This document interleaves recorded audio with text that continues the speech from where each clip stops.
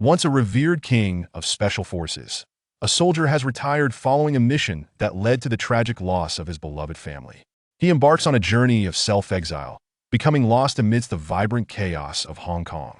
However, fate intervenes, bestowing upon him a unique mission that plunges him into the depths of the underworld, where he seeks to rediscover himself and rekindle his fervor for his country, risking everything once more. Chapter 1. Disrobing. Having indulged in pleasures for a decade in Guangdong, I sometimes reminisce about the myriad poses of the ladies. Li Fei hummed a tune as he filled the bathtub with water. Having left the war-torn lands behind and returned to the bustling city where ample bosoms abound, the tension that had gripped Li Fei began to ease. A luxurious bath would be perfect.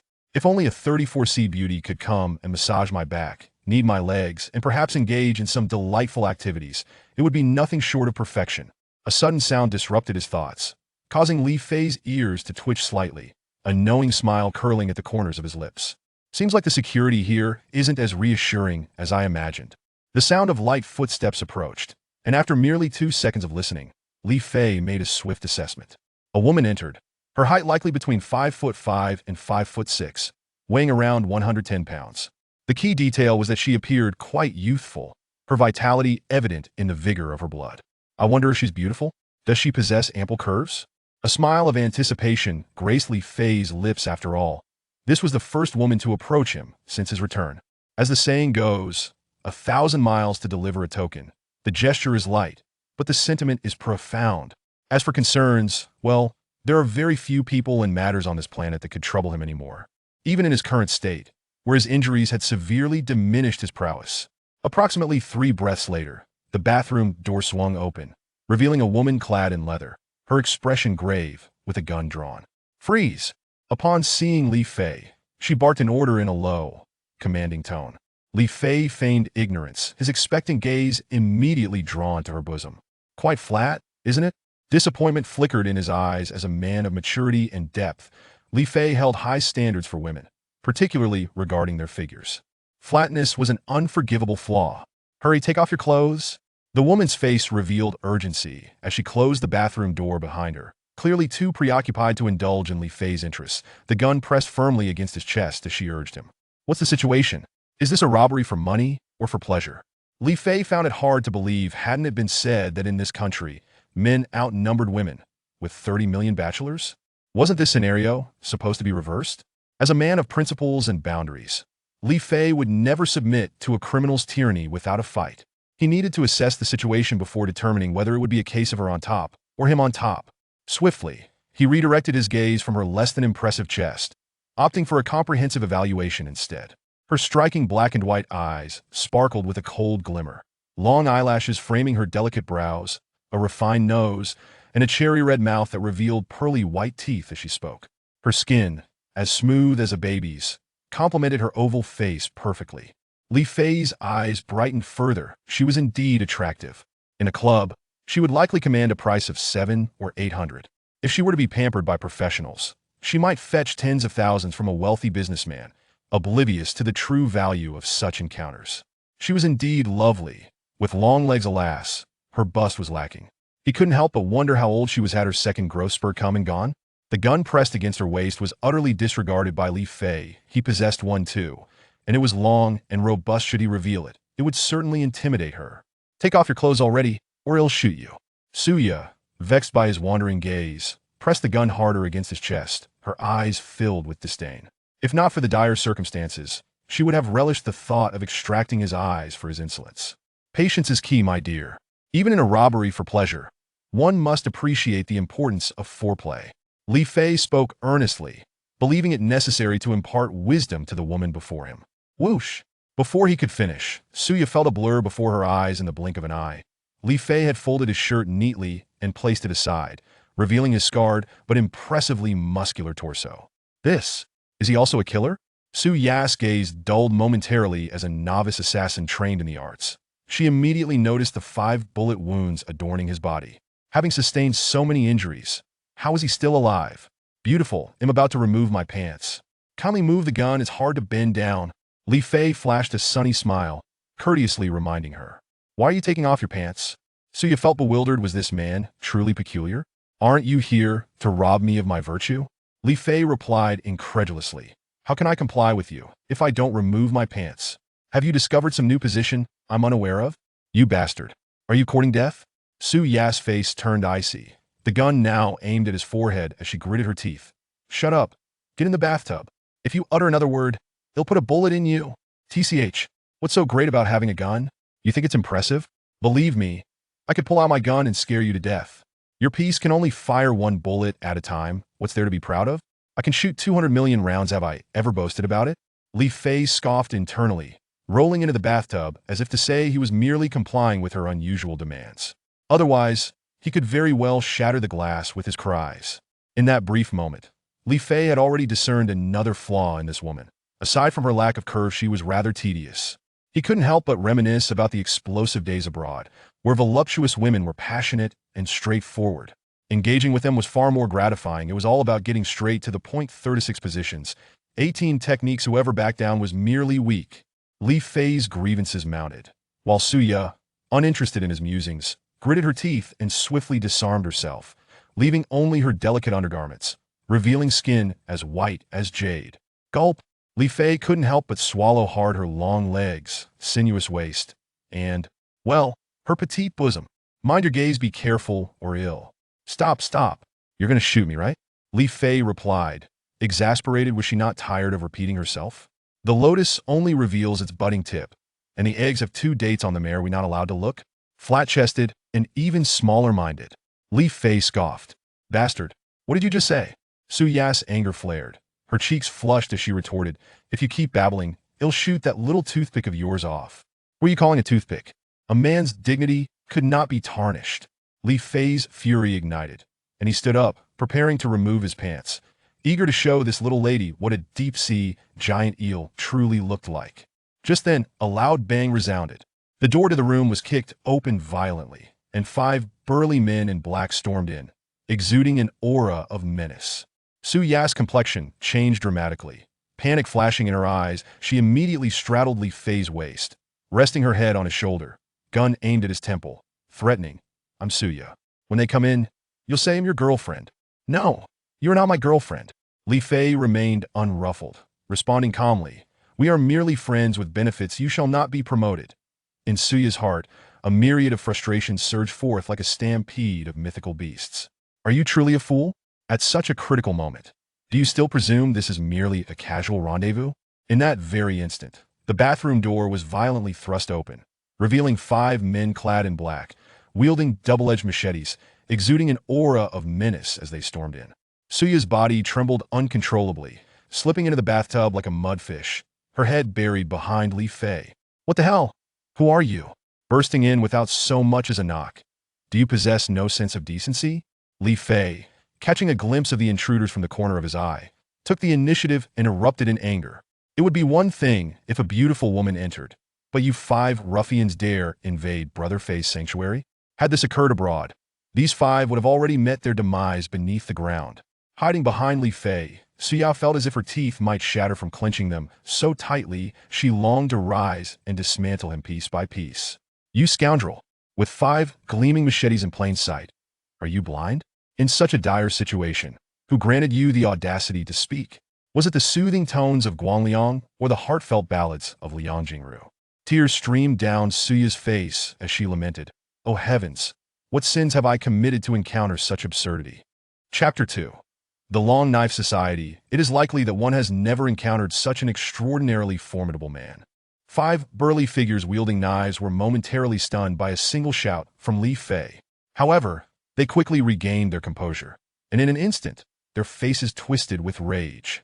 What the hell? Is it that I cannot wield my knife? Or has this brat become too arrogant? Are you seeking death? The leader, a hulking man with a 10-centimeter scar on his right cheek that resembled a centipede crawling across his face, looked grotesque and terrifying. With a menacing grin, he pointed his long knife at Li Fei's head, cursing loudly as he prepared to draw blood, intending to teach him why flowers are so red.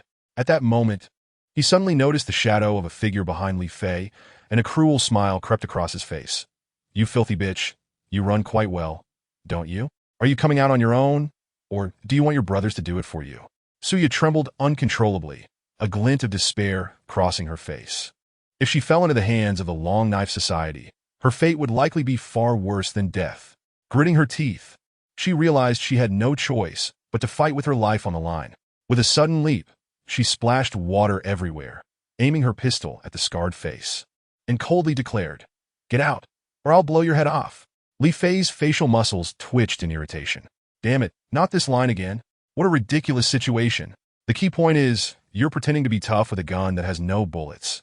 Don't you feel embarrassed?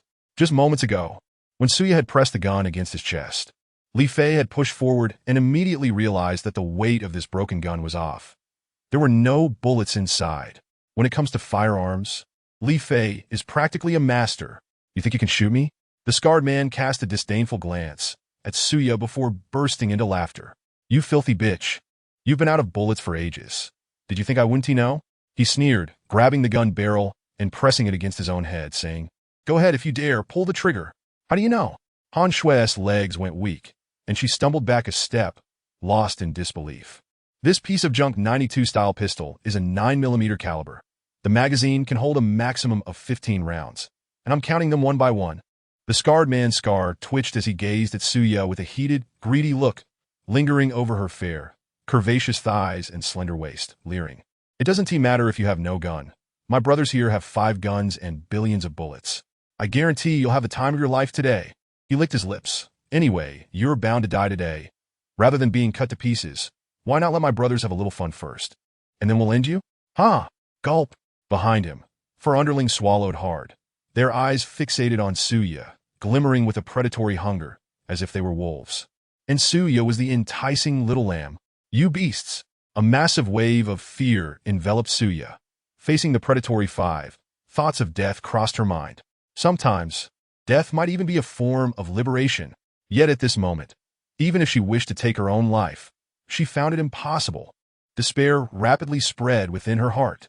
"Ah, you're a real pain in the ass." Li Fei interrupted the scarred man's laughter with an impatient curse. "What kind of nonsense is this? A perfectly good encounter has turned into a vendetta. I thought I had struck gold with a beauty offering herself up. Yet here I am, forced to play the hero and save the damsel. What a loss." He recalled that during his last assistance to the British Empire's royal family, he had received a payment of £1,000,000. Did you 5 idiots not hear what I said earlier? Why are you still here? Li Fei stood up, radiating a powerful aura of anger. So you paused for a moment, thinking, could this guy be a master? In an instant, the 5 bullet wounds on Li Fei's body flashed through her mind. The scarred man's smug grin slowly froze as he turned to Li Fei, narrowing his eyes, a chilling glint flickering within. "Very well, kid, since you're so eager to meet your maker, I'll gladly send you on your way today." With a cruel twist of his mouth, the scarred man swung his knife. "Get him, cut him to pieces. Kid, in your next life, don't be such a fool." The 4 underlings brandished their long knives, grinning maliciously as they lunged forward. Suya's heart raced. Could this guy really be capable? All her hopes rested solely on Li Fei. If he were to falter and be cut down, she would immediately dash herself against the wall. She would rather die than fall into the hands of the Long Knife Society. £1,000,000. What a loss this would be. Li Fei shook his head in exasperation before suddenly springing into action. Bang! Bang! Bang! A series of dull thuds echoed, and Suya barely caught a glimpse of Li Fei's movements. The 4 knife wielders of the Long Knife Society flew backward like discarded rag dolls, crashing against the bathroom wall, rolling to the ground in a chorus of pain cries. Quick, it was all too swift. Suya instinctively rubbed her eyes, exclaiming, "Holy crap, this skill is terrifying. Surely, even the top S-class assassins in the organization couldn't match such speed." After dispatching the 4 lackeys, Li Fei turned to the mirror, fixing his hairstyle. Still as handsome and flamboyant as ever, the flamboyant Li Fei then turned his gaze toward the trembling scarred man. Clang! Before Li Fei could utter a word, the long knife in the scarred man's hand clattered to the ground. Thud! Realizing he had kicked up a hornet's nest, he knelt down without hesitation, pleading, "Big brother, I was wrong. Please let me go, and I'll leave immediately, all right?" Li Fei was taken aback. What the hell? Are the underground societies in this country truly this devoid of dignity? Shouldn't you at least throw out a couple of threats? Leave? Do you know how much I charge for my services? Li Fei collected his thoughts and coldly replied, "Tell me about your assets, including cars and properties. Big brother, why are you asking this? The scarred man stammered. My fees are quite steep. If I take action, there will be a charge. Li Fei shot him a glance, nonchalantly saying, if you five can't come up with £1 million today, I'll break all your limbs. So badly that even the best orthopedic surgeon won't be able to fix you. 1 million? The scarred man trembled, collapsing to the ground. Big brother, if I had 1 million, would I still be a lackey? Tears welled in his eyes. It's not that I'm poor. Who the hell would venture into the underworld? Every day, risking being killed, wandering the streets. After collecting protection fees for so many years, I've barely saved up a few $100,000 for a down payment. And then you come along, demanding 1 million. Don't you fear that the wind might blow your tongue away? The scarred man raged inwardly. No money? Without a second thought, Li Fei stomped down, shattering the scarred man's right hand. Ah! The scarred man immediately clutched his arm, rolling on the ground, emitting a wail akin to a slaughtered pig. Think again. Do you have any money? Li Fei said indifferently. The scarred man was indeed an interesting fellow, having played the coward so thoroughly. After Li Fei crushed his arm, he rolled twice, gritting his teeth to rise. Big brother, today we brothers failed to recognize the situation and offended you. We are willing to offer you 100,000 as an apology. Let us not make an enemy of each other. Our Long Knife Society has 3,000 brothers, and we still hold some influence in Jiang City. At this point, he flashed a grin. Big brother, what do you think of this proposal? His words, a mix of soft and hard tactics, made Li Fei regard him with newfound respect. Oh, you think you can threaten me? Big brother, you're not from Jiang City, are you? The scarred man suddenly inquired. What do you mean? Li Fei responded. The largest gang in Jiang City is the Dragon Gate, with over 10,000 brothers. Then there's us, the Long Knife Society, with 3,000 core members. The scarred man chuckled. If you don't believe me, you can ask this woman behind you. Indeed. Suya's heart sank. Would this guy be intimidated by the Long Knife Society's influence? Facing a gang of 3,000, who wouldn't weigh their options. 3,000? Li Fei's lips curled into a smile. Not bad. This friend, big brother, will you make a deal? The scar-faced man also began to smile, believing that Li Fei was a clever individual. Bang! With lightning speed, Li Fei delivered a kick to the scar-faced man's abdomen, sending him flying. 3,000 people? Even if it were 30,000, it wouldn't cause me to suffer a loss. Li Fei exclaimed furiously, damn it. In order to return to my homeland, I have surrendered all my savings to the country. Now, if someone dares to make me lose money, that's simply courting death. Chapter 3. Lu Rian thud. The scar-faced man crashed violently against the wall and fell to the ground. Big brother, let us speak calmly.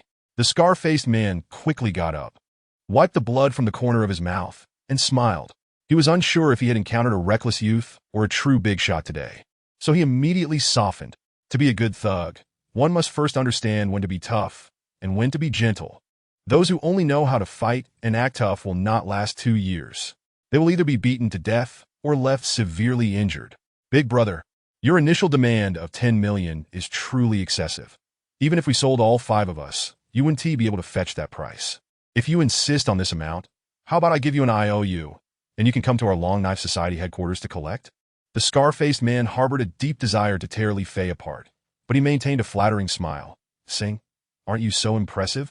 Don't you look down on the Long Knife Society? If you have the capability, come to our headquarters. You will soon learn who is truly formidable. No, he harbors ill intentions. Suyo exclaimed in panic, quickly saying, do not agree to him. The Long Knife Society has many experts and gunmen at their headquarters. If you go, it will certainly be a one-way trip. What she did not say was that she had barely escaped from the Long Knife Society's headquarters herself. Her first assassination mission almost cost her life. She certainly did not want her savior to meet an untimely end. The scar-faced man shot Suyo a fierce glare. You wretched woman, I will kill you eventually. And I owe you? Li Fei scoffed with disdain. Does my brother need such a thing? Get lost, and tell your gang leader to prepare 10 million. When I have the time, I will come and collect. In this world, no one dares to default on Brother Fei's debts. What the heck? The scar-faced man could hardly believe his ears. Is there truly someone so arrogant in this world? What a fool. In the next moment, he felt a surge of excitement. At the headquarters, there are usually 100 or 200 brothers, all elite, and several gunmen secretly supported by the leaders. The key is that the gang leader is a legendary ancient martial artist. One person can easily take on dozens of brothers. This idiot, if he dares to show up, will undoubtedly have no place to be buried. Big brother, you have great courage. I will definitely tell the gang leader to prepare the money, waiting for you to come collect. The scar-faced man stifled his excitement and said, "Get lost, Li Fei." Feeling impatient, exclaimed, "Damn it, there's a 3-point bikini beauty waiting for me. Yes, yes, I'll leave immediately." The scar-faced man gathered his 4 younger brothers, picked up the knives and guns on the ground, and retreated. "Are you stupid?" Suya said in disbelief. "I advise you to forget about this 10 million. If you really go, it's like a lamb entering a tiger's den. No matter how powerful you are, can you withstand bullets?" At this moment, Suya, wearing a bikini, though her chest was a bit flat, her smooth, slender legs, coupled with her exquisite features, made for a striking presence. Moreover, she had just emerged from the bath, droplets of water glistening on her skin, creating an alluring sight. No wonder the 5 men had instantly turned into beasts. "Beautiful lady, trust me, that's all trivial." Li Fei's heated gaze roamed over her, and with a smile, he said, "Beautiful lady, shall we continue our previous story?" "You scoundrel!" Suya's cheeks flushed, angrily rebuking, utterly unable to reconcile this lewd man before her with the imposing figure from earlier. "Are all men truly creatures of the lower body? Scoundrel? Oh, I see. Beautiful lady, are you saying that my speed in removing my pants is too slow?" Li Fei feigned a look of sudden realization, and as soon as he finished speaking, he swiftly removed his trousers. "Who told you to take them off? Hurry up and put your pants back on. I am a decent person." Suya was taken aback, instinctively stepping back, urging, "What? A decent person?" Li Fei chuckled. "Don't joke around, beautiful lady. You just pointed a gun at me and made me strip. Have you forgotten?" As Li Fei spoke, his eyes glinted with mischief. Stepping closer, Suya crossed her arms, feeling a bit flustered. "I had no choice. Don't come any closer, or I will scream." "Scream? Can any of your teacher's calls be as melodious?" Li Fei chuckled, and just then bang, the door was violently kicked open, and a group of police officers stormed in, led by a strikingly beautiful female officer. "What the heck?" Li Fei thought to himself. "Today is clearly not my lucky day." In the next moment, the female officer's cold voice rang out. "You are suspected of engaging in prostitution. Immediately crouch down and cover your heads." "What the hell? Prostitution without payment? Can that even be considered?" Li Fei internally complained, slowly pulling up his pants. When he turned around, his eyes lit up. "Wow. If this is what I have to pay for, it wouldn't be too bad." At the doorway stood the female officer in uniform, standing at a height of 1.7 meters. Even without heels, her long legs were impeccably straight. She was stunningly beautiful, with brows like distant mountains, eyes like shooting stars, a delicate nose and pearly teeth, a cherry-red mouth, and fair skin. Combined with her uniform, she was simply irresistible, making one want to commit a crime. And what caught Li Fei's attention most was her delightful figure. The comparison with Suya was stark. Li Fei felt a twinge of sympathy for the buttons of her uniform, which seemed in danger of bursting at any moment. Standing at 170 centimeters, with legs measuring 109 centimeters and a bust of 36D, wow, police sister, your figure is truly remarkable, and you're so beautiful. I've decided that from this moment on, you shall be one of my girlfriends. Suya was left speechless, watching Li Fei, who had somehow already positioned himself in front of the female officer. "Big brother, I know you're quite eccentric, but I never expected you to be this eccentric." As Li Fei's words fell, the room fell silent for 2 seconds. The 4 young male officers behind the female officer stared at Li Fei in shock, their expressions a complex mix of pity and a hint of admiration. This kid dares to flirt with the infamous female officer of the precinct, truly oblivious to danger. At that moment, the female officer was also momentarily stunned. Since her teenage years, she had become accustomed to the gazes of men, whether admiring or lecherous. In her years as a police officer, she had dealt with all sorts of scum and rogues, and had been pursued by men in droves employing various methods. She thought she had seen every tactic men used to pursue women, but she never expected someone to directly declare her as one of their girlfriends. "What did you just say, scoundrel?" After 2 breaths, the female officer finally regained her composure, glaring angrily at Li Fei, puzzled by how this guy knew so much about her figure, especially her long legs that could make professional models envious, and her impressive bust. These two figures were her closely guarded secrets, which even her closest friends didn't know. How could this bastard have stated them so readily? Sister, you didn't hear clearly. I said from now on, you are one of my girlfriends, Li Fei said with a cheerful smile, his tone utterly casual, clearly not feeling any wrongdoing. You dare to flirt with me? You're seeking death. Lu Rian shouted in rage, raising her hand to slap Li Fei. She struck with remarkable swiftness, her delicate, fair hand poised to make intimate contact with Li Fei's cheek. The four young male officers stood by, eagerly anticipating the crisp sound of a slap, a scene they had grown accustomed to. Whenever the fierce woman was incensed, there was invariably an unfortunate soul destined to receive a couple of slaps. Clearly, today's unfortunate victim was this audacious man before them. However, after several seconds of suspense, they were still met with silence, only to hear Li Fei's voice chime in. Oh, miss, your skills are rather impressive, and your hand shape is quite beautiful. Let me take a look at your palm. Miss, your love line seems a bit convoluted. The crowd fell into a state of speechless bewilderment as they beheld Lu Rian's exquisite jade-like palm resting in Li Fei's grasp, who was now earnestly examining her palmistry.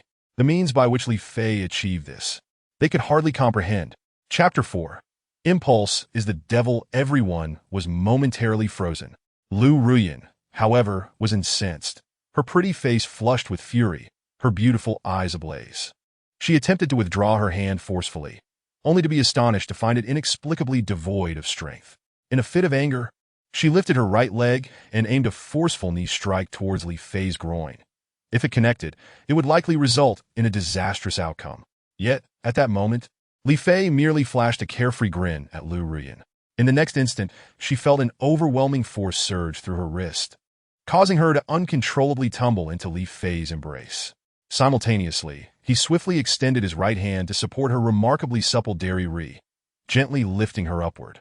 Thus, Lu Rian's perfect figure pressed entirely against him, while her long, snow-white legs curiously wrapped around his waist, creating a posture that was both ambiguous and suggestive, evoking myriad thoughts.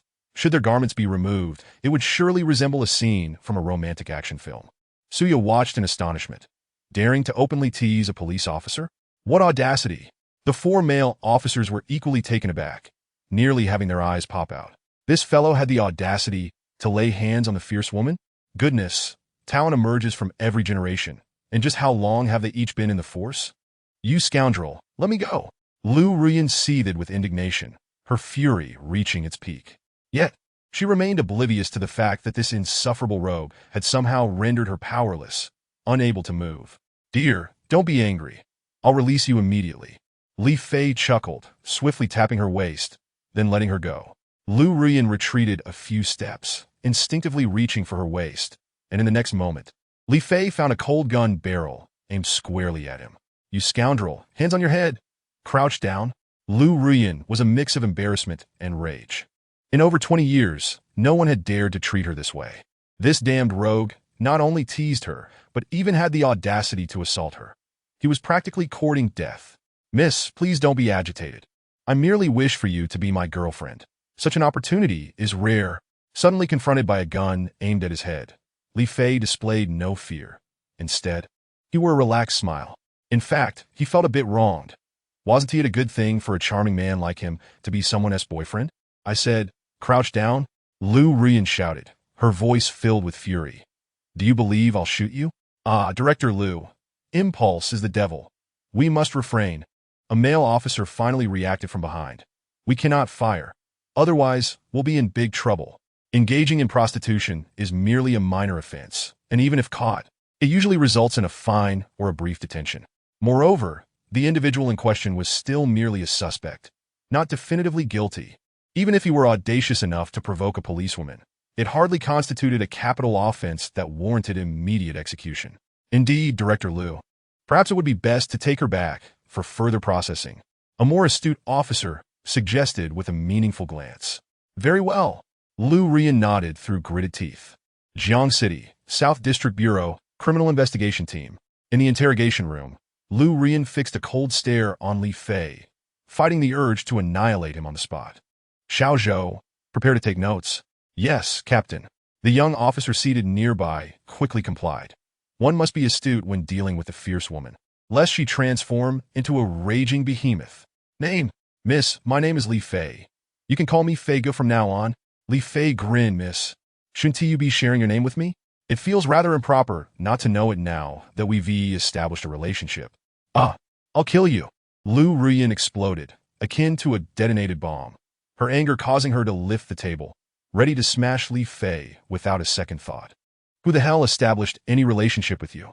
Ah, Director Liu, impulse is the devil.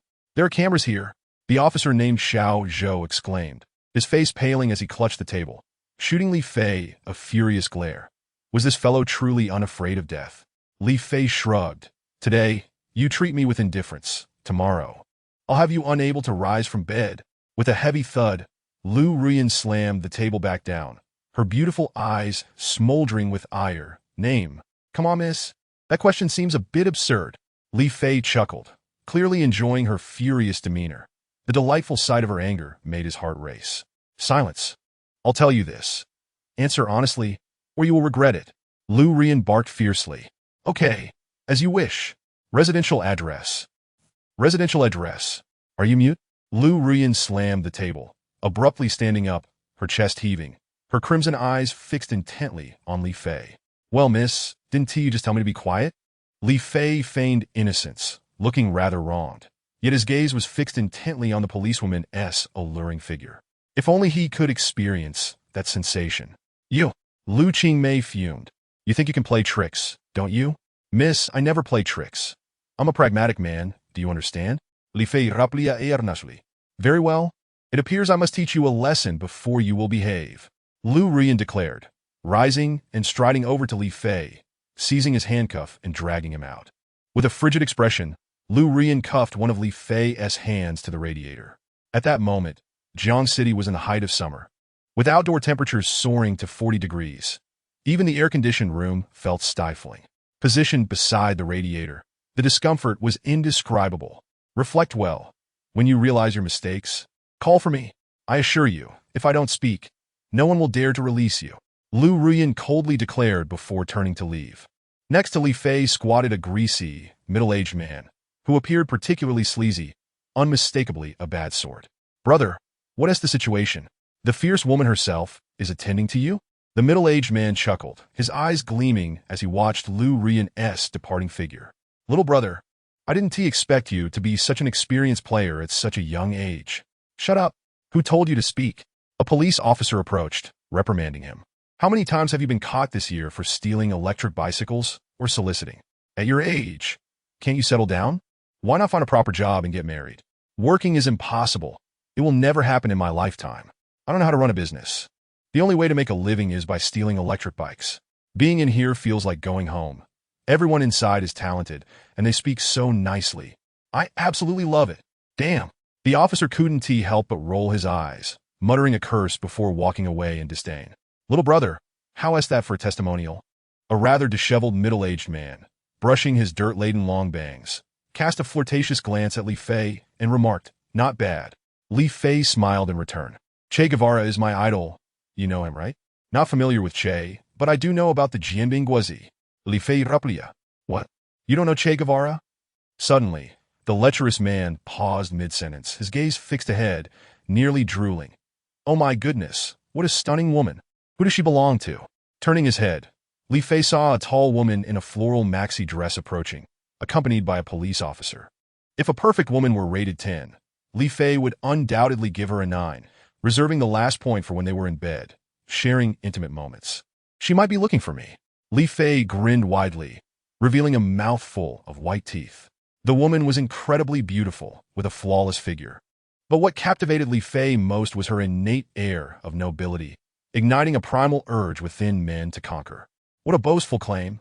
The lecherous man shot Li Fei a disdainful glance before smacking his lips. I never expected to encounter such a beautiful lady at the police station. It seems I should frequent this place more often. Who knows, perhaps one day a beauty might take a liking to me? I fear that if a beauty doesn't take a fancy to you, a rogue might instead. And that would be your misfortune. Li Fei raturta. The lecherous man wore a face of despair. What is wrong with you, little brother? Can't you hold a conversation? Just then, the police officer and the 9-point beauty approached them. Chapter 5. Beautiful lady, are you unwell? The officer led the stunning woman past them, and the lecherous man gorged his eyes upon her, saliva nearly dripping from his mouth. Yet he managed to keep his comments to himself. As a seasoned frequenter of the precinct, he understood well who could be trifled with and who could not. Noticing the officer's respectful demeanor, he realized that the beauty before them belonged to the latter category, one who, if teased, could lead to dire consequences.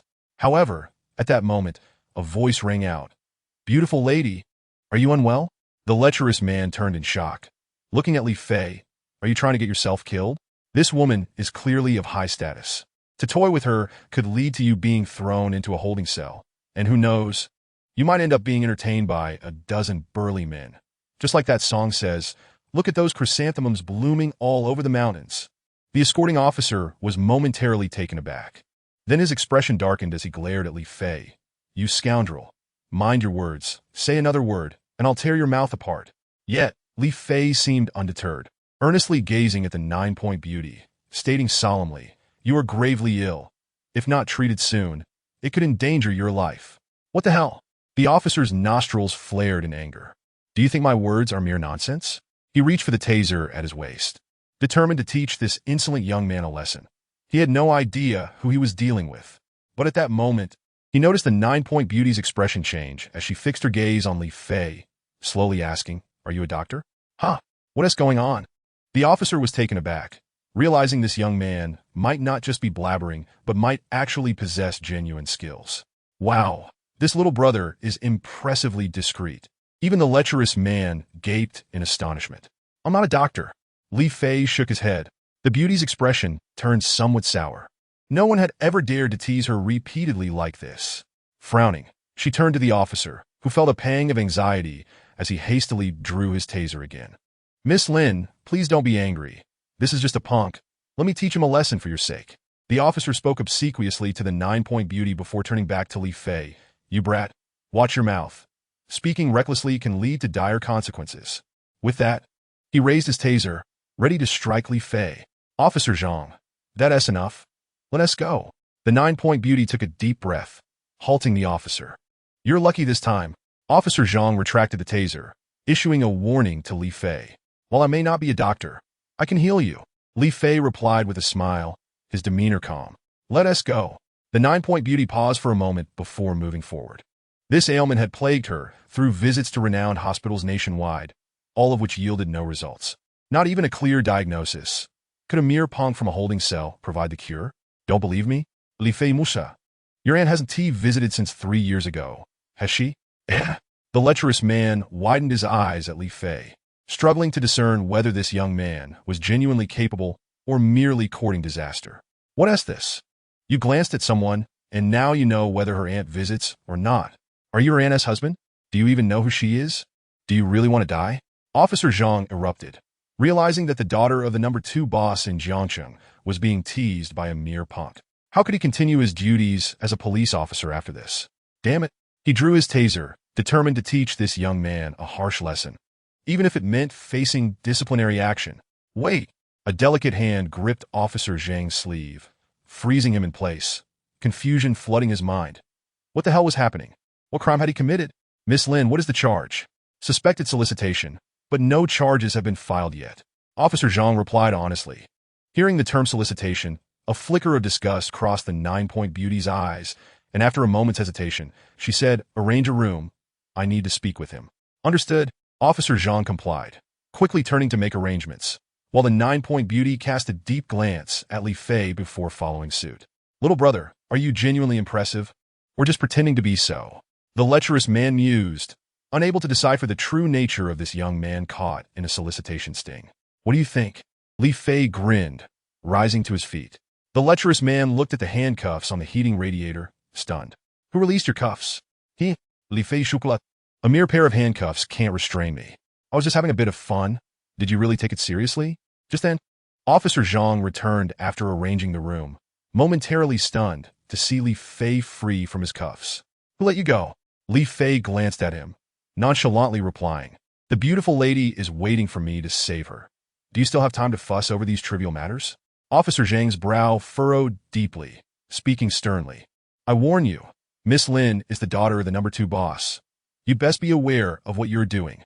I am fully aware of my actions. But you seem oblivious to whom you are addressing. Li Fei shot a cold glance at Officer Zhang, an overwhelming aura of ferocity suddenly enveloping him. Officer Zhang's face paled instantly. At that moment, he felt as if he were staring into the abyss of hell, the world around him drenched in crimson. Visions of dismembered bodies swirling in his sight. He stood frozen, cold sweat beading on his forehead, trembling uncontrollably. After an indeterminate time, when he finally regained composure, he looked at Li Fei and felt a deep-rooted fear surge within him, akin to a sheep before a ravenous tiger. Lead the way. Li Fei calmly commanda. The aura released by this man, who was a dominant force in the Western underworld, a figure known as Yin Luo, instilled terror in countless individuals. Intimidating a mere police officer was as simple as having a meal. Back in the familiar interrogation room, where Lu Ruyan had questioned Li Fei, he resumed his position. You claim you can cure my illness? Lin Yueyao's beautiful eyes fixated on Li Fei, her voice steady as she inquired. Countless esteemed physicians and expert scholars have been unable to resolve the persistent ailment. Yet within the precincts of the police station, a patron of vice boldly asserts he can cure her. Rationally, Lin Yueyao finds it hard to believe. However, this man can discern her affliction at a mere glance and accurately states that she has not experienced her monthly cycle for 3 years. Such a deeply personal matter ignites a flicker of hope within her. The torment she has endured is no longer something she is willing to bear. If you believe me, I can heal you. If you do not, then I cannot. Li Fei states nonchalantly. I will not beg to treat anyone. Taking a deep breath, Lin Yueyao inquires, May I ask your name, sir? My surname is Li, and my given name is Fei, he replies. Lin Yueyao rises and approaches Li Fei, offering a profound bow. I beseech you, Mr. Li, to extend your hand in salvation. Should you succeed, I shall reward you handsomely. Clad in a delicate white chiffon princess gown, as she bows, the sight of her alabaster skin causes Li Fei's heart to race. Do you often experience inexplicable pangs in your lower abdomen during the late hours? And at times, does your body feel as if it is encased in ice? Li Fei coughs lightly and questions. Lin Yuyao's eyes brighten, and a hint of astonishment graces her jade-like visage. This man, having merely glanced at her without any examination, has accurately described her symptoms. Could he truly possess such extraordinary abilities? Her heart races as she fervently grasps Li Fei's hand. Indeed, that is correct. I implore you, Mr. Li, to treat me. Li Fei, notijin her dirijate gurip. Cannot resist a jest. Miss Lin, I am a man of integrity. I sell art, not my body. Realizing her misstep, Lin Yueyao recoils as if struck by lightning, her cheeks flushing crimson. Yet, being the daughter of a powerful figure, she quickly regains her composure and presses on. When would it be convenient for you to treat me? Mr. Li? Right now, he replies, adding, but you must first secure a room. A room? What do you mean? Lin Yueyao instinctively grows wary. To treat your ailment. Li Fei chuckles. Chapter 6, I sell art, not my body. Does healing truly necessitate a room? Lin Yueyao regards Li Fei with suspicion, recalling that he is indeed a man of questionable virtue. He continues, You have sought the counsel of numerous esteemed physicians over the years. Have they not identified the root cause of your malady? No, no one has been able to uncover the cause of this strange illness, nor provide a treatment plan. Lin Yueyao reflects on her years of seeking medical help, shaking her head in dismay. Quite simply, the truth is you are not actually ill, Li Fei states, ignoring her incredulous gaze. Your dantian is naturally obstructed by a chill, which has gradually infiltrated your meridians, bones, and flesh. This insidious invasion, subtle and unrelenting, has left you particularly susceptible to cold since childhood. 3 years ago, it fully manifested, resulting in the cessation of your monthly cycle. Am I mistaken? Stunned, Lin Yueyao finds the concepts of dantian and chill to be utterly foreign. Yet Li Fei has not only discerned that her monthly cycle ceased 3 years prior, but also recognized her lifelong aversion to the cold. At last, she is convinced that he possesses genuine skill, not ulterior motives. Suppressing her embarrassment, she exclaims, If you can cure my affliction, I am willing to offer 2 million. Upon hearing the sum, Li Fei remains unfazed. Very well, let us proceed. Shall we go to a room? Or perhaps your home? Lin Yueyao, fighting the urge to lash out, bites her lip in confusion. Doesn't Mr. Li require a hospital or medical instruments? Li Fei, anticipating her question, responds with a calm smile. Miss Lin, All I need to do is place my palm upon your abdomen and knead it to cure your ailment. Place my palm on my abdomen and knead it? How scandalous! Lin Yueyao exclaims, a mix of indignation and embarrassment. I am attempting to assist you. Yet you speak so harshly, Miss Lin. Even if you are beautiful and well endowed, such words are unwarranted, Li Fei retorts, rolling his eyes. But you cannot claim this is a legitimate treatment. I have never heard of such a method. You, sir, are merely a rogue seeking to take advantage of me. Her eyes flash with icy determination, as if to freeze him in place. Had those treatment methods you were familiar with been effective, would we be conversing like this? Li Fei counters. I have stated, if you believe me, I can heal you. If not, that is your choice. Ultimately, your life is in your own hands. His words bring Lin Yueyao back to her senses.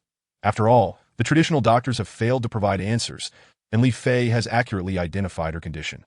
Perhaps his approach truly holds merit. Yet, the thought of allowing his hand to rest on her abdomen, such an intimate act, fills her with a mix of shame and trepidation.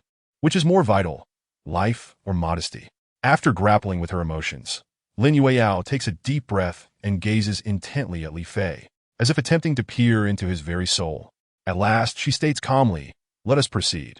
Very well, then please guide me out of the police station. Li Fei replies with a faint smile. Certainly. Lin Yueyao promptly leads him outside, and shortly thereafter, she informs him they may leave. As a sleazy man watches Li Fei stroll confidently alongside Lin Yueyao, his jaw nearly drops in astonishment. Wiping the sweat from his brow, he expresses admiration. This young man is truly remarkable. With just a few words, he has won over a stunning beauty. At the Venus Hotel, within the opulent suite's lavish bed, Li Fei commands, Miss Lin, please remove your dress. Lin Yueyao's cheeks flush. Would that not leave her in nothing but her undergarments? Fully exposed to this robe? It dawns on her that her decision to secure a room was rather impulsive. Yet now, with no turning back, she hesitates. Can we not do this with clothing on? I have no objections. Removing your clothing allows for a complete cure. However, if you prefer to retain your garments, the effectiveness will be halved. The choice is yours. Li Fei shooks. Half treatment? Lin Yueyao pales slightly, and with a resolute breath, she reaches to unfasten the buttons of her dress. As each button yields, revealing swathes of her fair, delicate skin, a fire ignites within Li Fei. Even having encountered countless beauties, he cannot deny that Lin Yueyao's figure is a divine masterpiece. As she neatly folds the discarded dress, she regards Li Fei with a stoic expression, stating, Mr. Li, should you attempt to take advantage of me under the guise of treatment, I will end you. Li Fei rolls his eyes, muttering, do you truly think you could threaten me? Spare me the bravado. Even with your beauty, you could not exhaust me. He scoffs. A woman of your stunning beauty should refrain from such violent threats. You risk remaining single forever. Let us begin. Lin Yueyao exhales deeply, choosing not to engage in further banter. Very well. Recline comfortably. As Lin Yueyao obediently lies before him, Li Fei extends his right hand, gently placing it upon her abdomen.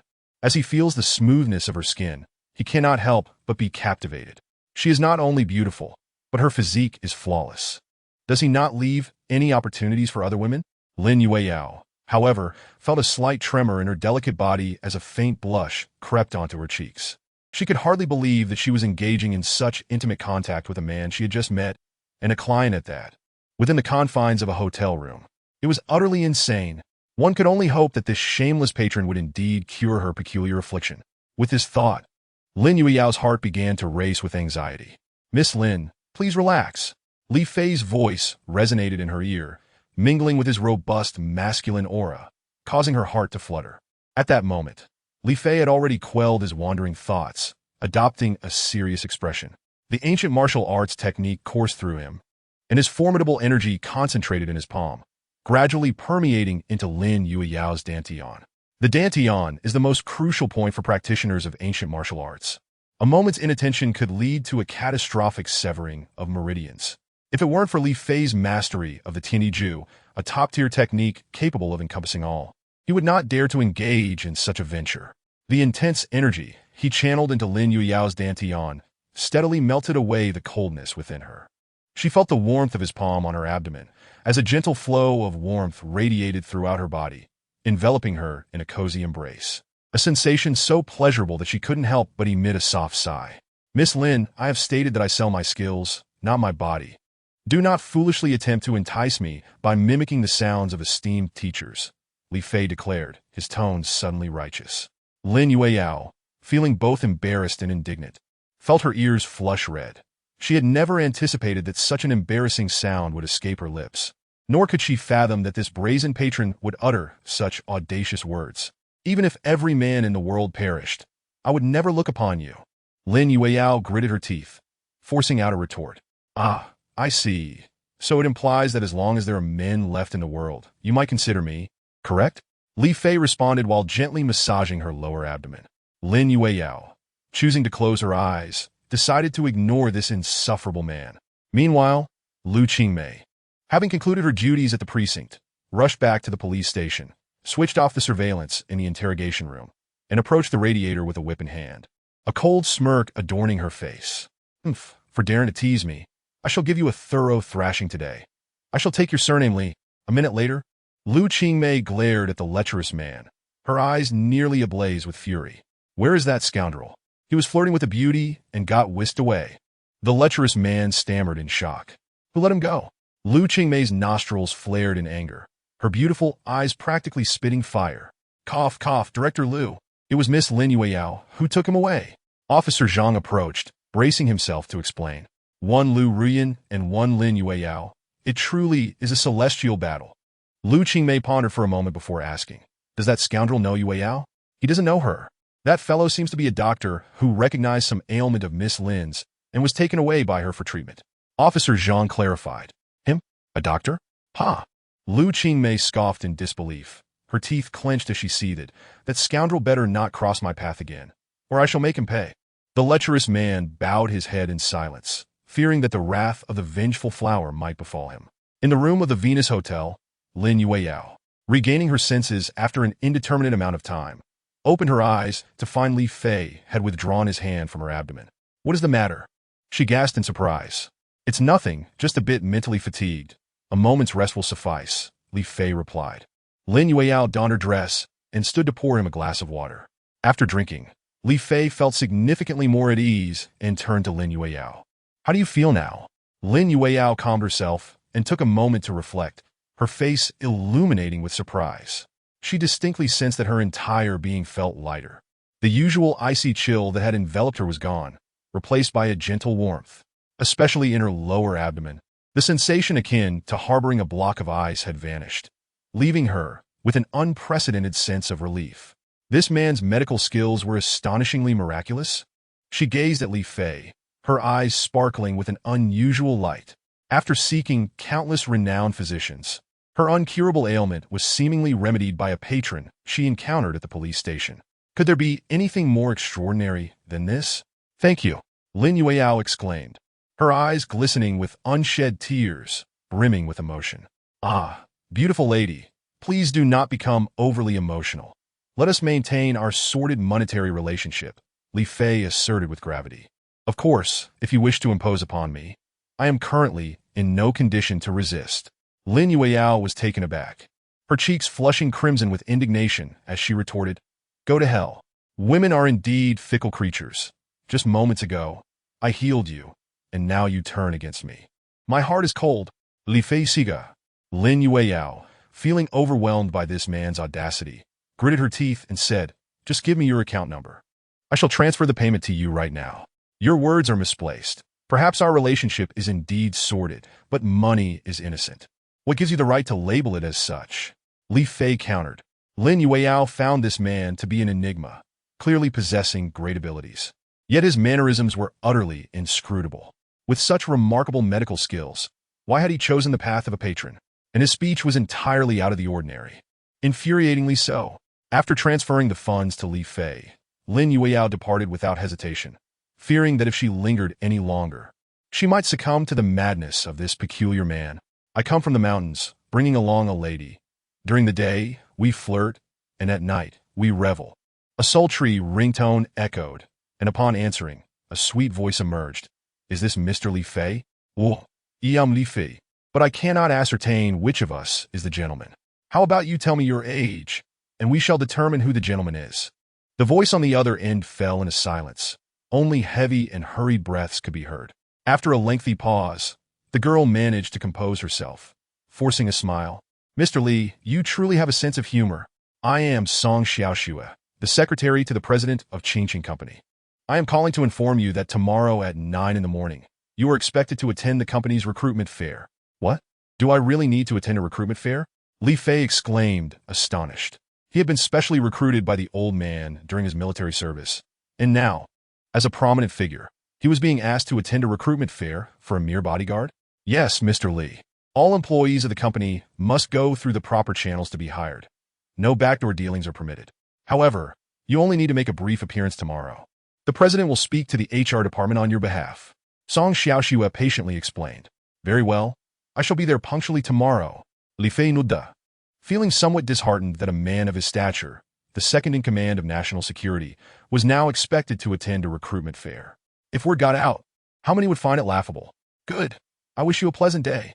Song Xiaoxue concluded politely before hanging up. Yunfei, I am giving you ample face. Li Fei put away his phone, recalling his good friend Su Yunfei's dying wish that he must marry his sister Su Qingqing and look after her for a lifetime. For that promise, upon hearing that Su Qingqing was in trouble, he had rushed back without a moment's thought for vengeance. Mimicking Su Yunfei's voice, he had called Su Qingqing, saying he arranged for a good brother to be her bodyguard. After a brief nap at the hotel, as the lights began to twinkle, Li Fei checked out and headed to a bar. A solitary night can be quite arduous. It is better to venture out and have some fun. Hello. Do you mind if I sit here? Allow me to treat you to a drink.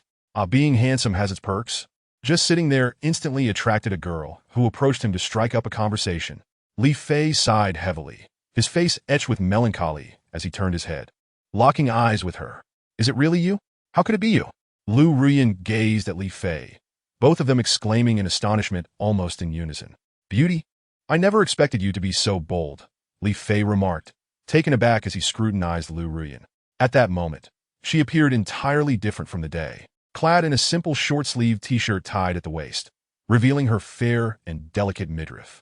Her lower half was adorned with an exceedingly short skirt, barely a couple of centimeters longer than the fabled mini-skirt, her thighs smooth and straight, suggesting a luscious curvature from the front. The overall image was irresistibly alluring. Li Fei assumed that upon seeing him, this young woman would undoubtedly erupt in fury. Yet, to his surprise, Lu Ruyan behaved unusually. Instead of lashing out, she clenched her teeth and took a seat, beckoning the waiter for 2 bottles of wine. What did Lin Yueyao take you to do today? Lu Ruyan inquired in a low voice, her gaze darting towards the nearby table. We went to a hotel. What's it to you? Are you jealous? Li Fei casually replied, before swiftly following Lu Ruyan's line of sight to glance at the adjacent table. Is the security in this country really that poor? He mused, for at that table sat 4 men, 2 of whom had bulging waists. Li Fei surmised that there was a high probability they were armed, as each of them bore an intimidating countenance, exuding a faint aura of menace. It seemed that this police flower had come on a mission tonight. A smile crept onto Li Fei's lips. This was getting interesting. A hotel? Lu Ruyan exclaimed, suddenly standing up in excitement upon hearing Li Fei's words. The beautiful young woman's loud proclamation immediately captured the attention of patrons nearby. Impossible. I warn you, don't speak recklessly, or you might invite trouble. Lu Ruyan gasped in alarm, fearing that she might alert the snakes, quickly sitting back down and casting Li Fei a fierce glare. Brother Fei never lies. If you don't believe me, you can ask her. Li Fei retorted with a grin. Then raising his wine glass, he stood up and moved closer to Lu Ruyan, leaning towards her face. Instinctively, she wanted to shy away, but at that moment, Li Fei mysteriously whispered, "Let me share a secret with you. Not only are those men at the next table armed, but I also possess a fine weapon." What? Lu Ruyan couldn't suppress a shiver, her mind racing with countless thoughts. Could this client actually be in cahoots with those thuggish men? Had she inadvertently walked into a trap? Stay calm, Lu Ruyan. You must remain composed. Even so, this guy might not be certain that she was there to apprehend him. Li Fei leaned closer to Lu Ruyan's ear, his gaze darting towards the neighboring table. Goodness, those 4 men had summoned 8 women. They were reveling in debauchery, far more carefree than he was. Chapter 8. The Private Room. Show me your gun. Lu Ruyan certainly noticed Li Fei's gaze. which further confirmed her suspicions that this man was not merely a despicable client, but perhaps a rogue himself. What to do? What to do? Lu Ruyin felt a moment of panic, but soon devised a plan. This man was a client and a lecher who had previously dared to tease her. She deliberately glanced at Li Fei's groin, provocatively smiling. Gun? What gun? To be honest, I'm starting to doubt if you can even handle it. Li Fei was instantly enraged. How dare anyone question his prowess? This was intolerable. With a cold smile, he retorted, incapable? Would you like to test that theory? Suddenly, Lu Ruyin felt a pair of hands brazenly exploring her waist, sending shivers down her spine. She was overwhelmed with the impulse to draw her weapon and eliminate this scoundrel right then and there, but considering the four thugs outside, she restrained herself and feigned a sultry smile. If you have the guts, why not show me your gun? Is that so difficult? Come, let me take you to see it. Li Fei downed his drink and, with a hint of inebriation, pulled Lu Ruyin along, instructing the waiter to lead them to a private room. This aligned perfectly with Lu Ruyin's intentions. As long as she could divert this man to a secluded area, she could apprehend him, uncover his weapon, and confirm that those men were indeed the thugs she suspected, allowing her to call for backup and take them down all at once. Indeed, Lu Ruyin was acting independently tonight. With Li Fei brazenly wrapping his arms around Lu Ruyin's slender waist, they followed the bar staff to the private room. As they passed by the four armed men, Li Fei provocatively whistled at them. When the four turned their attention towards him, he raised his hands in a mock gun gesture, making shooting sounds with his mouth. Lu Ruyin's heart raced, fearing that Li Fei was signaling to his accomplices. Her palms began to sweat with anxiety, and she regretted her impulsive decision to act alone. What the hell is that fool thinking? Is he out of his mind? One of the men with a gun at his waist scowled, his face darkening. Damn it, I'm the one with the gun here? The leader of the group, a man missing an ear, smirked, haha, while others are busy wooing beautiful women. We're here paying for our fun. Immediately, another burly man added, damn, is he provoking us? He glanced at Lu Ruyin, but that girl is indeed stunning. Her figure and looks are exquisite. It's a bit infuriating to see her with such a fool. The first man, who had a small Peppa Pig tattoo on his arm, suddenly downed his drink, standing up and declaring, brothers, you keep having fun. I'll go deal with that idiot. The leader frowned, hesitating to escalate the situation. But the man without an ear stood up as well. Boss, I'm going too. I can't stand seeing such a beautiful girl tarnished by a fool. Fine, then let us go give that idiot a little fun.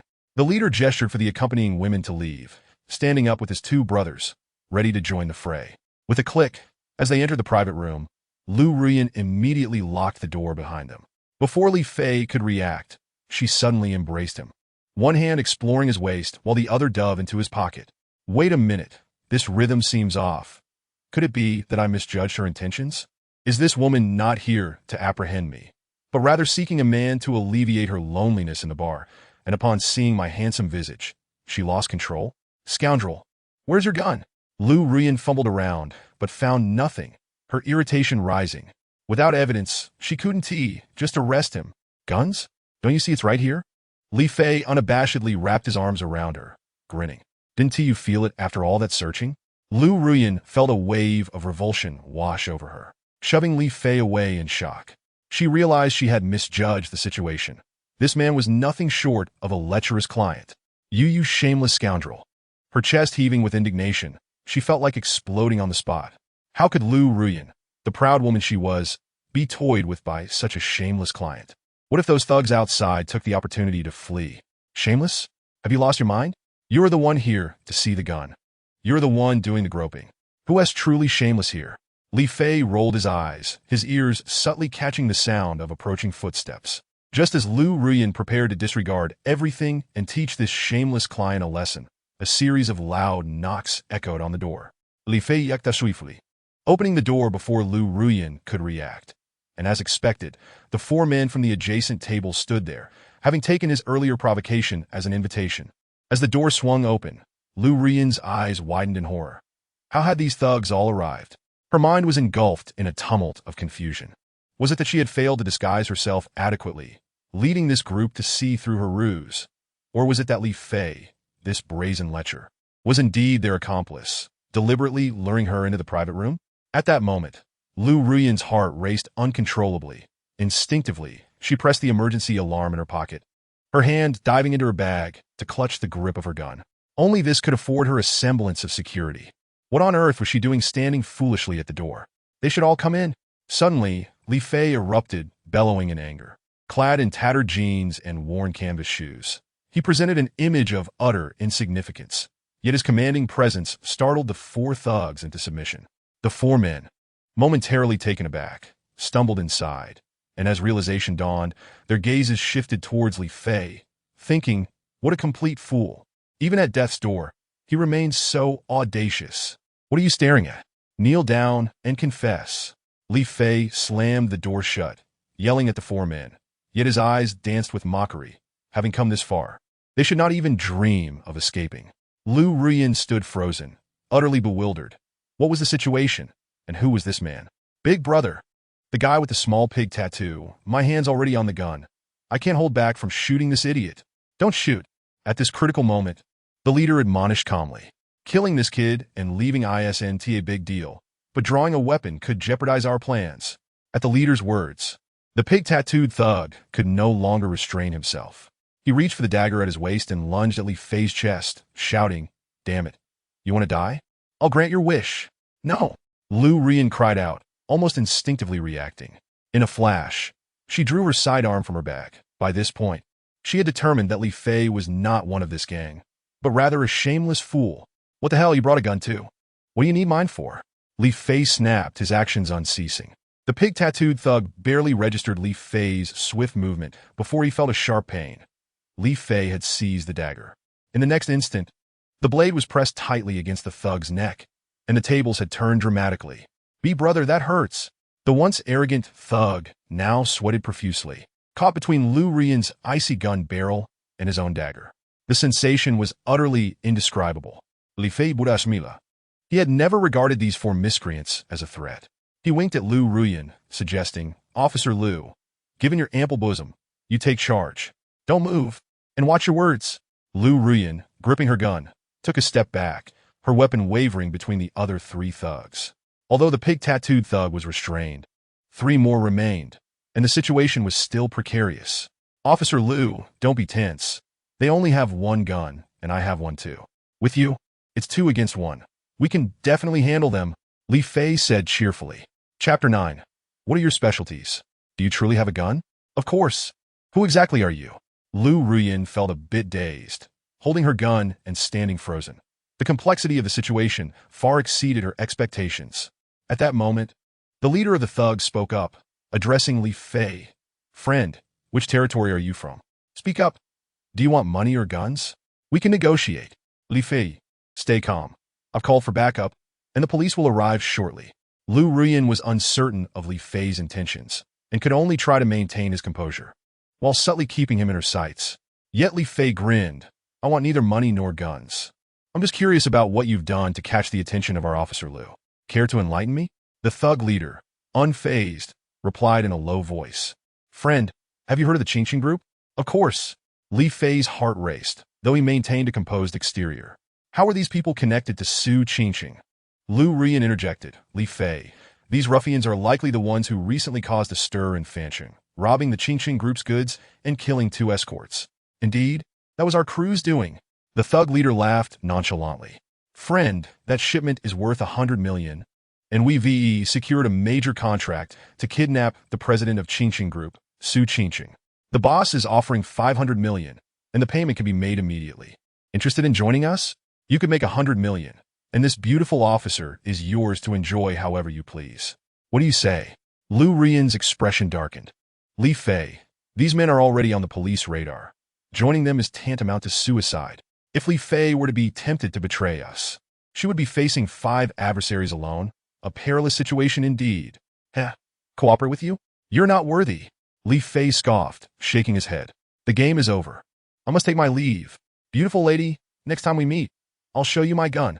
As he spoke, he spread his hands out and, to Lu Ruyan's immense relief, tossed the dagger to the ground. Phew! Lu Ruyan exhaled, feeling a weight lift. Despite Li Fei's lecherous and foolish nature, he had at least maintained some boundaries.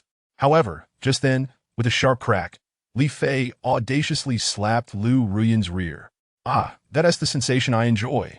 You scoundrel, what are you doing?"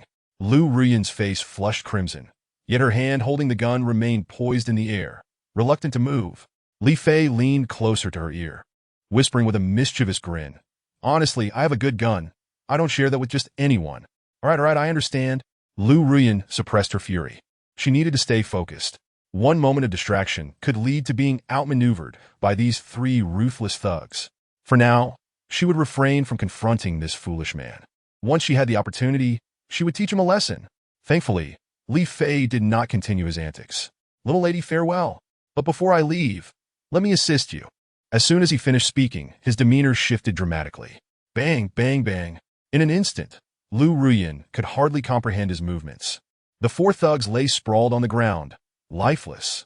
Lu Ruyan was stunned. How could this man be so formidable? Was this truly the shameless lecher? By the time she regained her composure, Li Fei's figure had vanished without a trace. Just then, a loud crash echoed as the door burst open. A squad of armed SWAT officers storming in, their expressions frozen in disbelief at the sight before them. What in the world? The formidable Officer Lu had single-handedly subdued four thugs? "Ruyan, what is happening?" "Director Zhao, I'll explain later. First, help me investigate a person." Lu Ruyan's mind raced with a singular obsession, to uncover the identity of Li Fei, ideally tracing his ancestry back 18 generations. She was desperate to comprehend who this rogue truly was. In this era of big data, uncovering an individual's identity was an exceedingly easy task for the police. Upon returning to the precinct, Lu Ruyan followed her uncle, the director, directly to the archives. Inputting Li Fei's name and uploading a photo into the database, results appeared swiftly. Gazing at the screen filled with question marks, both Lu Ruyan and Director Zhao Liang were perplexed. What did this mean? Was this man an undocumented individual? Lu Ruyan frowned. Director Zhao was equally astonished. In this era of big data, police databases were exceptionally comprehensive and facial recognition systems had never faltered. It was truly bizarre that nothing could be found. Skeptical, he immediately input a password to elevate his access. Ding! A soft chime rang out, and the screen displayed a brazen message. "Which bastard is investigating me?" What the hell was this? Lu Ruyan's eyes nearly popped out of her head. Zhao Yang was momentarily taken aback, and then, somewhat uncertainly, remarked, "It seems this fellow might indeed be a remarkable figure." "What?" Lu Ruyan exclaimed, disbelief etched across her face. That scoundrel with his lecherous demeanor? How could he possibly be a significant personage? Can a prominent individual engage in such debauchery? Lu Ruyan was introspective, while Li Fei remained oblivious and unconcerned. After leaving the bar, he lost his interest in the pursuit of romantic conquests. Upon returning to the hotel, he promptly lay down to rest, for tomorrow marked his participation in his very first job fair. Su Yunfei was his closest brother, and on his deathbed, he implored Li Fei to marry his sister. Although Li Fei did not acquiesce on the spot, he had already considered Su Qingsheng as a serious candidate for his future wife. As the saying goes, why let the fertile water flow to the fields of others? If he were to marry in the future, he would undoubtedly prioritize Su Qingsheng, given his bond with Su Yunfei. Now, with someone attempting to kidnap her, how could he possibly remain indifferent? Early the next morning, after a brief wash, Li Fei hailed a taxi, heading straight for the Qingsheng group. Upon alighting, he surveyed the surrounding environment while making his way to the entrance. Whenever he arrived at a new locale, it had become instinctual for him to familiarize himself with the terrain nearby. "Oh, sneaking around. What are you up to?" A vigilant security guard blocked his path. Indeed, quite responsible, Li Fei thought to himself. Offering a polite smile, "I am here for an interview." He held no disdain for the security personnel, speaking courteously, as many of his comrades had also transitioned to roles as bodyguards and security guards after their military service. "You are here for an interview? Dressed like that?" The guard glanced at Li Fei's torn jeans and canvas shoes, astonishment etched on his face. I tend to be rather casual," Li Fei replied. The guard rolled his eyes, thinking to himself, "Isn't it just poverty? What a casual attitude." Just then, a commanding black Hummer rolled up and parked nearby. The guard immediately disregarded Li Fei, rushing over with a beaming smile to open the door, exclaiming, "Good morning, President Yi." Li Fei's eyes widened as he witnessed a woman in a professional OL suit descend from the vehicle. Clad in black stockings and high heels, she was statuesque, perfectly proportioned, with flowing waves of long hair that exuded a peachy allure. She was a breathtaking beauty, possessing both looks and grace. The fact that she drove a Hummer added an intriguing twist. And who might this be? The striking woman noticed Li Fei amidst the sea of formally attired individuals. Her curiosity piqued by his ripped jeans. "Oh, he claims to be here for an interview." The guard chuckled. "An interview? Handsome. What position are you applying for?" The beauty inquired, intrigued, as it was her first encounter with someone so casually dressed for an interview. "Bodyguard for the president." Li Fei flashed a grin, feeling uplifted at encountering such a stunning woman. "Bodyguard for the president?" The beauty stifled a laugh. "You certainly exude confidence. Pray tell, what are your special skills?" "I stand at 180 centimeters. Li Fei blurted out. The woman's expression darkened immediately. "Make sure to screen applicants properly. We can't let just anyone into the company." With a cold remark, she turned on her heel and walked away. "Friend, impressive. You dared to flirt with the HR manager." The guard gave Li Fei a thumbs up. "Ah, in this day and age, honesty is seldom believed." Li Fei sighed, a look of melancholy crossing his face. "This specialty of mine is predetermined by my background. I am quite helpless. All right, let's move on." "Where to?" "I still wish to interview." "Haha, you've already offended the HR manager. You think you'll still get the job?" As the guard's words faded, his radio crackled to life, and a sweet voice emerged. "This is Song Xiaoxue. Please allow this gentleman to enter for his interview." The guard was momentarily stunned. Who was this fellow? The president's secretary was personally vouching for him, and it appeared she had been monitoring him closely on the surveillance. "So, can I go in now?" Li Fei asked, having overheard the loud conversation. His heart swelled with joy upon realizing that Qingqing still had him in mind. "Well then, off you go, and good luck." Since it was a direct request from the president's secretary, the guard refrained from further inquiries and offered a courteous nod. Li Fei smiled and nodded, striding confidently into the elevator. Upon arriving at the interview venue, he discovered that proceedings had already commenced. "I am here for an interview." Li Fei handed his hastily completed resume to the receptionist, instantly attracting the attention of dozens. All the other candidates were impeccably dressed in suits, while Li Fei stood out in his ripped jeans, making it nearly impossible to avoid notice. This was the Qingqing Group, renowned for its high standards regarding employee appearance.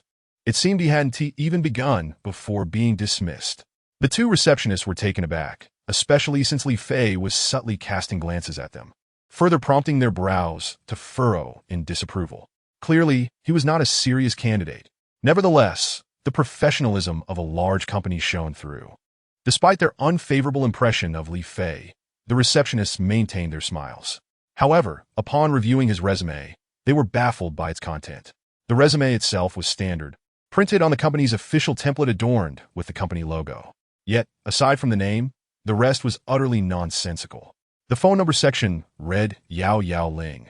The home address was marked as confidential. The position applied for needed to be discussed with the president, and the educational background merely stated academic elite. While the work experience was somewhat acceptable, the declaration of defending the motherland was utterly perplexing. "Mr. Li, your resume seems rather frivolous," the receptionist politely prompted. "Not at all. I assure you, I filled in everything I could. As for the confidential details, I simply cannot provide them." Li Fei responda earnestly. However, the receptionist was left utterly bewildered. Quirky applicants were not uncommon, but someone this peculiar was indeed a rarity. "Ha, Mr. Li, please hold on for a moment." The receptionist thought it best to keep him occupied while she checked if he had somehow infiltrated the company. After Li Fei found a spot to sit nearby, the receptionist quickly searched the company system. To her surprise, she discovered that Li Fei's name was indeed listed among the interviewees, and he was scheduled for a second interview. What on earth? If this oddball had participated in the first round, I should have remembered him, despite her myriad questions, since the computer confirmed his presence. The receptionist approached Li Fei with a professional smile. "Mr. Li, you are sixth in line for the interview." "Oh, six, is it? Fine, I'll step outside for a smoke. Just call me when it's my turn," Li Fei declared, promptly exiting. As a cultured young man, he had noticed there was a designated smoking area outside. However, his departure ignited a stir inside, as whispers erupted among the candidates. "Sixth? Goodness, the sixth has already completed their interview. Is this fellow here for the second round?" Some applicants felt their worldview shatter. How could someone so inappropriately dressed possibly progress to the second interview? It seems that favoritism exists everywhere, even in a prestigious company like Qingqing Group. Fortunately, amidst the 100 or so candidates, Li Fei was the only one with connections, so the overall impact was minimal. For many, simply entering Qingqing Group, even as a doorman, was a coveted opportunity. Who knows? Perhaps one day, they could catch the eye of the beautiful president, marry into wealth, become the CEO, and ascend to the pinnacle of life. Without dreams, what distinguishes a person from a salted fish? Mr. Li, your interview is about to begin. Would you like to prepare? The restroom is over there. When the time came, the receptionist indeed emerged to summon Li Fei, also thoughtfully reminding him to tidy his appearance, as she suspected he must be a relative of some high-ranking official. Otherwise, it was unfathomable for someone so eccentric to be invited for a second interview. Thank you, but I do not need to relieve myself. Li Fei extinguished his cigarette, reflecting on how considerate the staff at Qingqing Company were, with the receptionist even reminding him about the restroom. Such meticulous service. The receptionist, feeling a wave of disgust, suppressed the urge to unleash her fury upon Li Fei and dutifully guided him to the interview location. Today's interview was overseen by Director Yi from the Human Resources Department, and it seemed this fellow must be related to him. Otherwise, it would be improbable for him to have passed the preliminary screening. At that moment, Li Fei suddenly patted the receptionist on the shoulder and said earnestly, "You're quite the gem. I'll look out for you in the future." "Mr. Li, please don't jest. Once number 5 exits, you should promptly go in for your interview." The receptionist hastily retreated, fearing that lingering in Li Fei's presence might lead her to develop feelings for him, transforming her silence into an unsettling fixation. Watching her depart, Li Fei nodded in satisfaction. With such an alluring silhouette, she could be a formidable contender for the role of his future wife. Soon, a young man emerged from within, dressed in a suit despite the sweltering heat, looking rather unbothered by the warmth. Upon spotting Li Fei, he paused for a moment before a relaxed smile spread across his face. "So, my competitor is you? My chances of success have just increased. Buddy, you're celebrating far too early. I assure you, you'll be eliminated," Li Fei retorted as he stepped inside, leaving the young man outside, bewildered by the audacity of his rival. Upon seeing Li Fei walk through the door, Yi Qing was momentarily taken aback. Hadn't she instructed the security to conduct thorough checks at the entrance to prevent anyone from entering indiscriminately? How had this individual bypassed that protocol and gone straight to the interview? Clearly, the recent turmoil within the company had led to a laxity in personnel oversight. In the past, someone like him wouldn't have even passed the security checkpoint. Li Fei was also perplexed. Wasn't he the most promising candidate for his future spouse, supposed to be the enchanting Qingqing? Shouldn't she be the one personally interviewing him? Instead, he was faced with this striking beauty who immediately inquired about his height. "I'm here for the interview. You are Li Fei?" One of the interviewers glanced at the disarray of Li Fei's resume on the computer screen, utterly bewildered. How had this chaos managed to pass the initial screening? Meanwhile, Li Fei casually pulled out a chair and settled in, completely at ease in this minor setting, showing no signs of anxiety whatsoever. With a leisurely flick, Li Fei lit a cigarette, the act itself probably the most thrilling thing the occupants of this room had ever witnessed. Unable to contain herself any longer, Yi Qing announced, "I hereby formally inform you that you have been eliminated. Please leave." That was fast. "Shouldn't you ask me a few questions first?" Li Fei raplia, astonisha. Even the receptionist had possessed enough decorum to remind him to take a break. So why did the higher-ups seem to lack such basic courtesy? Was it that the elevation in rank had inflated their egos? There's nothing more to discuss. Just leave. Yi Qing's mood had plummeted to an all-time low. What kind of person was this? If any woman were to become involved with him, she would be courting disaster. Was she losing her mind, contemplating this? As she took a drag from her cigarette, she noted the no-smoking policy in the office.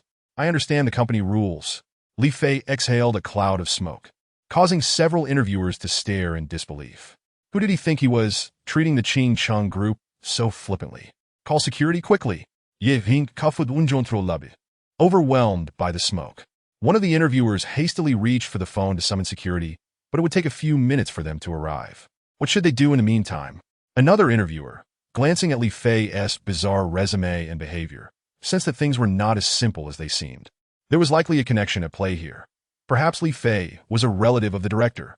Offending Yi Qing could be disastrous. He was a mere supervisor and should wisely remain uninvolved. "You two, please escort him out." Particularly sensitive to the smell of smoke. The two interviewers, feeling the pressure, approached Li Fei, but they were apprehensive. This man was either a lunatic or someone with powerful connections. The former was dangerous, while the latter jeopardized their careers. Chapter 11. Hidden task, not even a moment to spare for a smoke? Li Fei glared at the two. Is there a sign indicating that smoking isn't allowed? This place has a glass ashtray on the coffee table. What gives? Are you deliberately targeting me because of jealousy over my stunning looks? Please leave. The two supervisors could no longer withstand the penetrating gaze of Yi Qing, who looked as though she might devour them whole. They reluctantly reached for Li Fei's arm. But this action stirred a hornet's nest. With a resounding crash, Li Fei smashed the glass ashtray on the coffee table with a single slap. I came to this interview, showing considerable respect. What is wrong with having a smoke? If this company weren't run by Su Yunfei's sister, I would have smashed the entire establishment. Get out of my way. The two interviewers had never encountered such a scene before. Had that slap landed on them, it would have been catastrophic. They quickly recoiled, realizing that while work was important, their lives took precedence. Yi Qing was left speechless. What kind of individual was this? He had shattered a thick glass ashtray, as if it were nothing more than tofu. The room fell silent. The sound of a pin dropping could be heard, as everyone gaped at Li Fei, who continued to smoke leisurely. Well, Director Yi, it seems we'll be seeing a lot of each other in the future. You might find the beginning a bit challenging, but I assure you, you'll come to appreciate my style. Li Fei extinguished his cigarette and turned to leave, contemplating whether he should directly call Su Qingcheng. Clearly, the interview process was not suited for someone of his caliber. As he exited, pondering his next move, the receptionist rushed over, breathless. Mr. Li, congratulations on passing the interview. Please come tomorrow to complete your onboarding paperwork and officially begin your employment. What? Li Fei was bewildered. How had he managed to pass the interview? Suddenly, a thought struck him. Was the interview's true requirement to remain calm while smoking in the office? Perhaps that ashtray was a hidden task, activated by his actions? By heavens, this task was tailor-made for me. Who else could have shattered that ashtray with a single blow? He marveled at his own cleverness, having inadvertently completed a top-secret trial. Truly, he mused, talent must have its purpose. Li Fei surmised that perhaps Su Qingcheng had orchestrated this to test his strength, especially since the company had recently suffered a significant loss and there were threats against her. Understanding this, he realized that he would likely have done the same in her position. While he was lost in thought, the next candidate for the interview was left in disarray, realizing that such antics had led to his success. Thus, Li Fei followed the receptionist into the elevator, arriving at the Human Resources Department, where he was greeted by the assistant manager, who was conducting the recruitment process. Clearly, he was the highest authority in the department at that moment. Li Fei nodded, satisfied that Qingcheng understood the importance of respecting talent. It seemed the previous 5 candidates had failed the hidden task concerning the ashtray, highlighting his exceptional abilities. However, he remained unaware that the assistant manager was equally baffled. Was this truly the person the CEO had personally selected? Though he wasn't in formal attire, the ripped jeans and canvas shoes presented an odd sight. Hello, Mr. Li. Congratulations on passing the interview. I will now explain your salary and the company's rules and regulations. The assistant manager warmly extended his hand to Li Fei, wearing a broad smile.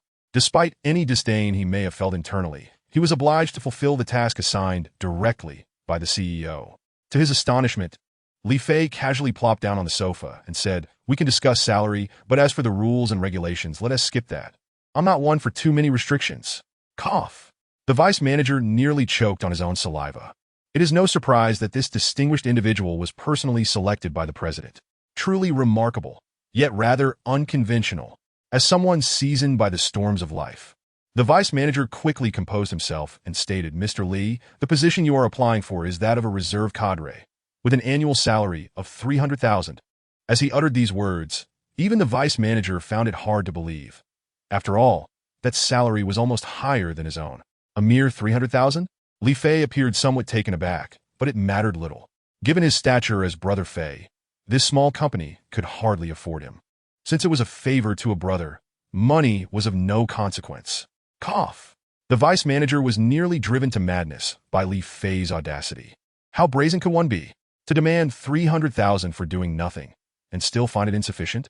Nevertheless, this was a person the president had insisted on retaining. The vice manager's mind raced.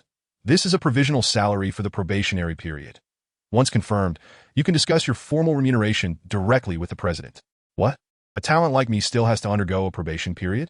Li Fei was perplexed, setting aside his own identity.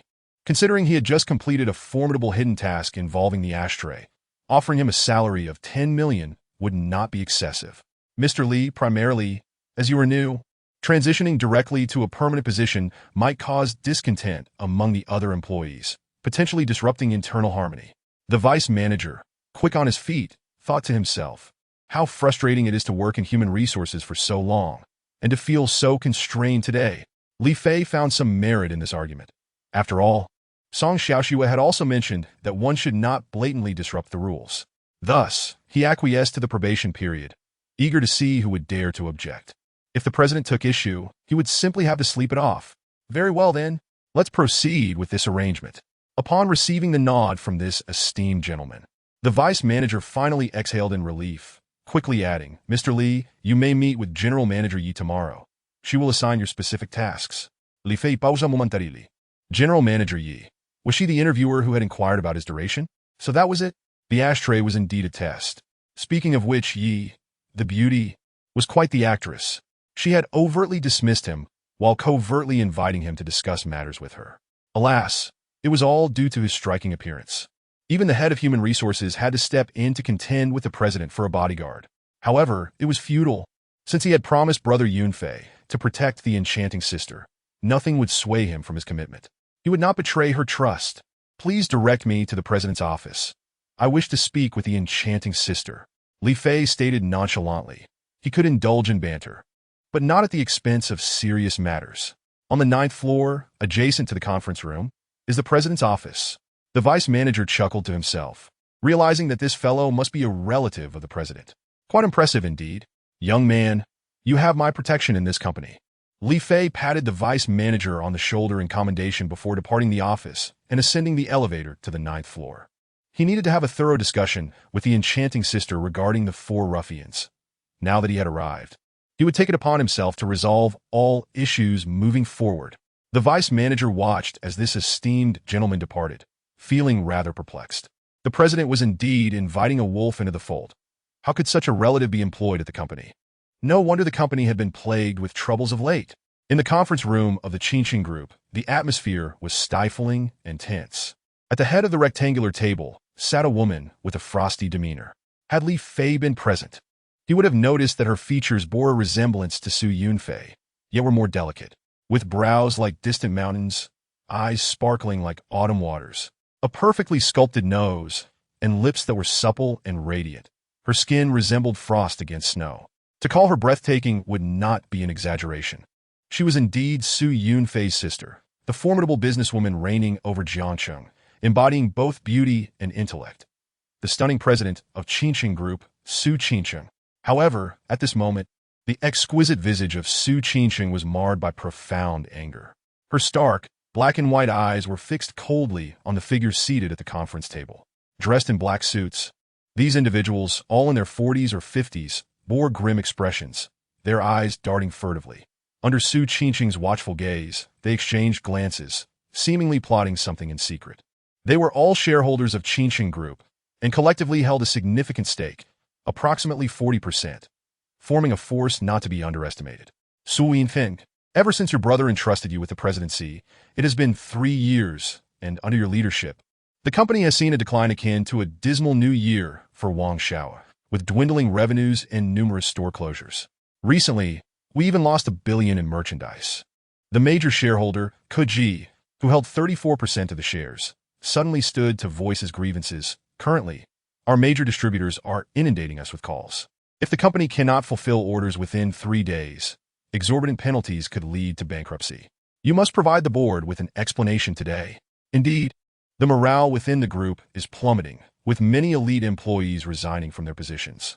Do you still wish to remain in your position of power? Koji's outburst prompted several others, who had exchanged glances with him, to rise in unison to voice their discontent, leaving Su Qingqing with an overwhelming sense of being besieged. Her gaze turned frigid as she glared at these leeches, who merely knew how to siphon off resources. These bloated parasites had contributed nothing to the company's growth. They were far more skilled at harassing female employees and illicitly pocketing kickbacks. The company's decline was largely attributable to their misconduct, and now they had the audacity to condemn her? Utterly shameless. What kind of explanation do you desire? Su Qinsheng, seething with anger, retorted coldly.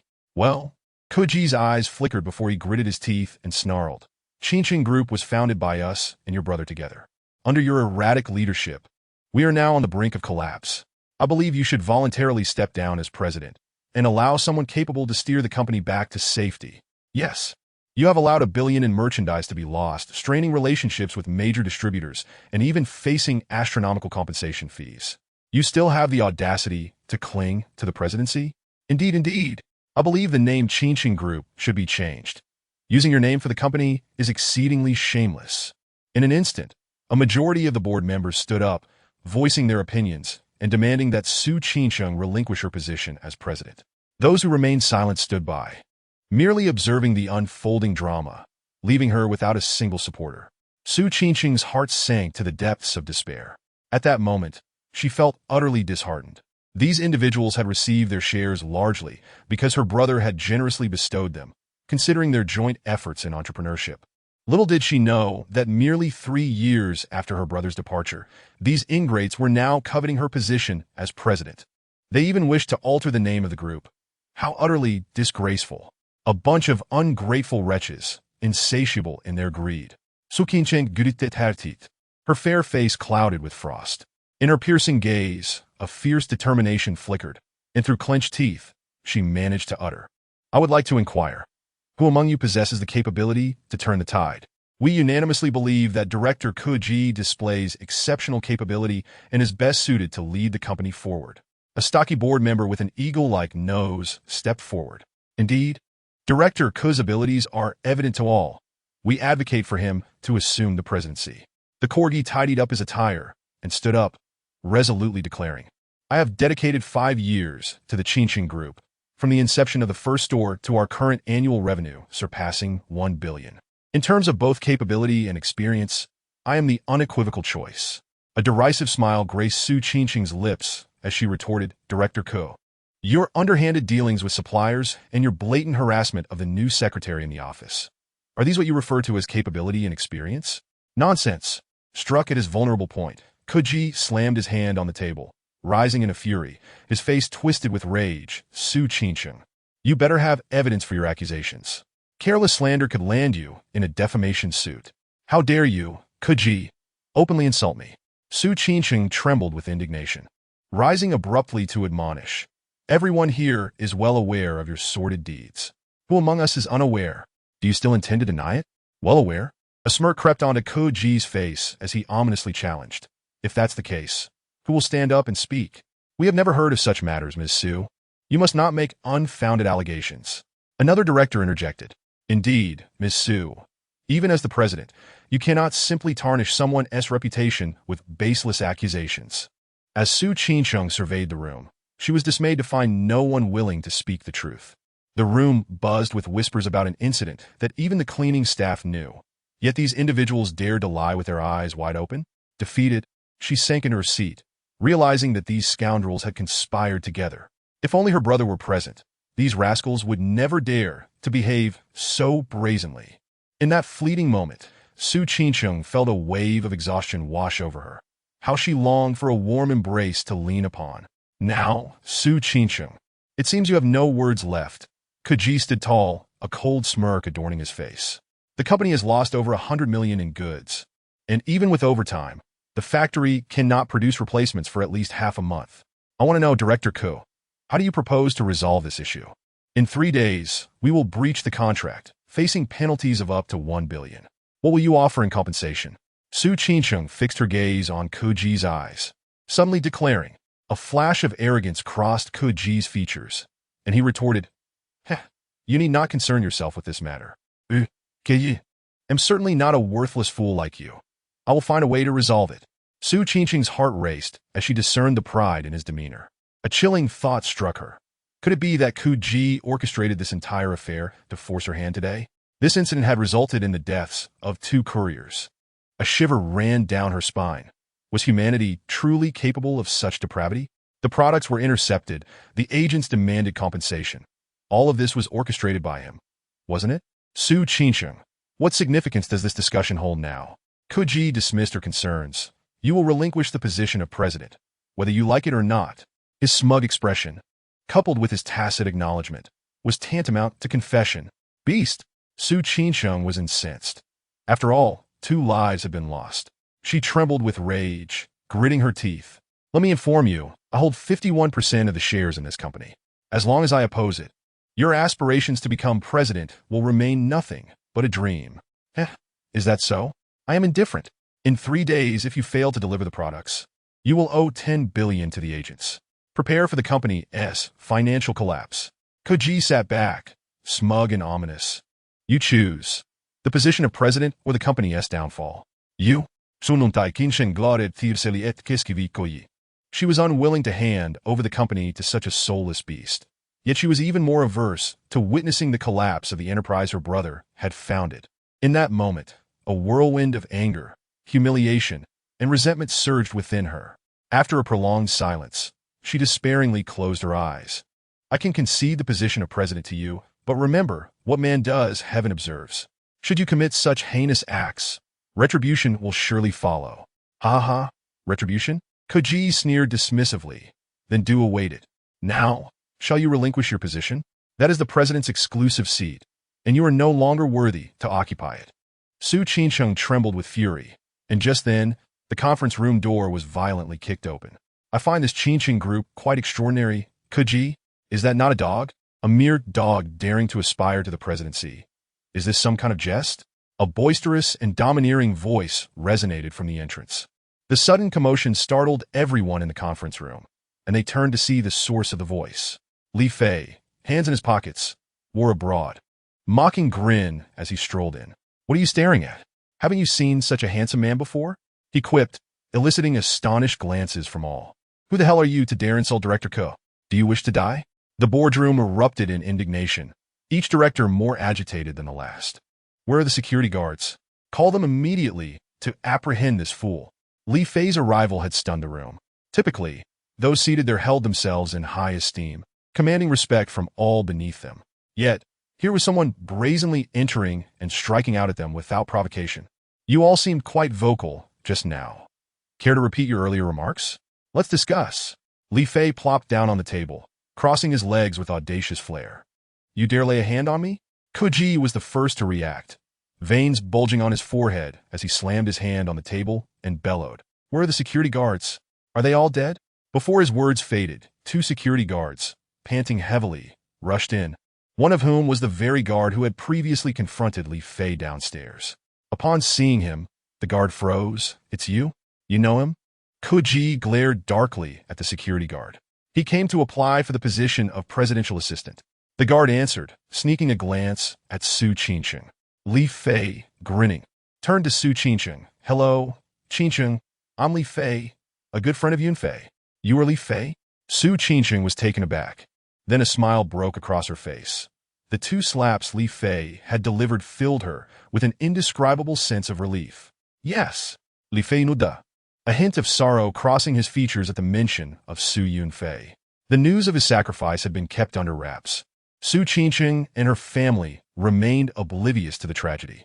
You scoundrel. So this brute was summoned by you. Su Qinsheng. You must provide me with an explanation today.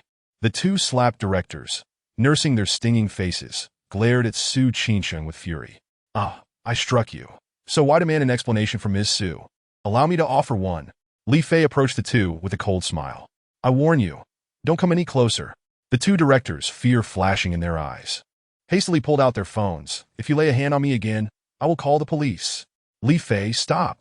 Just as Li Fei prepared to return the favor to the 2 portly men, Su Qinsheng intervened. They were, after all, directors of the group. Having been taught a lesson, that should suffice. Escalating matters further would be unwise. Very well, Ms. Su. As soon as Su Qinsheng spoke, Li Fei, of course, had to show her respect.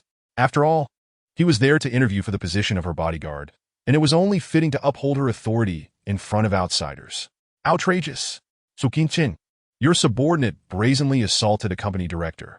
You must provide an explanation today, or this matter will not end here. Corgi, filled with rage, pointed at Li Fei, his face twisted in fury. You. Very well, allow me to provide you with an explanation. Li Fei interrupted Su Qinsheng, who was about to speak, and with a cold smile, approached Corgi. How dare you act smug in front of Brother Fei? Today, I shall make you weep in rhythm. What? What do you intend to do? Security! Security! Corgi, looking at Li Fei's indifferent expression, felt an overwhelming fear rising from within and began to retreat in terror. Security? Even if you call Ultraman today, it would be futile. Li Fei sneered, and before the two security guards could react, he suddenly reached out and seized Corgi by the neck, lifting him effortlessly. Woo-woo. Corgi struggled desperately, but Li Fei's grip remained unyielding. His face quickly turned crimson, unable to utter a word, only capable of producing muffled cries. Esteemed directors, today I shall provide all of you with an explanation. Li Fei dragged Corgi to the window, revealing a faint smile as he raised Corgi and extended his hand out the window. This conference room was on the 7th floor, towering over 20 meters high.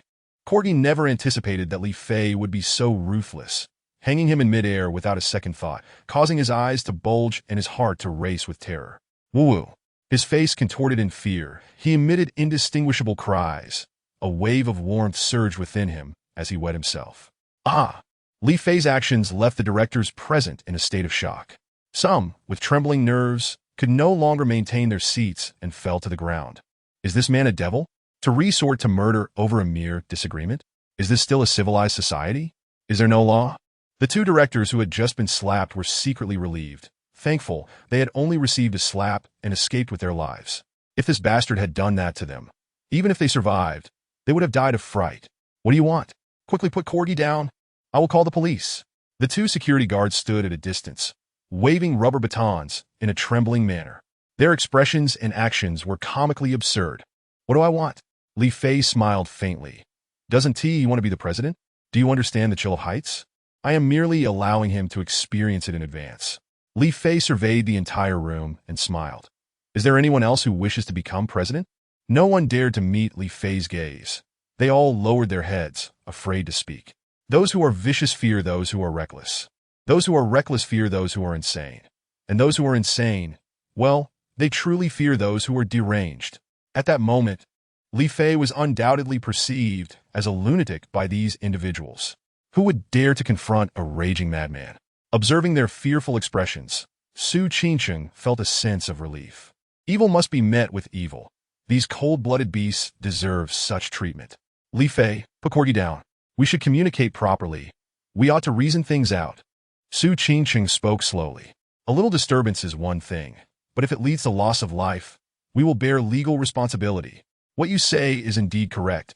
Miss Su, I am a person who prefers reasoning over violence. Li Fei nodded, in complete agreement, and casually tossed the terrified Corgi onto the ground like a dead dog. You barged in and have not stopped with the violence. You even hung a man out the window, and now you claim to prefer reasoning? Have you no shame? Everyone was conquered by Li Fei's shamelessness. Who? Corgi's face turned the color of a pig's liver, tears and snot streaming down as he gasped for air. Corgi, do you still intend to be president? Li Fei grinned at him, saying, Don't be afraid. Just express your true thoughts. I am a person who values reasoning and respects others' opinions. No, I don't want to be any more. A wise man does not suffer immediate losses. Corgi gritted his teeth, vowing to dismember this man. If only you had said that sooner, we wouldn't be in this predicament. At your age, wetting your pants is quite shameful, isn't it? Li Fei feigned regret, as if he were disappointed in Corgi's lack of fortitude. You. Corgi trembled as he pointed at Li Fei, yet upon meeting his smiling eyes, he could muster no words. Bastard, once I get out of here, I will have someone kill you. Corgi seethed internally. Is there anyone else who wishes to become president? Rest assured, I am quite magnanimous. Everyone is welcome to speak freely and express their true thoughts. Li Fei sauntered over to Su Qingcheng, casting a benign smile at the group of directors below. Silence reigned. The entire room was hushed. You resort to violence at the slightest disagreement. Who would dare voice dissent now? Su Qingcheng observed the previously colluding group of backstabbers, now behaving as submissively as lambs, not daring to utter a word, and a smile involuntarily crept onto her lips. A bunch of scoundrels, fearing authority, yet lacking virtue. So, no objections mean no issues, correct? Then let us adjourn the meeting. Furthermore, I do not wish to see any of you in the company again. Your presence akin to that of fools, severely dampens my spirits.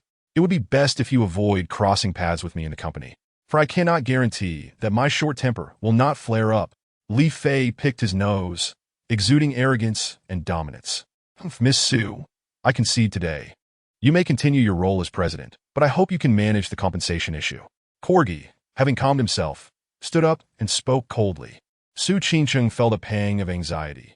Indeed, even if she suppressed the arrogance of these individuals, without resolving the supply issues, the company remained at risk of collapse.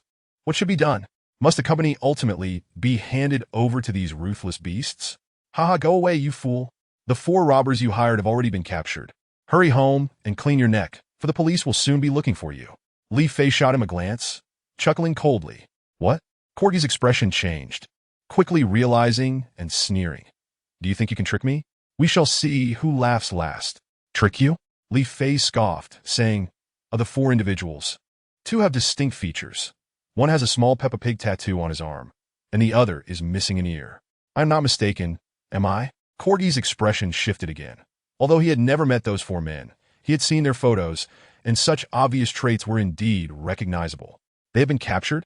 I contacted them normally yesterday morning. Esteemed directors, from now on, Miss Su Qingcheng will be under my protection, Li Fei declared. If anyone has grievances, they may direct them at me. However, should I discover anyone scheming behind the scenes, or if she experiences any displeasure in the company, even if she chokes on water or trips and falls, I will be furious and hold you accountable. Li Fei grinned widely, revealing a mouthful of white teeth. Chapter 13. Who do you think you are? Corgi, how are things going? Have you made contact?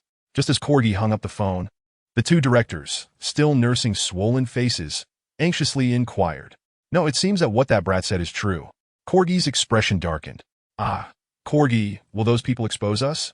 The 2 felt a sinking sensation in their hearts and asked. Rest assured, I have contacted them through intermediaries. They have no idea who hired them. So even if they wanted to expose us, they couldn't. Corgi replied in a low voice. Damn it, where did this bastard come from? Corgi, what should we do now? After meticulously planning for so long, are we going to lose everything? The 2 gritted their teeth in frustration. How naive. Corgi's expression turned cold as he said ominously. No one has ever dared to humiliate me, Corgi, in such a manner. This brat must die. Within the conference room, watching the group of directors leave in disgrace, Li Fei triumphantly remarked to Su Qingcheng, these bastards, you need not waste your breath on them. A good beating will render them all obedient. Uft, who was just now claiming to prefer reasoning over violence. Su Qingcheng could not help but laugh. This smile was radiant and enchanting, beyond compare. Li Fei stared, momentarily entranced, his heart fluttering. Ah, it seems I could consider old Su's suggestion and become her brother-in-law. Ha! There's nothing wrong with that. As Lu Sun once said, those with strong fists speak with reason. Li Fei remarked. Lu Sun, I never said that. Su Qingcheng. Qingcheng Group, President's Office. Li Fei, was what you said earlier true? You mean the incident where the 4 robbers found by that Corgi were captured? Li Fei reclined on the sofa, crossing his legs, and replied yes. Su Qingcheng nodded. That batch of goods worth over 100 million has now become the lifeblood of the entire company. Naturally, I estimate you will receive a call from the police soon. Li Fei said nonchalantly. That's good. During this time, Su Qingcheng had truly been overwhelmed. Now that a heavy weight had been lifted from her chest, she felt a sense of relief wash over her. Curiously, she eyed Li Fei and asked, is it typical for people from your special forces to work in this, style? No. Li Fei shook his head. I'm just a pig farmer. Your brother is far more formidable than I am. Pig farming? Su Qingcheng was speechless. Her brother had actually sent a pig farmer to be her bodyguard? What? Do you look down on pig farmers? Li Fei retorted, glaring at her. Let me tell you, I'm quite the expert in pig farming in our unit. Once, I raised a pig that grew so large it resembled an elephant, able to jump 2 to 3 meters high. Nobody could handle it. I charged in and took it down with a swift stroke. He chuckled. The entire special operations team feasted on pork for a week. Su Qingcheng stared at Li Fei, who was bragging, feeling utterly speechless. A pig that looked like an elephant and could jump 2 or 3 meters high. Why not just say you raised a dinosaur? Recently, I've been trying to call my brother, but it always shows as turned off. What has he been up to? Su Qingcheng asked. Your brother is on a top-secret mission and cannot take calls. Top-secret mission? How long will it last? Is there any danger? It's hard to say, at least a year, I suppose. Your brother is the king of special forces and generally won't encounter danger. A year? That's quite a long time. Top-secret missions typically take a long duration. From now on, your safety will be my responsibility. I can handle anything that arises, so you needn't worry. Li Fei assured her, thumping his chest. You are also a king of special forces? I am the king of pig farming in the special forces. But rest assured, I am as formidable as your brother. That pig that became extraordinary, your brother couldn't even take it down. It was I who finished it off. Li Fei patted his chest, assuring her. The pig he referred to was different from what Su Qingqing imagined. The Yen Luo Hall collaborates globally with various countries to combat terrorism, and they internally refer to these operations as pig slaughtering. Right. Su Qingqing rubbed her temples, feeling a bit of a headache. She found the style of this pig farming expert quite exaggerated and somewhat unreliable. However, her brother claimed he was his best friend. For a moment, she felt a twinge of conflict within her. I suppose I will just take it one step at a time, she sighed internally. Recently, the group has faced numerous issues, not only from the board, but also from external forces targeting the company, with various troublemakers causing disturbances. Su Qingqing contemplated and said, I believe your skills should be quite impressive. If you have the time, could you help train the security department? No problem.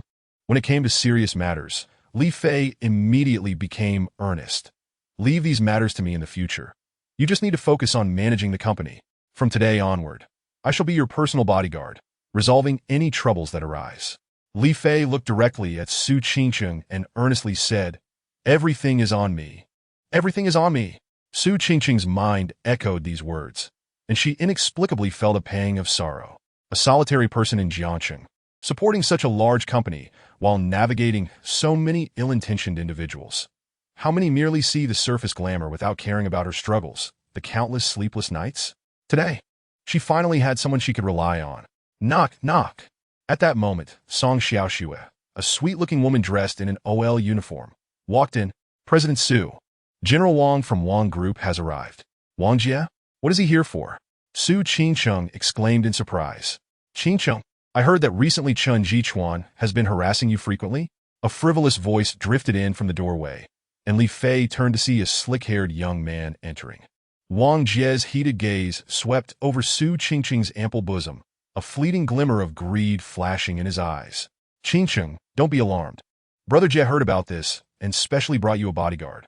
Wang Jie, please address me by my full name. Thank you.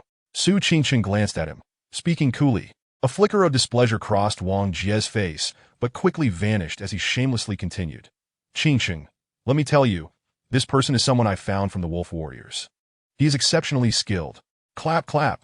Upon saying this, Wang Jie smugly applauded, and a burly, expressionless man strode in. Li Fei couldn't help but laugh. Wolf Warriors? Watching too many movies, huh? The current hit is I'm Not the Medicine God. You're so outdated. Who are you? Wang Jie only then noticed Li Fei, his expression swiftly darkening. I am President Su's newly appointed bodyguard. You are late, so take your people and leave. Li Fei said indifferently. In this day and age, someone actually dares to compete with the King of Hell for a meal. What audacity. Where did this nobody come from? Scram, or I'll break your legs. Wang Jie disdainfully shot Li Fei a glance and barked. Su Qingqing's expression shifted, about to speak, but Li Fei stood up from the sofa and waved his hand to interrupt her. You want me to scram? Kid, who do you think you are? Li Fei fixed his gaze on him, speaking coolly. What the hell? A bodyguard actually dares to speak to me like that in Jiangcheng. Wang Jie's expression darkened, and after 2 breaths, he revealed a sinister smile. Kid, you've got guts. He gave Li Fei a thumbs up, then coldly commanded, Zhang Chao, break his legs for me. All right. The burly youth complied, twisting his arms with a sinister grin on his face. Wang Jie, what are you doing? Who allowed you to act so arrogantly in my office? Su Qingqing's face turned frosty as she stood up, coldly admonishing him. Qingqing, don't be angry just yet. This guy wants to be your bodyguard. You should have some skills, right? Let me test his worth. Wang Jie cast a glance at Li Fei and sneered. With Qingqing Group facing both internal and external troubles, who knows how many ill-intentioned individuals are eyeing you? Without some capability, how can he protect you? A flicker of struggle crossed Su Qingqing's face. Although Wang Jie was not a good person, His words held some truth. She also wanted to witness Li Fei's strength firsthand. Yet since Li Fei was a good brother of her brother, she felt somewhat conflicted. At that moment, Li Fei smiled and said lightly, "Sure, since someone is itching for it, I might as well help him out." Upon hearing this, Su Qingcheng no longer hesitated and replied coolly, "Just keep it to a point. Do not harm the peace." Heh. Wang Jie's lips curled into a cold smile. He knew Zhang Chao's strength all too well. A soldier from the Wolf Warriors could easily take down dozens of opponents as if it were child's play. Since this fool dared to accept the challenge, it was the perfect opportunity to get rid of him. Once Zhang Chao became Su Qingcheng's personal bodyguard, Wen Ti that allow him to get closer to her effortlessly. Gazing at Su Qingcheng's nearly perfect figure, a flicker of heat passed through his eyes. This beautiful rose would ultimately not escape his grasp. Just imagining himself having the aloof and dignified female president beneath him, indulging in both wealth and beauty, caused the corners of his mouth to involuntarily curl upwards. Zhang Chao, go on. Make sure to greet him properly. Wang Jie coldly chuckled as he gazed at Li Fei, deliberately emphasizing the phrase greet him. He believed that Zhang Chao would comprehend the underlying meaning. Young man, if you must blame someone, blame yourself for lacking awareness. A fierce glint flashed in Zhang Chao's eyes as he hurled a punch towards Li Fei's chest. A soldier king? Who granted you the audacity to don such a lofty title? Li Fei executed a sweeping kick, striking with the force of thunder and the speed of lightning, arriving before Zhang Chao in an instant. When a master strikes, the outcome is evident. The moment Li Fei moved, Zhang Chao's expression turned frantic. Li Fei's speed was so swift that he could not react in time. A sharp pain surged through his chest as he was sent flying backward, akin to a rubber ball colliding with Wang Jie. Thud! Ah! Wang Jie emitted a piercing scream as the two crashed against the wall, tumbling to the ground. Instant annihilation. In the blink of an eye, the Soldier King, who had been exalted by Wang Jie, was decisively dispatched by Li Fei. Even Su Qingcheng, who possessed no knowledge of martial arts, was astounded by Li Fei's ghostly speed. Is this a pig farmer? Chapter 14. Must provide close protection. Oh, I haven't even exerted myself yet. How did you both fall? Wasn't it agreed that we would battle for 300 rounds? Li Fei wore a look of astonishment as he observed the two writhing on the ground. This pretense you put on, Su Qingcheng thought, speechless. How dare you strike me? Wang Jie, utterly disheveled, struggled to his feet, glaring at Li Fei with a ferocious expression, as if he were ready to devour him. Meanwhile, the Special Forces Soldier King, known as Wolf Warrior, displayed a more pragmatic demeanor, casting a fearful glance at Li Fei and stealthily inching toward the corner. At this moment, he realized that Li Fei was undoubtedly a master he could not provoke. The disparity between them was colossal. I not only intend to strike you, but I also plan to slap you. What can you do about it? Li Fei sneered, delivering a lightning-fast slap to Wang Jie's face. The sharp sound echoing as Wang Jie was sent flying. My apologies, I slipped. Li Fei blew on his hand, grinning as he looked at Wang Jie, mimicking his tone. By the way, what did you just say? Wang Jie gritted his teeth as he rose, his bloodshot eyes fixed on Li Fei, his countenance exceedingly grim. Do you have any idea who I am? Slap. Before he could finish, Li Fei swiftly delivered another slap, sending him sprawling again. My apologies, my hand slipped again. By the way, who are you? Li Fei remarked with interest, gazing at Wang Jie. You, sobi. In the corner, Zhang Chao, seeing that Wang Jie still failed to grasp the situation and was intent on continuing to threaten, dashed forward and covered his mouth. He suspected that if Wang Jie refused to back down today, Li Fei could very well slap him to death, one slap after another. Boss, a wise man does not eat the immediate loss. Zhang Chao tightly covered Wang Jie's mouth and whispered in his ear. After a brief struggle, Wang Jie gradually calmed down, and Zhang Chao promptly released his grip. You. Very well. Wang Jie glared at Li Fei through gritted teeth, barely managing to squeeze out a few words. He had never experienced such a significant defeat. If looks could kill, Li Fei would have been torn to shreds by now. Not too shabby. I managed 8 rounds without needing to use the restroom. Li Fei nodded, looking pleased. Wang Jie's chest heaved violently, his teeth grinding almost to the point of shattering.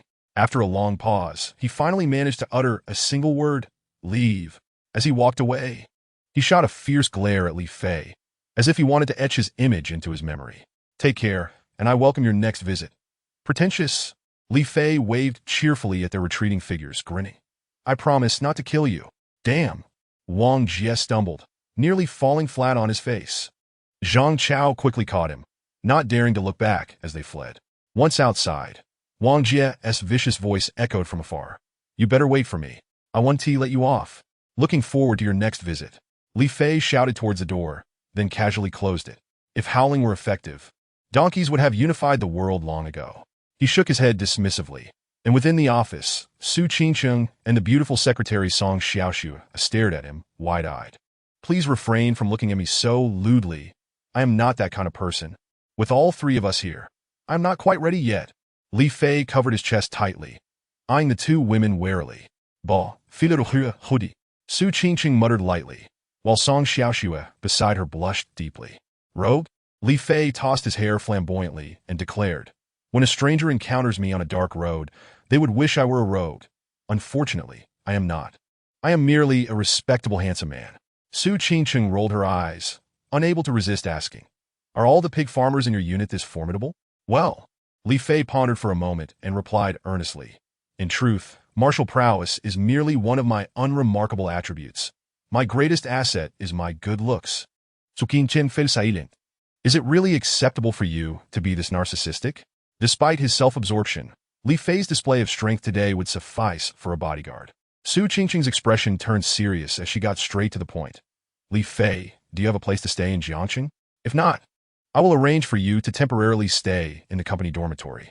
That simply cannot do. Li Fei insisted. I must stay with you, providing 24-hour close protection to ensure your absolute safety. You want to live with me? Su Qingcheng's eyes widened, immediately rejecting Li Fei's audacious suggestion. No way, I live alone. It would be too inconvenient if you moved in. Li Fei gazed intently into Su Qingcheng's eyes and asserted, the world is treacherous. The Corgi group has resorted to hiring people to rob company goods and even killed 2 security guards without any moral restraint. What if they target you next? Living alone is far too perilous. Su Qingcheng's pupils constricted. Such occurrences must be guarded against.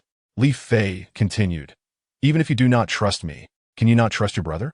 If my character were questionable, would he have entrusted you to my protection? Reflecting on her brother, Su Qingcheng hesitated for a moment before nodding. Very well, I shall trouble you from now on. No need for formality, just consider me your brother. Having made the decision, Su Qingcheng no longer lingered on her doubts. Well then, it was the Corgi group's provocations that led to your application. I hope you do not mind the process. I believe this is quite reasonable. As the company grows, it should be managed more formally. Li Fei replied, indeed, you make a valid point. Let us proceed with the formalities. Su Qingcheng smiled, waving to Song Xiaoxue. Xiaoxue, please take Li Fei to the HR department to complete the employment paperwork with Manager Yi. Certainly, Su Feng. Song Xiaoxue responded and then turned to Li Fei with a smile. Mr. Li, please follow me. Li Fei nodded, following Song Xiaoxue out of the office. Su Qingcheng watched Li Fei's retreating figure, a hint of weariness crossing her face. The family had been increasingly insistent lately. With her brother absent, she truly felt overwhelmed. Should she resign herself to fate? A glimmer of determination appeared in her starry eyes as she clenched her fist, murmuring to herself, no, I cannot be crushed. Even if there is only a sliver of hope, I must persevere.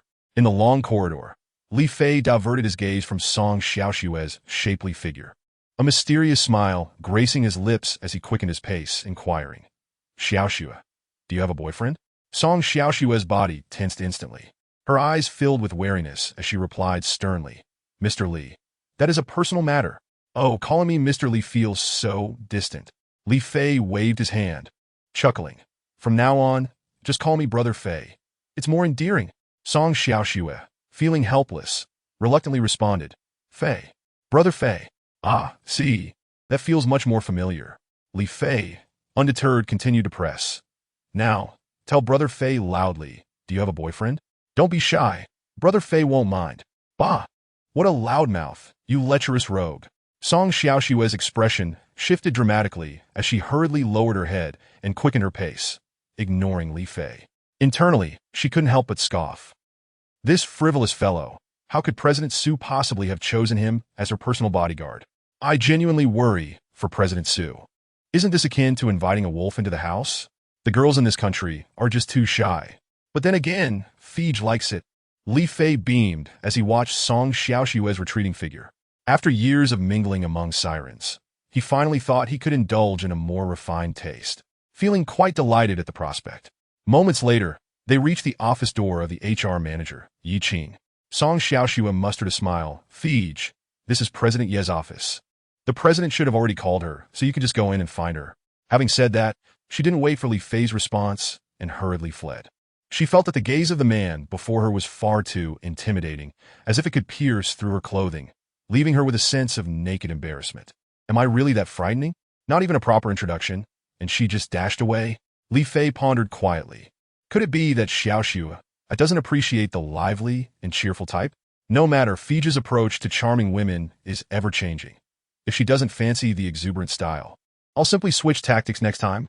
With such thoughts in mind, Li Fei composed himself, donned a sunny smile, and pushed open the office door. As he took a step inside, a flash of red caught his eye, accompanied by a captivating fragrance. Suddenly, Li Fei instinctively reached out his hands, only to feel as though he had grasped two soft, bouncy clouds. In the next moment, Li Fei's expression shifted. As a seasoned veteran, he immediately realized what he had just touched. Oh no, he might be mistaken for a pervert. At that very second, Yi Qing let out a shriek, reflexively pushing him away, and with a thud, she fell to the ground. Her LV bag tumbled from her grasp, and a solitary eggplant rolled out. Wow! Although he had merely squeezed for a moment, the fullness and softness had compelled Li Fei to gasp in astonishment. That sensation was undoubtedly a 36D. As he silently savored that fleeting moment, a murderous glare suddenly locked onto him. You idiot! What are you standing there for? Help me up! Ye vinxicled it. Feeling as if her wrists might be fractured from the impact, a fiery pain coursing through her, leaving her somewhat incapacitated. Oh, sorry. Li Fei shukla, quickly grasping her hand. It was cool and smooth, like a piece of exquisite jade. His heart fluttered uncontrollably. Such delicate fingers could surely grace the art of hand modeling. Beauty, didn't I mention that we would meet again? Li Fei was about to tease her. But as his gaze inadvertently fell upon the LV bag on the floor, he froze momentarily, his lips twitching into a strange smile. Beside the sleek black LV limited edition bag lay an incongruous purple eggplant. In a fleeting glance, he also spotted a green object peeking from within the LV bag, a cucumber. While cucumbers and eggplants are merely ordinary vegetables, when associated with a stunning beauty like Yi Qing, Li Fei's mind couldn't help but conjure inappropriate images, and his eyes involuntarily roved over her once more. She appeared to be in her late 20s, with fair skin and enchanting, deep-set, sparkling eyes. Her cherry-red lips, accentuated by dark red lipstick, evoked an irresistible urge to taste them. With an oval face, porcelain skin, and exquisite features, she had traded her interview attire for a striking red deep V gown, revealing an enticingly profound neckline. This woman resembled a ripe peach, utterly tempting. Yi Qing furrowed her brow, rubbing her sore wrist as she crouched down, maintaining a remarkably composed expression while placing the cucumber back into her bag. She gracefully rose to her feet, smoothing her tousled hair, casting a glance at Li Fei, and said coolly, President Su has already called me. I won't hold the interview against you. Welcome to Qingqing Group. Huh? Li Fei was taken aback. The interview? Wasn't I already through that hidden test with the ashtray? What did you say? Yi Qing was momentarily stunned. Don't play coy. I truly admire you at times. That hidden test with the ashtray was pure genius. Who but a remarkable man like me could smash it with a single blow? Li Fei declared proudly. Yi Qing was left bewildered by Li Fei's words, unsure whether to laugh or cry. This guy genuinely believed that shattering the ashtray qualified as passing a hidden test? Goodness, what a peculiar mindset. Yet, this revelation made Yi Qing perceive Li Fei as less detestable than she had imagined. It turned out he wasn't bad, just a bit foolish. All right then, congratulations on passing the test. Yi Qing decided to humor him, turning to retrieve an employment registration form and a labor contract from her drawer, handing them to Li Fei. Just fill out the form and sign the contract, and it will all be set. I've got other matters to attend to, so I won't keep you. Just place it on the desk and close the door behind you when you leave. Li Fei was taken aback. Teasing, you trust me that much? Aren't you worried I'll steal something from your office? With me gone, what is there to steal in this office? Ye vink similet biraitli, revealink enchanting char. With that, she swayed her slender waist and gracefully exited. Li Fei stared at her retreating figure, momentarily entranced. This woman is quite intriguing. After completing the form and signing the contract, Li Fei had just closed the office door when he spotted Su Tingqing approaching with a pink handbag. Are you heading out? Li Fei inquired. Yes. I have an important contract to discuss. Would you like to join me? Sure. The two took the elevator directly to the parking lot. When Li Fei beheld Su Tingqing's blue Maserati, his eyes lit up.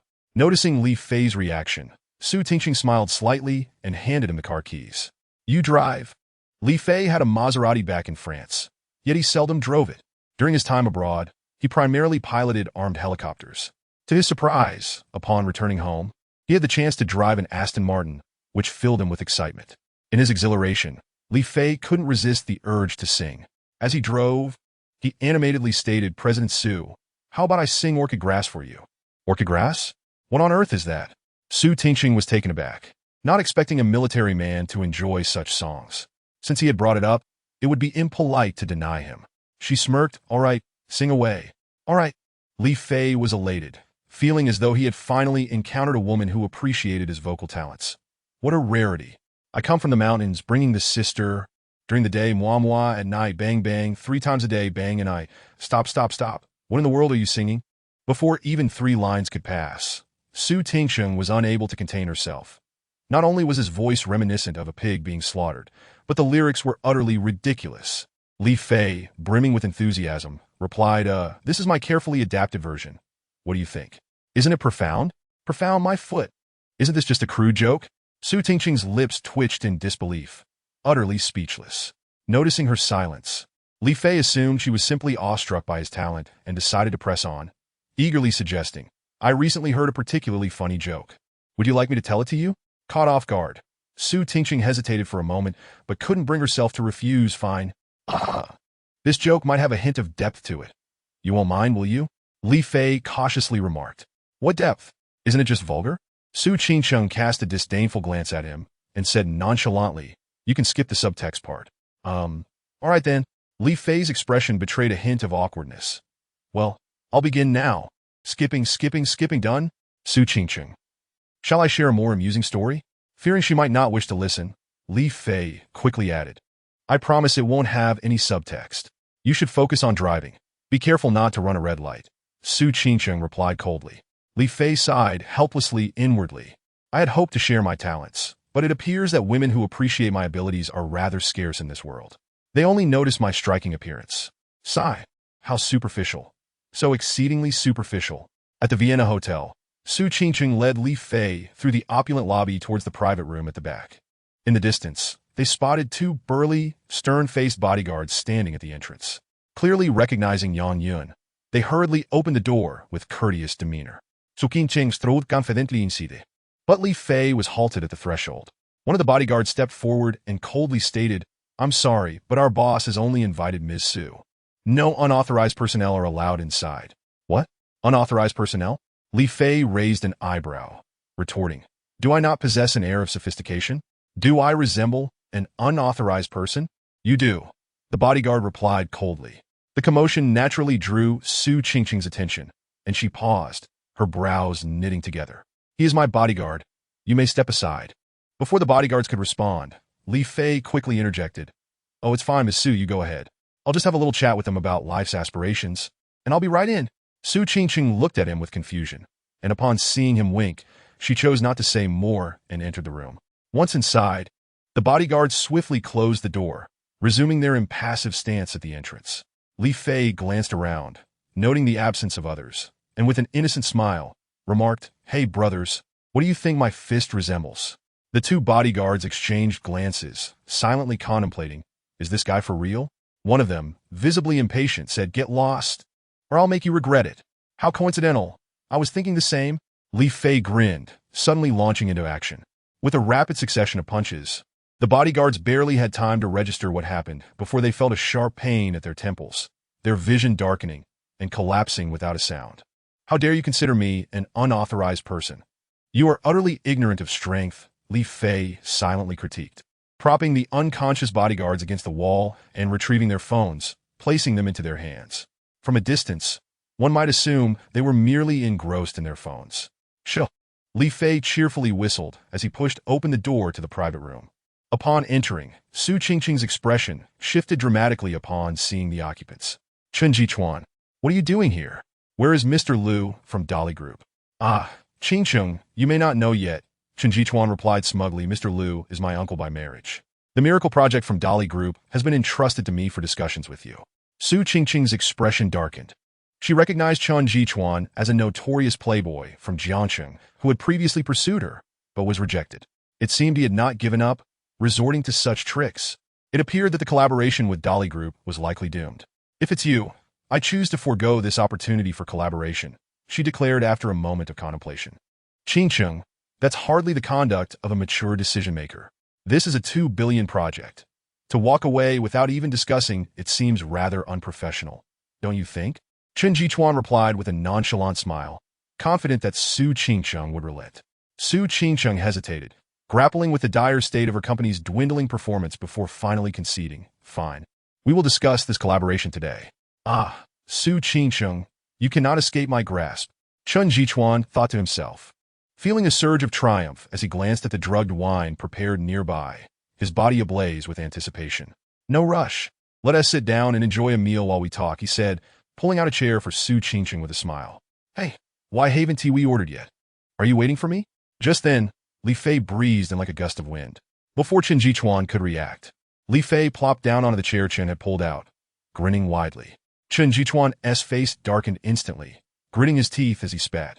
Who the hell are you? Bodyguards. Who let this unauthorized person in? Li Fei cheerily retorted. I am Qingqing's personal bodyguard, not an unauthorized person. Also, your bodyguards have gone to the restroom, so no one will heed your cries. Puffed. Watching Chen Jichuan's grim visage, Su Qingqing couldn't help but find Li Fei rather endearing and stifled a laugh as she sat down beside him. I'm discussing a 2 billion project with Qingqing. Does it seem appropriate for a bodyguard to sit here? Chen Jichuan seethed, struggling to suppress the urge to have Li Fei dragged out and beaten. Quite appropriate, in fact.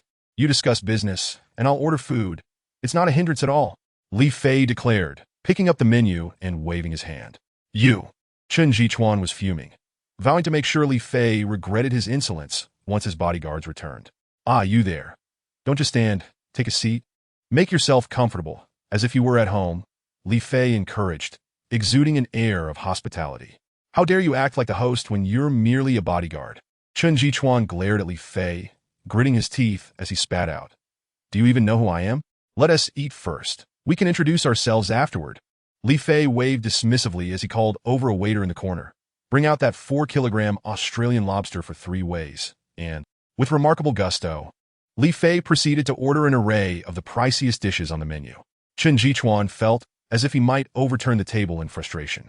While the cost of the dishes was trivial, the whole situation was utterly infuriating. Content with his selections, Li Fei handed the menu to Su Qingqing, declaring grandly, Ms. Su, feel free to order whatever you desire. Do not hesitate on my account. After all, it's that fellow's treat. Chapter 16. The love of the raftman content with his choices.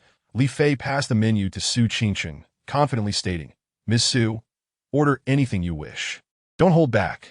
It's that fellow who's footing the bill. As he spoke, Li Fei seemed to finally acknowledge Chen Jichuan, casting a sidelong glance at him with a grin. By the way, you should introduce yourself. Don't feel inferior about your looks. Just look at me. I'm quite handsome and not at all arrogant. Chen Jichuan felt as if he might explode, his face flushed with rage, akin to someone intoxicated, his cheeks reddening from the indignation. In all his life, no one had dared to be so brazen before him, especially not a mere bodyguard. Observing Chen Jichuan's barely contained fury, Su Qingqing, mindful that the 2 billion collaboration had yet to be secured, hastily nudged Li Fei's foot, saying, Li Fei, tone it down. This is Mr. Chen. Mr. Chen? Li Fei chuckled, a glint of coldness flashing in his eyes.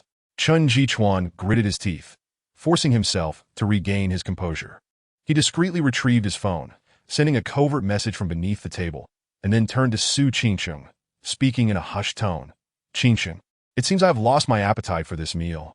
Why don't you ask your bodyguard to step outside? We can discuss the project and finalize the contract directly. What do you think? Before Su Qingcheng could respond, Li Fei sprang to his feet, joyfully making his way toward the corner. Business negotiations? Splendid. You discuss while I keep to myself over here. I promise not to disturb you. Let this insolent fool prance around for now. Soon enough, I shall have my revenge. Chen Jichuan cast a cold glance at Li Fei as he retreated to the corner, signaling the waiter to leave. Regarding this project, our company is prepared to yet. Chen Jichuan interrupted Su Qingcheng, who was poised to elaborate, as he picked up a bottle of red wine he had prepared earlier. Smiling broadly, "Come, let us raise a glass in anticipation of a fruitful collaboration." Upon finishing his words, he poured a glass for Su Qingcheng as well. Gazing at the red wine before her, Su Qingcheng hesitated. "Is it all right to drink juice instead? I don't consume alcohol. How about this? I will drink, and you take just half. Is that agreeable?" Chen Jichuan said, his tone slightly more insistent. "I have secured for you a $200 million project. Surely you wouldn't deny me this small favor?" "Very well." With such a compelling argument, Su Qingcheng had no choice but to grit her teeth and lift her glass. "All right, let us toast." Chen Jichuan raised his glass with a smile, feeling a surge of satisfaction. "You vile creature, once you imbibe this wine, let us see how you maintain your fade of the icy saint before me." Chen Jichuan raised his glass with an air of triumph, watching as Su Qingcheng brought the wine to her lips. Suddenly, a cacophony of wailing, reminiscent of a pig being slaughtered, erupted. "Sister, you sit at the bow, while I walk along the shore, love in our hearts. The tether sways lazily." "What on earth?" Chen Jichuan gasped, his hand trembling as he spilled the wine all over himself. Su Qingcheng could not contain herself, spraying a mouthful of wine onto Chen Jichuan's face. "Apologies, apologies. This song isn't my forte. Allow me to perform my signature piece, Orchid Grass."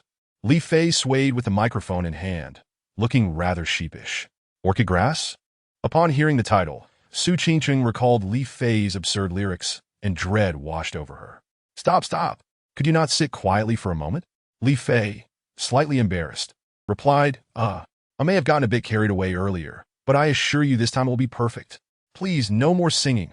Su Qingcheng glanced at Chen Jichuan, who was in a disheveled state, her amusement bubbling just beneath the surface, her cheeks flushed.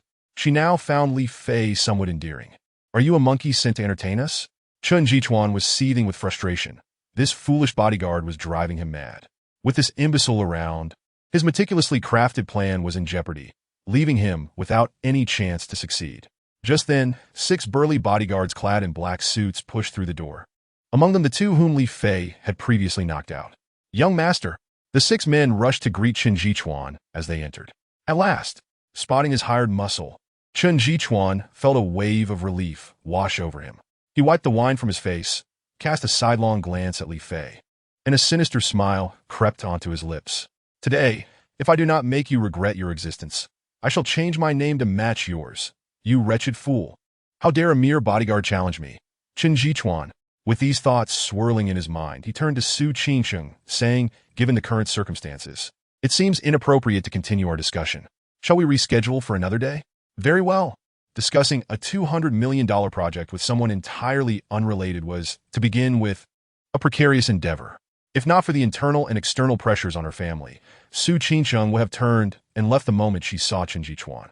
"Li Fei, let us depart." Su Qingcheng nodded, calling for Li Fei as she prepared to leave.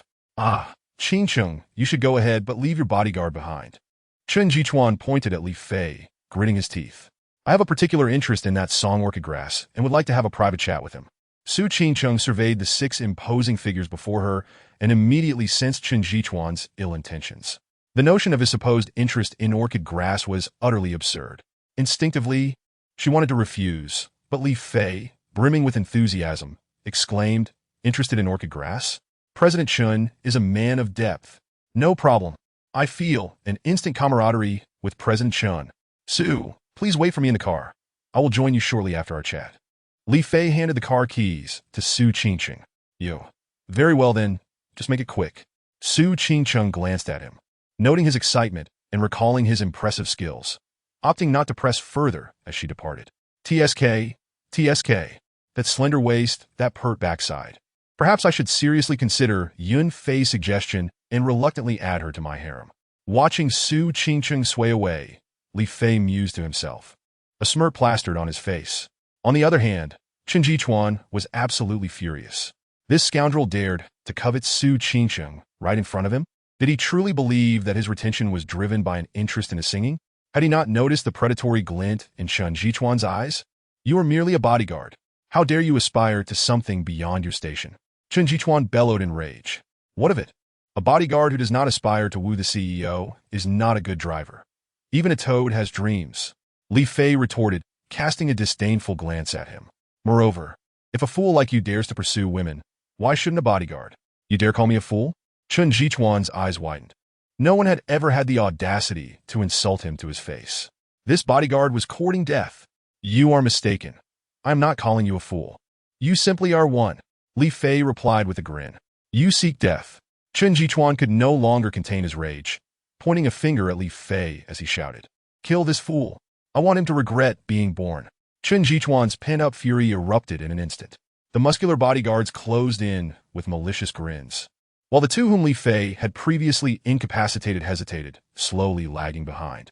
They sensed that even with the odds now in their favor, the outcome might still be grim. Li Fei chuckled, glancing back. You think you can play rough with me?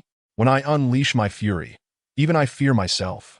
At that moment, his laughter sent a chill down the spines of the two lingering bodyguards. That smile was all too familiar. It was the same one that had preceded their own defeats. Kid, prepare to meet your end. You have crossed paths with someone you cannot afford to offend. The four advancing bodyguards wore cruel smiles, shouting in unison as they charged forward. These four were clearly well-trained, their speed and power remarkable, their teamwork flawless. Chen Jichuan smiled, envisioning Li Fei writhing in agony on the ground. Just then, however, Li Fei sprang into action. He lunged forward, fists flying, and the two bodyguards in front fell to blur past before their eyes, only to be met with searing pain in their chests as their bodies flew backward like ragdolls. Without pausing, Li Fei leapt into the air, executing a sweeping kick. The sound of breaking bones echoed as both bodyguards screamed in unison, sent hurtling away. In the blink of an eye, Li Fei had dispatched all four of the bodyguards Chen Jichuan had summoned. The remaining two were left paralyzed with fear, quickly devising a plan to feign catching their fallen comrades. Upon contact, they exaggeratedly screamed and rolled their eyes back, collapsing to the floor as if unconscious. Such a ridiculous performance. Li Fei stared in disbelief, exasperated by their overacting. Meanwhile, Chen Jichuan stood frozen, struggling to comprehend what had just transpired. These 6 bodyguards were indeed procured at great expense from a professional security firm, each a veteran of elite special forces, capable of dispatching a dozen adversaries with the ease of a game. Yet, within mere seconds, they all lay defeated? Xiao Chun, do you not feel embarrassed for employing such worthless individuals as your protectors? How about this? Do you have an elder sister? If you do, I shall offer my services as your bodyguard. What do you say? Li Fei grinned as he approached Chen Jichuan and remarked, Absolutely, I have an elder sister. Chen Jichuan, still somewhat dazed, nodded in a haze. Li Fei playfully slapped the back of his head, exclaiming, Is that all it takes to bribe Brother Fei? Do you think I'm so easily swayed? At the very least, you must add a younger sister, and she must be beautiful. Do you understand? How dare you toy with me? Do you know who I am? Chen Jichuan finally regained his composure, realizing Li Fei was mocking him. Come on, can you not be a bit more original? This joke is so old, and yet you still use it? I do not care about your background, nor do I care who your father is. I shall ask you this. Do you wish to experience a fist the size of a clay pot? Li Fei extended his fist before Chen Jichuan's eyes, a cold smile gracing his lips. Chapter 17. The 4 treasures of the bar. Come on, can you not be a bit more original? This joke is so old, and yet you still use it? I do not care about your background, nor do I care who your father is. I shall ask you this. Do you wish to experience a fist the size of a clay pot? Li Fei extended his fist before Chen Jichuan's eyes, a cold smile gracing his lips. Faced with the intimidating fist, Chen Jichuan shrank back, gritting his teeth, yet dared not utter a word. A wise man does not suffer immediate losses. A true gentleman knows when to yield. Today, I shall yield out of respect. Why are you silent now? Are you afraid? Or do you plan to gather reinforcements to reclaim your honor later? Li Fei's eyes glinted ominously as he suddenly struck the wall with a punch. Feel free to come back and show off next time. Brother Fei has been in the face-macking business for 20 years. However, do not dare to entangle yourself with Qingqing again, or do not blame me for being ruthless." With that, Li Fei withdrew his fist. With a thunderous crash, the wall collapsed instantaneously. Wow! Chen Jichuan's expression changed dramatically, instantly terrified. His face turned pale, his legs weakened, and he fell to the ground. Was this even human? Where did he find such a fierce bodyguard? Li Fei nodded in satisfaction at the impact of his punch. "I come from the mountains, accompanied by a lovely lady, indulging in passion by day and continuing by night." Li Fei, hands behind his back, hummed a tune, sauntering away leisurely. Upon reaching the entrance, he spotted Su Qingcheng, her expression anxious as she paced back and forth. A warmth spread in his chest. This little girl seemed genuinely concerned for him, displaying a hint of conscience. Seeing Li Fei approach so casually, Su Qingcheng hurried over and asked, "What did Chen Jichuan say to you? Did he threaten you? How could that be? We are all cultured individuals, are we not? Chairman Chen admires my singing and insisted on introducing his sisters to me, which I firmly declined," Li Fei replied with a smile. "Brother Fei is not so easily swayed. I haven't even seen what they look like. How could I agree so readily? What if one resembles Feng Jie? Wouldn't that be a disservice to little Fei?" Su Qingcheng was left speechless. Could he not be any more absurd? Without a word, they arrived at the parking lot. Just as Li Fei pulled open the car door, Su Qingcheng's phone rang. She glanced at the caller ID and decisively hung up. The phone rang again, and she hung up once more. It rang again. Li Fei could hardly contain his frustration. Who was so persistent, refusing to give up until they got through? Finally, Su Qingcheng, resigned, her expression somber, answered the call. "Qingcheng, why didn't you answer your father's call?" A furious male voice boomed. "Please, just say what you need to say." So Qingcheng de goldly. What kind of attitude is that? Is this how a daughter speaks to her father? Well, you're about to sell your daughter. So why should I care about my attitude? Su Qingcheng retorted with a hint of sarcasm. "Ah, father has no choice. You must understand my predicament. Just say it plainly. I do not wish to hear this any longer." "Very well, the Wu family will be coming soon. When do you plan to return home?" "I will speak of it when they arrive." She hung up before waiting for a response, her familial ties within the affluent circles seeming trivial in the face of self-interest. Su Qingcheng felt a sting in her nose, her eyes reddening as she climbed into the car. Gazing out the window, reflecting on the recent call and the evening's events, a flicker of exhaustion crossed her eyes. Why must I face all this alone? Why must my family's crisis rely on sacrificing my happiness? She felt a surge of discontent. Suddenly overwhelmed with a sense of gloom and irritation, she craved alcohol, longing to drown herself in drink to escape the chaos of her thoughts. Observing Su Qingcheng's current demeanor, sorrowful and haggard. Where was the ice-cold so she once knew? "So if you have anything to say, feel free to share," Li Fei said, fixing his gaze on her eyes with utmost seriousness. "As long as I am here, if you shake your head, there is no one in this world who can compel you to do anything against your will." Li Fei's sudden seriousness caught Su Qingcheng off guard. She shook her head, gazing out the window, faced with such a colossal entity as the Su family. Even her brother, who was so proud, could only choose to evade. What could a mere pig farming enthusiast like him do? "To the bar." "Very well." Li Fei said no more. Since Su Qingcheng wished to drink, he would accompany her. As for what lay ahead, it mattered not who it was. Should anyone provoke Su Qingcheng, Brother Fei would deal with them ruthlessly. Li Fei activated the navigation, pressing the accelerator. Just as they exited the hotel parking lot, he spotted a dark mass at the intersection. A group of 20 to 30 individuals wielding steel pipes and cleavers loomed ahead. Li Fei squinted, a grin spreading across his face as he recognized a familiar face among them. At the forefront was Wang Jie, his face swollen like a pig's head, puffing on a cigar with an air of arrogance. "Wang Xiaoluk, the Maserati is here," shouted a lackey beside him. Wang Jie tossed aside his cigar, his expression turning malevolent as he gritted his teeth. "Block that car. If I don't take him down today, I won't carry the Wang surname." 20 to 30 thugs complied, swiftly barricading the road. Wang Jie, brimming with arrogance, pointed at Li Fei in the Maserati's driver's seat. "You brat, you're dead today." Su Qingcheng, sitting in the passenger seat, paled at the sight. "What do we do?" "Relax, trust Brother Fei, and you shall live forever." Li Fei replied dismissively, a smirk on his face as he glanced at the raucous Wang Jie. With a foot on the gas pedal, the Maserati roared to life, hurtling forward like a cannonball.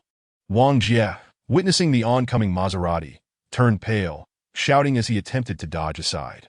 Virum! The Maserati showed no signs of slowing down, transforming into a blue blur, vanishing from the crowd's sight. The air was filled with the distant echoes of Wang Jie's furious curses.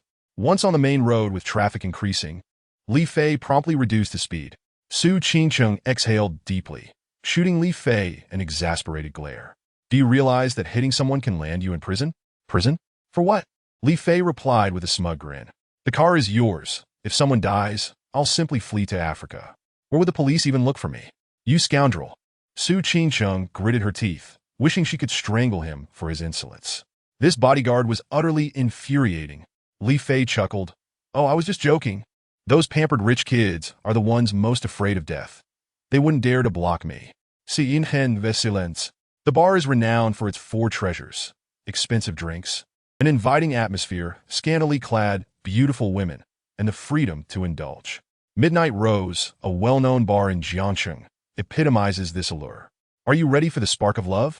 Everybody, with pulsating music and a throng of revelers dancing wildly. As soon as they entered, the heavy scent of hormones enveloped them.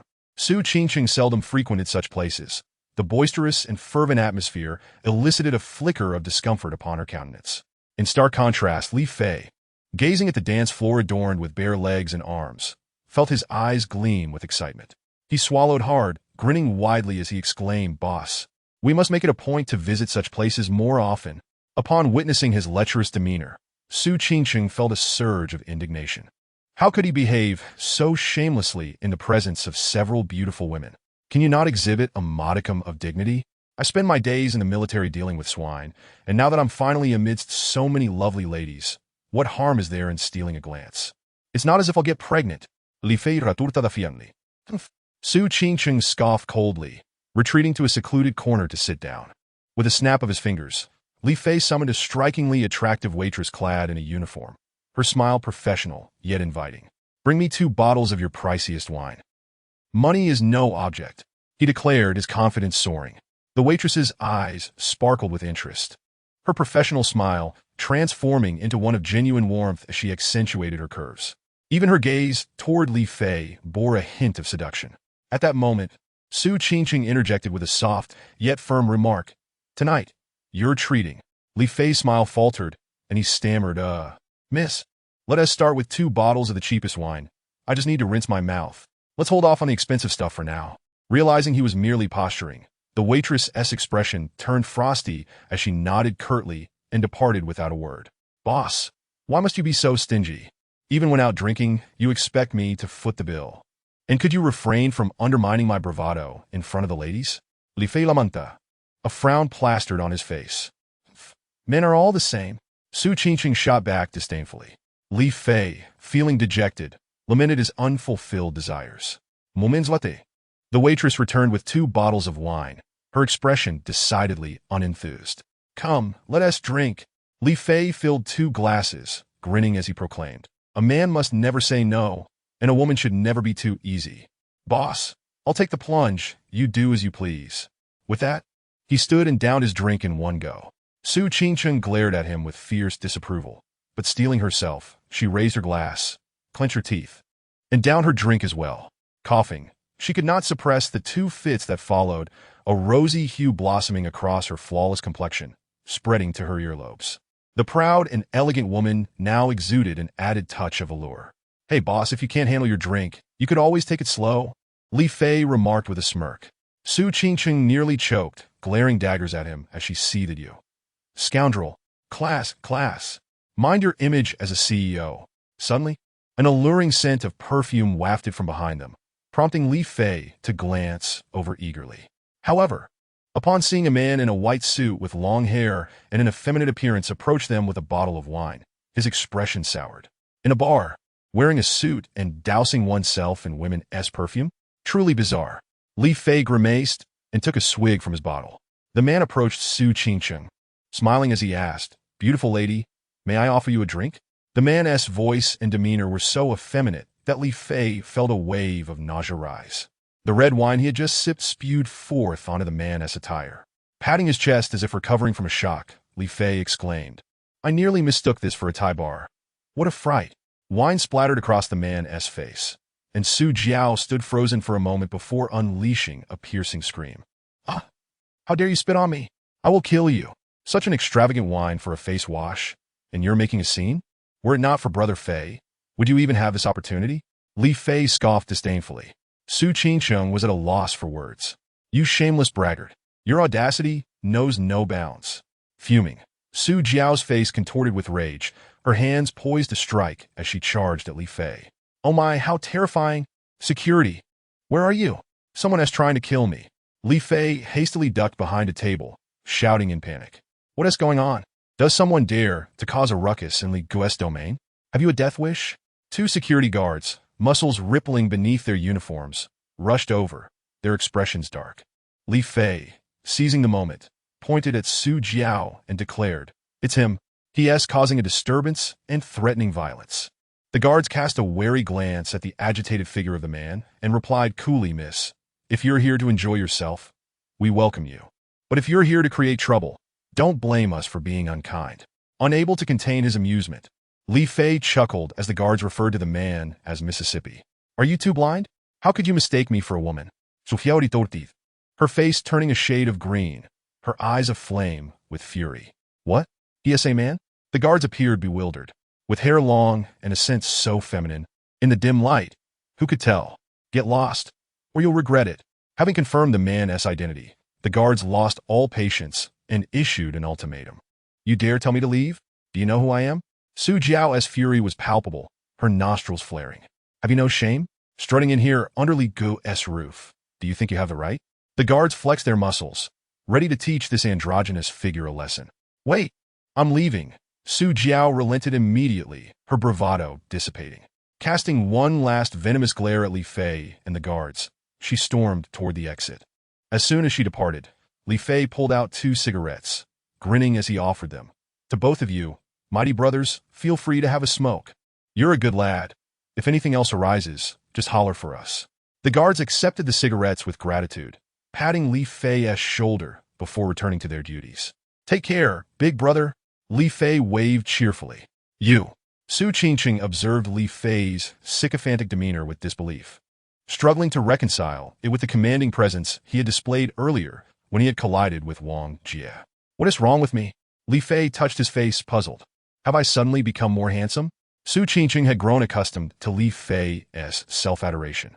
Pouring herself another glass, she regained her composed demeanor and remarked coolly, I expected you to confront him directly. How could that be? We're not the violent type.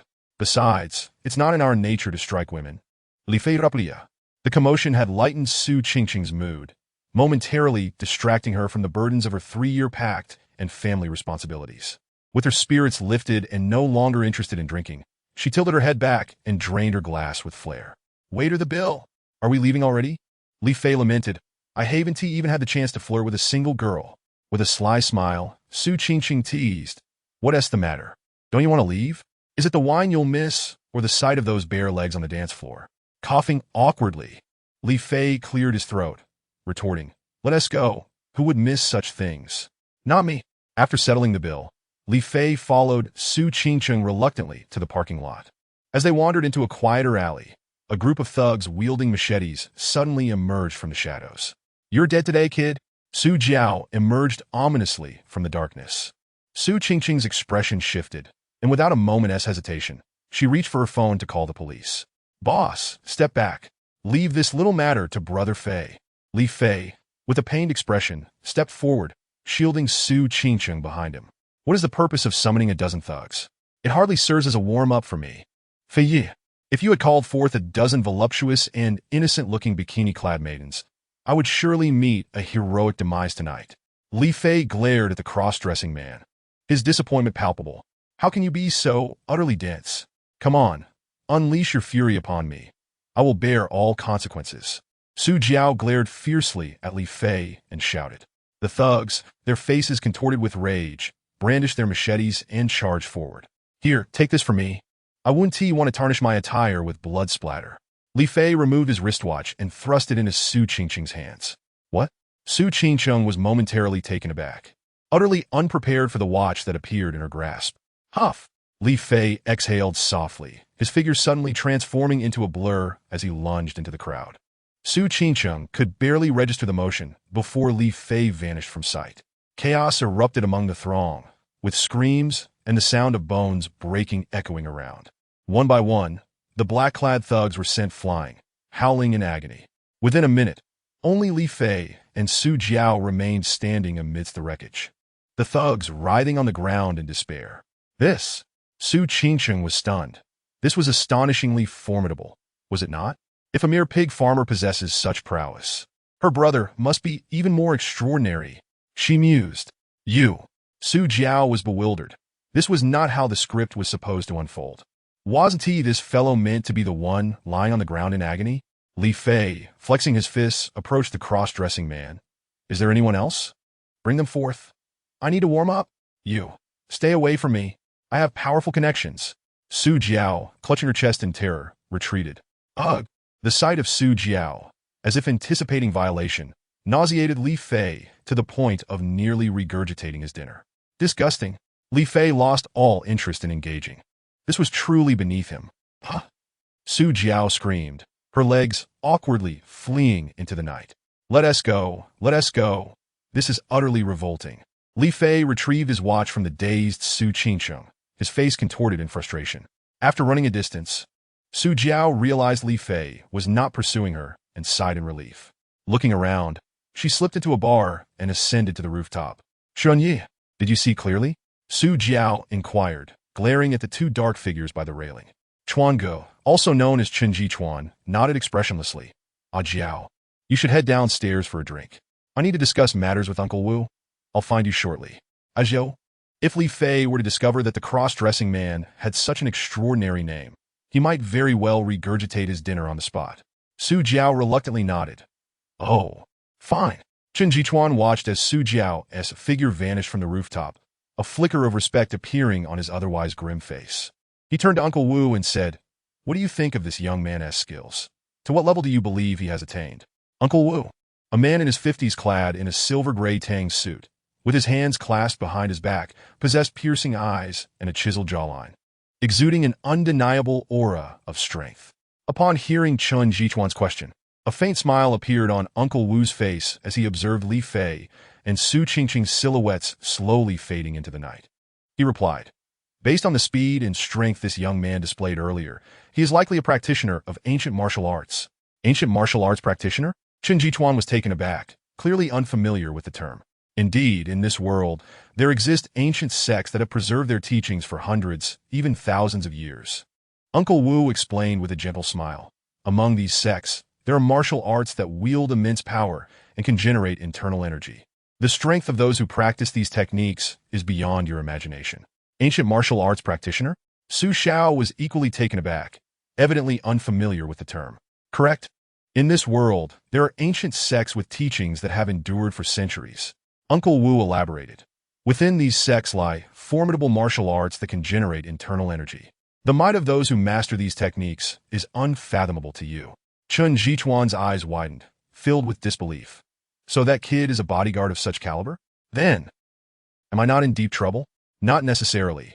There exists a hierarchy among ancient martial arts practitioners. Uncle Wu shook his head dismissively. Based on that young man's recent display, he is likely no more than the lowest tier, the Huang level. Chen Jichuan was uninterested in the nuances of such classifications. He was solely focused on how to eliminate that fool. Uncle Wu, how should I deal with him? Do I need to? Chen Jichuan's face twisted with malice as he mimicked a shooting motion. Uncle Wu shook his head, calmly stating, No need, send Zhang Wei. The Chen family has nurtured him long enough. It is time he contributed. Zhang Wei? The head of the security department? He is also an ancient martial arts practitioner? Upon hearing Uncle Wu utter this name, Chen Jichuan was momentarily stunned, struggling to comprehend.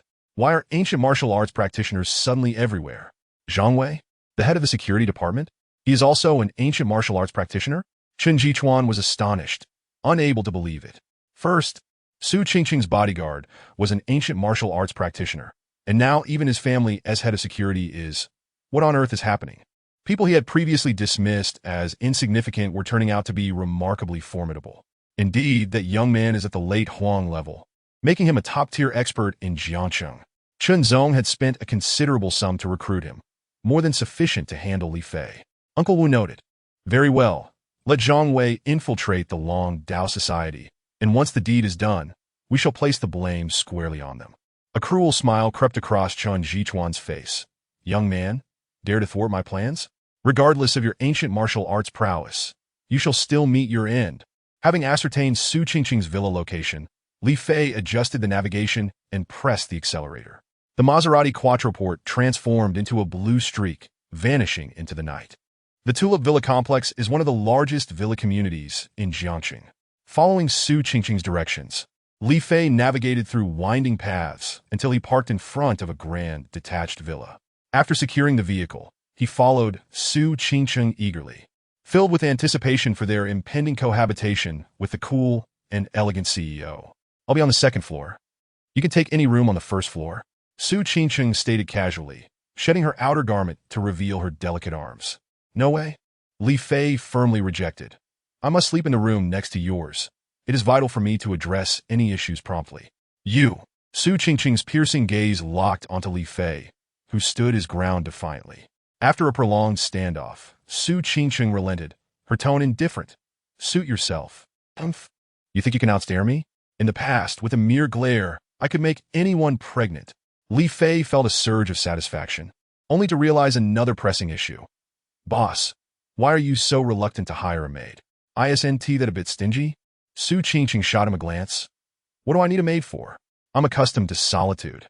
It's peaceful, but I'm not accustomed to it." Li Fei protested vehemently. "Who will wash the clothes? Who will cook? Who will clean the dishes after a meal?" Li Fei bombarded her with an array of urgent questions. "So you've grown hands, haven't you? Relying solely on a maid for everything. Are you here to be a bodyguard or a lord?" Su Qingqing couldn't help but internally scoff, exasperatedly replying, "Why don't I just handle all of that myself?" Li Fei's eyes lit up, nodding fervently. Yes. Rest assured, I'll still wash my own underwear." "Go to hell." Su Qingqing seized the cushion from the sofa and hurled it at Li Fei's face, storming up to the second floor in a fit of rage. She suspected that remaining in his company would surely drive her to her wit's end. Noticing her departure, Li Fei hastily stood up and inquired, "Boss, do you have any clean clothes?" "The outerwear is fine, but I really need to change my underwear." Su Qingqing nearly stumbled down the stairs at his audacity. "You bastard." She turned around, gritting her teeth. "Do you want to wear mine? Yours? Li Fei Yazitata. Wouldn't it be a bit small?" Xiao Fei might feel uncomfortable. Su Qingqing retorted, "Go to hell." The absence of clean clothes left Li Fei somewhat displeased. The next morning, as dawn broke, Li Fei rose early. Although he understood that no amount of training could yield any internal strength, he found himself unable to resist the urge to get up at the crack of dawn. Alone in the courtyard, he practiced a set of punches, sweating profusely.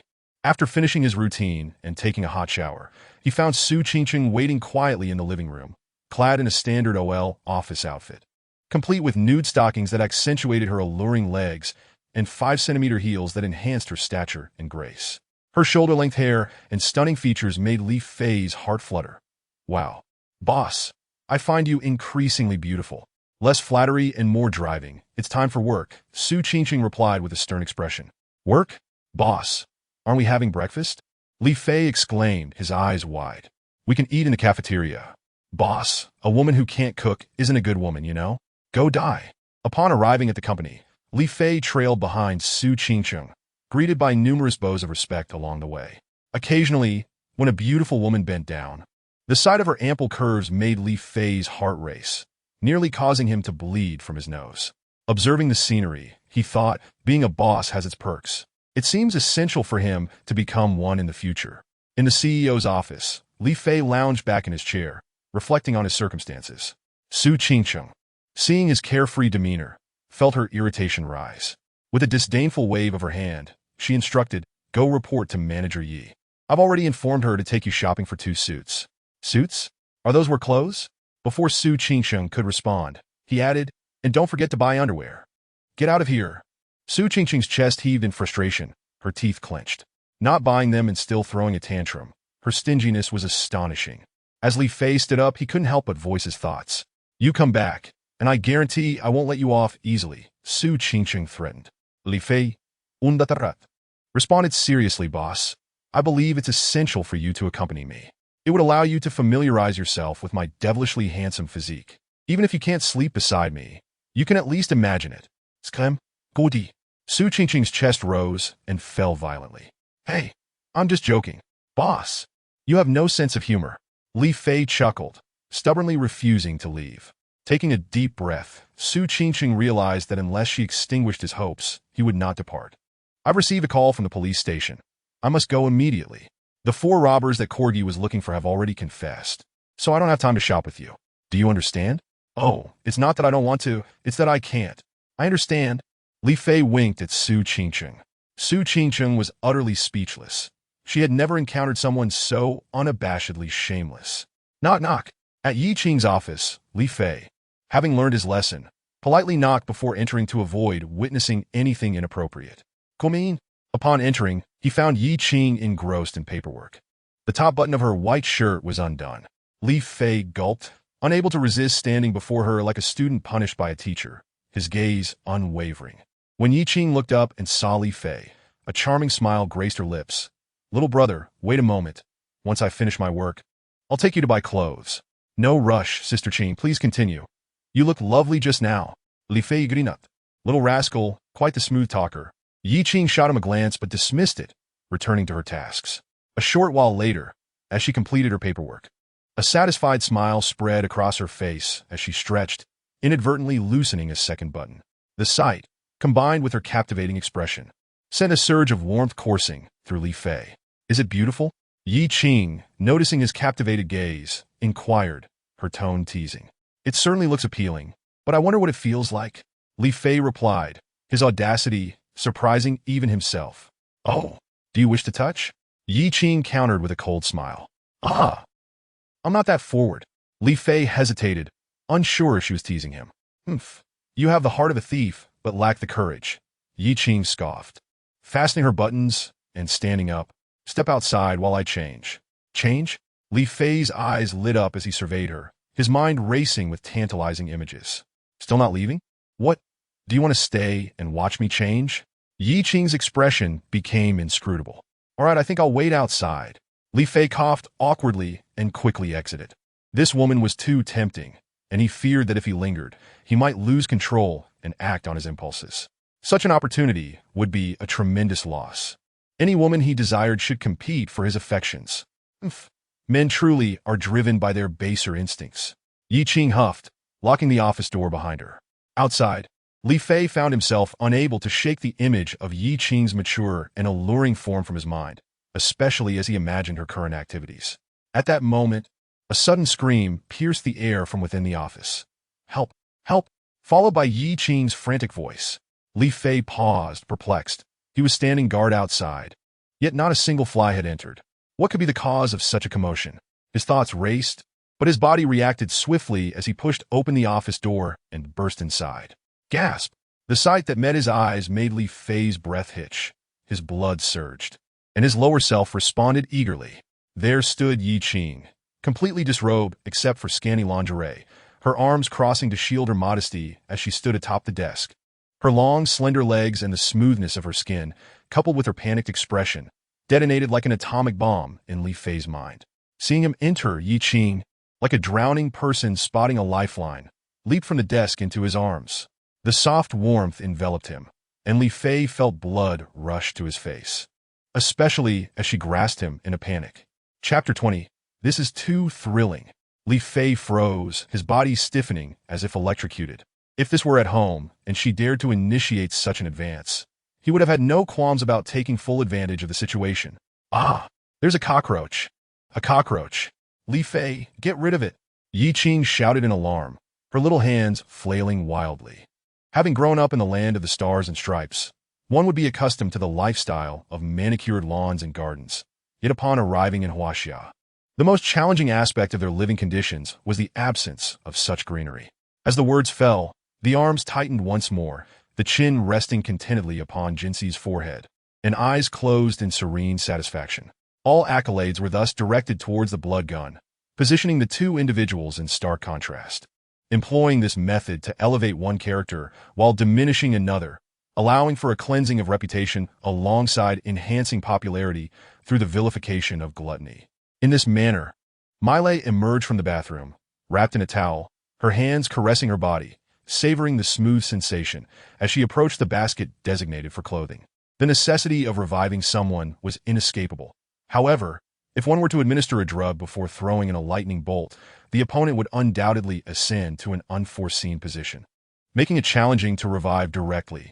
Wang Rinsong expressed his dilemma, stating that this internal skill was solely imparted to disciples of the mysterious sect, traditionally not to be shared. How could I privately pass on my martial arts to another? In the afterlife, how would I face the ancestors who established our teachings? He lamented. Among the opposing lineup, Bloodthirsty Tyrant, Eternal Soul, and Black Blood advanced to the forefront.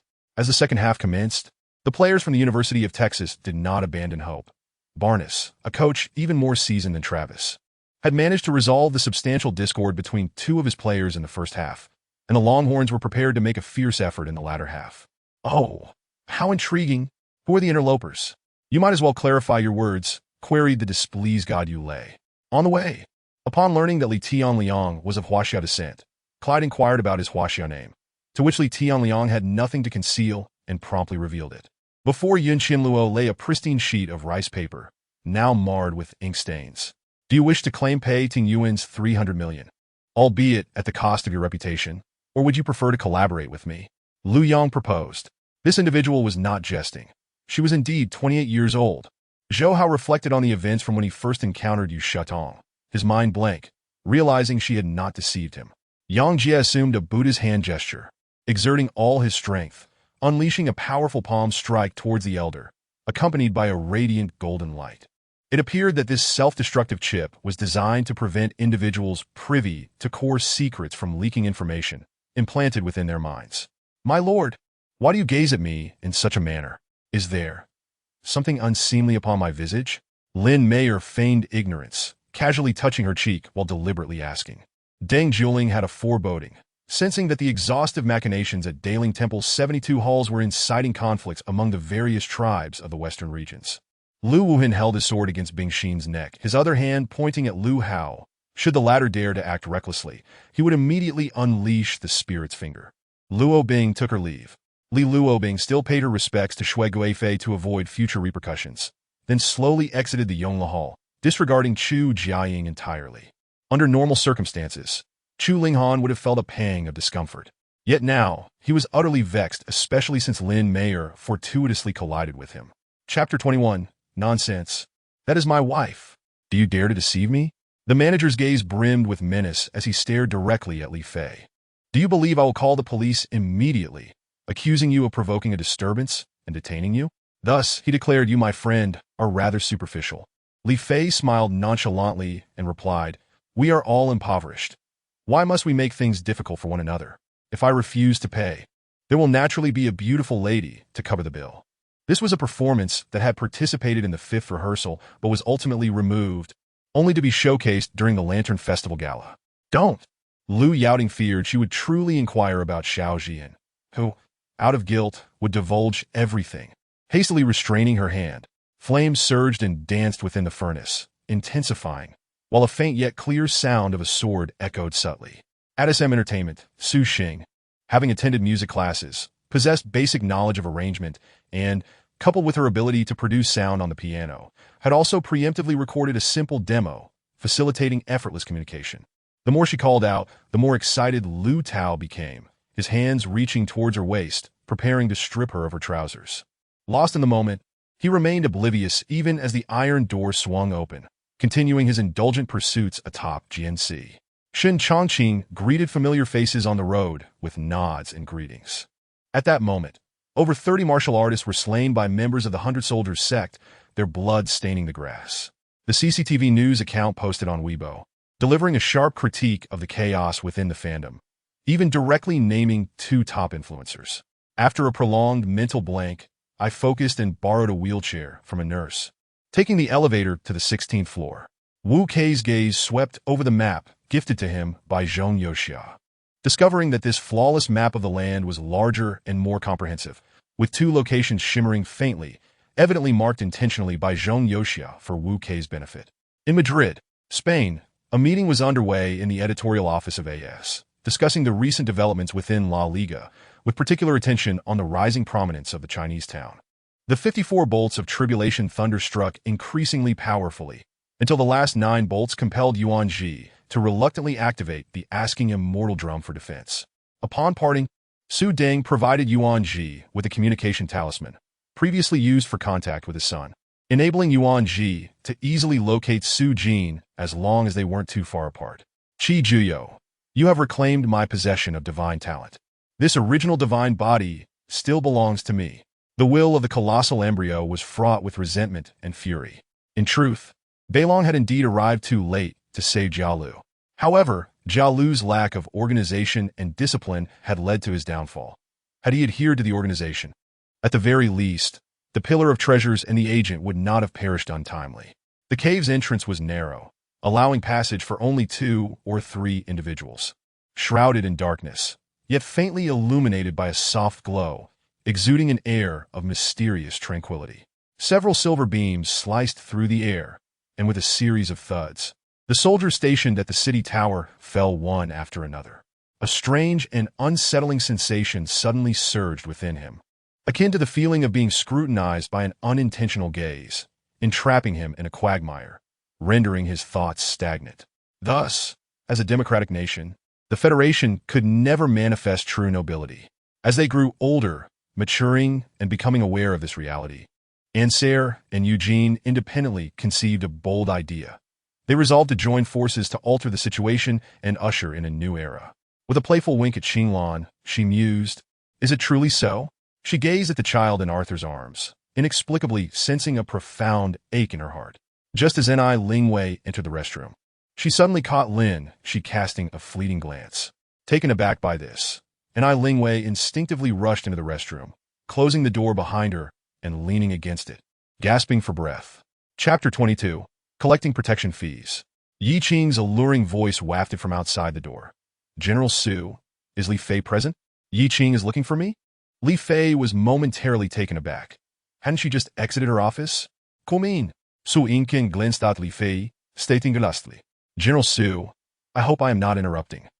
Nowadays, I feel as though I am existing within a dream." Tears glimmered in Murong Wan's eyes, witnessing the formidable treasures and techniques of the soul-refining sect. The black and white twin devils could not help but feel a twinge of envy and resentment, their hearts turning dark. Zhou Yang found himself at a loss for words, ultimately requesting Kiru to assist the Zhou family in arranging accommodations before he and Xiao Lin departed from the governor's residence. Explaining Zhou's situation along the way while deliberately omitting any mention of their ambiguous relationship. After Yan Hanshui and the others left, he discreetly slipped away. "In comparison, my fate appears rather fortunate. As for the population, perhaps I should lend her a hand. Though I am a benevolent soul, it is only towards the good. I am not." Yan Hanshui dressed and departed from that place. Upon reaching the bedside, the sight of Luo Xiaoxian caused Xiao Qi's heart to race uncontrollably and his throat to dry up. Meanwhile, Xiao Lan, concerned for the casualties of others, shielded her body with her wings and rushed away. Activating her angelic protection skill, she deflected thousands of thick tentacles aimed at her team. Lu Ying, a court official, was well versed in the affairs of the imperial court. Even the 3 dukes were supporting Xiao Feng, which was a significant endorsement. Furthermore, even the ailing emperor wished to summon Xiao Feng, elucidating the intricate relationships at play, which Lu Ying grasped immediately. Jia Qing incessantly spoke, while Yin Yun understood that her implication was that the 421 team had not drawn Jia Huanren's attention. The 2 black wolves had been named by Chris. One was called Huya and the other Ling Feng, a male and a female respectively. Chu Wanjun fixated on the bone spirit's cold fire before him, sensing a terrifying aura of destruction emanating from it, which elicited a faint smile at the corner of his mouth. However, Lei Zhan was preoccupied with training the new recruits and his impending wedding with Ran, regrettably unable to partake. In truth, after he inadvertently observed the abnormality of the crimson sun and blood moon in the sky, he had a vague sense that hidden secrets lay within. This poison could only be cured by the peony. If she were unwilling, killing her would be futile. Yet, Chen Feng did not believe he was at fault and felt no need to bow to anyone. Continuing to expound on grand principles would surely be a waste of time. Resolutely, Chen Feng moved, merging his fingers and swiftly striking the acupoints on Lu Runin's upper body. Thus, he ceased to be polite and, taking advantage of the delay of those arriving behind, launched a punch towards the person in front. It was not merely a matter of suspension. They were withholding wages and forbidding us from entering the company. Were it not for my meager savings, I would undoubtedly be driven to ruin by him, Gao Zhenhai cursed. Su Fei also considered how difficult it was to come here. Even Su Qingyuan was frightened by them. The reason for his current exploitation was due to a lack of alternatives. If he had other options, he would not treat Chi-Chi in such a manner. Various patterned fabrics hung on the bamboo rack, and beside the stone slab used for scraping paste was a dye vat about a meter in size. Only he and Zheng Kaifeng were aware of the circumstances surrounding his son, as Zheng Kaifeng's mother had died in childbirth, raised by his stepmother. In reality, it was Zhou Heng who, during his travels, encountered Zheng Kaifeng's mother, and, driven by greed for her beauty, shamelessly violated her. Naturally, the common folk followed the party media, and for a moment, they extinguished their fires, feeling somewhat embarrassed about the events of the past few days. As the party media's remarks evidently interpreted the situation as online violence. Chapter 23. A reunion amidst the exuberant ruffians.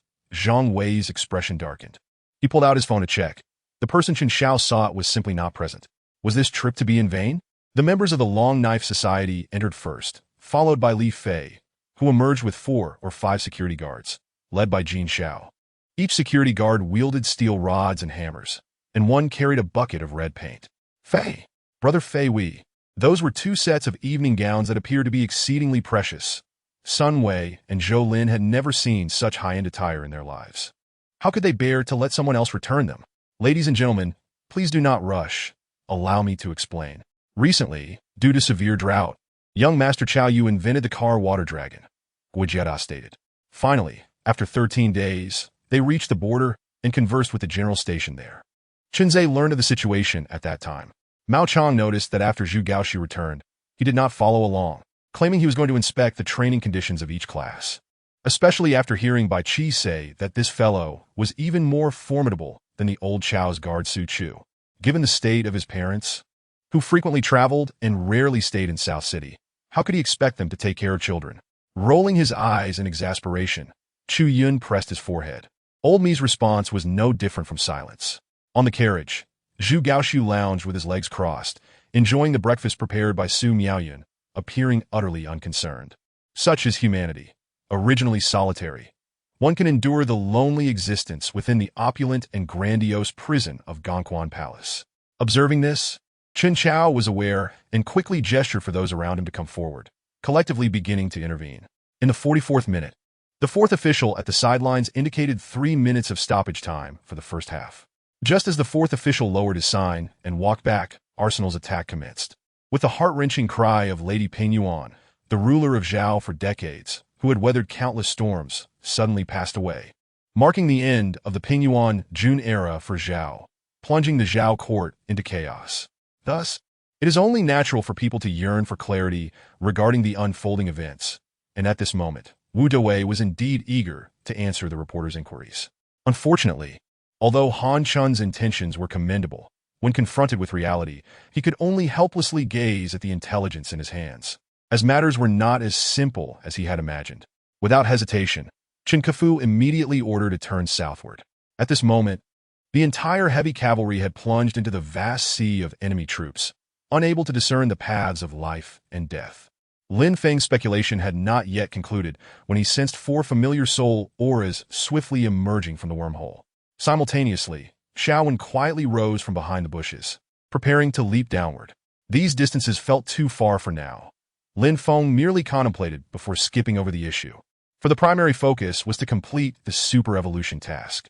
In the following days, I will act alongside you all, as it seems my master has nothing further to teach me at present, Xiaowen replied honestly. However, at that moment, thin energy membranes suddenly reappeared in the sky, and the Hurricane Supreme collided against them, only to be rebounded. Zhu Yidao gazed in disbelief at the falling figure, his heart not just bleeding, but gushing like a spring. How could you do such a thing? Do you think this can repay my kindness? Ignoring his own lack of proficiency in close combat, he immediately commanded another flying sword to lunge at Yun Yang. hoping to reclaim his sword before Yun Yang could erase its true spirit. Indeed, good. I will arrange these matters. But first, let us discuss your desired treatment and how many people you have. Serving the country and the people cannot come without sustenance. Feng Xiaojie remained quite pragmatic. Chapter 24. Is it Qin Xiao again? You come over and chop me. Li Fei pointed at the loudest thug, speaking indifferently. What? Zhang Chong was momentarily taken aback, doubting his hearing. Hurry up and come chop me. Otherwise, I'll crush this idiot with one kick. Li Fei, bizibli impatien, pointed at the scarred knife at his feet, speaking coldly. This idiot. Is he brainless? A question arose in Zhang Chong's mind. Having navigated the underworld for so long, it was his first encounter with someone willingly asking to be chopped. Since you seek death, I shall oblige. A cruel smile crept across Zhang Chong's face as he raised his heavy mountain-cutting knife and swung it fiercely at Li Fei's head. If the strike connected, it would surely split Li Fei's head in two. Are you insane? Su Qingcheng could not help but exclaim. Rest assured, this kid is cunning. Yi Qing initially intended to comfort Su Qingcheng, but as she spoke, her eyes widened in shock, her face filled with horror. Opening her mouth, she was too stunned to produce any sound. Suddenly, Li Fei extended his hand and effortlessly grasped Zhang Chong's knife blade. With a resounding crack, the sturdy mountain-cutting knife was snapped in two. Clang, clang. The entire conference room fell silent, as the thugs of the Long Knife Society dropped their knives and steel rods to the ground. Each one widened their eyes, mouths agape in disbelief, appearing as though they had seen a ghost. Zhang Chong even questioned whether he was hallucinating. He had sharpened this knife before coming. One strike would have severed a thigh. Yet now, it had been caught barehanded and shattered. The blade was at least half a centimeter thick. To break it required unimaginable strength. Are you even human? Zhang Chong's eyes widened in astonishment as he stammered. You guess? A faint smile curled at the corners of Li Fei's lips, and before he could finish his sentence, he delivered a swift kick, sending Zhang Chong screaming as he flew backward. As Zhang Chong was propelled away, Li Fei moved in tandem with him. Su Qingcheng, Yi Qing, and others could only perceive fleeting shadows darting through the conference room. A cacophony of anguished cries echoed around them, figures hurtling toward the corners as if performing a grotesque stacking of bodies, soon forming a veritable mountain of flesh. Within a mere 2 or 3 minutes, the room was filled with fallen henchmen, leaving only the grim-faced Zhang Wei standing. You are not from the Long Knife Society, Li Fei stated coolly, standing before Zhang Wei. Who sent you? Zhang Wei's expression shifted, a deep wariness flickering across his face as he coldly replied. How do you know I am not from the Long Knife Society? Li Fei chuckled lightly, saying, a distinguished practitioner of ancient martial arts, a late-stage Huang rank master. Reduced to being a thug for an underground gang. How absurd. You can discern my cultivation level? Are you a Xian rank master? Zhang Wei's countenance darkened, fear flashing in his eyes. In the realm of ancient martial arts, only someone whose cultivation surpassed another's by a full realm could immediately ascertain that person's level. Upon arrival, Qin Xiao had claimed their target was merely a beginner Huang rank master. Clearly, the intelligence was flawed, mistaking a tiger for a cat, a grave error indeed. You prattle on too much. Since you've come, you might as well stay. Before Li Fei's words could fully register, Zhang Wei's expression changed, and he lunged forward, delivering a punch aimed squarely at Li Fei's face. In a desperate bid, Zhang Wei gritted his teeth, channeling all his energy into a lightning-fast strike. Too slow. Have you not eaten? Li Fei replied dismissively, remaining utterly still as the punch approached, merely inches from his face. Zhang Wei's eyes gleamed with excitement. If this punch connected, it would be as if an elephant had struck. Just then, Li Fei made his move. He swiftly grasped Zhang Wei's wrist, exerting a gentle, yet forceful pressure. With a sharp crack, Zhang Wei's wrist bent at a grotesque angle. Before he could utter a cry of pain, Li Fei followed up with a kick to his abdomen. A wave of agony surged through Zhang Wei, akin to being struck by a train, as his insides twisted painfully. He was sent crashing against the wall like a cannonball. Ah! Thud! Zhang Wei let out a wretched scream, his face contorted with pain as he collapsed to the ground, spitting out a mouthful of dark red blood. This is merely a warm-up. If you do not confess who sent you, I shall ruin your dantian, Li Fei intoned, standing over Zhang Wei with an impassive gaze. Ruin my dantian? Zhang Wei's face turned pale, In the practice of ancient martial arts, having one's dantian destroyed meant the loss of all cultivation. Without cultivation, life would indeed be worse than death. Gritting his teeth, he struggled to rise and promptly confessed it was Chen Xiao. Chen Xiao sent me to eliminate you. Chen Jichuan? This lad seems to be courting death, Li Fei sighed. Why must you compel me to take a life? Tiangu, is it? Enough with the charade of playing dead. Get up quickly, or I shall ensure you remain down forever. Li Fei's gaze shifted to the scar-faced man feigning unconsciousness on the ground.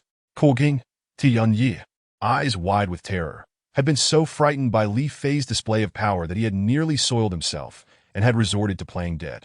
However, he could not escape the gaze of this relentless force. Be brother, whatever you need, just say the word. Xiao Tian is willing to traverse mountains of blades or seas of fire to fulfill your wishes, he stammered, his initial embarrassment giving way to a desperate eagerness. His flattery soaring. The onlookers, Su Qingcheng, Yi Qing, and others, watched in disbelief as Tiangu, once a fearsome figure demanding protection fees, transformed into a sycophantic lackey, shattering their preconceived notions. What a disgrace, Su Qingcheng murmured to herself. Speak, who instructed you to stir up trouble? Li Fei's icy gaze bore into him, completely disregarding the flattery. And no one, big brother, our long knife, society, merely survives by collecting protection fees. The scar-faced man stammered, his eyes darting nervously. Crack! Without hesitation, Li Fei stomped down, shattering the scar-faced man's right hand. He immediately howled in agony, clutching his arm. I shall grant you one more chance. Will you speak? Li Fei inquired coolly. It was Chen Xiao. Big brother. Chen Xiao offered 5 million to incite trouble. The scar-faced man blurted out in haste. Chen Xiao again? Li Fei's eyes narrowed, a glint of cold fury emanating from him. Be brother, I am merely a hired hand. Spare me, the scar-faced man pleaded, beads of sweat trickling down his forehead. Spare you? Repay the 1 million you owe me, and you may leave. Should you dare to cause trouble again, prepare to spend the rest of your life in a wheelchair. Li Fei's gaze was as frigid as ice. Brother, I truly cannot produce such a sum. No money? Then prepare to die. Li Fei's expression hardened. The scar-faced man's face fell, tears nearly spilling from his eyes. I came to collect protection fees, only to find myself in this predicament. Director, is this not a mix-up in the script? Brother, killing is against the law. Your Qingcheng Group, such a large corporation, cannot engage in illegal activities. Tiangu, left with no choice, began lecturing Li Fei on legal matters. Li Fei, upon hearing this, could hardly contain his laughter. These pathetic wretches, attempting to invoke legalities while wielding violence themselves. It was absurd. Ah, it seems you remain unrepentant, Li Fei sighed, grabbing him by the collar. The scar-faced man panicked, struggling futilely against Li Fei's iron grip. Brother, let us converse amicably. What are you doing? He cried out. Li Fei ignored him, dragging him like a rag doll to the window and tossing him out into the air. The scar-faced man looked down, and the sheer height of several stories sent him into a frenzy of terror, his face paling as his legs flailed wildly. Once again, did this man have a penchant for such theatrics? Meanwhile, the onlookers could only sweat profusely at the sight. I shall count to 3. Declare whether you will pay or not. If not, I shall release you, Li Fei stated, his face betraying no emotion. The long knife, society's minions, witnessing their leader hanging precariously outside, dared not utter a sound. Don't let go. I will pay. I will pay. The scar-faced man, utterly terrified, knelt before Li Fei without waiting for him to count. You seek to experience the chill of heights? What a futile endeavor, Li Fei lamented with mock sorrow, tossing the scar-faced man onto the ground. Gasping for breath, the scar-faced man felt as though he had narrowly escaped death. Killing is merely a matter of nodding one's head. Is it truly necessary to resort to such intimidation? Now, tell me, shall it be credit or cash? Li Fei inquired, giving him a sidelong glance. The scar-faced man, his face a picture of despair, lamented, Brother, after all this time in Jiangcheng, I have never faced such dire straits. Allow me to return home and gather the funds before delivering them to you. What do you say? You think me a fool? If I let you go, will you truly return with the money? Li Fei's eyes flared with anger. Thud! The scar-faced man fell to his knees, banging his head against the ground. Brother, even if you kill me, I cannot produce 1 million. I truly cannot. How is it that you all appear so formidable? yet lack even 1 million. How can you dare to collect protection fees while being so destitute? Li Fei shook his head in disbelief. Brother, I collect protection fees precisely because I have no money. If I had wealth, I would not be doing this. I would have long since been in a club with beautiful women. Haven't you realized by now? The scar-faced man's mind raced with frustration. Chapter 25. Sweeping the floor clean. He has no money, and yet he is following Chen Jichuan, who surely must also be lacking in funds, correct? Li Fei shifted his gaze toward Zhang Wei, and the meaning in his eyes was unmistakable. Hand over your money quickly, lest you experience the chilling sensation of being high and mighty. Thud! How ruthless! Zhang Wei immediately knelt down, decisively pulling out his bank card. Brother, I didn't bring cash. All my money is on the card. On the card? Li Fei's eyes lit up. Indeed, card payments are possible. How did I not think of this earlier? With a beaming smile, Li Fei accepted the card, his gaze sweeping over the throng of small-time hoodlums around him. This is all money. Boss, does our company have a POS machine? A mysterious smile crept across Li Fei's lips. Yes, why? Su Qingqing responded, slightly taken aback. That's great. Li Fei's smile deepened with intrigue. For some reason, upon seeing the smile on Li Fei's lips, Scar shivered involuntarily. Tianga, right? Li Fei said with a grin. Tell your underlings to bring out their bank cards and line up to swipe them. Swipe cards? Scar was dumbfounded, thinking, this is even more underhanded than the Black Dragon Society. What about those without cards? Scar persisted. Without cards? Li Fei glared. We support WeChat and Alipay transfers. Damn, this is scraping the bottom of the barrel. When Song Xiaoxue emerged from the restroom with red-rimmed eyes, she was greeted by the sight of the Long Blade Society's thugs, heads hanging low, forming a queue. What on earth are they doing? She paused, unable to resist pulling the nearby security guard aside to inquire. The guard turned, and upon recognizing the renowned beauty of the group, his eyes brightened. His heart racing as he stammered, they're inside. Lining up to pay. Lining up to pay? Song Xiaoxue was taken aback, peering in. There sat Li Fei, legs crossed, wielding a machete, a cigarette dangling from his lips.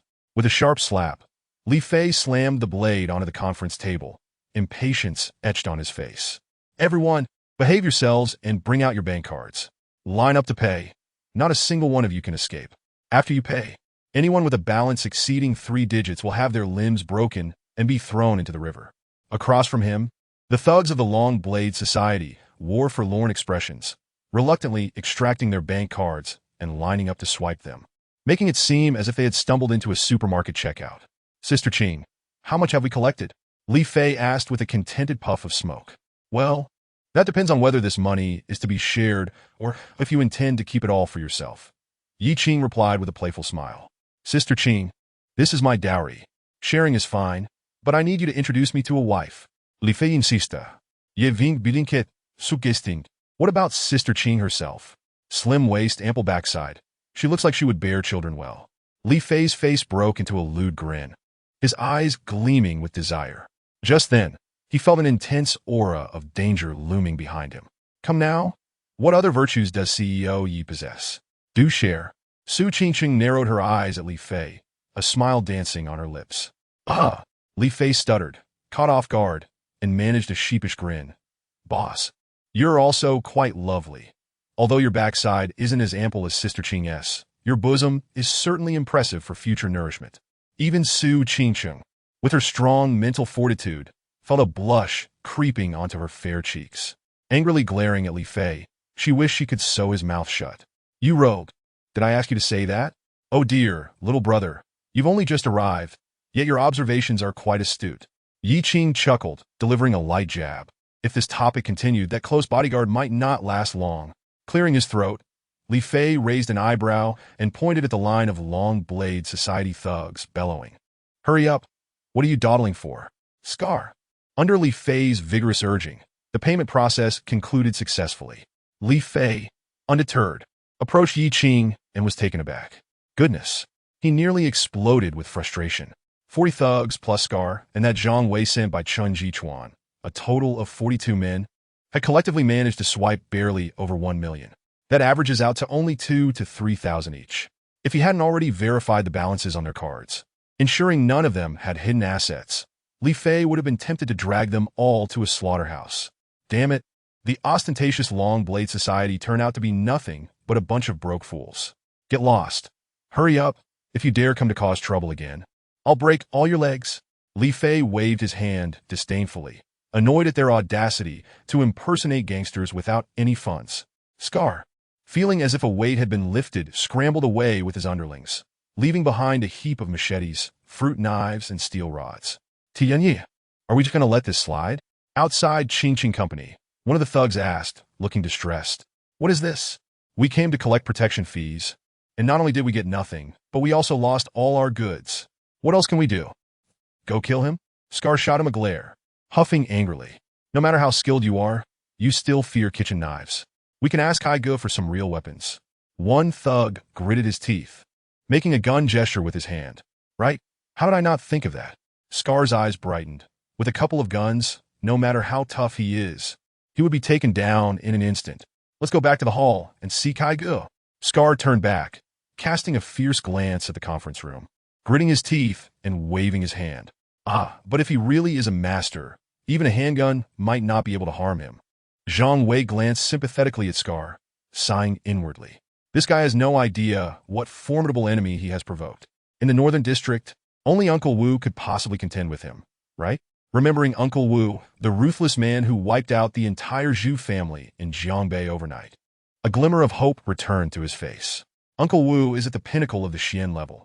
Even if this kid had been training since birth, he would likely not be a match for Uncle Wu. At that moment, a startled exclamation rang out. What the hell? Where's our car? Zhang Wei frowned, his expression freezing as 1,000 curses surged through his mind. 3 Changanunos and a Toyota Land Cruiser had now been reduced to 4 piles of scrap metal. Not only had they been smashed, but they had also been doused in red paint. Is this some sort of sick joke? Who did this? Scar was livid, having saved for years to buy a second-hand Toyota Land Cruiser to show off, only to see it all come crashing down. With bloodshot eyes, Scar felt his heart bleed. Tianga, what do we do now? A thug asked. Take the bus back. I will never let this bastard off the hook. Scar fumed. The Long Blade Society's crew was in tears, while inside the conference room, Li Fei was in high spirits.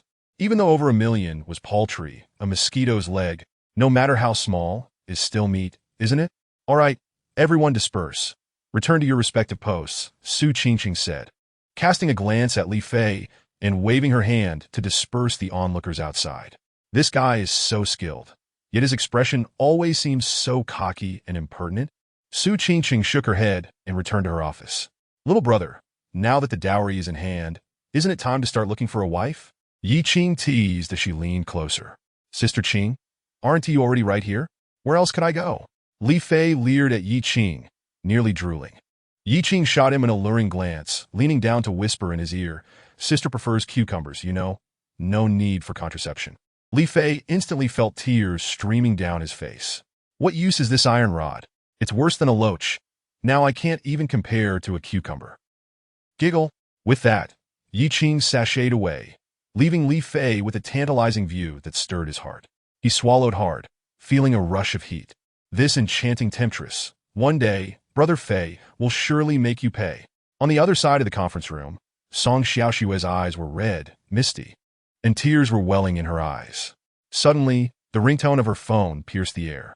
She picked it up, and upon seeing the caller ID, her expression shifted dramatically as she answered the call and walked toward the door.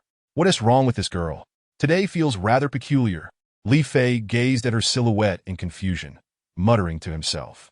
At that moment, a notification sound interrupted his musings, a text message from the bank. Upon checking his phone, he discovered that Yi Qing had transferred money to his card. After returning home, he found himself utterly penniless. Thankfully, he had the support of Lei Feng from the Long Knife Society and Lin Yueyao, who had each sponsored him generously. He could soon indulge in the company of young models at the club. Li Fei's spirit soared as he contemplated where to find 2 charming ladies tonight to discuss lofty ideals and life aspirations. Li Fei. Su Qingqing's icy voice pierced through his daydreams. Is there something you need, boss? He replied with a cheerful smile, tucking away his bank card. Xiao Shui just took a leave. I noticed she seemed a bit off. Please take my car and check on her. If there's anything you can assist with, do help. Su Qingqing instructed, her brow furrowed with concern. Understood. I'll hurry. She just left, he said, retrieving the car keys and hastening toward the elevator, only to realize he was too late. It had already descended. Smacking his forehead, he lamented forgetting to ask Su Qingcheng for this girl's phone number. Left with no choice, he could only wait, hoping she wouldn't leave too quickly. A moment later, he started the car, flooring the accelerator as he spotted Song Xiaoxue in the distance at the intersection. He pressed down hard on the gas, swerved the steering wheel, and then slammed on the brakes, executing a graceful drift in his Maserati, coming to a halt right in front of her. "Miss, would you like a ride?" Li Fei asked, rolling down the window with a grin. "Ah, Feiga, it's all right, I can go back on my own," Song Xiaoxue replied, a hint of panic flashing across her face as she declined. "Get in. Su Zong asked me to give you a lift. If you refuse, I might get scolded. Can you bear to see me reprimanded?" Li Fei implored with a pitiful expression. Having reached this point in their conversation, Song Xiaoxue found it difficult to say no. "All right. Thank you, Fei Ge." She opened the car door, her eyes glistening with gratitude at the concern shown by her colleagues, especially from someone so close to her. Once inside, Li Fei stepped on the gas, and the car shot forward like a bullet, leaving a blue streak in its wake. "Shall I tell you a joke?" he asked, noticing her somber mood and promptly turning off the music. "A joke?" Song Xiaoxue paused, taken aback by his genuine concern, feeling a flicker of warmth in her heart. "I'm sure Fei Gu's jokes are delightful. You guessed correctly. I'll tell you a joke first, and later, I'll sing Orchid Grass for you. That is one of my specialties," Li Fei said, his eyes sparkling with enthusiasm as he cleared his throat and began his story. A farmer's cow died, and he wept bitterly. A fairy saw him and consoled him, saying, "If you come with me, I'll resurrect your cow." The farmer agreed, and the two of them were at it over 100 times. The fairy was quite pleased and praised him. "How are you so skilled?" The farmer replied, "I'm not skilled. My cow wouldn't have died otherwise. What do you think? Amusing, right?" Li Fei asked, a satisfied grin on his face. Song Xiaoxue looked bewildered, her brow furrowed as she weakly inquired, "But you never explained how his cow died? Is there really someone so adorably naive?" Li Fei stared at her in astonishment, making her feel slightly embarrassed. She reminded him, "Fei Ge, you should watch the road while driving." "All right, I concede to your innocence." Li Fei chuckled, finally revealing the punchline. The farmer had to perform over 100 times in one day. The cow couldn't take it and died. Song Xiaoxue's face flushed crimson, her expression one of feigned reproach. "Fei Ge, you're so naughty to tell such risky jokes." Li Fei beamed with pride, a mischievous smile spreading across his face. "Hey, would you like to hear an even funnier one?" "Don't know. Fei Ge, I've arrived. Just stop at the intersection ahead." "Very well," he replied, a hint of disappointment as he pulled over. "Darn it, I hadn't even sung Orchid Grass yet." "Thank you, Fei Ge." Song Xiaoxue waved as she prepared to exit. But Li Fei quickly called out, "Xiaoan, wait a moment. Let me park the car and give you a ride home." A flicker of panic crossed her face as she hurriedly refused. "No need, Fei Ge. I'm right at my doorstep. I can manage on my own." After a moment's thought, Li Fei nodded. "All right, well, goodbye, Fei Ge. Goodbye." He glanced around, locating a parking space on the roadside, and parked the car. Following the directions Song Xiaoxue had taken, he pursued her. Crossing the intersection, he was taken aback to find himself in a run-down urban village. Given the decent wages and benefits at Qingqing Group, it was surprising that Song Xiaoxue, a high-ranking secretary, lived in such a place. From a distance, at an alley, he spotted a group of tattooed men in short sleeves surrounding Song Xiaoxue, who was accompanied by a middle-aged woman resembling her. "Ganga, look at my daughter. She is stunning. A white-collar worker at a major company," the woman exclaimed, pulling Song Xiaoxue closer to the men. Ganga, with a pig-like face, swallowed hard, his eyes gleaming with lust as he leered at Song Xiaoxue. "Wow, what a gem! But isn't 30,000 a month a bit steep?" Seeing his hesitation, the woman quickly reassured him, "Not at all. Ganga, my daughter has never had a boyfriend. She is still pure. She is worth every penny." "Still a virgin?" Gangu's eyes lit up, a lewd grin spreading across his face as he nodded in satisfaction. "All right, Gangu will take a little lost sister. Come with me." As Song Xiaoxue listened to her mother and Gangu's conversation, her face turned pale, as if struck by lightning. "Mom, what are you saying?" She trembled, her voice filled with despair. While the woman stammered, her gaze evasive, unable to articulate her thoughts. "It's quite simple. Your mother owes me 30,000. If you keep Ganga happy for a month, I'll consider the debt cleared." Gangu interjected impatiently. "Mom, you've been gambling again?" Didn't you say you would quit? Dear daughter, I promise I'll quit after this. Just think of it as having a boyfriend for a month, the woman pleaded, her face flushed with embarrassment. Song Xiaoxue could hardly believe her ears. These were words from her own mother.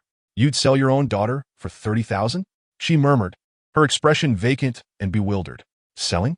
How could you say that? Where else can you find a job that pays 30,000 a month? Besides, before she could finish, Gang Gu, irritated, interrupted, enough of this nonsense. Come with me now. I can hardly wait for such a pristine girl. As he reached out a rough hand towards Song Xiaoxue, she recoiled in panic. Don't come near me. I'll call the police. Call the police? You think that'll help? I'll make sure to sell both of you into the business if you don't behave, Gang Gu snarled, his face twisted in menace. Please, Gang Gu, she is just a girl. Let me talk to her a bit more. I promise she'll comply, the woman rushed to say, stepping in front of Gang Gu with a forced smile. Make it quick. I'm busy and don't have time to waste, he replied impatiently. All right, I promise it'll all be fast. The woman turned to Song Xiaoxue, her eyes narrowing as she hissed. You little brat, what do you think you're doing?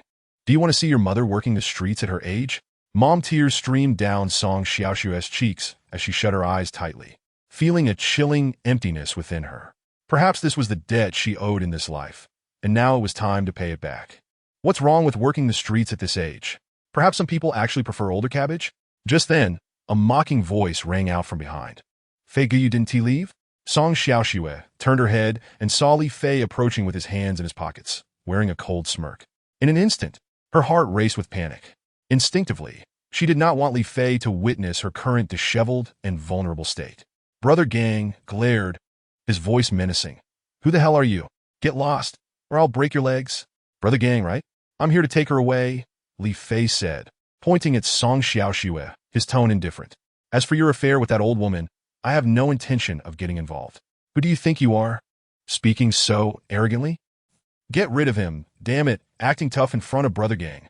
Brother Gang glared fiercely at Li Fei, gesturing for over a dozen of his underlings to surround him with sinister smiles. I knew it. Without a beating, reason won't get through to them. Li Fei shook his head, revealing a hint of helplessness. Ever since returning to the country, most of his time had been spent fighting. This life was unbearable. Kid, next time you act tough, make sure to open your eyes. One of the underlings grinned maliciously, raising a steel pipe and swinging it towards Li Fei's head. If it hit, it would surely leave him severely injured. Quite ruthless, aren't you? Chapter 27. Li Fei's gaze turned icy as he lifted his leg and delivered a powerful kick to the underling's chest. The underling felt as if a train had struck him. A wave of excruciating pain surged through him, and he was sent flying. In the blink of an eye, Li Fei moved like a tiger among sheep. The sounds of screams echoed continuously as the number of underlings still standing dwindled, and Brother Gang's expression darkened further. Bang! The last standing underling was knocked unconscious. Li Fei approached Brother Gang with a smile, gently patting his face, and said with a serene smile, Brother Gang, may I take my leave now? Brother Gang's forehead was slick with cold sweat. Who was this monster? So ferocious? Over a dozen underlings were knocked out in less than 3 minutes. It was simply brutal. Despite the fear gripping him, Brother Gang gritted his teeth and said, the young one can leave, but the old one must stay. Debts must be repaid. It's only right. All right. Li Fei nodded, affirming the principle of repaying debts. He was not unreasonable. Most importantly, he had no desire to concern himself with the life or death of someone who gambled away debts and pushed their daughter into a pit of fire. Let us go. Xiaoxue. Li Fei turned to leave, but suddenly heard, hey, you can't just leave me behind. If you want to go, let us go together. Otherwise, my daughter won't follow you. Before Song Xiaoxue could respond, her despicable mother jumped in front of her, panicking. If she stayed, Brother Gang would surely devour her alive. If it were not for Li Fei's explosive temper, such a scoundrel who gambled and sold his daughter would have been kicked to death long ago. Now you remember she is your daughter? When you were gambling, did you ever think about having a daughter? Li Fei shot her a cold glance and mocked. I. Xiaoxue, Mom was wrong. I won't gamble anymore. You must save me this time. Gu Li stuttered for a moment before suddenly kneeling on the ground, clutching Song Xiaoxue's leg, pleading desperately. Goodness, is there really such a shameless person in the world? Li Fei was speechless, utterly astonished by the audacity of this woman. After all, she was her biological mother, and having grown up without a father, The two had relied on each other. Gu Li's act of kneeling instantly softened Song Xiaoshua's heart. She helped Gu Li up and implored, Fei Gu, please save my mom this time. She will become a better person. Change? Can a dog change its nature? Li Fei scufa disdainfully. People who gamble without regard for kinship would never truly change without a lesson they would remember for a lifetime. Gu Li, what do you mean? Trying to default on your debt? Brother Gang grew anxious, sensing that she was not planning to repay the money. It's not that I want to pay. It's that I have no money. There is nothing I can do. Gu Li threw caution to the wind, adopting an attitude of indifference. Brother Gang's face twisted with malice. No money? Then go work in the field. You can leave once you repay your debt. My son-in-law is here. No one could take me away today. Gu Li resolutely pointed at Li Fei, shouting. Goodness, her shout truly startled Li Fei. He looked at Song Xiaoshue with a peculiar expression, as if to say, Did you hear that? Your mother has spoken. You are now my wife. Mom, what are you talking about? Fei Gu and I are not what you think.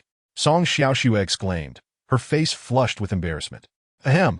This lady, Xiaoshue, and I are merely colleagues. It is not at all what you are insinuating, Li Fei coughed awkwardly, explaining. Feeling the pressure of bearing such an enormous burden without gaining any benefit, Li Fei sighed heavily. You men think I wouldn't understand?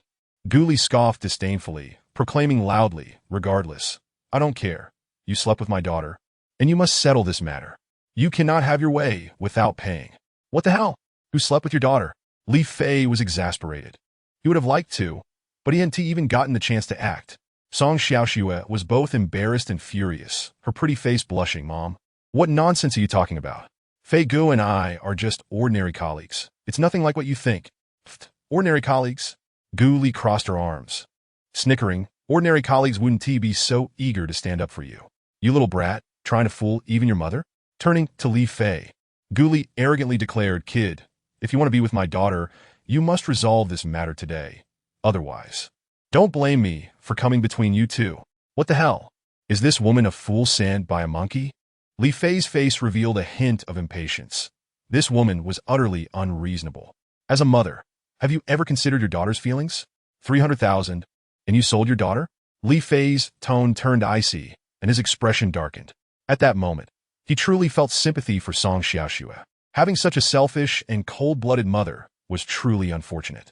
Upon hearing Li Fei's words, Gu Li was momentarily taken aback, then shouted, What does this have to do with you? If you don't help me resolve this matter, my Xiaoshue will not be able to leave with you today. Tears welled in Song Xiaoshue's eyes as she choked back her sobs. Mom, what are you trying to do? If you continue like this, how will I be able to face my colleagues at work? At worst, change companies. You are so beautiful. Are you afraid you want to find a job? What does finding a job have to do with looks?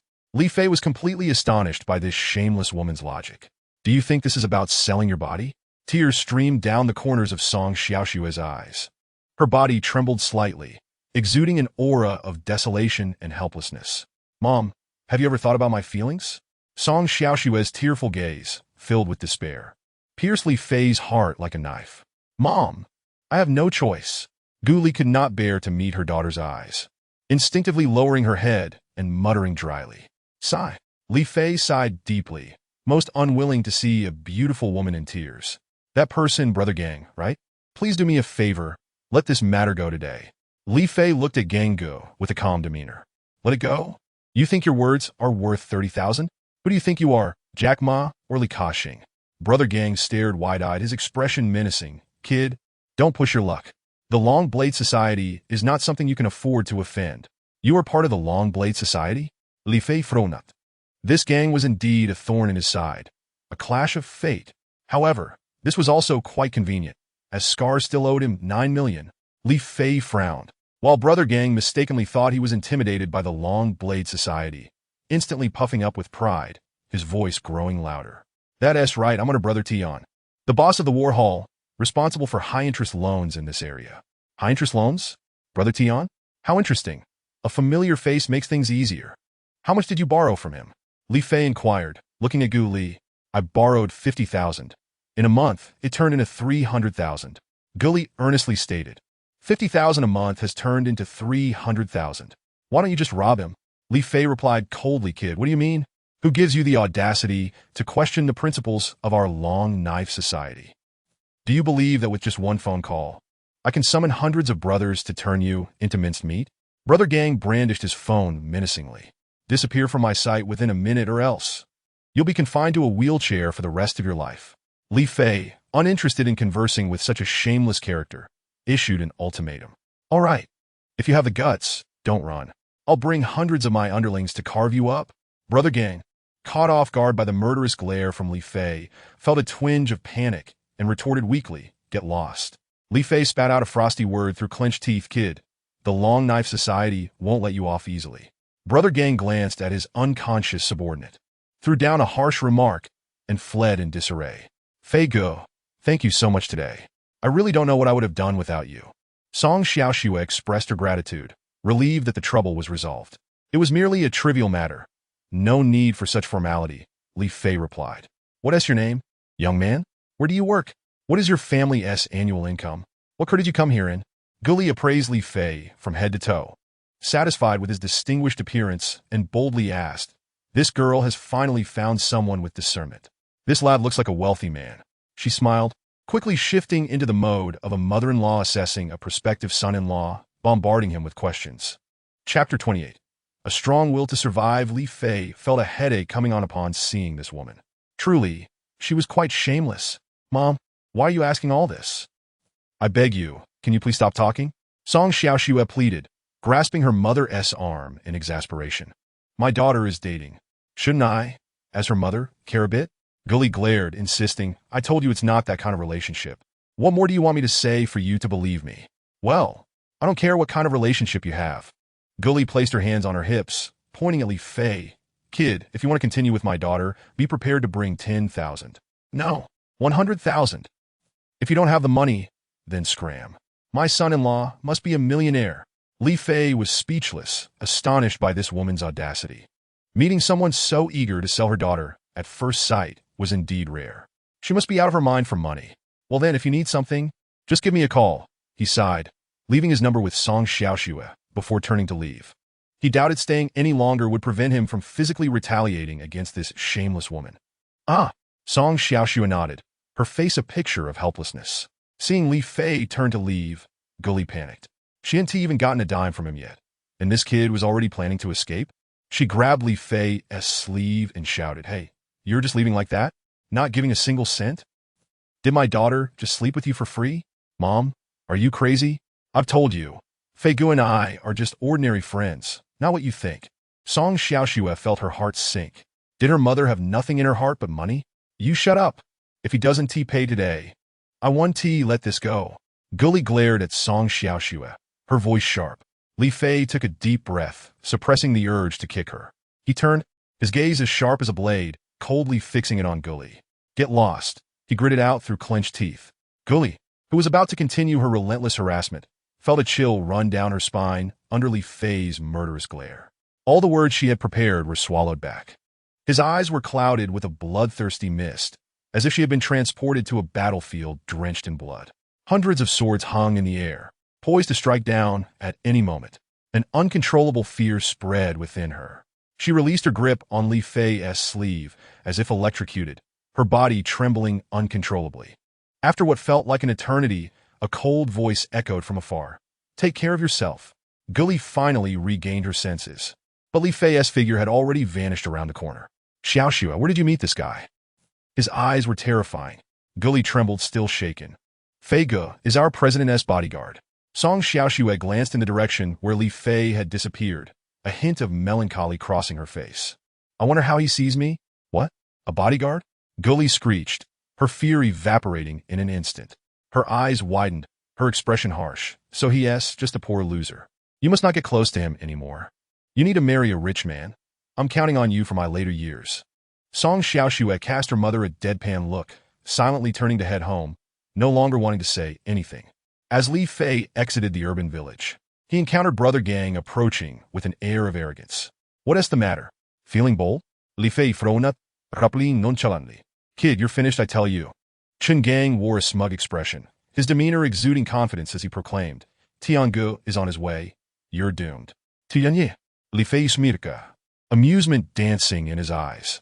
I suggest you call Tiange and tell him to bring plenty of money. Chun Gang had already rehearsed Li Fei's reaction 1,000 times in his mind. But why would he suggest calling Tiange for more money? Did this guy think the Long Knife Society would pay for medical expenses after a brawl? Kid, you can laugh while you can. Soon, I'll make you cry in rhythm. Chun Gang glared fiercely at Li Fei, his tone foreboding. Aren't you quite the fighter?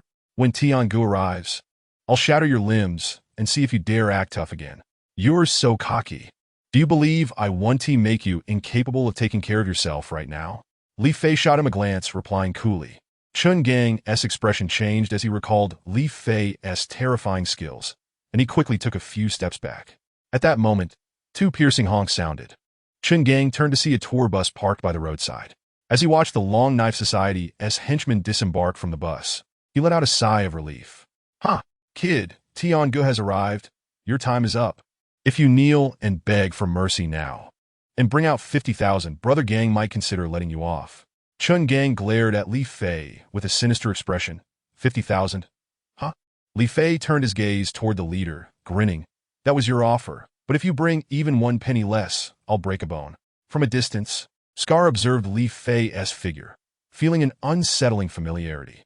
As he drew closer, and Li Fei's face came into clear view, his expression darkened. A weight settled in his heart, causing his legs to tremble slightly, fear spreading through his pupils. Isn't that the bastard from Qingxing Group? Scar struggled to turn to his trusted underling beside him, asking hoarsely, Is it him? Why yes, it looks like him, the underling stammered. This bastard, Chun Gang, has doomed me. Scar glared at Chun Gang, his teeth clenched. If looks could kill, Chun Gang would have been shattered into a million pieces. Damn it, I just got beaten up by this devil. Now this fool has brought him to me. Isn't this just delivering me to the chopping block? Stop. Let us get out of here. Scar decisively turned to flee. Meanwhile, Brother Gang, seeing that the leader was still hesitating, rushed forward, grabbing Scar by the arm. Glaring fiercely at Li Fei, Big brother, it's that guy who provoked our Long Knife Society. Fear not the opponent who resembles a god, but dread the teammate who is akin to a swine. Scarface's body grew rigid. A chill coursed through his heart, and tears nearly escaped his eyes. Upon turning, he was met with Li Fei's enigmatic gaze, a smirk dancing on his lips. Damn it, I will make you pay. Scarface clenched his teeth, words spilling forth through the gaps. The moment the boss spoke, Chun Gang immediately echoed with a fierce countenance.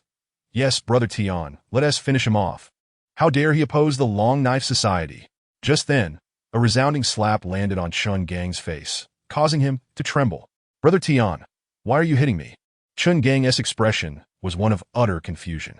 Suddenly, a wave of excruciating pain struck his abdomen, folding him over like a lobster. Scarface, not yet satisfied, delivered several more kicks, mercilessly pounding Chun Gang into the ground, his cries of agony filling the air. Oh, brother, why are you hitting me? Stop, or I might just die. Chun Gang clutched his belly, rolling about in desperation. Spit, how dare you offend Brother Fei? If not you, then whom should I strike? Scarface spat, glaring viciously at Chun Gang. Brother Fei? Who is Brother Fei? Chun Gang, bruised and battered, was utterly dazed. Brother Fei, please smoke. Scarface ignored him, retrieving a cigarette from his pocket, displaying a humble grin as he scampered to Li Fei's side, adopting the demeanor of a sycophant. It was evident that Scarface's will to survive was formidable. Brother Tian has brought so many subordinates here just to deliver smokes to me?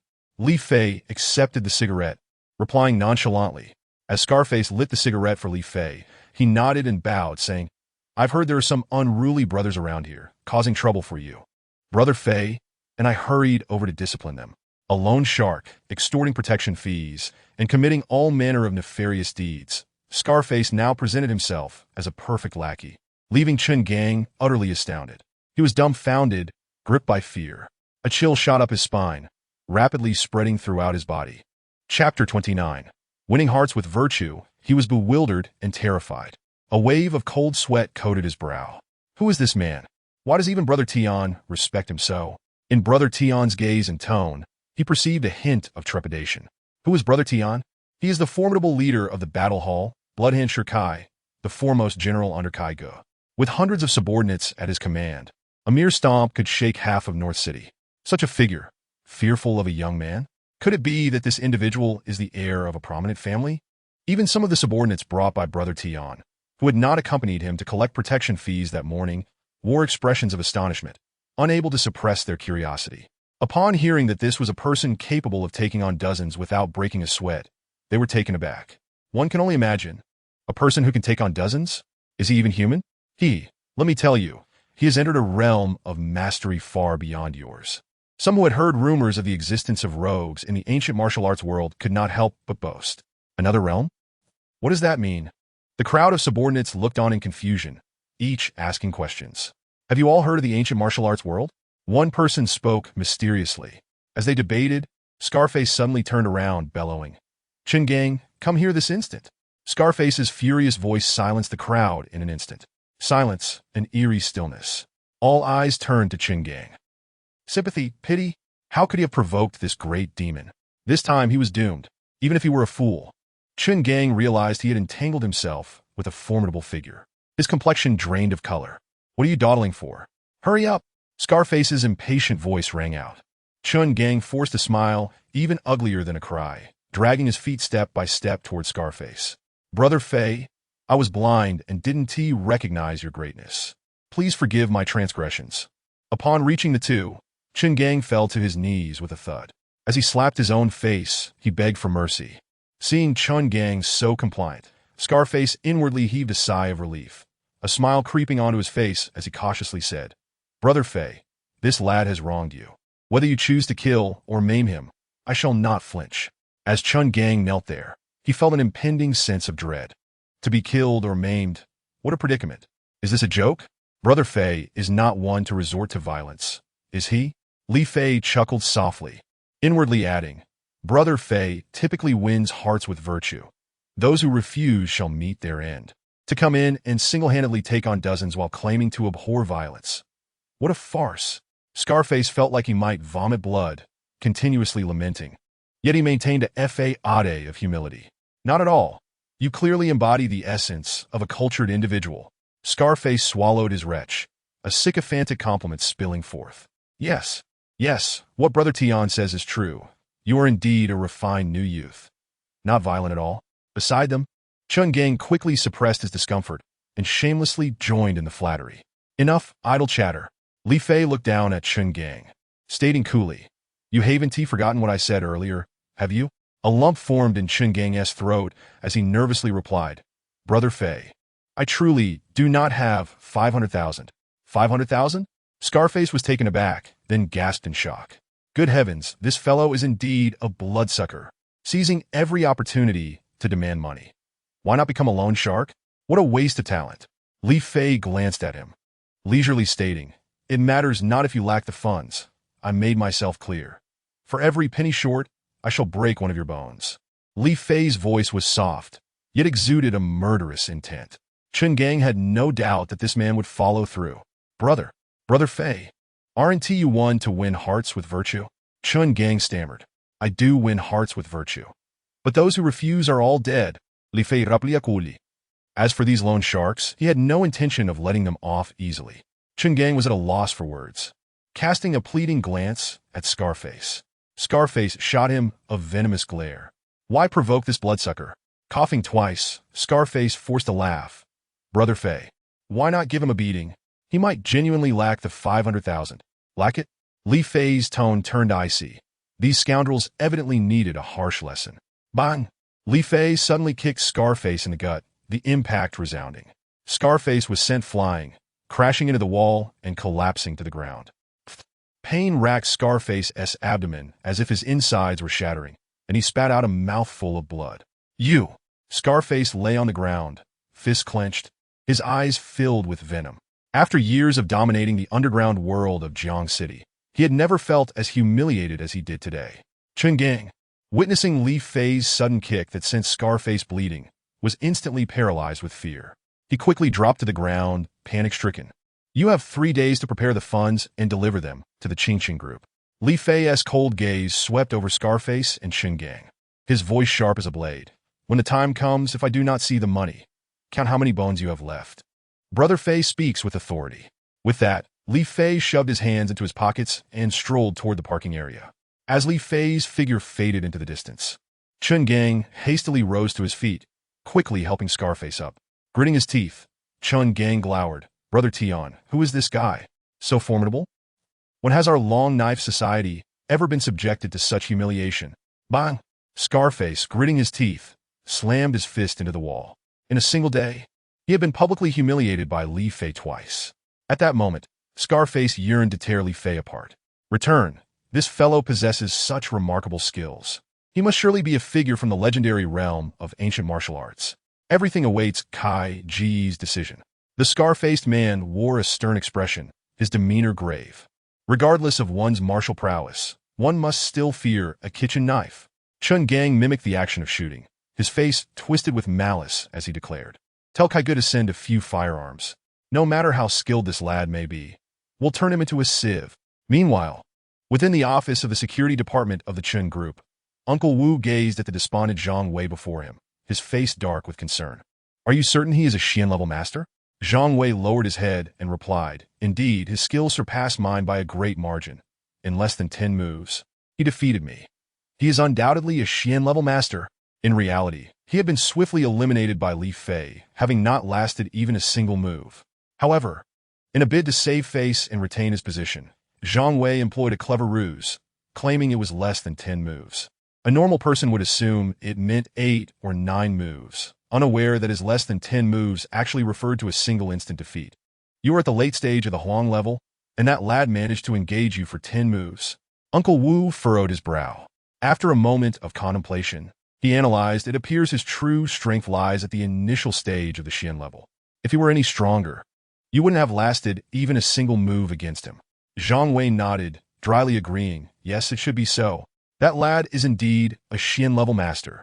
Uncle Wu turned to the discontented Chen Jichuan and advised, "Young master, if that lad does not provoke you again, let this matter rest." "Let it rest just like that?" Chen Jichuan sprang to his feet, his pupils dilated, his face contorted with rage as he hissed, "Impossible! That lad has humiliated me so.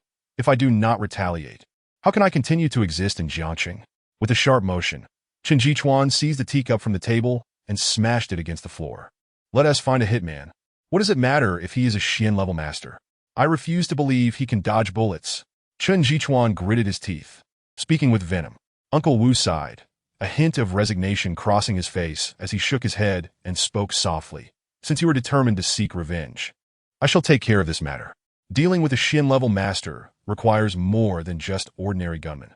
Uncle Wu regarded Chen Jichuan, his voice gentle as a spring breeze. On the other side, Li Fei was driving when a call from Su Qingqing interrupted him. "Li Fei, where are you now?" "In the car. 5 minutes away from the company." "Boss, what can I do for you?" My cousin has returned to Jiangqing after a trip home. Please pick her up from the airport." "Cousin? Attending school?" Li Fei instantly seized upon 2 crucial points. "Through the phone?" he asked seriously. "School? High school or university?" "High school, why?" Su Qingqing responded. "Fácil. High school girl. TSK. Brother Fei has a particular fondness for such little apples." Li Fei smacked his lips and posed the final critical question. "Boss, how does your cousin look?" "Just to be clear, she's not pretty. I want to go. I'm not a man who takes liberties." Silence. The other end of the line fell abruptly quiet. Only the sound of heavy breathing could be heard, clearly indicating her displeasure. "Oh no, she must not be very attractive," Li Fei pondered in silence. "Li Fei, what are you thinking? I warn you not to have any designs on Schwer, or I will break your third leg." Su Qingqing erupted suddenly, shouting. "Whoa!" Almost shattered my eardrums. That was terrifying. To prevent Su Qingqing from continuing her tirade, Li Fei quickly conceded, "Calm down, boss, calm down. I will go pick her up right away. Please send me your phone number and name." Without waiting for Su Qingqing to respond, he hastily ended the call. Sigh. This woman is unbearable without a man. Her temper is too fierce. Li Fei Siga, realizing that the burden of pacifying this fiery beauty would fall upon the handsome and charming Brother Fei. He connected to Bluetooth, activated the navigation, and drove toward the airport. Before long, his phone chimed with a text message. Upon checking, he found that Su Qingqing had sent the contact details and arrival time for her cousin. "Wait a minute. Is this a joke? She doesn't arrive for another 3 hours, and I'm being asked to go pick her up now?" Li Fei glanced at the pickup time, which was set for 4 in the afternoon, and couldn't help but scoff. Half an hour later, his car arrived at the airport, where Li Fei found a coffee shop, parked his vehicle, and selected a window seat. He casually placed the car keys on the table and summoned a waitress for a cup of coffee. Before long, a stunning beauty with long hair cascading down her back, tall stature, and fair skin walked through the door, scanning the area as if searching for someone. In that moment, Li Fei inadvertently glanced up, and their eyes met.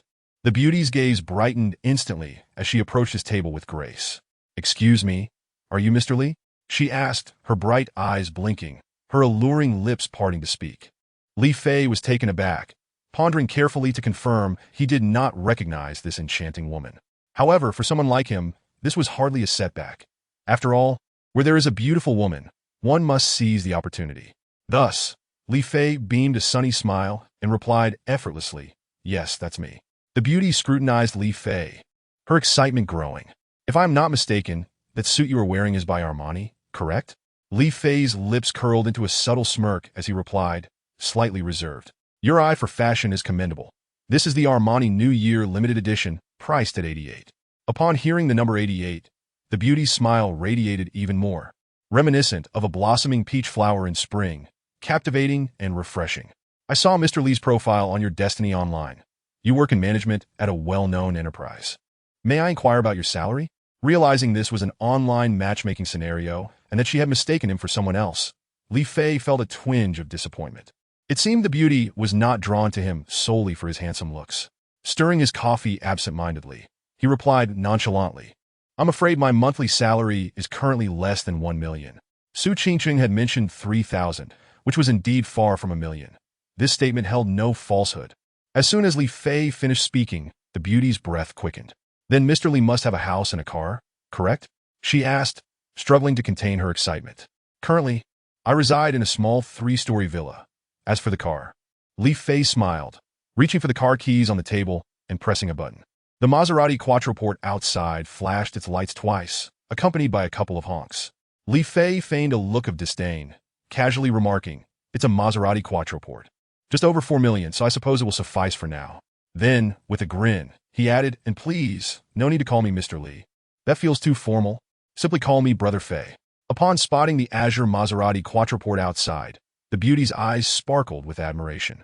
Dressed in Armani, living in a villa, driving a Maserati, and looking so handsome, was he not the Prince Charming Tan Yuting had always dreamed of? "Oh my, has God truly bestowed upon me such a blessing?" The beauty's excitement was palpable as she gazed at Li Fei, her eyes shimmering with hope.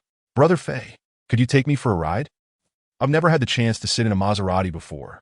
Is this what they call a gold digger?" Brother Fei finds it delightful.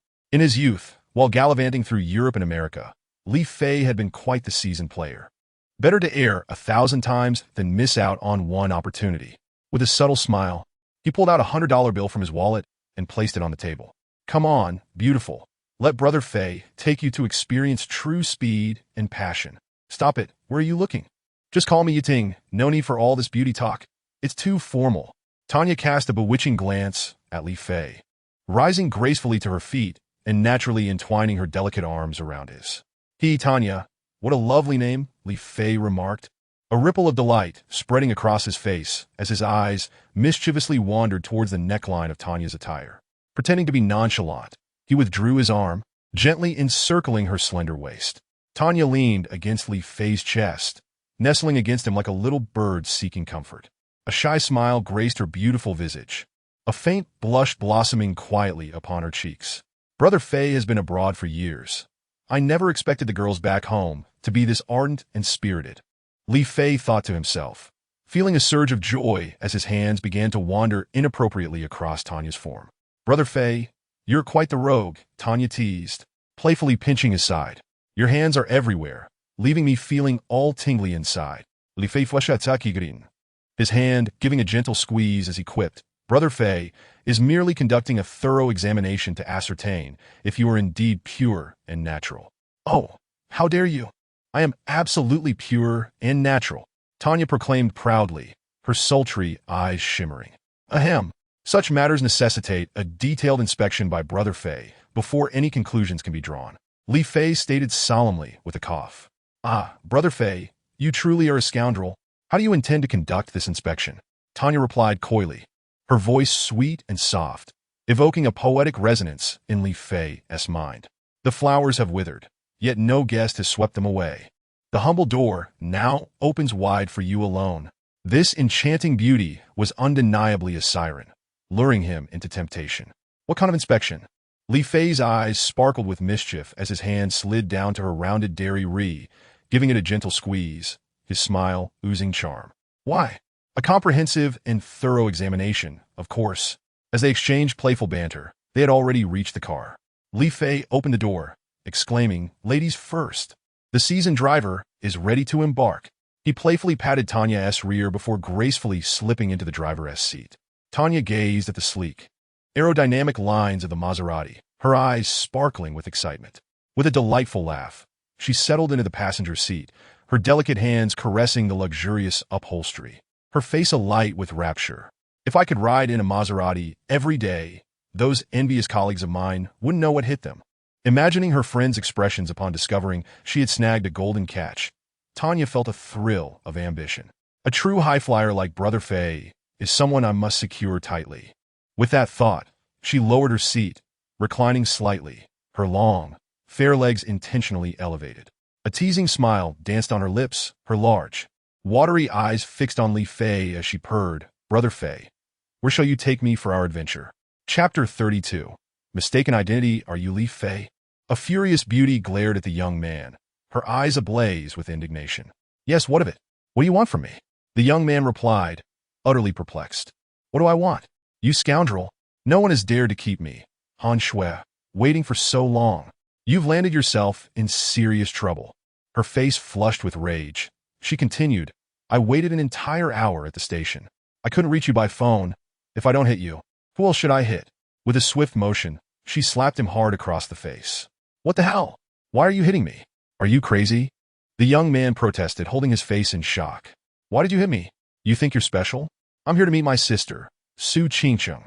You let me wait, so I have every right to retaliate." With that, she kicked him sharply in the stomach, knocking him to the ground. "Wow, is this really Su Qingcheng's cousin?" She asked, stunning, but her temper is quite fierce. She asked like a little firecracker. Li Fei felt a twinge of sympathy for the young man, who was now on the receiving end of a beating for no reason. "Sorry, my friend, but it seems your parents didn't consult a fortune teller when naming you." "Who the hell are you?" "I'm here to pick up my wife." "Who do you think you are?" The young man, humiliated in front of so many witnesses, was furious. If it weren't for the crowd, he might have retaliated without hesitation. "Picking up your wife? En cure de pose, vivid idiot. Are you not Li Fei? If you're not, then what are you doing here? What the hell?"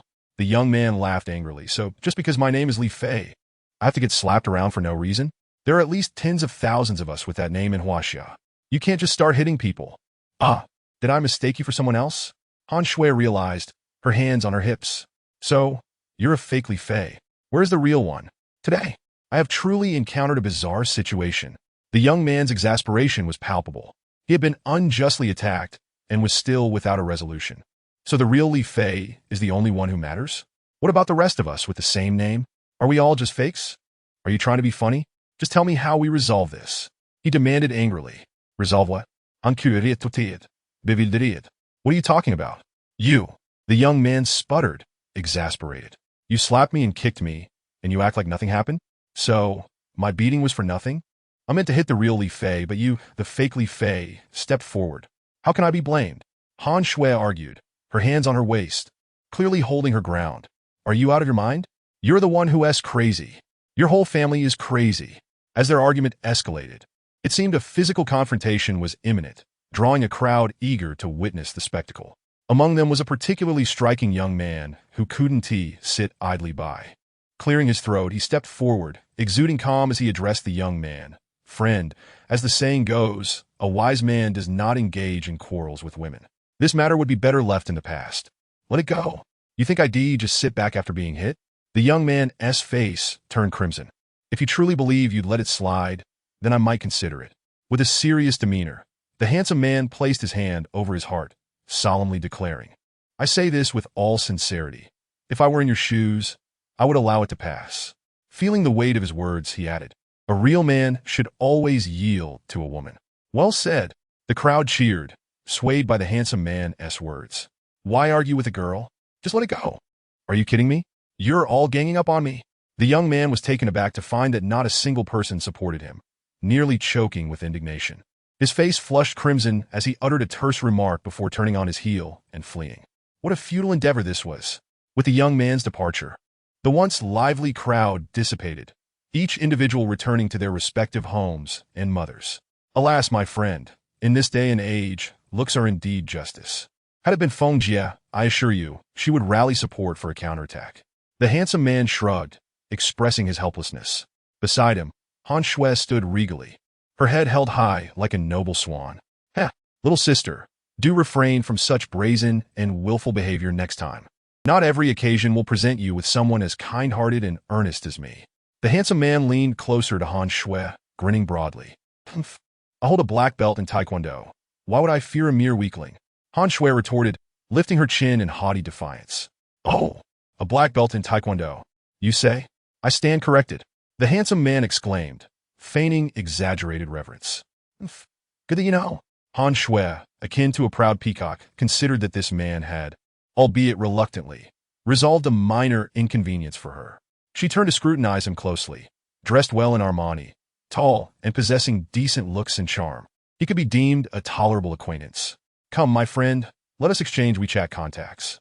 In Jiangcheng, I, Han Shui, shall look out for you. Should you encounter any troubles, just message me, and I shall summon dozens of little brothers to assist you. Han Shui produced her phone, her expression brimming with pride. Summon dozens of little brothers? Is that truly so impressive? I must certainly add you on WeChat. The handsome man, first taken aback, then unable to contain his admiration, eagerly retrieved his phone. As he opened WeChat, he added her while chuckling. Having added you, I shall henceforth be at your service. He emphasized the phrase your service with a playful tone. Naturally. Wait, what on earth is the Zhong AI family and Fei Ge? At your age, are you still indulging in subculture? Han Shui's starry eyes widened in astonishment. What subculture? This family was once a legendary force. The charming man, known as Li Fei, chuckled. Xiao Shui, now that we've exchanged WeChat contacts, come along with me. What did you just call me? Xiao Shui? Wait. Why should I follow you? And Su glared at Li Fei, her demeanor turning suspicious. Your cousin Su Qingqing asked me to fetch you. If you refuse to come with me, who do you intend to accompany? Li Fei replied with a grin. What? You are Li Fei? Indeed, I am the very Li Fei you speak of. Ah, you scoundrel. So, it is you. Don't run away. I shall make sure you are pressed against the wall today, unable to escape. Han Shui's fury surged, likening her to an enraged lioness as she lunged at him. A true hero does not fall prey to immediate misfortune, Li Fei exclaimed, sprinting away. Someone help! I'm being murdered by my wife. Scoundrel, why are you shouting? I shall ensure you meet your end today. Why are you shouting? Did I not just declare that I am now at your service? Ah, do you believe I once summoned dozens of little brothers to come and finish you off?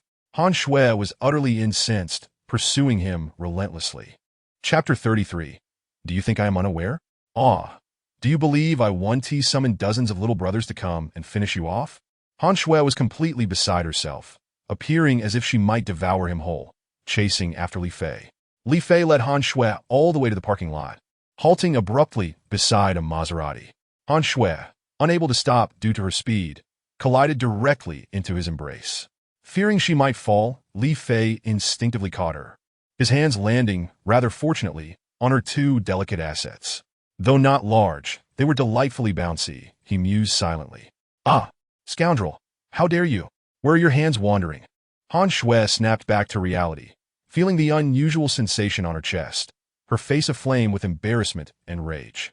Li Fei, recognizing the gravity of the situation, sheepishly released her, clearing his throat. Ahem, my apologies, purely accidental. Accidental? You groped me twice. Do you think I am unaware? Having suffered such a significant loss, Han Shui was not one to let it slide.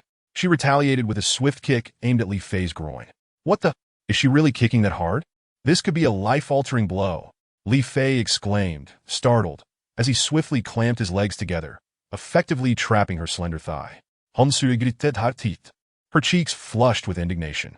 Yet no matter how hard she struggled, Li Fei's grip was as unyielding as a vice. Do you think this is enough? Behold my deadly scissor kick. Deadly scissor kick? It seemed she is about to unleash her ultimate move. Li Fei observed, amused, noting her youthful ferocity. Clearly, she had spent her years of singlehood venting her frustrations on him. With that, Han Shui leaped, using one leg to launch a whip kick towards Li Fei's neck. However, even if she practiced for a decade, she could not possibly harm a single hair on his body. Li Fei smiled broadly, revealing a set of perfectly white teeth. In a flash, his right hand shot out, catching Han Shui's leg effortlessly, pinning her alluring limb against his shoulder. With one leg trapped and the other held firmly in place, Han Shui found herself suspended awkwardly in a most compromising position, resembling a large letter T. This position was undeniably stimulating. Yet if only she had worn a skirt instead of jeans, it would have been a feast for the eyes. Li Fei licked his lips, shaking his head in mild regret. The mere thought of such a scene ignited a primal desire within him. Scoundrel, let your rogue. Release me at once, or I shall summon dozens of brothers to come and eliminate you. Han Shui, practically dangling from him, fumed. I may let you down, but only if you promise to get in the car and return with me without further antics. Li Fei chuckled. If I return home, I shall tell my sister you took liberties with me and have her dismiss you. Very well then, you may remain in this position for now. Scoundrel, I shall bite you. Infuriated, Han Shui leaned in and sank her teeth into Li Fei's shoulder. Ouch! He gasped, a sharp pain radiating from his shoulder. What on earth? Are you some kind of dog? Release me at once. Never. Han Shui insisted, her grip unyielding. Do you truly believe I am powerless against you? Do not test my patience. Li Fei scoffed, opening the car door and bending down to sit inside. He wrapped an arm around Han Shui's waist and with a sudden, forceful motion, pulled her onto his lap, pinning her down. Before she could react, his other hand delivered 2 swift smacks to her pert backside. Girls these days, always resorting to violence. Today, I must teach you a lesson on behalf of your sister. With that, he landed another couple of playful slaps on her rear. Ah, scoundrel, on what grounds do you strike me? Let me go, or I shall take your life. Han Shui struggled fiercely, her voice rising in protest. Oh, so you still resist? Li Fei chuckled coldly, delivering another slap to her other cheek. With someone like you, one must not indulge. It's only fair that both sides receive equal treatment. Wouldn't you agree? A true hero does not fall prey to immediate misfortune. Let us see how you handle this in the future. Han Shui gritted her teeth. Her eyes reddened, tears swirling within her gaze. Faced with the pressing situation, she resolved to temporarily concede, stating, just let me down. I won't bite you, nor will I report you. Giving in so soon? Li Fei was taken aback, feeling a twinge of reluctance to part with the sensation of holding her. Ahem. Since you have come to a profound realization of your mistakes, Brother Fei graciously forgives you. Hurry to the back seat. We are headed home. Li Fei coughed awkwardly, reluctantly releasing her. You scoundrel. I won't let you off easily. Han Shui shot him a fierce glare, gritting her teeth.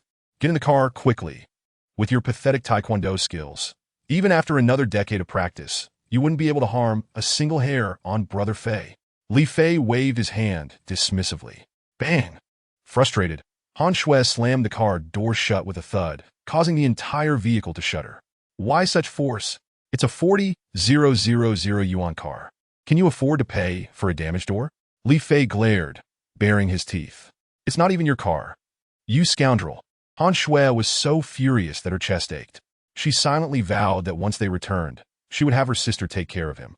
And let us see if he could still afford that 40,000 yuan car.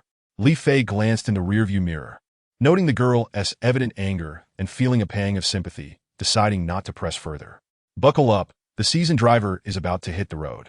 Once Li Fei pulled the car onto the main road, he began to speed. The Maserati Quattroporte transformed into a blue blur, vanishing from the crowd's view. Little Shui, how about I sing you a song? Li Fei suggested, noticing her sulking expression, the atmosphere turning somewhat heavy. He felt a twinge of guilt and thought to comfort her. Not interested, and don't call me Little Shui. We aren't that familiar yet. Han Shui shot him a glare, her tone icy. Oh, fine then, Little Shui. Would you like to hear a joke? A very profound one. Indeed. Li Fei was not ready to give up. Just drive your car, and be careful not to get hit by a truck, Han Shui replied flatly. Oh, based on Brother Fei's experience, it's usually the passengers who perish first. The driver tends to be safer, Li Fei remarked seriously. Han Shui's facial muscles twitched twice, she turned her head away, opting to ignore him.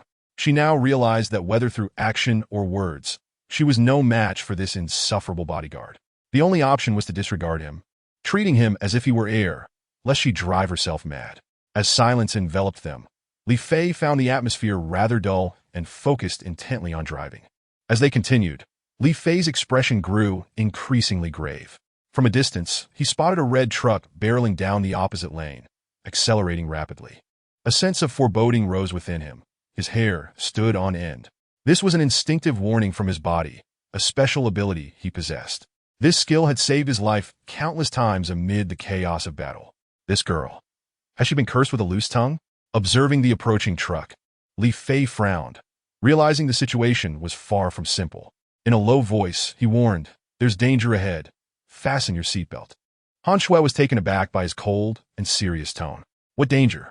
Just at that moment, when the two vehicles were merely 10 meters apart, the truck suddenly surged forward, veering into their lane, heading straight for the Maserati. Li Fei could clearly see the cruel, twisted grin on the truck driver's face. This was a professional killer. A chill swept through Li Fei. Ah! Han Shui finally sensed the impending peril, unable to suppress a scream. The truck raced toward them, casting a shadow that obscured the day. It felt as if a messenger from hell approached, roaring with the intent to devour all. Having been raised in privilege, Han Shui had never encountered such a scene before. Chapter 34. The Moment of the Hunt. The shadow of death loomed mercilessly, causing Han Shui's heart to race, her complexion turning pale, cold sweat beading on her forehead, her mind blank, completely stunned. "Buckle up," Li Fei shouted again, his voice cutting through Han Shui's daze like a thunderclap, awakening her from her stupor. "Oh, oh!" His urgent call resonated in her ears like a morning bell, and she instinctively complied, her hands reflexively moving to secure her seatbelt. At their current speed, with the truck's massive size, a head-on collision would undoubtedly reduce the Maserati to a heap of scrap metal unless one were a high-level ancient martial artist. Survival was impossible. Remaining calm and collected in the face of danger was one of Li Fei's greatest strengths. Having forged a path in the Western underworld, his mental fortitude was exceptional. He remained unfazed even when faced with calamity. For someone like Li Fei, who had experienced countless intense situations while engulfed in gunfire, if he were alone in the car, this predicament would be merely a minor inconvenience. He calmed his mind, even allowing a slight smirk to grace his lips. With one hand, he deftly turned the steering wheel while simultaneously slamming on the brakes. With the other hand, he gestured to the truck driver as if pulling a trigger, a warning, a foreboding from the King of Hell. The King of Hell demands death by the third watch. Who dares linger until the fifth? King of Hell was Li Fei's moniker, a title that served as a final warning to those who had met their demise at his hands. To provoke the King of Hell was to invite death, and death would surely come. A glimmer of icy determination flickered in Li Fei's eyes. Regardless of who initiated the attack, Brother Fei would ensure their demise. At that moment, the two vehicles were merely 2 meters apart. Given the truck's speed, Li Fei had mere seconds to act before catastrophe struck. He could see the triumphant smile on the truck driver's face clearly. In this extreme crisis, Li Fei yanked the handbrake, executing a flawless drift with the Maserati, narrowly avoiding a collision with the truck. The driver's smile froze, replaced by fury. "This is impossible!" A roar echoed through the air. The Maserati's tires screeched against the pavement, leaving a distinct mark as Li Fei continued to brake and maneuver the steering wheel with the finesse of a world-class racer. The sky-blue Maserati came to an astonishing halt, having executed a perfect tailspin by the roadside. Phew! Li Fei exhaled deeply, the perilous maneuver akin to walking a tightrope over a precipice. A single misstep could spell disaster, and even for someone as audacious as Li Fei, he felt a flicker of fear. If he had been alone, he could have effortlessly leaped from the car at the last moment. However, with Han Shui inside, jumping out would mean certain death for her. If such an event were to occur, he had no idea how he would explain it to Su Qingqing. "You scoundrel, hurry up and catch that truck. If I don't bring a dozen brothers to deal with him today, I won't be called Han Shui." Once the imminent danger had passed, Han Shui was revitalized, shouting vehemently from the back seat. "By the time you gather those brothers, the others will have long fled," Li Fei mused, a smirk creeping onto his face as he caught her reflection in the rearview mirror. "No need to chase. They are coming for us, and it seems there's more than one." Li Fei gestured with his chin, and Han Shui froze, glancing back. She saw two Wuling Hongwangs in front, the truck that had just passed them behind, forming a triangular formation, charging toward them. What the hell? I've just arrived in Jiangsheng, and I'm already being hunted? Han Shui's expression changed, her face paling in fright. She hurriedly pounded on Li Fei's shoulder, exclaiming, "Drive! Are you an idiot? If we waste any more time, we'll be hit." Li Fei was speechless. Wasn't she the one who had just insisted on pursuing those who had threatened them? Now that danger was upon them, she was scared. Women, indeed, are full of contradictions. Li Fei unbuckled his seatbelt, smiling nonchalantly. "They're coming for me. Just stay in the car and remain still." "What?" Han Shui was taken aback, unable to comprehend why anyone would go to such lengths to openly pursue a bodyguard. Li Fei said nothing more, opening the car door and stepping into the middle of the road. With a mocking smile curling at the corners of his mouth, he extended his index finger and proclaimed loudly, "Fools! Come on, crash into me, Grandpa Zhao." His demeanor was one of unbridled arrogance.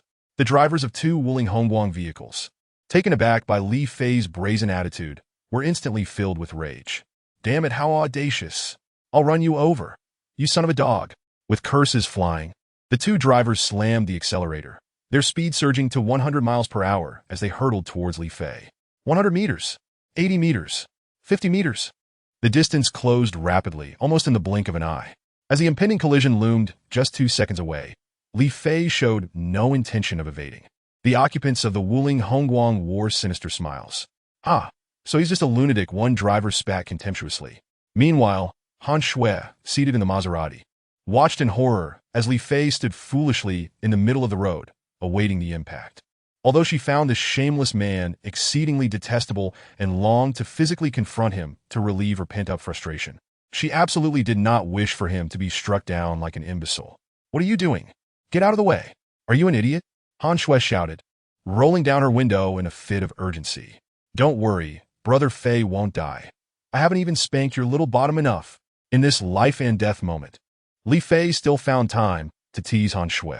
"Drop dead." The mention of her little bottom sent Han Shui into a furious rage. As the distance between Li Fei and the Wuling Hongguang dwindled to just 10 meters, a fierce wind rushed past. On the two vehicles, over 20 burly men displayed cruel smiles. They envisioned Li Fei being thrown into the air, bloodied and battered. Han Shui gasped in fright, tightly shutting her eyes, unable to bear the sight of the imminent carnage. Only the driver of the large truck furrowed his brow, sensing something amiss. The skillful maneuvering of the Maserati's driver was certainly not something a fool could accomplish.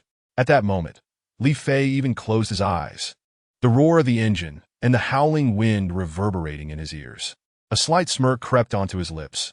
Those who knew him understood that when the king of hell bore such a smile, it signified the harvest of lives.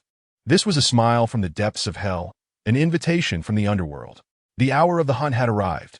Suddenly, Li Fei's eyes flew open, a fierce glint igniting within them. At that instant, he was merely a meter away from the oncoming vehicles. Death was but a heartbeat away. In a flash of inspiration, Li Fei sprang into action. His legs propelled him with supernatural strength, and he soared into the air like a specter. His toes barely grazed the front of the Wuling Hongguang, and he leapt effortlessly onto its roof, akin to a hawk soaring through the sky, landing with perfect poise. His speed was like lightning. No one could discern his movements. All the occupants of the vehicles merely felt a shadow flit past. Li Fei's figure vanished without a trace. Screech! The Wuling Hongguang came to a sudden halt, the jarring sound of tires against asphalt echoing in their ears, leaving long skid marks on the road. Did we hit that kid?" The occupants of the Wuling Hongguang exchanged bewildered glances. The driver rubbed his eyes in disbelief. "Surely not. I think I just saw a figure soar into the air." The passenger in the front seat, his face a mask of shock and confusion, replied, "A figure soared into the air? Did he sprout wings?" The group exchanged incredulous looks. Inside the vehicle, discussions erupted, while Li Fei remained remarkably calm atop the car. He smiled at the astonished truck driver, gesturing with a throat-cutting motion. The truck driver's pupils dilated in fear as an icy chill coursed through his chest. He had a premonition that this was undoubtedly the most formidable opponent he had ever encountered since his entry into the profession. As the Wuling Hongguang finally came to a stop, a wave of inertia surged through Li Fei. Seizing the moment, he leaped onto the front of the vehicle. Are you ready to face my wrath? Li Fei grinned, revealing a set of perfectly white teeth. Chapter 35. The confrontation. What the hell? How did he get on the front of the car? The sudden appearance of a figure startled the assassin in the passenger seat, who gasped in shock. Get out of the car! All of you! Kill him! Barked a man who appeared to be the leader, his face set with determination. Bang! Bang! The doors of the van swung open, and Li Fei looked down from his elevated position. A dozen tattooed delinquents, their hair dyed in vibrant colors, jumped out, brandishing iron rods, knives, and steel pipes, their expressions defiant and menacing. Li Fei was momentarily taken aback at the sight of these colorful thugs. What was going on? Wasn't he supposed to encounter a group of professional assassins? Why were they all just petty hoodlums? His gaze shifted to the truck driver, who appeared to be in his 30s. With a single glance, Li Fei discerned that this man was undoubtedly a professional assassin. He could sense a faint aura of killing intent emanating from him. This was a man who had truly taken lives. It seemed that today, this was the only professional assassin present. Fool, get down here and accept your death, a bald thug shouted, pointing his knife at Li Fei. Fool? Who are you calling a fool? Li Fei shot him a glance. Faced with a group of thugs, he felt as though he were about to playfully scuffle with kindergarten children, lacking any motivation to engage. Fool, I'm talking to you. Hurry up and get down here. The leader shouted again. Say, still publicly calling yourself a fool? Li Fei shook his head, confirming that these thugs were indeed dim-witted. Big brother, he just called you a fool. One of the lackeys could not help but point out. Slap. The leader finally realized he had fallen into Li Fei's trap, and in a fit of rage, he slapped his subordinate on the head and growled. Do I not know that? You think you're clever. Everyone attack. Kill this bastard. As the leader erupted, the thugs raised their weapons and charged at Li Fei. Today, I will turn all of you into fools, Li Fei declared before launching himself forward. With a forceful stamp, the engine hood caved in dramatically. Li Fei leaped high into the air, delivering a powerful kick towards the thug leader. The blow was as thunderous as a storm, swift as lightning. The leader's expression changed in an instant. He didn't even have time to evade. A sharp pain pierced his chest, accompanied by the sickening sound of breaking bones. He flew backward like a cannonball, spewing blood into the air as he soared through the sky. By the time he landed, he was already a shadow of his former self, gasping for breath, yet unable to utter a sound. You should consider yourself fortunate that this is Huaxia. Otherwise, I would have taken your life. Li Fei shuklatkulbli, launching himself in a battle once more. Figures blurred as one thug after another was sent flying. Bang! Bang! The sounds of fists and feet striking flesh echoed as the thugs fell one after another, the air filled with their anguished cries. The leader, sprawled on the ground, stared in a daze, wondering what manner of monster he had provoked. My goodness, is he even human? Bang! Li Fei delivered another kick to a small-time thug's chest, sending him crashing to the ground. In mere seconds, dozens of thugs lay sprawled on the ground, wailing in agony, while Li Fei stood amidst them. A god of war descended upon the earth. I am invincible. Just then, the truck driver's eyes lit up as he raised his handgun. Earlier, when Li Fei had been engaged in battle with the thugs, his speed had been so incredible that he hadn't had a chance to aim. Now, with Li Fei's back turned, he seized the moment, his heart racing. As a professional assassin, he understood that opportunities were fleeting. Without hesitation, he pulled the trigger twice. The thug leader, noticing the truck driver's actions, felt a flicker of joy amidst his terror. What are you capable of? Can you outmatch a bullet? However, Li Fei suddenly sprang into action. As if he had eyes in the back of his head, he leaped into the air the moment the truck driver fired. Soaring 2 to 3 meters high, as he evaded 2 bullets, he leaped directly onto the roof of the van. Without a moment's hesitation, he lightly tapped his toes and pounced towards the truck driver like a fierce tiger lunging at its prey. The truck driver, witnessing Li Fei dodge his 2 shots, felt a chill run down his spine. At that moment, seeing Li Fei brazenly charging towards him without any cover, a sinister grin crept across his face. Seeking death, he bellowed in fury, prepared to pull the trigger. Suddenly, his wrist tingled, followed by a sharp pain that rendered his entire wrist powerless. The handgun slipped from his grasp, landing at his feet, as a long knife, glinting with a chilling sheen, was embedded in the seat, a trickle of blood still sliding down its blade. This is... Before he could process the situation, a dark figure descended before him, seizing his throat.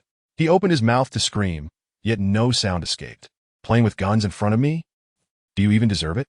Li Fei scoffed disdainfully, yanking him through the window with a forceful grip. In a swift motion, he tossed him aside as if he were a lifeless dog. Thud! The truck driver crashed heavily beside the gang leader, the impact surely breaking several bones. Li Fei lightly jumped down from the vehicle and slowly approached the two men. You better not come closer. The gang leader, realizing he had kicked a metal plate, turned pale, uttering in sheer terror, "Speak. Who sent you?" Li Fei coldly regarded the pair, his tone icy. "Confess, and I may spare your miserable lives." No one sent us. I don't know what you're talking about." The gang leader's eyes darted around. "And you? Do you also not comprehend what I'm saying?" Li Fei turned his gaze toward the truck driver. "Since you've fallen into my hands, you can choose to live or die, but to betray your employer? That is out of the question." The truck driver gritted his teeth. A look of defiance etched on his face. Li Fei smiled, flexing his wrist casually, and said, "I have a particular fondness for tough bones, or rather, for those who mistakenly believe they are tough." As Li Fei spoke, a glint of bloodlust flickered in his eyes. "When I begin to crush your bones one by one, I hope your mouths remain just as stubborn." The gang leader felt a chill creep into his heart upon witnessing the glint in Li Fei's eyes, for he sensed an unsettling thrill about this individual. I warn you, this is huaxia, and intentionally harming someone carries severe consequences." The gang leader stammered, a facade of bravado masking his fear. "Very well, I understand. Thank you for the warning," Li Fei replied with a cold smile, bending down to grasp the gang leader by the collar and lifting him like a rag doll. "What do you intend to do? I warn you, I have connections. If you touch me, you won't have a good ending." The gang leader struggled desperately, shouting loudly. "Your words are far too tedious." Li Fei held him with one hand while pinching his wrist with the other. Crack, crack, the crisp sound of breaking bones echoed. The gang leader's mouth gaped wide as he emitted a scream akin to that of a slaughtered pig. Li Fei had crushed the bones in his wrist. "You dare touch me? You're as good as dead. My brother-in-law is a police officer. He won't let you off." The gang leader's face contorted in agony as he cried out desperately. "Do not panic. This is merely the beginning. Enjoy it slowly," Li Fei murmured softly. His tone remained light and his demeanor relaxed, yet a chill rose in the hearts of all present. After uttering those words, he seized the gang leader's hand, and with a sharp snap, he broke a thumb. Then came the second and the third. The air was filled with the sounds of cracking bones and the gang leader's wails of torment. I'll talk. Please, don't squeeze anymore." It was Keg, the director of the Qingxin group, who sent us. The gang leader, terrified, spilled the beans without hesitation, fearing that if he delayed, Li Fei would inflict further harm. "Sigh. Why do you people put yourselves through this unnecessary suffering?" Li Fei lamented, casually discarding the spineless wretch. "Keg?" A flicker of cold light passed through Li Fei's eyes. "Just yesterday he was dealt with, and now he re-emerges. It seems this fellow is determined to court death. And you? Will you confess willingly, or shall I have to resort to force as I did with him?" Li Fei turned to the truck driver, speaking in a calm yet firm tone. "You might as well give up. We at Tianwang never betray our employers." The truck driver, expressionless, appeared ready to face death. "Tianwang, it appears, is the name of this assassin organization." Li Fei smirked coldly, nodding in approval. "Excellent. I appreciate your kind of resolve. You come here." Li Fei pointed at a nearby small-time thug, his voice icy. The thug, with his bleached hair, turned pale. "Be brother," he stammered, his teeth chattering as he cautiously approached Li Fei. "I now present you with a choice. Either you kill him with a knife, or I will have him kill you." Li Fei regarded him with a fierce gaze, exuding an overwhelming aura of menace. "You must choose. Only one of you can survive, and the decision lies in your hands." The small thug was rendered speechless. "Be brother, murder is a crime. I will count to 3. If you do not act, I will let him take you out. Do you think he understands that murder is a crime? 1, 2. Bro, please don't blame me. I'm being forced into this." The small thug, trembling, picked up the knife and approached the truck driver. "When it comes to life and death, one cannot care for anything else. If you dare touch me, Tianwang will not spare you." The assassin glared with bloodshot eyes, threateningly. "What nonsense is this, Tianwang? Do you think you're in a Terminator movie? If you provoke Brother Fei, I will show you what death looks like." Li Fei's lips curled into a disdainful smirk. Just then, the shrill wail of police sirens echoed from the distance. Li Fei looked up to see 4 or 5 police cars racing towards them. Clatter.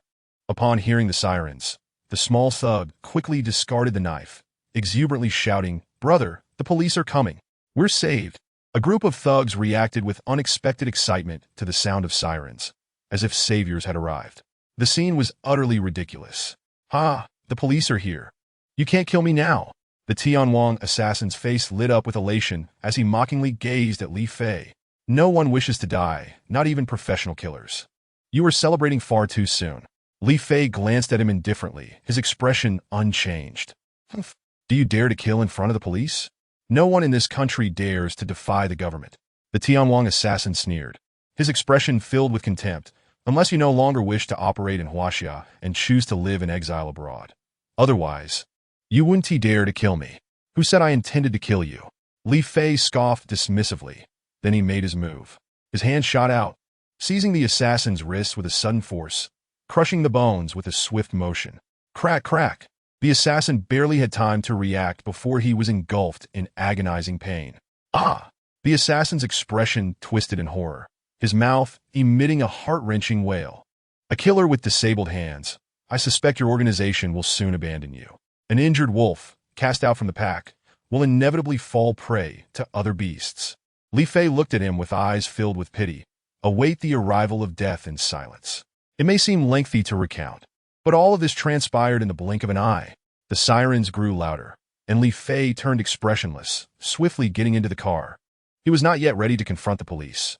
First, he needed to ensure that Han Shui reached Su Qingqing's side safely. With the roar of the engine, the Maserati transformed into a blue streak, vanishing from sight. Han Shui had just witnessed Li Fei battling a group of ruffians from her car. At this moment, her pretty face was flushed with excitement, her eyes fixed on Li Fei's figure as he drove. "Hey, I know my beauty is captivating, but if you continue to stare at me with such a greedy and lustful gaze, I might just have to call the police," she teased. Li Fei shot her a wary glance, his expression skeptical. Han Shui was speechless. Was this guy always so flippant? Greedy and lustful gaze. With such flaunting, are you a paragon of virtue? How could you be so shameless and still survive to this day? It seemed he had endured quite a bit of punishment in his youth. She mused internally, but recalling his prowess in taking on a group alone, her curiosity was piqued. "Hey, you rascal, what did you do before? Your skills are impressive." Han Shui couldn't help but inquire. "I merely raised pigs. There's nothing remarkable about it." "They were just too weak," Li Fei replied, smirking. "Raising pigs? You must be joking. Are you sure you're not raising Zhubeiji?" Han Qiu scoffed, her eyes twinkling mischievously. Then, with a bright smile, she declared, "I hereby announce that you will be my #1 subordinate from now on." "#1 subordinate?" Li Fei shuklat, incredulos. "You really dare to think so highly of yourself, allowing the king of hell to be your subordinate? Truly, the bolder the person, the greater the rewards. You're aiming for the stars." Li Fei decided to tease her, clearing his throat with a laugh. "Cough, cough. Being a subordinate isn't out of the question, but I must ask, what enticing benefits come with it? Really? You agree?" Han Shui's heart soared. With someone who could take on dozens as her subordinate, wouldn't she be able to walk tall in school? The position of queen bee would surely be hers. Cough, cough. "Benefits, benefits, that's the key," Li Fei reminded her. "What benefits?" "Ankiripos, putzlid. Isn't Qingcheng giving you a salary every month? Qingcheng is Qingcheng, and you are you. How could they be the same?" Li Fei smirka. "Let us be clear. I want to engage in anything without benefits. All right, you're so pragmatic. Countless people wish to be my subordinate, yet I never gave them a chance." Han Shui huffed proudly. "You don't cherish this opportunity? Then fine. Whoever wants to be a subordinate can go ahead. I'm not interested." Li Fei waved his hand dismissively. "You stubborn rascal." Han Qiu rikushid in vadli. It seemed this guy wouldn't act without a clear reward. "What benefits do you want? Just so you know, my monthly allowance is only a few thousand yuan. I can't give you more." She frowned and asked, "Wow, a high school student gets a few thousand yuan a month?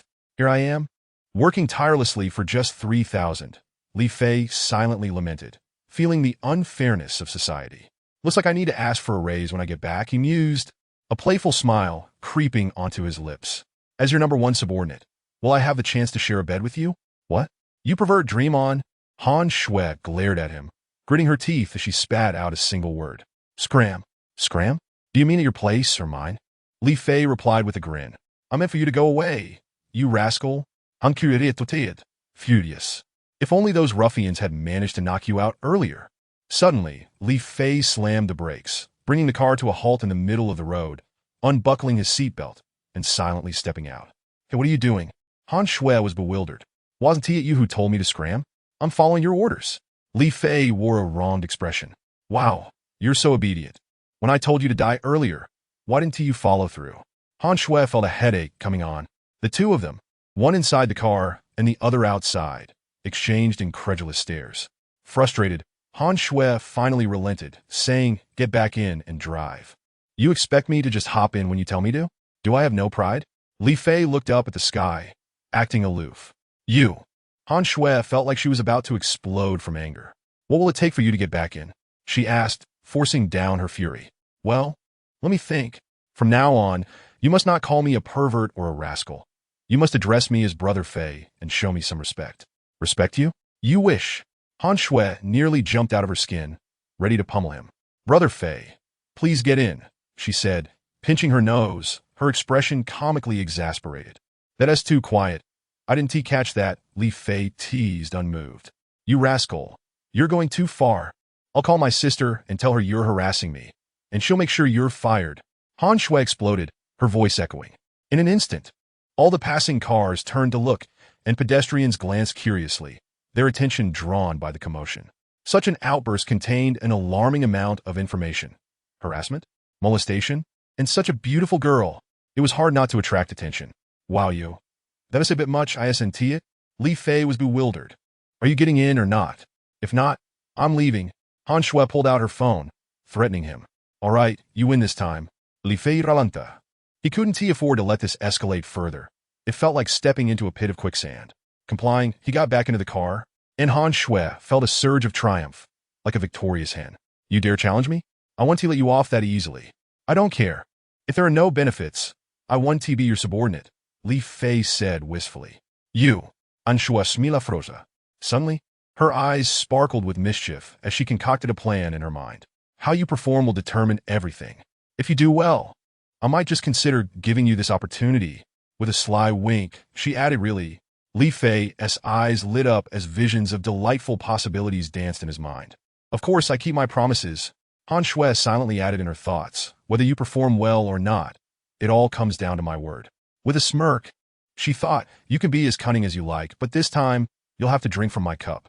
Let us not say anything more. From now on, I'll be your number one subordinate, and no one can take that from me. Li Fei felt invigorated, a myriad of ideas flashing through his mind. Then you'll need to practice your yoga. What do you mean by that? Han Shui asked, confused. I've heard that girls who practice yoga can unlock more positions. Li Fei buesta. You pervert? Go die. Han Shui fumed, grabbing a cushion from the seat and throwing it at his head. Meanwhile, in the office of the president of the Qingqing Group, KG stood before Su Qingcheng with two loyal aides, their expressions grim. Su Qingcheng regarded the trio coldly, her face devoid of emotion. The atmosphere in the office was unusually tense, an eerie silence hanging in the air. Suddenly, KG slammed a stack of newspapers onto the desk, creating a resounding thud. Su Qingcheng, do you not intend to offer us an explanation? He demanded, his eyes fierce. This bastard is becoming more and more audacious. A flicker of anger surfaced in the depths of Su Qingcheng's gaze. To openly throw objects in one's own office is a blatant disregard for oneself. Do they seek to rebel? Su Qingcheng cast a fleeting glance at the contents of the newspaper, her pupils constricting sharply. Has it already made it to the papers? Her gaze swept across the three individuals before her, an uncontrollable surge of anger welling up within her. The company is in turmoil, and instead of devising solutions, these shareholders are the first to seek confrontation, a pack of ungrateful wolves, ever eager to gnaw at her flesh. These scoundrels have become a cancer to the company. Su Qingcheng regarded the two with a frigid stare, a thought emerging in her mind. Perhaps these matters also involve the two of them. Who can say for certain? Countless thoughts raced through her mind, yet her expression remained inscrutable as she spoke with detachment. Qingqing Group is under my absolute control. I see no necessity to consult you on any decisions. You seek an explanation from me? I would like to inquire who granted you the audacity to intrude upon the president's office? Su Qingqing's gaze was as indifferent as the polar ice. her tone growing increasingly severe until it culminated in a stern rebuke. The cosmetic product you advocated for has resulted in customers suffering from severe facial ulcers, requiring hospitalization. The online backlash and newspaper criticisms are relentless, and the company's reputation is in tatters, with revenues plummeting. Corgi fixed a vicious glare on Su Qingsheng, retorting, "Do you still have the audacity to claim the title of president? Do you truly regard Qingsheng Group as your personal plaything?" The grandiloquence of his words masked his obvious ambition for the president's position. A wave of fury surged within Su Qingsheng. Corgi was merely an ordinary salesman during the company's nascent stages. As the company expanded, her brother, recognizing his contributions, had granted him some shares at a bargain. Little did she know he harbored ulterior motives. Not only did he lack gratitude, but he also now coveted the presidential seat. It was a modern rendition of The Farmer and the Snake. Alongside her rage, a chill gripped her heart. How lamentable it is that human nature can be so vile. "I will handle all of this. Now please leave." Su Qingsheng was unwilling to exchange another word with this ingrate, her finger pointing toward the door as she spoke coldly. "You want us to leave?" Corgi suddenly smirked, a mocking curve gracing his lips. "Su Qingsheng, let me tell you, unless you relinquish the presidential position today, no one is leaving this office." His menacing gaze settled upon Su Qingsheng as he brazenly threatened her. Her expression darkened instantly as she snapped, "Corgi, how dare you speak to me in such a manner? What are you planning? To rebel? Rebel?" Corgi scoffed derisively. "Do you think your Empress Wu Zetian? I'm merely reclaiming what is rightfully mine. The company was built by me and your brother. Why should you be the president?"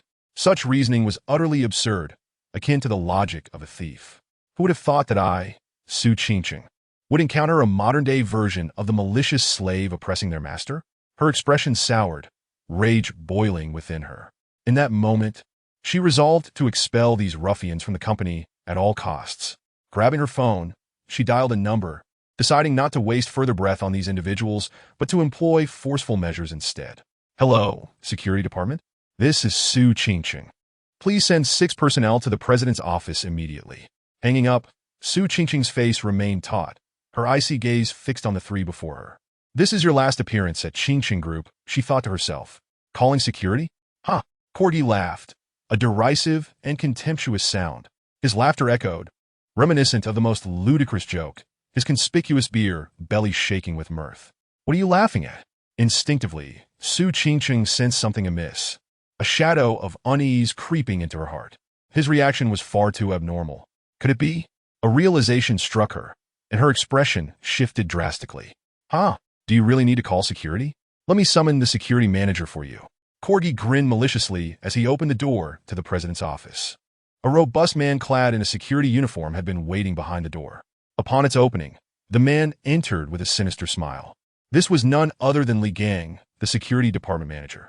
Seeing Li Gang step inside, Su Qingsheng's heart sank. There had long been rumors that Li Gang was Corgi's confidant, and it appeared to be true. A wave of coldness emanated from her core, spreading throughout her being. "Su Zong, I've brought Manager Li in for you. Please, tell him your concerns directly," Corgi said with a smug look, grinning widely. This was a premeditated coup.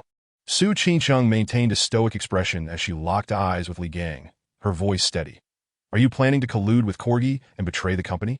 Although she knew Li Gang was Corgi's lackey, a flicker of hope remained in her heart. After all, the company had been generous to him, providing top-tier benefits among companies of the same level. Su Zong, I must admit, I don't quite understand what you mean. How is this a betrayal of the company?" "Since Corgi has become president, I remain a loyal employee," Li Gang replied, revealing a sinister grin, his voice rasping like a blade against glass, grating and harsh. Their collusion was evident. Su Qingsheng's expression darkened considerably. There was little left to say. "Speak, Corgi. What exactly do you intend to do? With your 32% stake, no matter how many people you bribe, you cannot become president." Su Qingsheng decided to lay all her cards on the table. "You know, I once thought it impossible for me to become president. But yesterday, your bodyguard inspired me, and I conceived a brilliant idea." Corgi's voice echoed ominously, his gaze fixated on Su Qingsheng. "What do you intend to do?" A sense of unease washed over Su Qingsheng. With Qingsheng Group mired in scandal, the young president unable to withstand the immense pressure of public scrutiny, leaping from the office to end it all. Wouldn't that seem quite reasonable? Corgi's eyes sparkled with malice as he regarded Su Qingcheng, his tone deceptively calm. You. Su Qingcheng's expression shifted, a wave of dread surging within her. She had never anticipated that Corgi would dare to resort to such open violence. These individuals would stop at nothing for power and wealth. You dare? My office is under constant surveillance. Su Qingcheng feigned calmness as she spoke. It seems you are determined not to give up until you reach the bitter end. Corgi taunted, casting a scornful glance at her. He waved dismissively and said, Li Manager, I heard the surveillance system is undergoing maintenance today and has completely malfunctioned. Didn't you think to inform President Su about this major issue? Seri, Suzong. Due to the line repairs, not only the president's office but the entire surveillance system of Qingqing Group is down today, Li Gang said, tapping his head as if suddenly enlightened. I apologize. I've been too busy and haven't had the chance to report this to you. This was a meticulously planned and premeditated murder. Su Qingcheng felt as though she had plunged into an icy abyss, a surge of coldness rising from her heart and swiftly enveloping her entire being. Her body trembled slightly as a look of panic crossed her face. In this isolated office, she faced 4 ruthless beasts, utterly defenseless. And even the thought of escape seemed impossible. Was she destined to perish here today? A sense of despair welled up within Su Qingcheng. Corgi observed her flustered demeanor, a thrill of satisfaction coursing through him.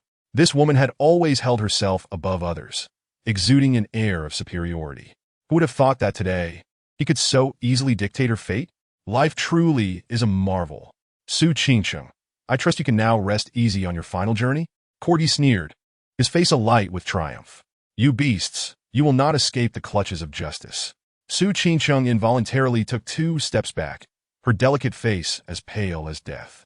She felt lost and helpless, overwhelmed by despair. The dead cannot speak. In the end, it all comes down to our words. If I say you committed suicide, then it shall be so. Kague laughed with pride, relishing the prospect of finally grasping the coveted position of CEO he had long yearned for. Brother Ji, Su is renowned as the beauty CEO of Jiangqing, the object of countless fantasies. Killing her like this seems rather unfortunate, doesn't it? Li Gang leered at Su Qingcheng, his expression lewd.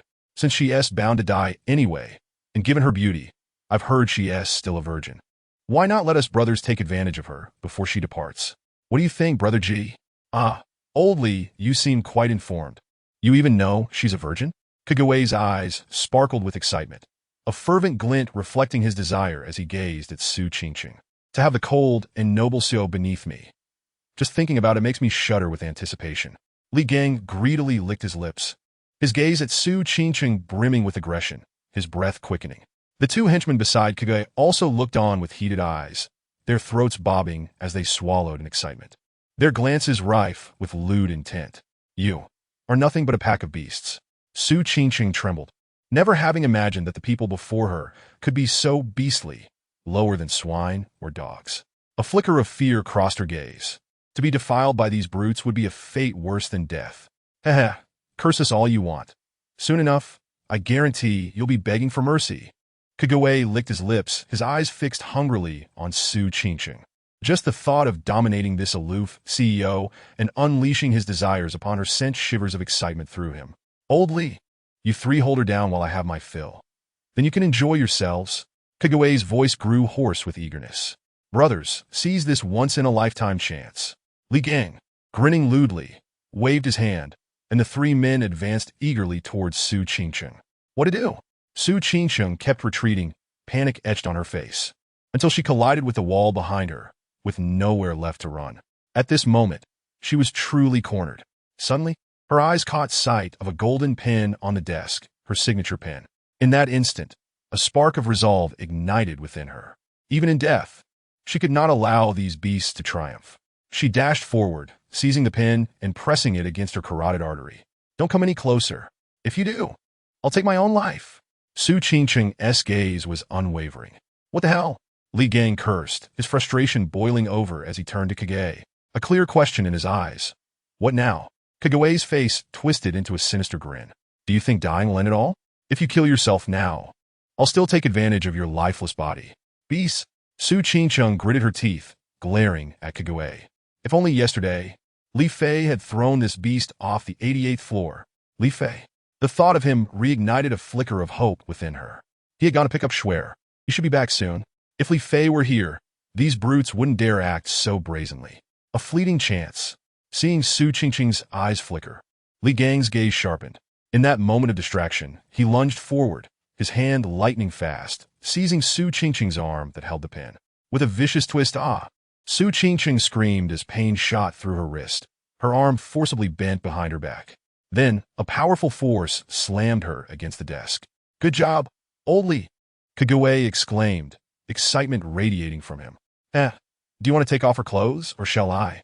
Li Gang held Su Qingqing down. A lewd grin plastered on his face. "Beast, let me go. Li Fei will be back any moment.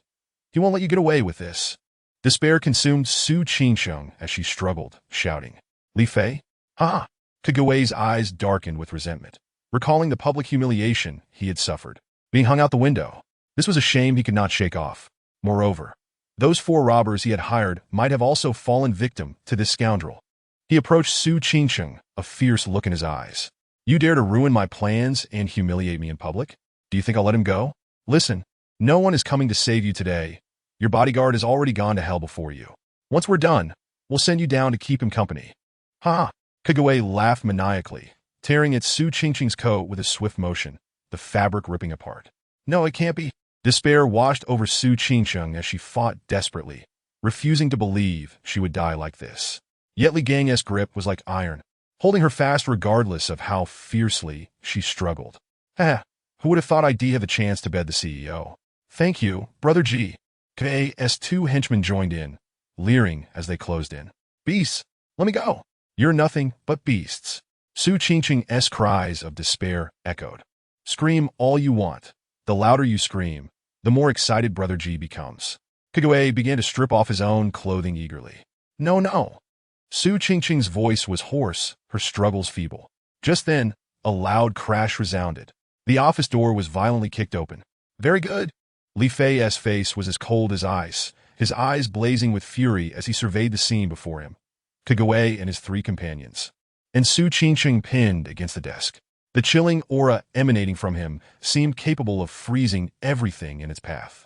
Behind him stood Han Shui, her teeth clenched in rage. "You are truly despicable." Li Fei's voice was a low growl, filled with murderous intent.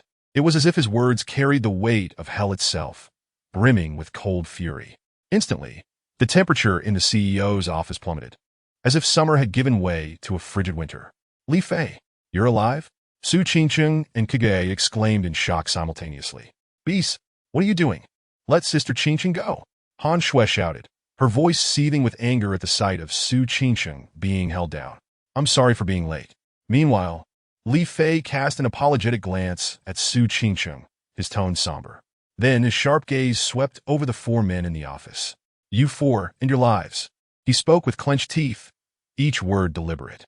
Upon seeing Li Fei, Su Qingqing felt an immediate sense of calm wash over her, ceasing her struggles. His voice resonated like a soothing melody in her heart, dispelling all pain, confusion, and helplessness. This man possessed a certain magic that made her believe there was nothing he could not accomplish. She was certain that these 4 men, in his eyes, were as inconsequential as mere chickens and dogs. "Why are you still alive? Why didn't Ta Biao and the people from Tianwang kill you?" Kague stared at Li Fei. Disbelief etched on his face. The Tianwang organization was said to never miss a target. How had they failed to eliminate him? A wave of fear washed over him, reminding him of the terror he had felt while dangling out the window. "A few worthless fools think they can kill me?" Li Fei scoffed, dismissing Kague with a glance. "While I haven't changed my mind yet, I advise you to end your lives quickly. If I have to take action myself, I assure you, you will regret still being alive." His voice was soft, yet the murderous intent behind it sliced through the air like a blade. "Damn it! How dare you act so arrogantly? Su Qingqing is still in my grasp." Li Gang had never laid eyes on Li Fei. He had merely heard whispers that Su Qingqing had recruited a formidable expert as her bodyguard, someone rumored to be capable of taking on dozens with ease. In his heart, he had dismissed these tales as nonsense, for it is well known that 2 fists cannot contend with 4 hands. This was not a movie. After all, who could truly take on dozens? Now confronted with Li Fei, who exhibited such arrogance by demanding that they take their own lives, he was instantly filled with fury. His eyes widened in a glare directed at Li Fei, and he tightened his grip around Su Qingqing's neck, a sinister expression settling on his face as he spat. What are you trying to prove? Kneel before me now, or I will kill Su Qingqing on the spot. Very well, Li Fei replied, a cruel smile spreading across his face. Observing Li Fei's demeanor, Kage felt a chill run down his spine, instinctively sensing impending doom, and shouted, "Be careful." In that instant, Li Fei surged forward, moving like a bolt of lightning. His speed was so astonishing that Li Gang could barely react. All he perceived was a blur before him, a fleeting shadow passing by. You! Li Gang's expression shifted in alarm, and before he could muster a response, a searing pain erupted in his chest, as if he had been struck by a speeding train. The sound of cracking bones filled the air. Bang! His hefty frame, weighing 160 pounds, was propelled against the wall with a resounding crash. He fell to the ground, a dent the size of a fist forming in his chest. In an instant, his face drained of color, devoid of any hint of blood, his expression one of utter despair as he spewed forth a torrent of blood, as if it were mere tap water. You! His mouth moved, but blood filled his throat, rendering him voiceless. His eyes brimmed with disbelief. How could a person possess such speed? It was over. A wave of dread washed over him as he began to regret heeding Kigue's provocations. Had he known Su Qingqing had such a terrifying bodyguard, he would have steered clear of this affair at any cost. Alas, there are no remedies for regret in this world, and now he had enraged Li Fei. All he could do was await the inevitable arrival of death. Burdened by endless remorse and despair, silence enveloped the room, an oppressive stillness as everyone stared wide-eyed at Li Fei. Kage and his two loyal subordinates were drenched in cold sweat. Trembling uncontrollably, Li Gang had been dispatched in a single blow, and without Su Qingqing as their shield, what could they possibly use to contend with Li Fei? The thought of what awaited them sent shivers down their spines. Thud! One of the subordinates buckled, collapsing to his knees. Big brother, this has nothing to do with me. It was all Kigue's idea. He forced me into this. Please spare me. If you must kill someone, let it be him. The man was trembling, his forehead touching the ground as he wept and begged for mercy. Seeing one of his men so readily betray him, Kigue erupted in fury, gritting his teeth as he scolded, "Zhang, you spineless coward. What are you afraid of? This is a society governed by law. Does he dare to kill us openly?" Just as Kigue finished speaking, Han Shui rushed to support Su Qingqing, concern etched on her face. "Sister Qingqing, are you all right?" "I'm fine, don't worry." Su Qingqing, embodying the composure of a leader of a large corporation, had regained her calm. Yet, her gaze remained fixed on Li Fei, her heart a tumult of emotions. On one hand, she wished for Li Fei to exact vengeance upon these wretched individuals, who were of a lower order than beasts. On the other hand, she grappled with the reality that this was a society bound by law. Killing was a crime, and to kill 4 men at once would surely lead to dire consequences. If Li Fei truly murdered them, would she not be the one to condemn him? Her heart weighed heavy with this internal conflict. Li Fei, let's call the police. Don't act impulsively. It isn't worth it to become a criminal over these beasts. After a moment's deliberation, she resolved to intervene. Listen, you can't touch me. We haven't done anything wrong, and even if the police come, they'll arrest you. Kigue's face gleamed with a self-satisfied smirk as he observed Su Qingqing attempting to reason with him. So, what if he has good skills? If he dares to kill openly, he will face the consequences, Kigue proclaimed, reveling in his perceived victory. Su Qingqing, I advise you not to call the police. You haven't been harmed, so what can you accuse us of? But your bodyguard is different. If Li Gang doesn't receive medical attention, he's not going to make it. Openly killing someone? What a predicament. As he spoke, his eyes turned to Li Fei, a hint of malice flickering within. This scoundrel had thwarted his plans repeatedly. One day, he would pay the price. Suddenly, a sinister idea struck him, and he pulled out his phone, grinning wickedly as he declared, "This guy has grievously injured our company's security manager without cause. I'm calling the police and hiring the best lawyer. This time, he will rot in prison for 10 years or more. You shameless fiend!" Su Qingqing gasped, her eyes wide with disbelief as her chest heaved with indignation at this brazen act of treachery. Shameless? Thank you for the compliment. Kigue laughed heartily, reveling in his arrogance. You think I won't summon dozens of my brothers to come and deal with you? Han Shui, furious, glared at Kage, her anger palpable. What a child you are. Go home and drink milk for 2 years before you come back to boast about your brothers. Pa! Kagome dismissed her with a scornful glance. Trying to intimidate me? When I was out in the world, you were still nothing but a liquid. Very well, Li Fei nodded, a slight smile gracing his lips as he turned to Su Qingqing and Han Shui. You two step outside for a moment. I will handle this. Li Fei, don't act impulsively. You must not break the law. It isn't worth it to go to prison over these beasts, Su Qingqing urged, panic rising in her voice. Don't worry, boss. Trust me, I'm a professional. I won't act rashly. I've got this under control. Just step outside for now. Li Fei insisted, forcefully ushering the two women out and locking the door behind them. Bang! Bang! Su Qingqing and Han Shui knocked frantically on the door. Li Fei, please don't be reckless. It isn't worth it. We need to think this through. Faintly, their voices echoed outside. Li Fei paid no heed, turning to face Kagome with a cold, steely gaze. The murderous intent within him surged forth like a tidal wave. Is living not preferable? Why seek your own demise? Pursuing death truly leads to death. Do you understand? His voice was low, yet it resonated in Kagome's ears as if it were a chilling whisper from the depths of hell. Hello? Is this the police? Help! Someone's being murdered at Qingqing Group. Kagome squeaked, startled into action as he hastily dialed the emergency number.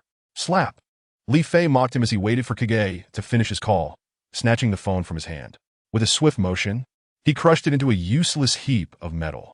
Now that you've delivered your last words, prepare for your journey. Casually tossing the ruined phone aside, he gazed at Kagome, who now realized that this man would be the first he would kill in his homeland. What do you want? I've already called the police. They're on their way. Kagome stammered, his teeth chattering as he retreated, eventually collapsing to his knees, fear overtaking him. He was terrified, trembling before Li Fei's gaze, which seemed to pierce through him, revealing a vision of a bloody abyss. In that moment, he understood. Li Fei cared not for his report to the police. He was genuinely intent on killing him. Don't panic. I will ensure your death is a slow one. But first, prepare your last words.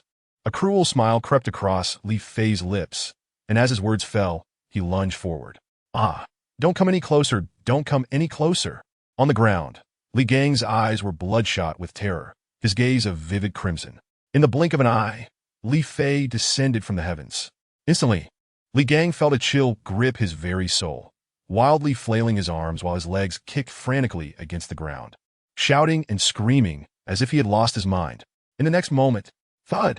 Li Fei's feet crashed down upon him, and in an instant, his entire chest caved in. Dead! Li Gang's eyes bulged, his pupils dilated, and he was instantly obliterated. How dare your filthy hands touch Su Qingqing? You truly deserve to die.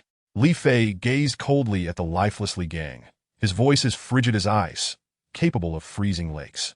From the moment he witnessed Li Gang's grip around Su Qingqing's neck, it mattered not who this man was or what background he possessed. Li Fei would ensure his demise. Nearby, Kukai and his two lackeys stood frozen in terror. This man had so effortlessly dispatched Li Gang. Would they be next? The three were consumed by profound dread, their bodies trembling uncontrollably. Thud! Koji knelt on the ground, weeping profusely, pleading for mercy. I was wrong. I shall never dare again. I am willing to relinquish all my shares without recompense. I implore you, spare me, grant me my life. The King of Hell demands you die at the third watch. Who dares to let you live until the fifth? Li Fei turned to look at Koji, who, unbeknownst to him, had produced a sharp knife. Koji understood that Li Fei would never let him go, and a cold wave of fear washed over him. Thud! A warm rush surged from his loins. He had wet himself. At that moment, Li Fei moved. Koji felt as though he were intoxicated, his vision distorted, and countless figures of Li Fei seemed to surround him. The entire room appeared filled with Li Fei's presence, and in the same instant, he was engulfed by excruciating pain. Every inch of his skin screamed in agony, as if enduring the most torturous of executions. He had no comprehension of what transpired, only the inhuman suffering tormenting his nerves. He emitted heart-wrenching cries of despair. Koji's two lackeys stared with wide, terrified eyes at Li Fei, their bodies shaking violently. Was this man a demon? The two were utterly petrified by Koji's current state and Li Fei's merciless methods, collapsing to the ground in a heap, muttering to themselves. What had they witnessed?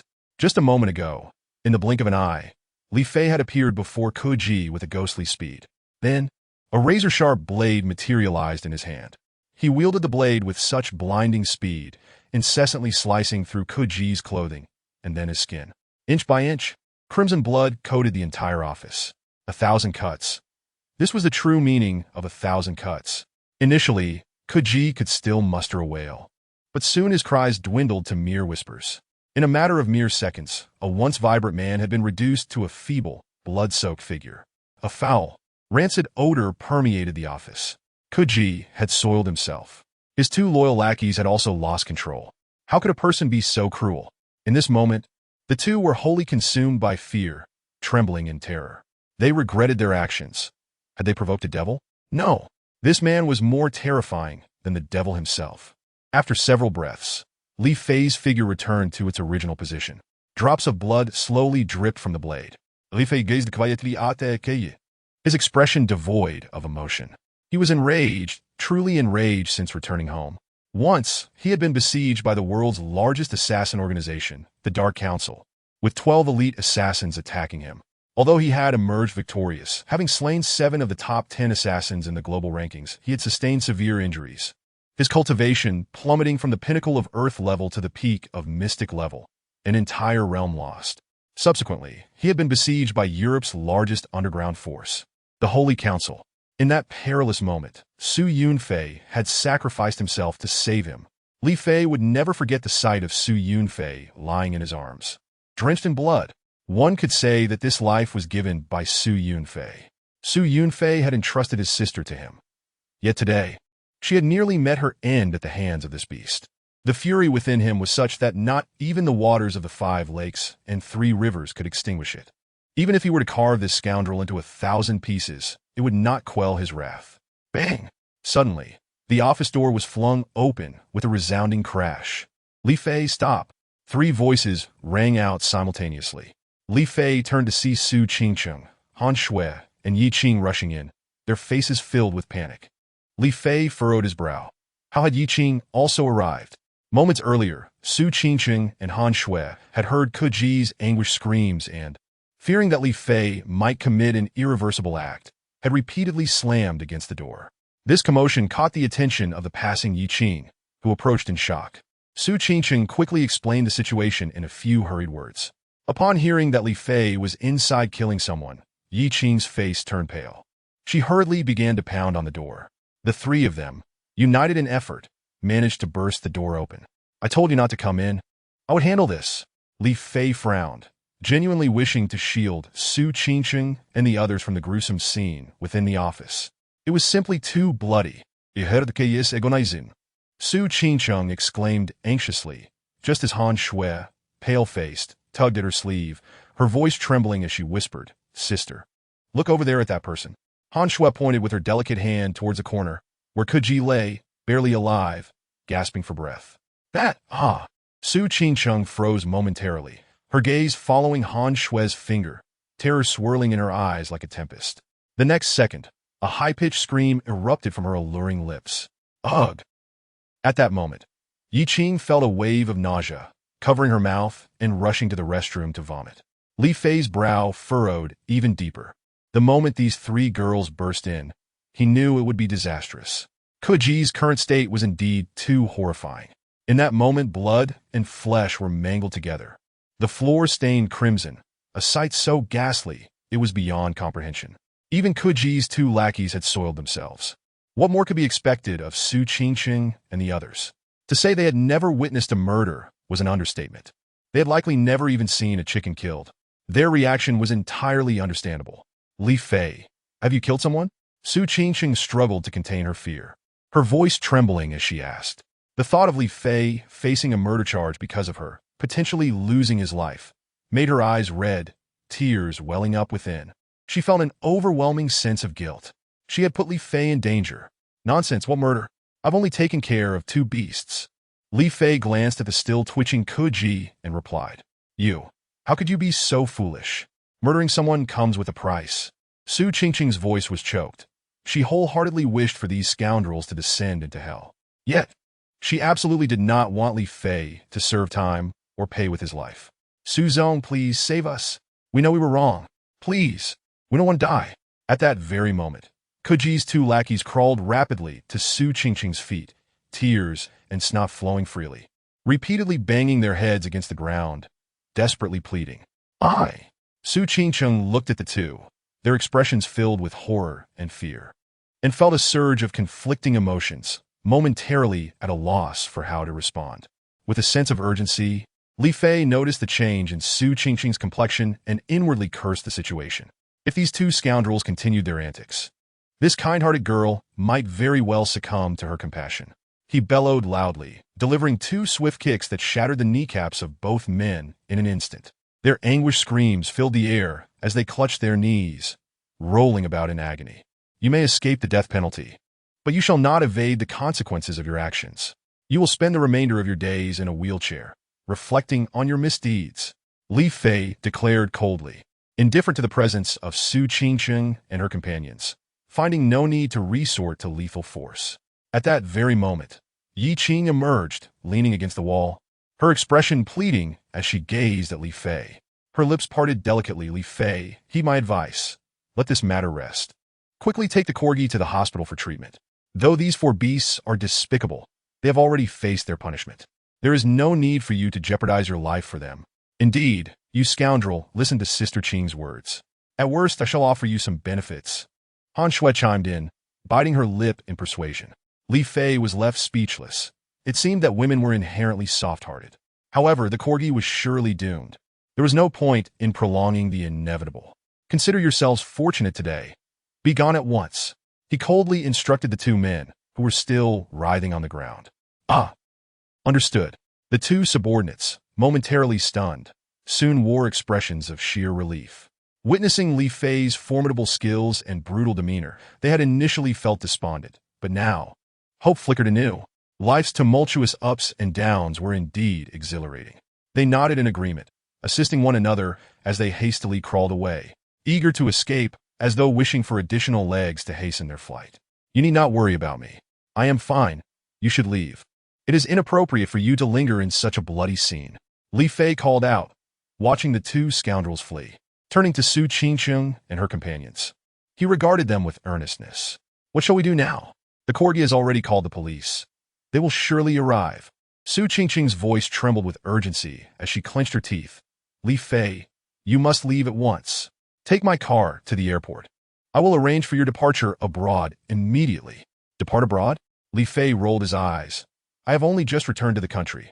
Why would I leave? I have no intention of going anywhere. What nonsense are you spouting? The police could arrive at any moment. Rest assured, once you leave, I will find a way to send you money, ensuring your comfort abroad. Su Qingqing insisted fervently. Yes, Li Fei, you should flee. Yi Qing urged. Do not fret. I can handle this situation. Li Fei replied with a calm smile, retrieving his phone. You need not panic. I will make a call to have this dealt with. What are you calling for? In Huaxia, with two dead, this is undoubtedly a major case. No connections will help you. Your only option is to flee the country. Su Qingqing exclaimed, stamping her foot in frustration. Well, that may not necessarily be the case. Perhaps this call will prove useful, Li Fei assured her with a reassuring glance, dialing a confidential number. As Su Qingqing prepared to interject, the call connected, leaving her to fume silently. A gruff voice came through. Kid, you've only just returned home, and you're already calling me? You sure know how to stir up trouble. Enough chatter. I killed two beasts at the Qingqing group. Hurry and send someone from Jiangqing to handle it. Wow, you really have a knack for causing trouble, don't you? I warn you, tread carefully while in the country. Don't bring your foreign methods back here. Understood, just get moving. The police are likely on their way, Li Fei concluded, hanging up before the old man could respond. Did I not mention that I eliminated two beasts? Is that causing trouble? It is merely ridding the world of scum. Li Fei Sulan Li Skufa, turning to Su Qingqing and her companions with a smile. All right, it's all taken care of. You need not worry. What? Is that all it takes? Su Qingqing was momentarily taken aback, unable to discern whether Li Fei was jesting. Whom did you call? The number one in the nation? What number one or two? As long as it works. Li Fei dismissed her concerns. At that moment, the sound of sirens pierced the air. The expressions of Su Qingqing and her companions shifted dramatically. The police had arrived. Quite prompt. Li Fei Shukla, nonchalantly shrugging his shoulders as he plopped down into Su Qingqing's executive chair. This seat is rather comfortable. It's no wonder so many desire to occupy it. Su Qingqing and her companions were left speechless, incredulous at his nonchalance. How could he remain so composed in such a dire situation? Yet, witnessing his relaxed demeanor, they began to believe that perhaps he did have a plan to extricate himself from this predicament. Downstairs, 2 police cars screeched to a halt, doors flinging open as a brash fellow with dyed yellow hair and a tiger tattoo on his arm emerged first, followed by 7 or 8 police officers. At the forefront was a middle-aged man sporting a prominent beer belly. Brother-in-law, the guy I just clobbered is the bodyguard of the president of the Qingqing group. The yellow-haired man shouted, pointing at the entrance of the Qingqing group. I told him my brother-in-law is the captain of the Beijing precinct, but he was arrogant, saying a captain is nothing to him. He doesn't even regard someone of that rank. The yellow-haired man, the leader of the thugs Li Fei had dealt with, exaggerated his tale. Upon hearing this, the beer-bellied man, Lin Wei, erupted in fury. How dare such a lowly bodyguard be so presumptuous, disregarding even me? Today, I shall see if he has the audacity to act so brazenly. Cuff him and take him back to the station. I will make him regret this. The yellow-haired man reveled in his brother-in-law's wrath, secretly relishing the thought of revenge against Li Fei. Brothers, follow me. I know where the president's office is. Taking the lead, the yellow-haired man swaggered forward. The police officers behind him exchanged glances, discontent brewing within them. Brothers, who do you think you are? Just a petty thug, and you dare speak to us like that? If it weren't for your brother-in-law's rank, I would have dealt with you myself. They thought, begrudgingly following him. Hey, what are you doing? The security guard at the entrance, seeing the yellow-haired man charging forward, was about to intervene when he noticed the swarm of police officers behind him and froze in confusion. Why are there so many police? What crime has been committed? What are you doing? I'm here to make arrests. The yellow-haired man sneered, brushing past the guards. Arrest? Who are you arresting? Your president's bodyguard. Arresting the president's bodyguard? The 2 security guards exchanged bewildered glances. Once the police had all entered, one of them finally snapped back to reality, shouting, quickly call President Su and report this. Right? The other guard nodded and dashed to the security room to make the call. Inside the office, Su Qingqing's phone rang. What? The police are here to arrest Li Fei? All right, I understand. Let it be. Upon receiving the guard's report, Su Qingqing felt a wave of panic wash over her. This was a grave matter involving 2 lives. Could that call Li Fei may truly be reliable? Chapter 42. Satisfying your demands, let them come. What's the big deal? We'll go out and greet the police officers. Li Fei remarked nonchalantly, grinning as he headed for the door. How can you be so unfazed? Su Qingqing exclaimed, stamping her foot as she followed behind him. Li Fei smiled softly, confident in his composure. I have met with presidents and prime ministers from various nations. Why would I be concerned about a handful of local officers? As the 4 stepped outside, the elevator dinged, and the yellow-haired man, flanked by several police officers, emerged.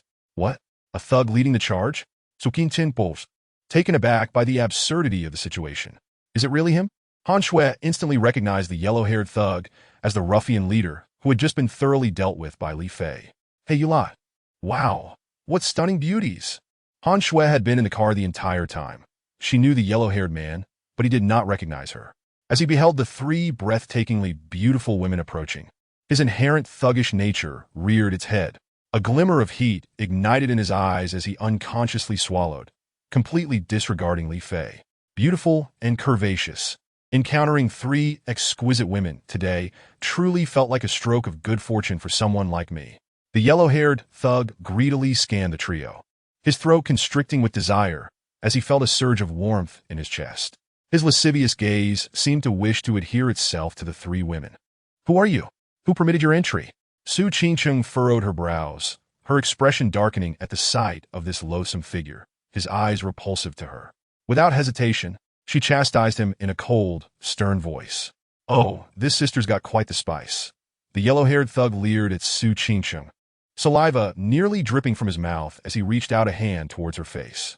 Scoundrel, seeking death.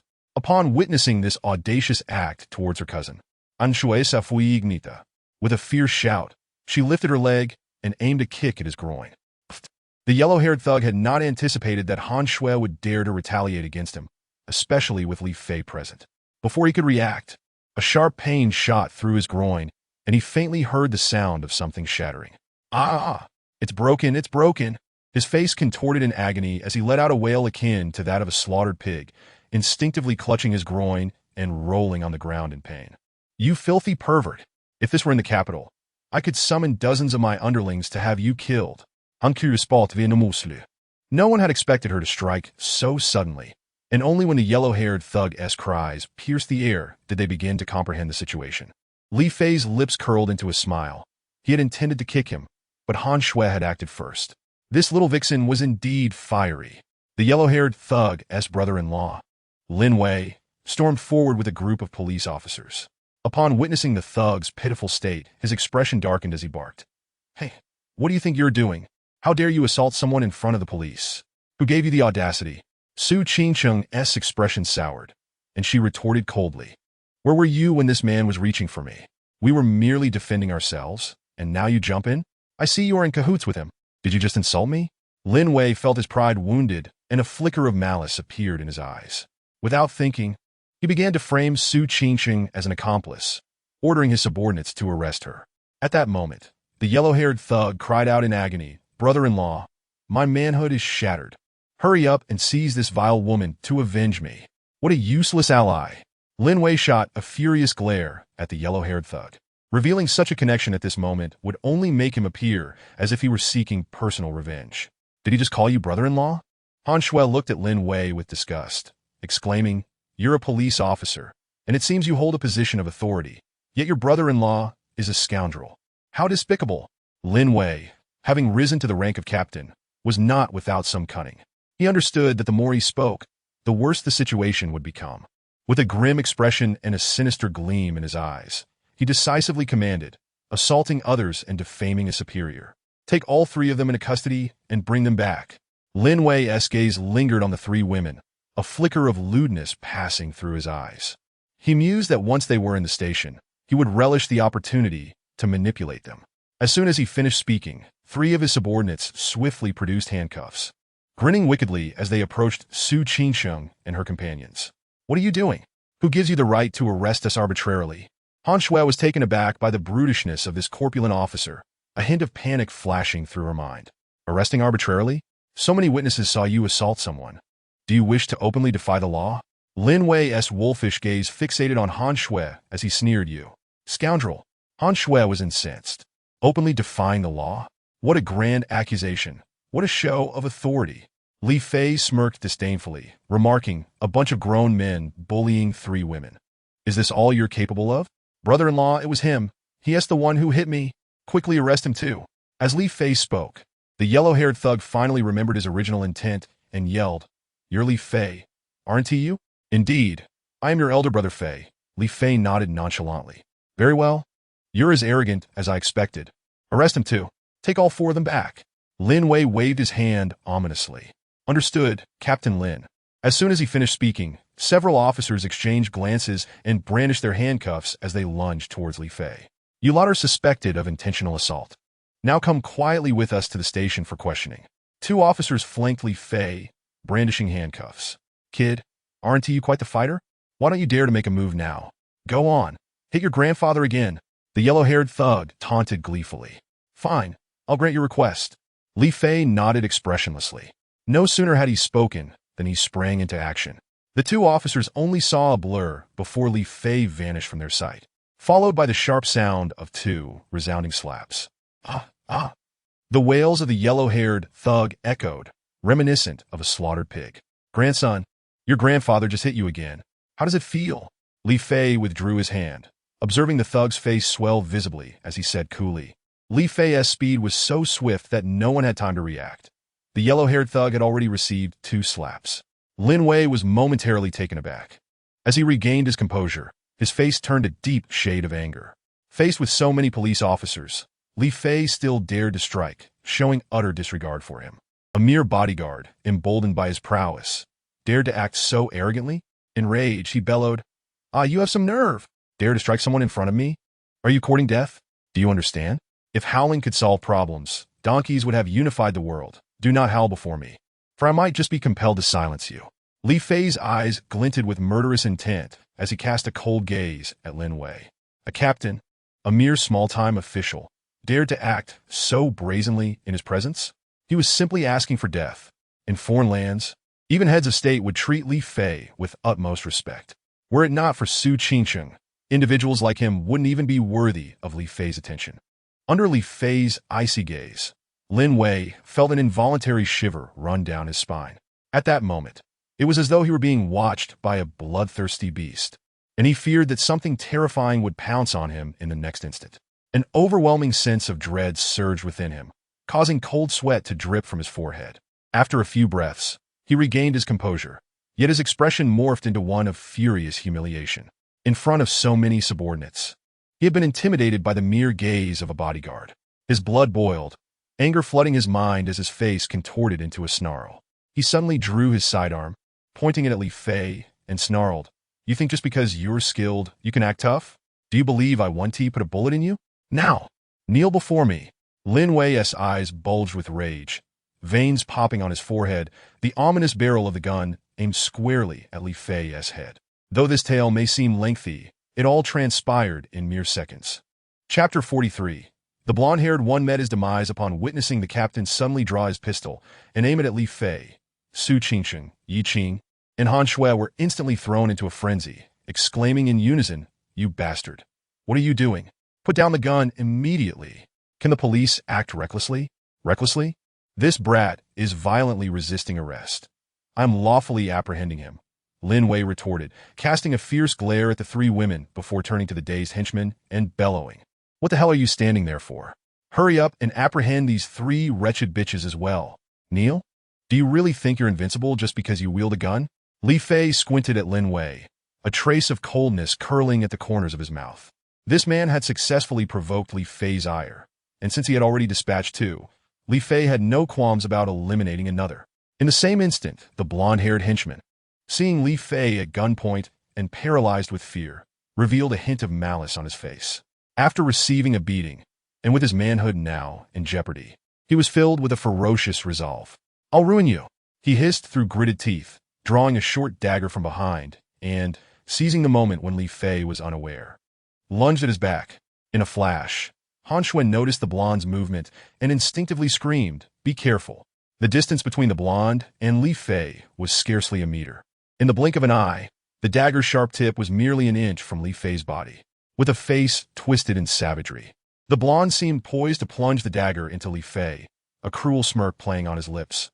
"Hey, kid, you'll regret ever crossing Brother Dao in your next life." With a fierce determination, he thrust the dagger forward. Mere inches away loomed the dark barrel of a gun, and behind him was the chilling dagger. It appeared to be an inescapable fate. Su Qingcheng and the others turned pale, screaming in terror. Yet at that moment, Li Fei seemed oblivious to the imminent danger, his tranquil visage adorned with a faint smile. It was indeed rare to encounter someone so eager for death.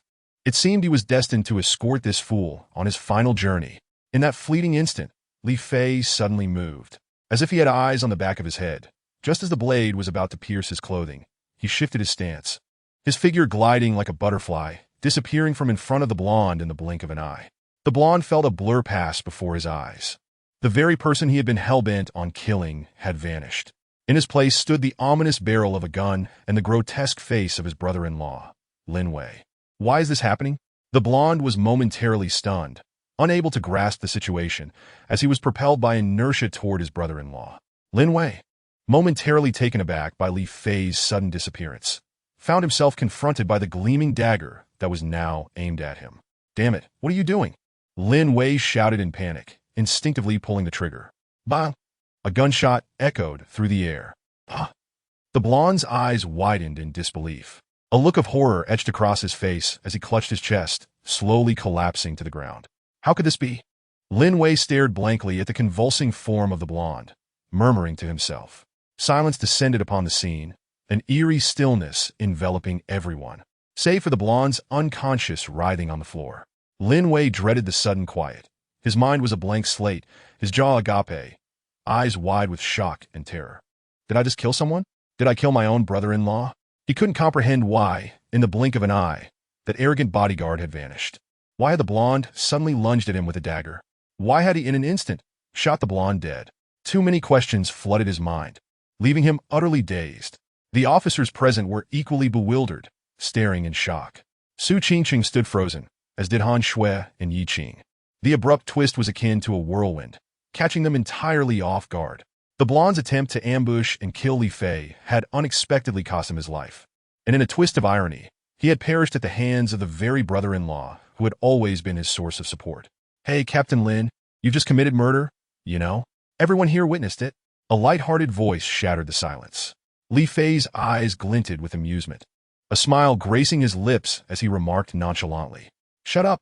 I didn't kill anyone. It was self-defense. He was the one who attacked me." Li Fei's words jolted Lin Wei from his stupor, causing him to leap up like a cat whose tail had been stepped on. His expression twisted in fury as he shouted, "Say whatever you want. The blonde is dead now." Li Fei shrugged nonchalantly. Whatever the reason, now that the gun has been fired, Captain Lin won't have many more opportunities to flaunt his power. This time, even if he survived, he will be stripped of his arrogance. Lin Wei's eyes fixated on Li Fei, his pupils bloodshot, his expression contorted, resembling a man on the brink of madness. Having shot his own brother-in-law, his future now seemed bleak, and he might even face imprisonment. His wife would undoubtedly leave him. In that brief moment, he felt as if he had plummeted into hell, losing his family and home. And all of this was thanks to the despicable individual standing before him. "This is all your fault. If it weren't for you, none of this would have happened. I will kill you. I will kill you." With madness flickering in his eyes, Lin Wei suddenly raised his gun, aiming it at Li Fei, the veins on his arm bulging. "Hey, what are you doing? Are you insane? Put down the gun. You bastard. I swear I'll kill you." Su Qingqing and the others turned pale, screaming in alarm. Simultaneously, Lin Wei's subordinates exchanged bewildered glances, frozen in place, unsure of how to react. One of the older officers gritted his teeth, trembling as he stepped forward, mustering the courage to advise, "Captain Lin, if you fire that gun, things will spiral out of control." The atmosphere was tense, the crowd terrified. Yet astonishingly, Li Fei remained composed, even smiling. He despised having a gun pointed at his head. However, Lin Wei had now done so twice. At this moment, he was genuinely angered. Li Fei was furious, and the consequences would be dire. Seeing Li Fei smiling despite being threatened only fueled Lin Wei's rage. It was a blatant mockery, a provocation. This fool was mocking him, believing he wouldn't dare pull the trigger. Lin Wei's pupils dilated, a flicker of madness igniting within him. He roared, a fierce snarl on his face, disregarding everything as he prepared to pull the trigger. "Don't!" Su Qingqing and the others gasped, their faces filled with dread as they shouted, "Seeking death." In that split second, Li Fei's gaze turned icy. He lunged forward, seizing Lin Wei's gun-wielding hand in a flash. A sickening crack echoed as bones shattered, followed by a clang as the handgun clattered to the ground. The crowd watched in wide-eyed astonishment as Li Fei's grip tightened around Lin Wei's wrist, contorting his hand at a grotesque angle. "Ah!" A wave of excruciating pain surged through Lin Wei, prompting him to scream in agony. Yet it was not over. Li Fei, his expression devoid of emotion, released his grip and swiftly delivered a kick to Lin Wei's abdomen. With a muffled thud, Lin Wei's face turned ashen, his body propelled backward like a deflated balloon. Midair, he gasped, spewing a mouthful of blood before crashing against the wall and collapsing to the ground, rolling over with a vacant stare, unconscious. "Do you think that donning this uniform and wielding a firearm makes you invincible? That you can swagger about wherever you please?" Li Fei turned, his gaze piercing through the stunned officers, his voice resonating like a blade. "Why you dare assault an officer?" One of the officers stammered, pointing a trembling finger at Li Fei. "Assault an officer? What a grave accusation. I can't bear that." Li Fei retorted, "It was self-defense. Do you understand?" Li Fei offered a faint smile, gesturing towards the surveillance camera nestled in the corner, and remarked, "Do you see? Everything that transpires here is recorded in crystal clarity. I advise you to swiftly escort these two rascals away, or I shall resort to hiring an online army to escalate this matter." A captain gunning down a person, I believe, would make for quite sensational news. Chapter 44. Li Fei's 3 Provocations of Lu Ruyan. The expressions of the several officers shifted dramatically. Should this incident escalate, Lin Wei would undoubtedly face utter ruin.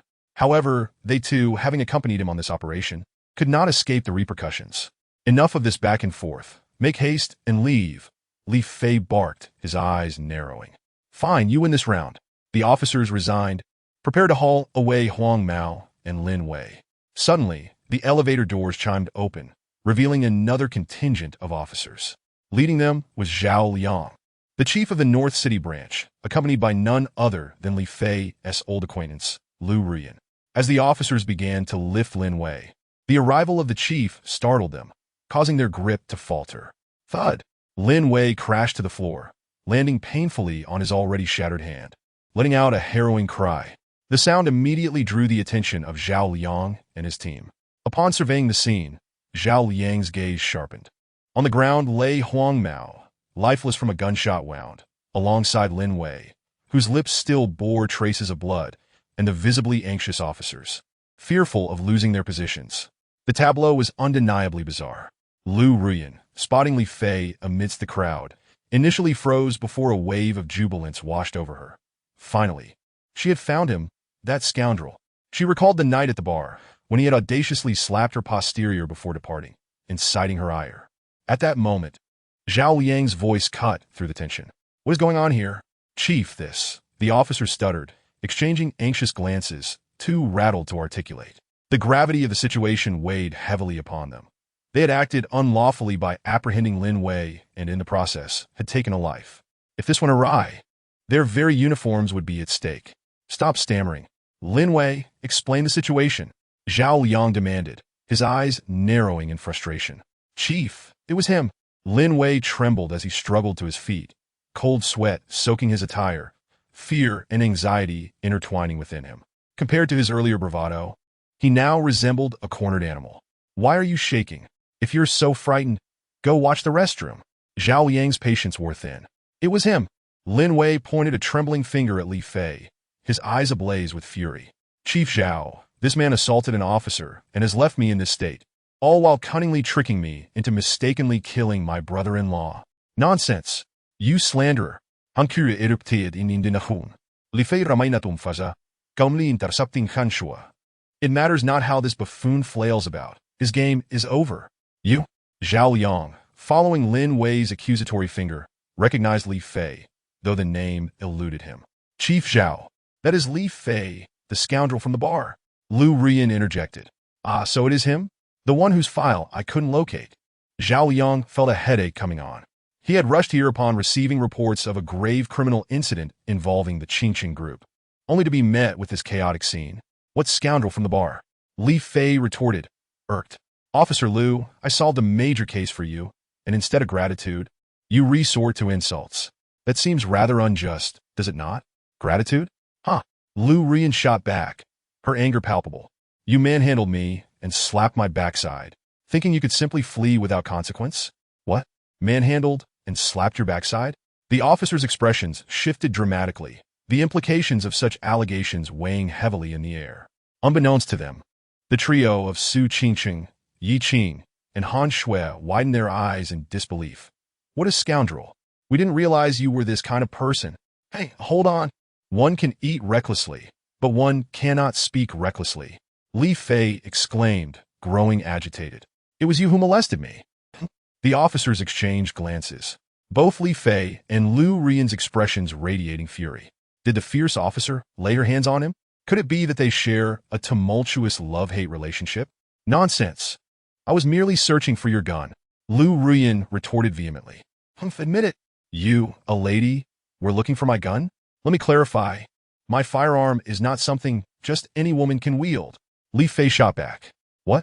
The crowd's expressions morphed as the intensity of the exchange escalated. Lu Rian, in a fit of rage, lunged at Li Fei, her fists clenched tightly. You scoundrel! If you dare act so lewdly, I shall end you. Help! Someone save me! The female officer is trying to silence me. Li Fei darted about like a mischievous monkey, evading Lu Rian's wrath while shouting for assistance. Lu Rian, her fury escalating, screamed in exasperation. The assembled officers exchanged bewildered glances, questioning how they had veered from addressing a significant criminal case to intervening in what appeared to be a domestic squabble. Zhao Liang's countenance darkened. Enough! Lu Rian, stand still. His voice boomed like thunder. The fury clouding Lu Ruyan's mind dissipated, and she clenched her fists, glaring daggers at Li Fei, her eyes brimming with resentment. Li Fei sauntered back to Su Qingqing's side, cheekily making a face at Lu Ruyan, nearly provoking her into another eruption. Zhao Yang took a deep breath and turned to Su Qingqing, speaking solemnly. Miss Su, we received reports of a murder within your group. The informant was your board member, Kuji. Now his phone is unreachable, and I implore you to assist us in our investigation. Though Li Fei had assured her he could handle the situation, Su Qingqing felt a wave of panic wash over her, instinctively glancing at him. No need for cooperation. I am the one who committed the murders. Without hesitation, Li Fei stepped forward, boldly confessing. 2 bodies lie in the CEO's office. His calm tone and demeanor suggested he was merely discussing a mundane lunch. Su Qingqing, distressed, stamped her foot in disbelief, struggling to find words. You've been calling for ages, and yet the officers have arrived with no response from your end. Aren't you worried? You killed someone? 2.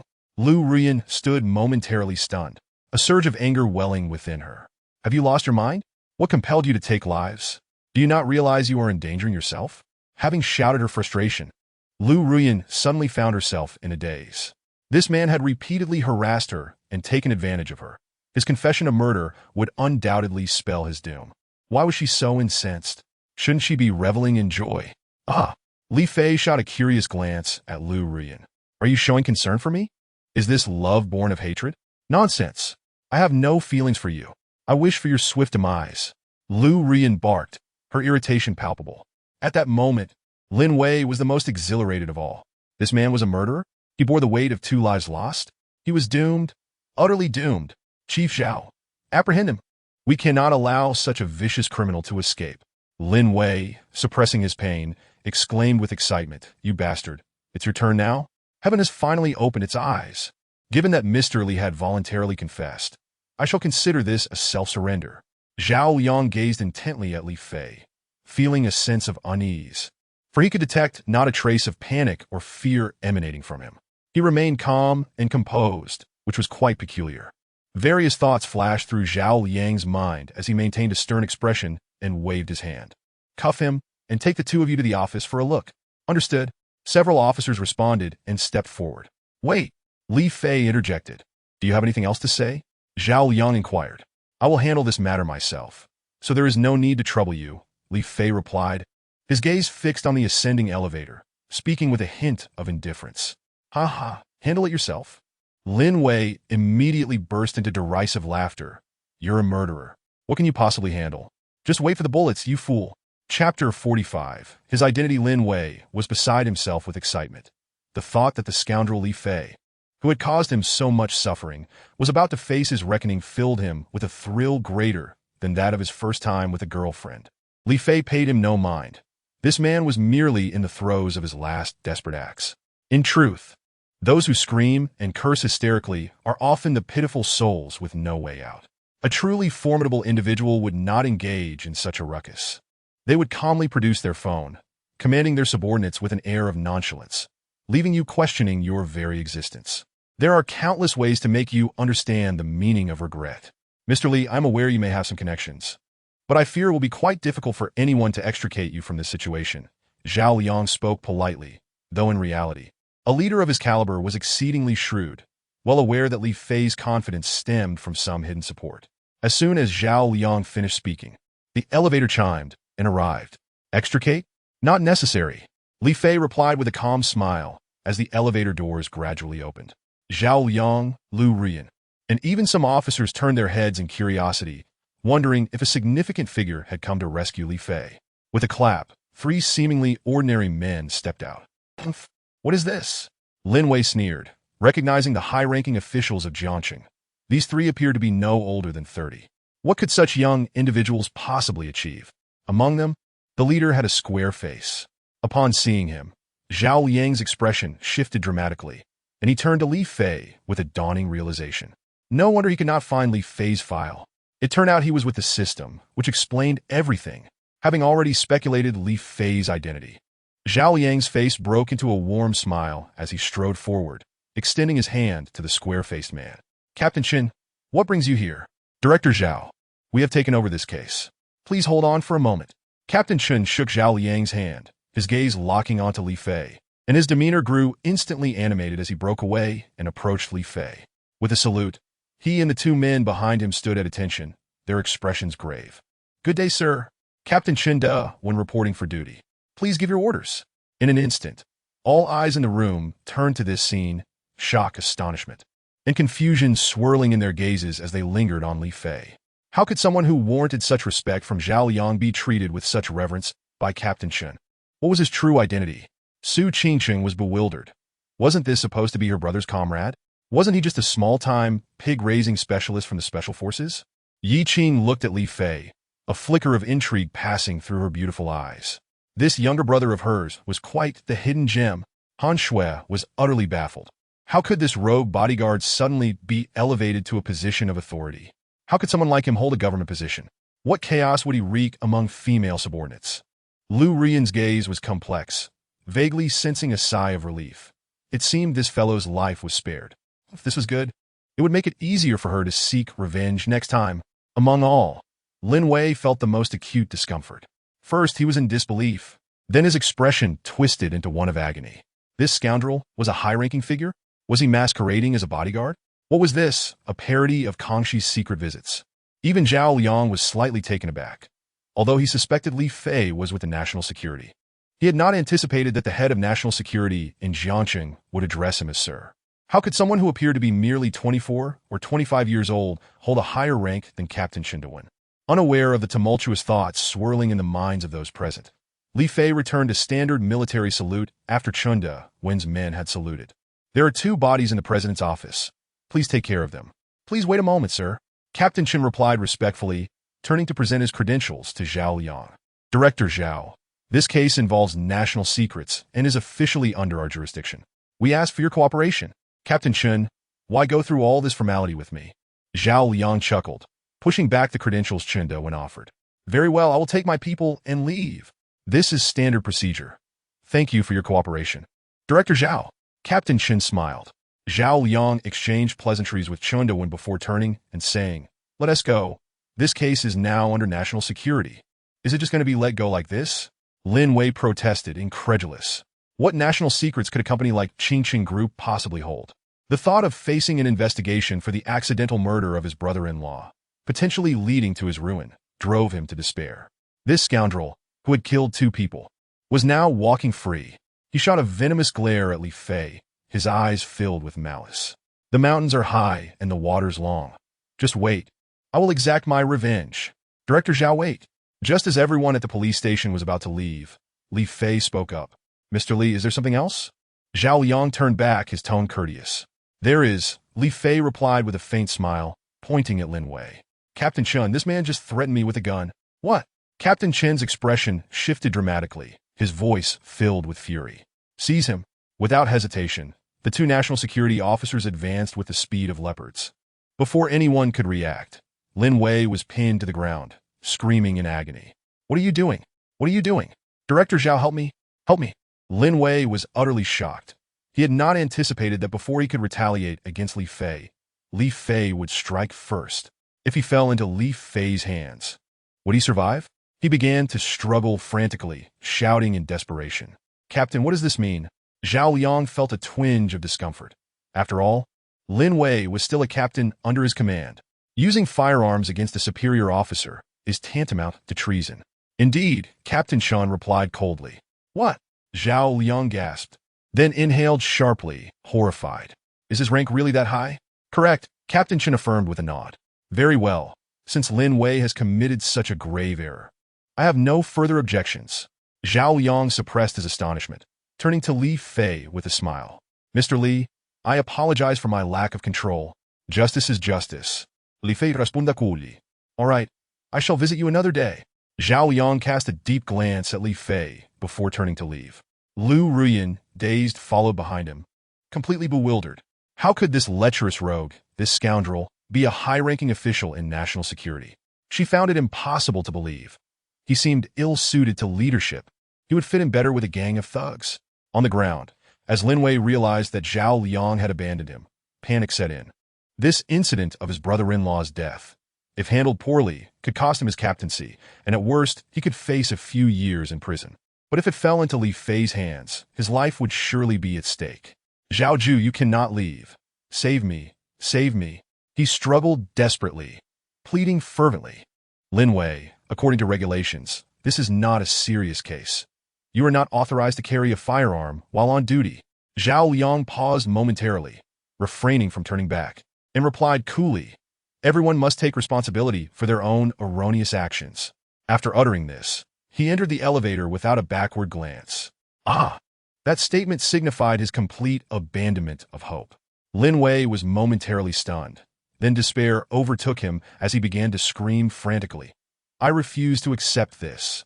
Why is it that he can kill 2 people, yet you allow him to go unpunished? Li Fei furrowed his brow. Yes, sir, Chen Duan acknowledged, turning swiftly to deliver a precise strike, rendering Lin Wei unconscious.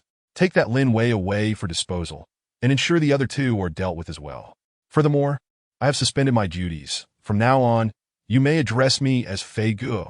Li Fei stated nonchalantly. Understood, Fei Ye. Chen Duan replied respectfully, signaling for a subordinate to escort Lin Wei away while he, accompanied by another, proceeded to remove the bodies of Chen Gang and Ke Ji from the office. He also took the liberty of cleaning the bloodstains from the floor, and once everything was in order, he bid farewell to Li Fei. Go on. I will be in Jiangqing for a while. Should you encounter any insurmountable issues, feel free to seek my assistance. Li Fei remarked as he escorted him to the elevator. Thank you, Fei Ge. Chen Duan exclaimed in elation, knowing this promise could be a lifeline in critical moments. Chapter 46. The dazzling flowers may confuse the eye. Once Chen Duan and his team departed, only Su Qingsheng, Yi Qing, Han Shui, and Li Fei remained in the corridor. The 3 stunning beauties fixed their gazes intently upon Li Fei. Following the earlier commotion, he had become an enigma to them. Who exactly is this man? With such an astonishing background, why has he chosen to work as a bodyguard for a small company like Qingxing Group? Countless questions echoed in their minds. Wow, why are you 3 lovely ladies staring at me so intently? Do you wish to pin me to the ground and have your way with me beneath the bright daylight? Li Fei, noticing their unwavering stares, instinctively clasped his hands over his chest and exclaimed with feigned caution, I must inform you, do not even think about it. I am not someone who easily succumbs to such advances. Even if I do not resist, after you have your way with me, you shall never possess my heart. Han Shui rolled her eyes dismissively, retorting, nonsense. What would I want with your heart? To stir-fry it? Gaining my heart would unlock more enticing possibilities. Li Fei shuklad mishiaboshli. How repugnant, you foul scoundrel. Han Shui fumed, realizing she should have known better than to engage in a verbal sparring match with this rogue. Victory was utterly unattainable. Little brother, you truly are an enigma. Yi Qing appraised Li Fei with her piercing gaze, her dark, profound eyes shimmering with intrigue. Sister Qing, please refrain from calling me little brother. One day, when you truly come to know me, I assure you will be astounded at what I have to offer. Li Fei raplia tsekili. Yi Qing, nearing 30 years of age, had seen her fair share of life's tempestuous trials. Li Fei's flirtations did not render her bashful, but rather ignited her allure. Oh really? I find myself rather looking forward to what you have promised. Li Fei's smile faltered. Surely this must be a mistake. I tease you to see your delightful and irritated expressions, yet your excitement surpasses mine. What on earth is this? 666. I concede defeat. It is evident that when a woman plays the rogue, a man can do naught but feel shame and retreat. She may boldly proclaim, show me what you've got. But even the thickest-skinned man cannot prove his worth in such a moment. Rascal, come with me. Su Qingsheng glared fiercely at him for brazenly flirting in her presence, throwing him a cold remark before striding into the CEO's office. Is this attitude warranted? Shouldn't I be receiving praise for my performance today?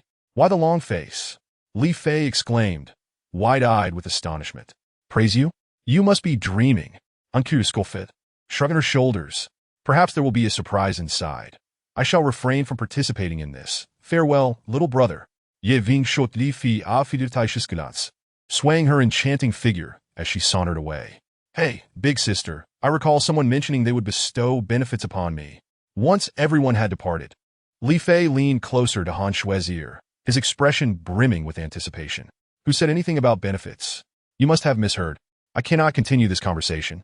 My sister awaits me. Han Shui hurriedly retreated into the office, her cheeks flushed with embarrassment. Come on now, a little kiss would suffice. Why must you go back on your word? The people in the city are far too cunning. Li Fei lamented, his expression one of discontent. Upon returning to the CEO's office, Su Qingqing was taken aback by the immaculate cleanliness. Not a trace of blood remained, and the air was infused with the scent of air freshener. She couldn't help but marvel at how the national security agents conducted their cleaning duties with greater professionalism than the company's janitorial staff. This only reinforced her suspicion that Li Fei's identity was far from ordinary. Yet, he was clearly a comrade of her brother. What on earth is going on with this man? Su Qingqing pondered, lost in thought, when Han Shui rushed in, her face flushed. Behind her trailed a visibly disgruntled Li Fei. Li Fei, tell me the truth. Who are you really? Su Qingqing confronted him directly, her curiosity piqued. A soldier, of course. Li Fei rolled his eyes. Why are you fixated on this? Do you believe I would harm you? If you do not trust me, surely you must trust your brother? Moreover, who among us does not have a few impressive acquaintances? All right, let's put this question to rest. Xiao Shui has returned from the capital, and we should invite Yi Qing for dinner to welcome her back. Seeing that Li Fei was unwilling to elaborate, Su Qingqing scrutinized him with a penetrating gaze before shifting the topic. Everyone possesses their own secrets. If Li Fei chooses not to share, she could not force him. After all, he was merely her bodyguard and had no obligation to disclose everything about himself. Okay, I shall go fetch the car. Li Fei quickly acknowledged, eager to make his exit. This was a matter too delicate to clarify regarding his identity. It was indeed a state secret, not to be carelessly divulged. Su Qingqing gazed pensively at Li Fei's retreating figure, her eyes shimmering with curiosity. She felt as if Li Fei were a book brimming with enigma, the contents of which she had yet to uncover. Was I not merely turning the first page of this mysterious tome? Su Qingqing mused quietly. First page? Sister, you are now the CEO and still reading books? Han Shui exclaimed, her eyes wide with surprise. Well, one learns until the end of life. Let us go. Today we shall welcome you back. Su Qingqing snapped back to reality, hastily deflecting. Welcoming me back? Let us not go to a hotel, but rather to a bar. Shall we? Han Shui's eyes sparkled with excitement. Absolutely not. What business do we have in a bar during daylight? Su Qingqing frowned in disapproval. She had no fondness for the chaotic atmosphere of bars, having regretted her previous visit. Oh, come on, sister, let us go. It will be more enjoyable during the day when there are fewer people. Han Shui clung to Su Qingqing's arm, shaking it vigorously while desperately pleading. Oh dear, stop shaking me. I'm getting dizzy. Let me consult with Yi Qing and Li Fei first before deciding. If they have no objections, we shall go. Su Qingqing brillanted. Oya go. Han Shui bounced with glee, excitedly dashing towards the exit. Since Qingqing Jie is the CEO, how could Yi Qing dare to oppose her? As for Li Fei, he is merely my number one little brother. How could he possibly voice any dissent? She exuberantly rushed to the elevator, while Su Qingqing shook her head in exasperation, pulling out her phone to call Yi Qing. Li Fei emerged from the underground garage, feeling rather bored as he took out his phone. Waiting for women, and three at that, he was prepared for a prolonged battle. Scanning the news online, the first headline caught his attention. Shock. The skincare products launched by Qingqing Group have caused disfigurement in multiple consumers. Li Fei furrowed his brows and clicked on the link. The first images that caught his eye were those of young girls suffering from allergic reactions, unsightly pimples, and some even displaying grotesque sores. These images were undeniably disturbing. Fortunately, he had not dined yet, or he would have surely lost his meal. As he delved deeper, his frown deepened further. According to the news, the newly launched products by the Qingqing Group had caused severe skin afflictions to hundreds, if not thousands, of consumers over the past 2 months. Posts denouncing the brand had proliferated online, severely tarnishing the image of Qingqing Group. The situation was undoubtedly intricate. After perusing the related articles, Li Fei pondered deeply.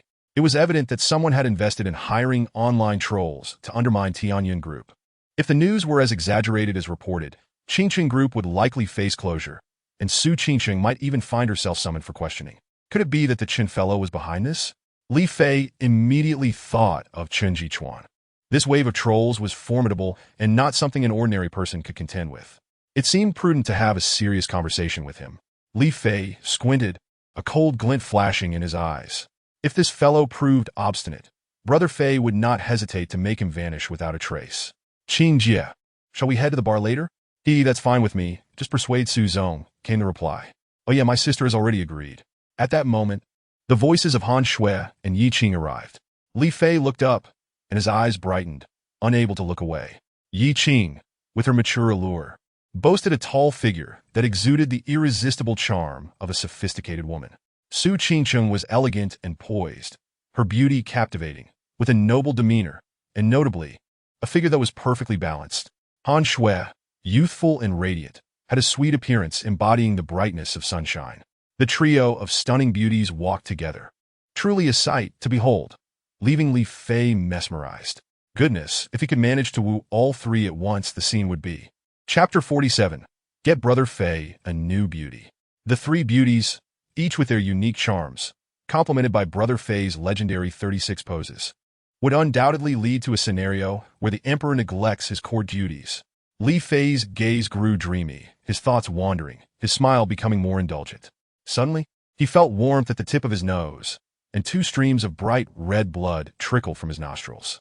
As Han Shui opened the car door and saw Li Fei in a daze, she looked at him with disdain and exclaimed, "Ah, Qing Qing Jieluk, this guy has a nosebleed. Cough, cough. Sorry for getting lost in thought." Li Fei abruptly regained his senses. Awkwardly touching his nose, he added, "It's just the heat, too much fire." Yi Qing took the passenger seat and cast a seductive glance at Li Fei. Her enticing red lips parted as she spoke in a teasing tone.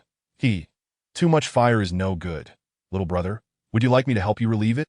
With that, Yi Qing deliberately unbuttoned the first button of her shirt and pushed her chest forward. If one were to say that most girls were like small hills, Yi Qing was undoubtedly Mount Everest. Damn, this enchantress is definitely trying to seduce me. One day I shall have you, Li Fei thought, swallowing hard, silently vowing as he quickly turned his head away, fearing another nosebleed was imminent. Li Fei focused on the road, avoiding her flirtation, and asked, "Boss, where are we headed now?" "To the bar, Nightshade Bar. I just checked, it's one of the larger bars in the vicinity." Han Shui interjected eagerly before Su Qingcheng could speak. "What? Going to a bar in broad daylight?" Li Fei shot Han Shui a concerned look, his expression implying, "Do you dare question the decision?" Han Shui, hands on her hips, retorted defiantly, "Little Shui, you cannot speak like that. At your age, addressing me as is quite inappropriate." Before Li Fei could respond, Su Qingcheng frowned and admonished softly, "Oh, come now." "Okay, fine." Han Shui sighed, shoulders slumping in defeat. Seeing the feisty girl humbled, Li Fei couldn't help but chuckle. "What are you laughing at? As my number one subordinate, you must follow my orders. Understood?" Han Sui glittered at Li Fei, her tone assertive. "When will the benefits be distributed? Until then, don't discuss your subordinate status with me. I am a man of principles and boundaries." Li Fei rappelait dismissibly. "You, jerk." Han Shui's face flushed with anger as she recalled his earlier comment about their intimate relations. Seeing their bickering, Su Qingcheng shook her head with a hint of exasperation. Meanwhile, Yi Qing, sitting in the front, wore a thoughtful expression, a knowing smile gracing her delicate features. Nightshade Bar was situated in the Northern District. With the speed of a Maserati and Li Fei's driving skills, they arrived at the bar in a mere 15 minutes. After parking, Li Fei walked in front, followed by three stunning beauties, capturing the attention of all as they entered. At that moment, the bar was relatively quiet, with only a handful of patrons scattered about. The striking quartet drew the gaze of everyone present, instantly becoming the focal point of the crowd. With three exquisite beauties of varying styles, it was nearly impossible not to draw attention. As for Li Fei, he was practically invisible amidst the allure of the women. A bold patron even whistled, attempting to catch the attention of Su Qingcheng and her companions. This the largest bar in the Northern District? Why is it so empty?" Han Shui mused with disappointment, noticing the lack of the expected hustle and bustle. "Well, Missy, just look at the time. Who in their right mind comes to a bar during the day? That's just absurd." Li Fei retorted, unable to contain his sarcasm. "Just you wait. I could easily summon dozens of my subordinates to take care of you." Han Shui threatened, her demeanor akin to a cat whose tail had been stepped on. All right. I yield. You're quite the socialite. Li Fei chocolate, this me sink herbado. Let us head to the second floor, to a booth," Su Qingcheng suggested as she surveyed the surroundings. With the boss's command, none dared object, and the four ascended to the second-floor booth under the watchful eyes of all present. A rather flamboyant server approached them with a drink menu, eyeing the group with interest. As a seasoned veteran of the nightlife scene, he quickly discerned that the strikingly beautiful and dignified woman before him was the centerpiece of this group. His eyes gleamed with excitement. If he could charm her, it would be a lucrative opportunity. With a sly smile, he warmly greeted, "Ladies, it's a pleasure to serve you. My name is Jun, and should you need anything, feel free to call on me." However, as soon as he spoke, Li Fei's displeasure became evident. "Hey, what do you mean by pleased to serve the beauties? Does that imply you're not pleased to serve me?" Chuningjuan's smile faltered, feeling as though he had just swallowed a fly. Stifling his discomfort, he forced a dry response. "I'm equally pleased to serve you, sir." Li Fei felt a twinge of discomfort at Chuningjuan's gaze towards Su Qingcheng. After all, she was a strong contender for Brother Fei's affections. The audacity of this pretty boy was intolerable. "Go downstairs and fetch Brother Fei a different beauty." "Brother Fei prefers to be served by beauties," Li Fei stated coolly. "You." Chuningjuan's countenance darkened instantly, for he had never before encountered someone so utterly unconventional. "Li Fei, what are you doing? Is having 3 beautiful women by your side not sufficient? How many more do you desire?" Upon hearing this, Su Qingcheng shot Li Fei a glare, then offered an apologetic smile, saying, "I apologize. My bodyguard enjoys making jokes. Let us begin with 2 bottles of your finest red wine, and perhaps some fruit platters and snacks as well." With a smile, Su Qingcheng captivated Chuningjuan, leaving him momentarily spellbound. She was stunning, truly breathtaking. Simultaneously, he gleaned 2 pieces of information from her words. First, this enchanting lady was indeed affluent, as evidenced by her immediate request for high-end wine without regard for the price. Second, the repugnant man was merely a bodyguard. How absurd for a bodyguard to flaunt himself. Chuningjuan's gaze towards Li Fei was tinged with disdain. Upon realizing Li Fei's occupation, Chuningjuan hastily labeled him a loser in his mind. Perhaps this loser was foolishly dreaming of marrying a wealthy beauty? A bodyguard pretending to be something he is not. Today, I shall ensure you are humiliated. Chuningjuan promptly set aside the drink menu, his eyes darting mischievously towards Li Fei as he said, "Sir, I wonder if you would like to order anything?" The boss has already placed the order. What right does a bodyguard have to suggest anything? Moreover, the drinks at Yisei Bar are rather upscale, and Chuningjuan was confident that someone like Li Fei, a bodyguard, had never set foot here. He merely wanted to see how Li Fei would respond, without handing him the menu. Perhaps this bumpkin wouldn't even know the names of the drinks, which would surely be amusing. Chuningjuan chuckled inwardly, eagerly awaiting Li Fei's humiliation. "Bring more spicy chicken, braised pork, and a large bowl of rice noodles for Brother Fei. He seems quite hungry today." Li Fei unabashedly replied, "What the hell? Ordering home-style dishes at a bar? Are you out of your mind? Do you think this is a roadside eatery? Are you trying to make me laugh to death and inherit my bus card?" Chuningjuan looked at Li Fei with contempt, delighted internally, thinking, "This fool is about to embarrass himself in front of the beauties." "I'm sorry, bodyguard sir, but this is a high-end bar, and we only serve fruit platters, beverages, and light snacks. We do not offer roadside stir-fries," Chuningjuan remarked, suppressing his laughter and derision. At that moment, Han Shui, equally disdainful, glanced at Li Fei and said, "Come on, you're supposed to be my #1 subordinate. What on earth are you ordering in a bar?" In the same instant, Su Qingcheng, accustomed to Li Fei's idiosyncrasies, waved her hand helplessly and added, all right. I'll stick with my order. You can step down now."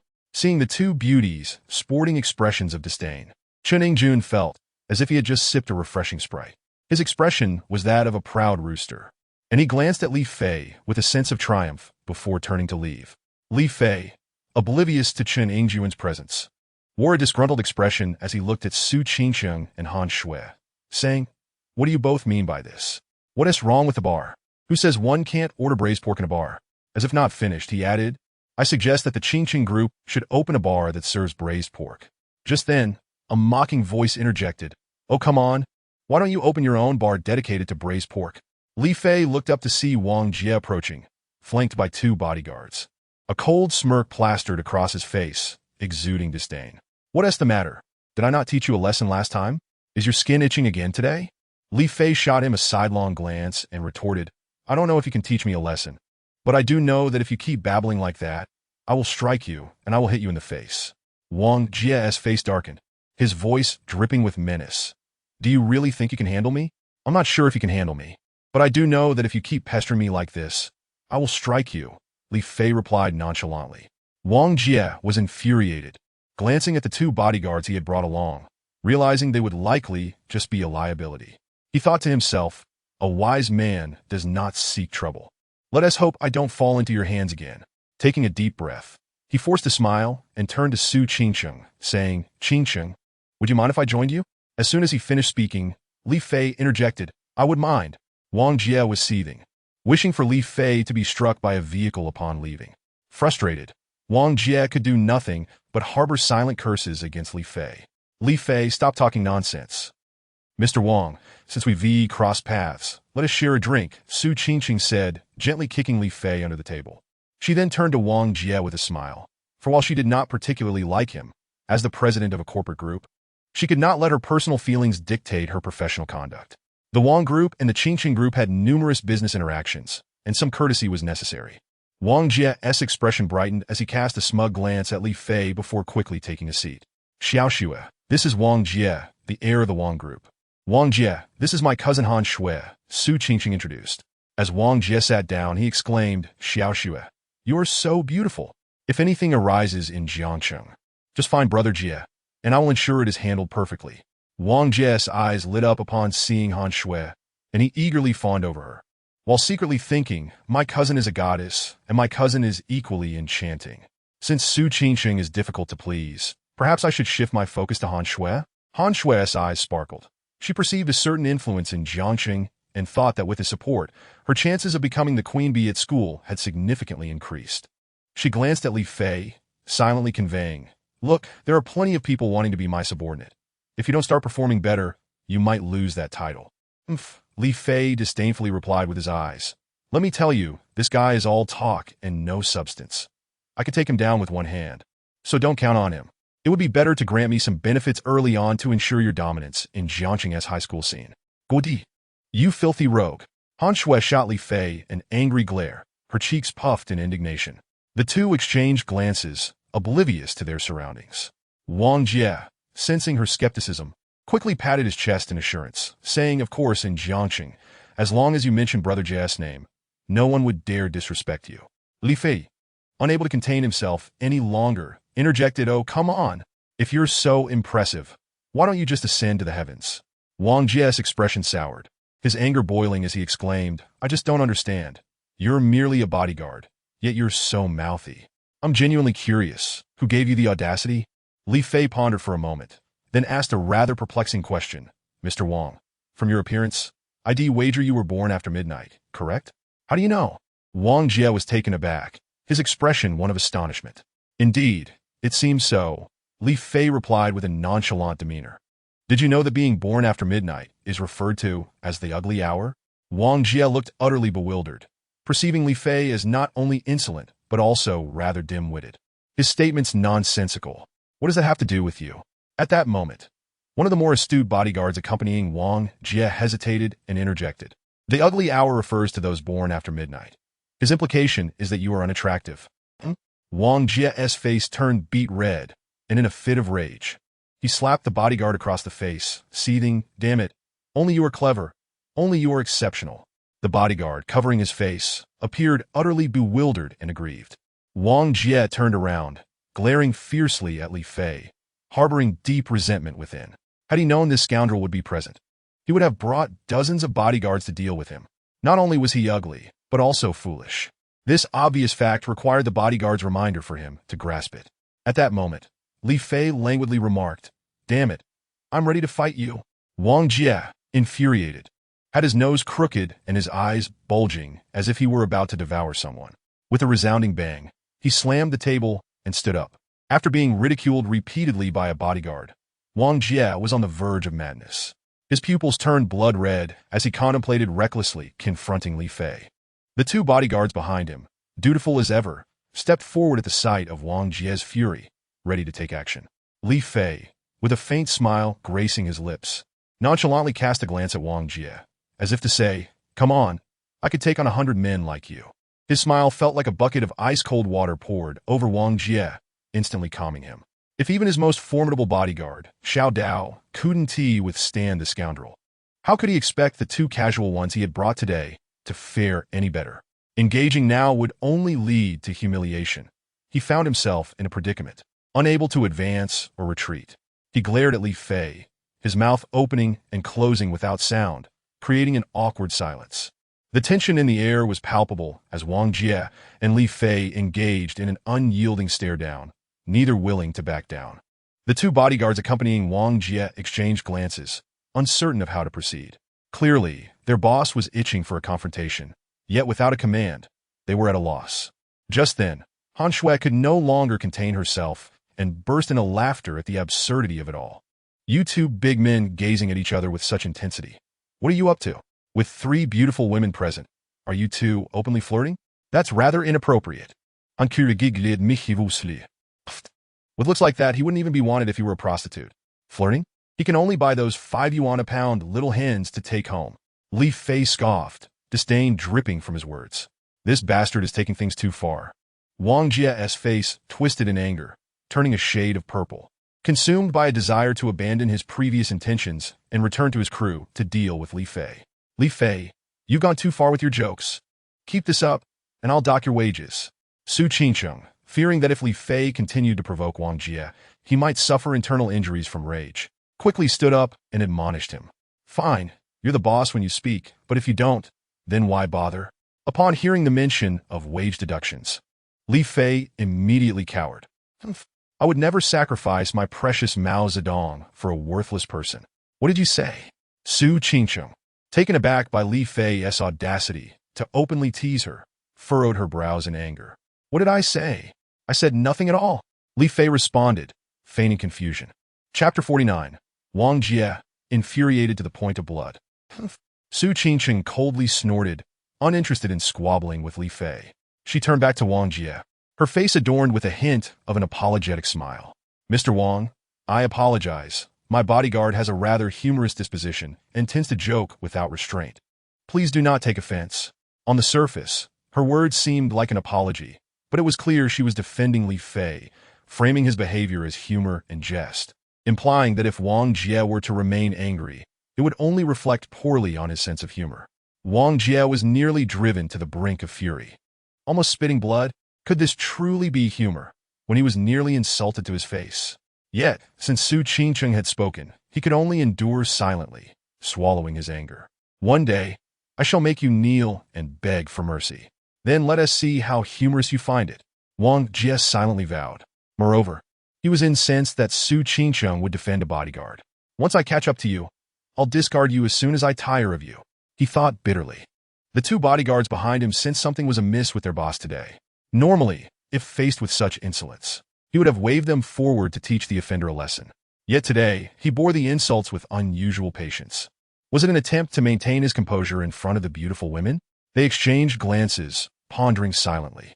Were Wang Jie's efforts to maintain his dignity truly because of his concern for his image, or was it simply that they were too incompetent to win a fight? At that moment, a waiter named Chen Ingjun wheeled over a small cart laden with drinks and snacks ordered by the group. Noticing another man had joined, especially one accompanied by two bodyguards, he perceived the unmistakable signs of a wealthy second-generation heir and felt a surge of resentment. These damned rich kids, wasting their days in bars, flaunting their wealth and chasing girls, will surely suffer the consequences of their excesses. Maintaining a cheerful facade, Chen Ingjun approached Su Qingcheng. Miss, your drinks have arrived. Would you like me to pour them for you? Please do. Su Qingcheng nodded. After pouring the drinks and providing all necessary services, Chen Ingjun cast a begrudging glance at Su Qingcheng before retreating. Come on, let us toast. Su Qingcheng gracefully swirled her wine glass, her elegant smile returning as she raised her glass. Cheers! The five of them clinked their glasses with laughter. Wang Jie busily flattered Su Qingcheng and Han Shui, sharing what he considered humorous anecdotes in hopes of winning their favor, while Li Fei occasionally interrupted with jibes, driving Wang Jie to the brink of frustration, yet feeling helpless. As the bottles of red wine quickly diminished, Han Shui pouted playfully. Already finished? Sister, I'm still not satisfied. Before Su Qingcheng could respond, Wang Jie seized the opportunity. He snapped his fingers and turned to one of his bodyguards with a smile. Go fetch the 2 bottles of 82 Lafite I had stored at the bar. Understood? Young Master Wang. The bodyguard nodded respectfully and departed. If little Shui wants to drink, she should have the best. These 2 bottles of Lafite were brought back for me by a friend from the vineyard, genuine 82 Lafite. The ones circulating in Jiangcheng that claim to be from 82 are merely inferior blends. Wang Jie smiled, reveling in his moment of triumph, having finally found a way to retaliate against Li Fei after enduring his provocations. He cast a triumphant glance at Li Fei, filled with disdain. So what if you can fight? In the end, you are just a poor loser. You'll probably never have the chance to taste such exquisite wine in your life. Is that so? Then I suppose I should indulge a bit more, Han Shui chimed in, excited by Wang Jie's boasting. Though the Han family was well respected in the capital, they imposed strict regulations on her conduct, rarely allowing her to drink. Thus, upon returning to Jiangcheng, she relished her newfound freedom. Not a problem. If you wish to drink, I can arrange for a friend to buy 2 cases directly from the Lafite vineyard. Wang Jie replied, a glimmer of mischief in his eyes. Turning to Li Fei with a grin, he added, you, my bodyguard brother, can certainly indulge as well. I know that people like you rarely get the chance to enjoy Lafite. Authentic 82 Lafite. Today might be your only opportunity. He emphasized the word bodyguard, his tone dripping with disdain and mockery. Is 82 Lafite truly that remarkable? Li Fei replied, a smirk playing at the corners of his mouth. To be honest, I prefer 30-year-old Matai. I used to use Lafite for bathing. Had Wang Jie not been so intent on showing off, Li Fei would hardly have thought to mention his past experiences. I recall an occasion when I collaborated with the British royal family on a top-secret mission, where I shared a romantic bath with a British princess in the ancient Chateau Lafite. The specific vintage of the Lafite we used has long since escaped my memory. But in retrospect, the only lingering impressions are of Princess Catherine's exquisite figure and her wild cries, which still evoke a sense of nostalgia. Such experiences, during my adventures across the Western continent, hardly seemed worth mentioning. Had it not been for today, I might have completely forgotten them. Lafite? It doesn't even deserve to be compared to Maotai. A true man, of course, drinks the strongest liquor and sleeps with the most beautiful women. With a calm demeanor and a tone of disdain, my words instantly captivated everyone's attention. Bathing in Lafite? Ha! Wang Jie couldn't help but burst into laughter. Ha ha ha, 666. A bodyguard bathing in Lafite. Believe it or not, I certainly do. Wang Jie scoffed with a look of contempt, his sarcastic tone betraying his disbelief. Little brother, your earnest boasting is simply charming. I find myself increasingly fond of you. Even Yi Qing couldn't suppress a chuckle as she teased Li Fei. With such a non-mainstream online persona and an apparent penchant for lechery, who would have thought you'd also enjoy a bit of bragging? Sister, where did you find such an exceptional bodyguard? Han Shui covered her head, clearly unimpressed and skeptical of Li Fei's claims. Only Su Qingcheng regarded him with a thoughtful expression. Although this fellow often engaged in frivolous antics and occasionally told risque jokes or sang peculiar songs, for some inexplicable reason, she felt an unearned trust in him. Rationality told her that his claim about bathing in Lafite was sheer bravado, yet a voice deep within whispered, perhaps he speaks the truth? Over the past few days, he had astonished her with countless feats. Since it was evident that the others did not fully believe him, Li Fei, with a faint smile, chose to remain silent. In the realm of the underworld, how could the musings of ordinary people even begin to comprehend? Wang Jie's so-called second-generation wealthy status was utterly inconsequential in Li Fei's eyes. Seeing Li Fei rendered speechless by his mockery, Wang Jie felt a surge of triumph. Just a muscle-bound fool with a simple mind. This world ultimately belongs to the likes of me, the wealthy elite. Wang Jie gazed at Li Fei with a smug expression, filled with a sense of superiority. No matter how skilled you may be, you'll merely serve as a watchdog for Su Qingcheng, while I, Wang Jie, am the true master of her room. At that moment, the bodyguard returned with 2 bottles of 1982 Lafite. Thank you for your hard work. Please hand me the wine. Before the bodyguard could speak, Li Fei snatched the bottles from his hands. With a resounding thud, he placed one in front of himself and swiftly grabbed the corkscrew. As he opened the bottle, he remarked, though this wine is rather mediocre, it is indeed a kind gesture from young Wang, so I shall reluctantly indulge a little. Who is this young Wang? Upon hearing Li Fei's words, Wang Jie's smile instantly froze, feeling as though he had swallowed a fly. How disgusting! A kind gesture from young Wang? You're going to drink it reluctantly? Who do you think you are? Wang Jie thought furiously. There was no way he would let this slide. However, Li Fei was indifferent to Wang Jie's thoughts. His remarks were clearly intended to provoke. In a world where I have 100 ways to put you in your place, you remain utterly powerless against me. Regardless of your wealth or your bodyguards, what does it matter? Should it come to blows, I can make you question your very existence. Should it come to words, I could reduce you to a state of humiliation. The power to act freely is indeed a formidable asset. As Li Fei opened the wine, an enticing aroma wafted through the air, causing him to raise an eyebrow in surprise. This wine might actually be decent? If so, I shall indulge without reservation. Gulp. Li Fei tilted the bottle back, chugging it down. Gulp, gulp. Is he really drinking straight from the bottle? This is akin to chugging beer at a roadside stall. Wang Jie was taken aback, completely disoriented. Su Qingcheng was stunned. Han Shui was dazed. And even Yi Qing appeared somewhat speechless, though there was a hint of amusement in her expression. None of them expected Li Fei to drink directly from the bottle. Gulp. Li Fei smacked his lips, a frown crossing his face as he expressed his disappointment. Damn it. This terrible wine smells decent, but it tastes like... Hey, young Wang, you didn't bring me an expired bottle to fool me, did you? With a look of disdain, Li Fei turned to Wang Jie. Who told you to drink it? You down an entire bottle and now claim it's bad? If it were truly spoiled, why did you drink every last drop? And now you're complaining? Wang Jie was furious, his face reddening as if he had consumed too much alcohol. He stood abruptly, gritting his teeth and glaring at Li Fei, his eyes blazing with rage. You've gone too far. I'll make you pay. Just then, Li Fei wore a warm, innocent smile as he gently placed his hand on the table in front of Wang Jie. A moment later, he withdrew his hand, leaving an impressively deep palm print on the table. Wang Jie's eyes widened in shock, his anger dissipating instantly as he struggled to suppress his words, forcing a smile that resembled more of a grimace.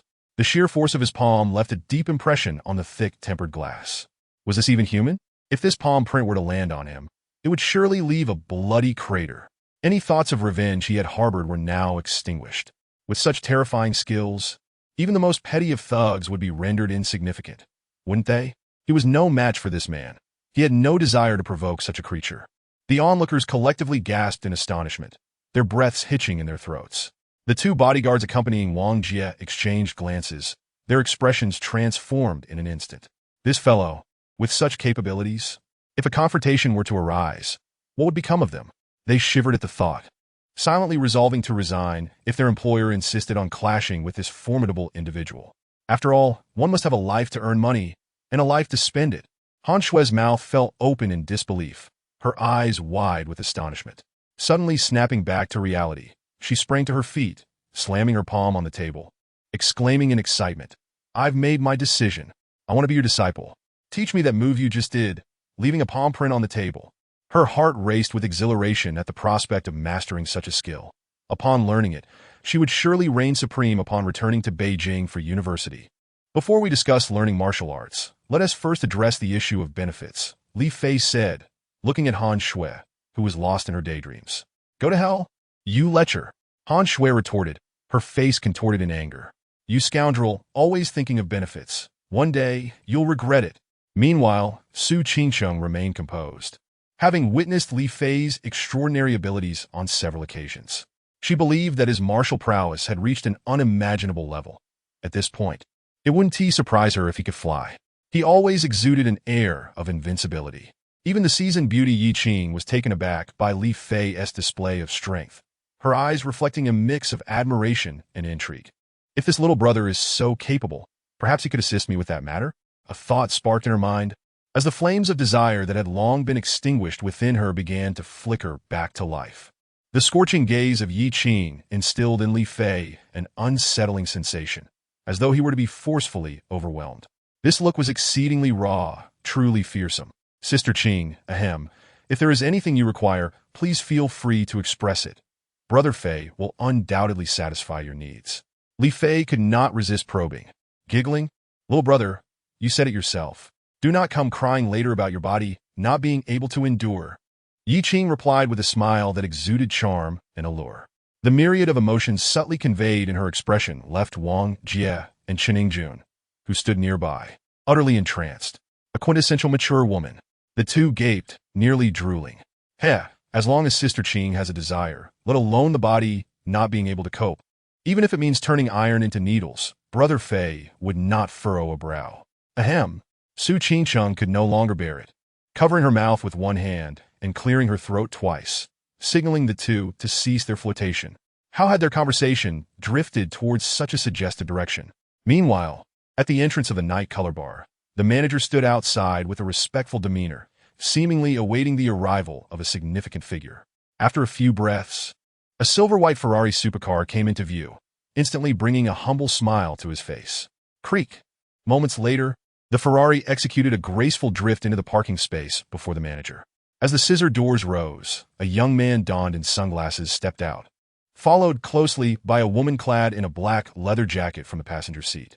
Young Master Chen, the individual you mentioned last time, is upstairs, along with Wang Jie from the Wang Group and Su Qingcheng from the Qingcheng Group, totaling 5 people, the manager reported with a bow. The man in sunglasses was none other than Chen Jichuan, the young Master Chen. Upon hearing the manager's words, a cold smile curled at the corners of his mouth. He casually removed his sunglasses, revealing eyes that glimmered like those of a venomous snake, and said coolly, "You have done well. Go to the finance department and collect your 200,000 yuan bonus." "Thank you, young Master Chen, thank you." The manager's face lit up with ecstasy. 200,000 was equivalent to his annual salary. To think he could earn such a sum just for making a phone call? "You may leave now. As long as you serve me diligently, I, Chen Jichuan, will certainly not treat you unfairly." Chen Jichuan waved his hand dismissively. The manager retreated, and a hint of malevolence surfaced on Chen Jichuan's face as he turned to the woman in leather and said, "Let everything proceed as planned. Once the task is accomplished, 1 million will be transferred to your account. You should have no trouble dealing with a mere bodyguard, correct? I make no promises. You only need to focus on the outcome. I am a professional assassin, the ace of Tianwang. Once I accept a mission, no target has ever escaped." The woman remained expressionless, her voice icy. "Then let your performance begin. Today is indeed a fortuitous day." Chen Jichuan strode into the bar, his countenance frosty, a cruel smile playing at the corners of his mouth. "Li Fei, cherish the present moments. You shall have but a few minutes left to revel." Chen Jichuan observed Li Fei, who was chatting merrily on the second floor, and mused inwardly. He firmly believed that no matter how skilled Li Fei was, he could never escape the assassination of a Tianwang A-level assassin. Tianwang was the largest assassin organization in Huaxia. How could a mere bodyguard possibly evade its pursuit? Unfortunately, he did not voice this thought to Li Fei. Otherwise, Li Fei would surely scoff at him disdainfully. Tianwang? Puffed. Once upon a time, the largest assassin organization in the world, the 12 kings of the Dark Council, were helpless against Brother Fei. What is Tianwang but a triviality? As the thorn in his side was about to be removed, Chen Jichuan felt an overwhelming sense of satisfaction, his steps noticeably lighter. Chapter 51. Ignoring Brother Fei's advice. Regret lies ahead with a buoyant stride. Chen Jichuan ascended to the second floor, approaching Su Qingcheng and the others, his face adorned with a broad smile from afar. "Qingcheng, not calling me when you come in night color for drinks is quite the oversight on your part." Chen Jichuan's voice reached Su Qingcheng, causing her brow to furrow in annoyance. This man was truly persistent. The last time he had mentioned a 200 million deal was nothing but a ruse, leaving her with no follow-up. Su Qingcheng now harbored a deep-seated aversion towards Chen Jichuan. Wang Jie was equally irritated. Dealing with one boorish bodyguard was already a headache. And now with Chen Jichuan added to the mix, his chances with Su Qingcheng seemed utterly dashed. Li Fei, however, bore a playful smile. Having just toyed with a wealthy second-generation heir, now another had arrived. It seemed Brother Fei was in for a delightful evening. "Oh, Wang Xiao is also here. It appears I arrived at just the right moment." Chen Jichuan approached the table, glancing at Wang Jie with a disdainful smirk, then pointed at Chen Yingjun beside him, barking, "Hey, you there, bring over a chair." Chen Yingjun, silently nurturing dreams of marrying a wealthy beauty and reaching the pinnacle of life, was nearly infuriated by Chen Jichuan's condescending tone. Yet upon seeing that it was the boss himself, he wilted and obediently fetched a chair. Han Shui, witnessing Chen Jichuan's ostentatious demeanor, felt a surge of irritation. She was destined to be a prominent figure in the Jiangqing high school scene. If she maintained such low profile, who was he to act so arrogantly? She stood up, hands on her hips, and provocatively exclaimed, "Hey, who do you think you are? Just waltzing in here and demanding a chair without even asking for my opinion?" Such a disrespectful remark if uttered by a brutish man, would have earned him a lifetime of silence from Chen Jichuan. However, coming from a youthful and stunningly beautiful girl, the treatment was entirely different. Upon seeing Han Shui, Chen Jichuan was immediately captivated by her striking appearance.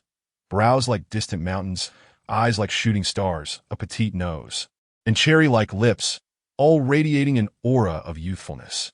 Chen Jichuan's heart raced, and he revealed what he believed to be a charming smile, speaking in a flippant tone. "Hey there, beautiful girl, would you be interested in becoming my little sister? How dare you? Do you believe I could summon dozens of little brothers to take you down in an instant?" Han Shui, incensed by his provocative words, retorted fiercely. As a future queen bee, how could she tolerate such insolence? Chen Jichuan's smile faltered immediately. "Xiao Xue, don't cause trouble." Su Qingqing quickly intervened, scolding her. Although she too harbored disdain for Chen Jichuan, publicly confronting him was not advisable. "Mr. Chen, allow me to introduce you. This is my cousin, Han Shui. She is still young, so if she has inadvertently offended you with her words, I hope you can overlook it," Su Qingqing introduced, feeling helpless against such a shameless individual as Chen Jichuan. "Ah, so she is your cousin, Qingqing. No wonder she is so beautiful. Her temper may be a bit fiery, but that is of no concern. I quite enjoy spirited girls." Chen Jichuan chuckled again, just as Chen Yingjun approached with a chair. "Young Master Chen, where would you like to sit?"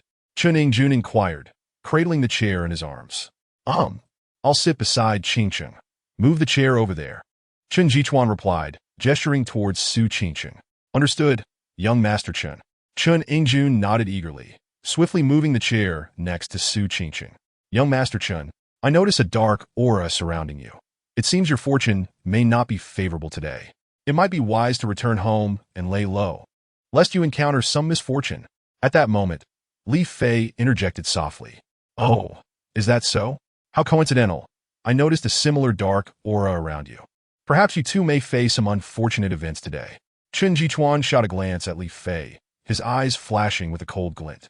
He sneered, ignoring Brother Fei's advice will surely lead to regret. Li Fei sighed and fell silent. "Enjoy your revelry while you can, kid. Opportunities are few." Chen Jichuan's peripheral gaze swept over Li Fei, a secretive smirk forming in his heart. Meanwhile, Wang Jie, who had remained silent, sensed the underlying tension between the two, each veiled threat hidden beneath their smiles.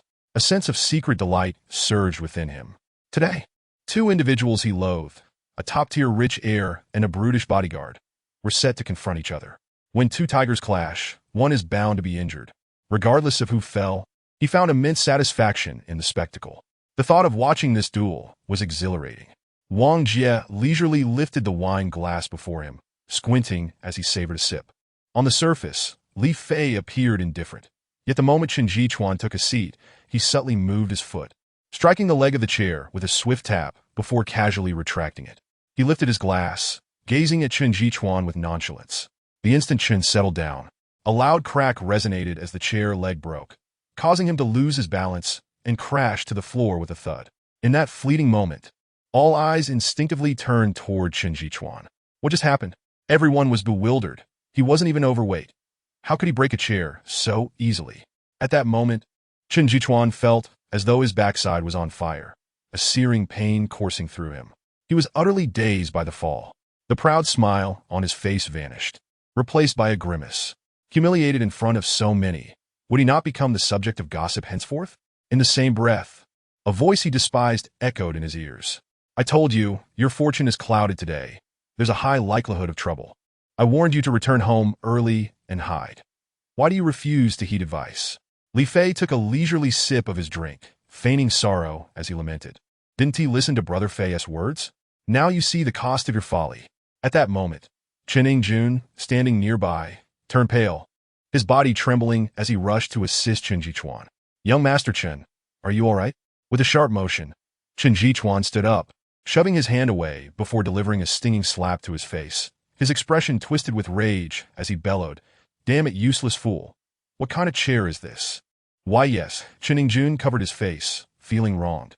He had inspected the chair earlier, confident it was perfectly fine. Although he felt wronged by the slap, he dared not argue, knowing that Chen Jichuan was in a furious mood. Anything he said would only exacerbate the situation. Chen Jichuan's open display of vulgarity and violence only intensified Su Qingqing's disdain for him. Young Master Chen, this is where you went wrong. It was clearly your weight that broke the chair. Why take it out on others? TSK, your manners leave much to be desired. Li Fei mocked with a smirk, relishing the chaos. Oh my, this has escalated quickly, let the storm rage on. Ha! As Li Fei finished his taunt, Wang Jie was exhilarated. Who was Chen Jichuan? The heir of the Chen group, infamous for his arrogance. To be publicly ridiculed and belittled by a mere bodyguard. Could he endure such humiliation? A confrontation between a top-tier heir and a formidable bodyguard was surely explosive, and Wang Jie anticipated that the ensuing drama could devolve into a violent showdown. Chen Jichuan, a spoiled scion with no boundaries, was likely to respond with reckless abandon. However, the next moment left Wang Jie dumbfounded. Chen Jichuan glared at Li Fei for 2 seconds, then unexpectedly broke into a smile, saying, "You know what, you're right. It's my fault." At that moment, the bar manager, visibly anxious, hurriedly brought a new chair. Chen Jichuan unceremoniously took it and sat down without a hint of hostility toward Li Fei, as if he genuinely acknowledged the truth in Li Fei's words. What in the world was happening? Wang Jie was stunned. Was this really the same Chen Jichuan who would lash out at anyone who crossed him? Even Su Qingqing found it hard to believe. This was utterly out of character for him. Good grief, is he actually playing the submissive role? This is completely off script. I was waiting for this fool to explode, and now he is behaving like a docile lamb. Only Li Fei felt a twinge of frustration. The very performance he had orchestrated was falling flat. At this moment, Chen Jichuan wore a calm demeanor, even sporting a faint smile. This was bizarre. Utterly bizarre. Had this man taken the wrong medication today? A thought surfaced in the minds of the onlookers. Meanwhile, the bar manager was utterly taken aback. Was this still the Chen Jichuan he knew? To be ridiculed by a bodyguard and not retaliate in any way? What was happening in this world? Was this man truly a bodyguard? Did Chen Jichuan actually defer to him? With his face still stinging, Chen Yingjun seethed with anger. Why should he be the one to suffer for bringing the chair? Chen Jichuan had been openly mocked, yet he remained all smiles. Was the bodyguard status truly so much higher than that of a mere server? At that moment, a tall, exquisitely beautiful waitress in bar attire approached, carrying a tray. "Hello, here are your spicy chicken and braised pork." Her red lips parted slightly, her voice melodious. Chen Jichuan's face lit up at the sight of the waitress. But deep within his eyes, a flicker of malice simmered. "You, just wait. I will have you kneel before me and sing my praises." "What? Spicy chicken? Braised pork? Isn't this supposed to be a high-end bar? Why are they serving street food?" Wang Jie was momentarily bewildered as he watched the waitress set the dishes on their table, feeling an absurdity wash over him. But upon noticing her beauty, his eyes widened in awe. Wow, such a stunning girl working as a waitress? How did I never notice her before? Even Chen Yingjun, the server, was momentarily taken aback, questioning why he had never known the bar offered such delicacies. Furthermore, one had such a beautiful waitress join the establishment. Not just Wang Jie and the others, but even Li Fei was momentarily stunned. He had merely been joking around, yet here was an unexpected ally in his performance. Naturally, he looked up at the serving waitress. With such enthusiasm, it seemed Brother Fei had found a reliable friend. As their gazes locked, both were momentarily taken aback. This girl seemed oddly familiar. Wait, isn't she that infamous assassin who once delivered a message? At that moment, the waitress also paused, her hand trembling slightly as she nearly dropped the tray onto Chen Jichuan's face. It was him, the peculiar individual from the hotel bathroom. Oh no, this mission was bound to fail again. Having only completed 2 tasks as an assassin, both had ended in failure. Was she truly not cut out for this line of work? In an instant, a wave of despair washed over Suya as she thought of the 1 million spent to hire Chen Jichuan. Did he truly intend to target this man? What a cruel twist of fate. Simultaneously, in the blink of an eye, Li Fei regained his composure. The striking waitress before him was Suya, the rookie assassin he had encountered days prior. "What are you doing here?" he asked, a sense of wariness creeping into his heart. A female assassin posing as a waitress? Had she not quit the assassin life? The reason for her presence here was, as Li Fei considered Chen Jichuan, a worry crept in. Was this foolish rich heir attempting to enlist her to eliminate him? What a ludicrous pairing. A dim-witted heir and a clueless assassin. In that moment, Chen Jichuan felt a sinking sensation in his gut. This A-class assassin from Tianwang was acquainted with Li Fei. Would this relationship jeopardize his assassination attempt? Most importantly, could this woman betray him, perhaps even turn against him? A flurry of thoughts raced through Chun Jichuan's mind as he contemplated Li Fei's background as a martial artist. Unease settled over him. Just then, Suya glared at Li Fei, her expression suddenly transforming into one of intense fury. Wretched scoundrel, you have left after causing a woman's belly to swell. The heavens are indeed watching, for I have caught you at last. Die, you scoundrel! Suya's face was a mask of fury as she suddenly began to berate him. What? Leaving after causing a pregnancy? Li Fei was momentarily at a loss, bewildered by the lady's outburst. Could this possibly be Chun Jichuan's scheme? To slander me before Su Qingcheng and tarnish the noble image I hold in her eyes? If this is the case, should I deem him childish or foolish?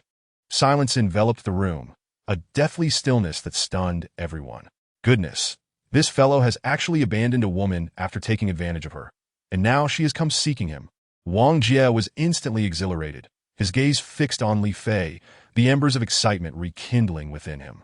Li Fei's abandonment was now laid bare, and the very woman involved had come to confront him. How could someone as proud as Su Qingcheng tolerate such a scoundrel by her side? Without this fool's interference, could Su Qingcheng possibly escape my grasp? Han Shui regarded Li Fei with disdain. Indeed, he is a shameless lecher. My intuition about you is spot on. A scoundrel, utterly despicable. Su Qingcheng, too, was taken aback, her eyes reflecting a hint of skepticism. Wasn't he, this man, supposed to be serving abroad alongside her brother? How could he possibly engage in such misconduct? Observing the scene, Chun Jichuan breathed a sigh of relief. The A-grade assassin had proved reliable, and everything was proceeding according to plan. Each person harbored their own thoughts. Yet only Yi Qing maintained a placid demeanor, lost in her own musings. But the drama was far from over. Suya's chest heaved violently as she glared at Li Fei with gritted teeth. In that fleeting moment, Li Fei pondered whether he had truly committed such a heinous act, provoking a beauty into such a state of rage. Such acting prowess, it would be a shame not to compete for an Oscar. In a fit of fury, Suya seized a wine glass from the table and hurled its contents onto Li Fei. Given Li Fei's agility, it would have been impossible for the drink to land upon him had he wished to evade it. Yet today, he was curious to see just how far this woman would go to uncover the nature of her ploy. With narrowed eyes and a playful demeanor, he allowed the red wine to drench his attire without so much as a flinch. Witnessing Li Fei's nonchalance, Suya felt a pang of frustration. This eccentric indeed played by his own rules. If that is the case, then this lady... A mischievous thought flickered in Suya's mind. Humph. Scoundrel. With a disdainful huff, she cursed him and strode away without a backward glance. This left Li Fei dumbfounded. What was happening? I was cooperating with your little performance, and yet you abruptly decided to leave? How excessive to spill wine and then depart. Li Fei, feeling helpless, saw that the ungrateful woman was about to flee, prompting him to call out. Suya continued her swift exit, her eyes rolling as she hastily declared, Wretched scoundrel. Just wait. I will fetch our child and let him meet his heartless father. Her words echoed as her figure vanished around the corner. Goodness, how little time has passed. Not even a minute, and it has escalated to the point of children being involved. Li Fei was speechless, feeling as if he had been struck by a bolt from the blue. Is this truly the kind of person you are? Abandoning your wife and child. Does your conscience not ache? Wang Jie could no longer contain himself, proclaiming with righteous indignation, TSK. I knew you were no good from the start. Sister, you must expel such a person at once. Do you intend to keep him around for the new year? Han Shui shot Li Fei a scornful glance, turning to Su Qingcheng to add, Indeed, Qingcheng, I have long suspected this fellow was not to be trusted, a heartless beast in human form. Chun Jichuan chimed in with a cutting remark. With a grunt, Li Fei dismissed them, uncaringly pouring himself another bottle of Lafite. Damn it, I miscalculated. This woman appears to be intimidated by me and has decided to play dirty and run away. You! Wang Jie lamented as he watched his two cherished bottles of Lafite, untouched by Su Qingcheng, being devoured by Li Fei, feeling utterly crushed. I have a bone to pick. Li Fei, do you have nothing to say for yourself? Su Qingcheng regarded Li Fei's relaxed demeanor, a subtle smile gracing her lips as she remarked, What is there to say? At the very least, I should wait until I see my child before making any comments, for I do not yet know if it is a son or a daughter. Li Fei rolled his eyes, responding, 53rd chapter. Taming Suya. You, shameless. Han Shui seethed upon seeing Li Fei's indifference after causing another's distress. You. Childish. Li Fei rose, casting a sidelong glance at her. They say the larger the chest, the less the brain. How is it that this small-chested one possesses no wit either? Truly perplexing. It seems any random individual can jump in and speak, and she will believe them unconditionally. Destined to be sold out while still counting the money. Wretched scoundrel. Han Shui felt certain that this man's skin must be thicker than city walls. I'm off to the restroom. Li Fei stood, letting out a belch, and muttered, this wine has a strange aftertaste. It's making me feel ill. Wang Jia? I bought a watch last year. Li Fei departed, while Han Shui remained indignant, still fuming at the wretched scoundrel who had made her wait an hour before smacking her rear. Her resentment ran deep. Qing Chung. Where on earth did you find this despicable man? He is utterly vile, abandoning a woman with a child. Han Shui's furious expression was such that one might think she were the one wronged. All right, Xiao Shui, let us refrain from hasty conclusions. Many matters are not as they seem. Su Qing Chung replied calmly, mindful of the presence of Wang Jie and Chen Jichuan, and thus chose to steer clear of further discussion on the topic. Humph. An Sui, noticing swing chen desediminer, hafting displeasure. Indeed, for a personal bodyguard, one must select someone trustworthy and reliable. One cannot allow such a chaotic individual to remain nearby, for they are a ticking time bomb, bound to explode at any moment. How about I recommend someone to you? Absolutely dependable. Chen Jichuan seized the opportunity to say, Thank you, Mr. Chun. I have it under control. No need for your concern. Su Qing Chung responded coolly. What are you pretending to be aloof about? Sooner or later, you will find yourself singing sweetly beneath my reign. Chen Jichuan felt a flicker of coldness in his eyes, cursing inwardly, though his face wore a bright smile. As if unfazed, waving to the bar manager behind him. Bring out 2 bottles of fine wine. It's a rare honor for Qing Chung to grace us with her presence.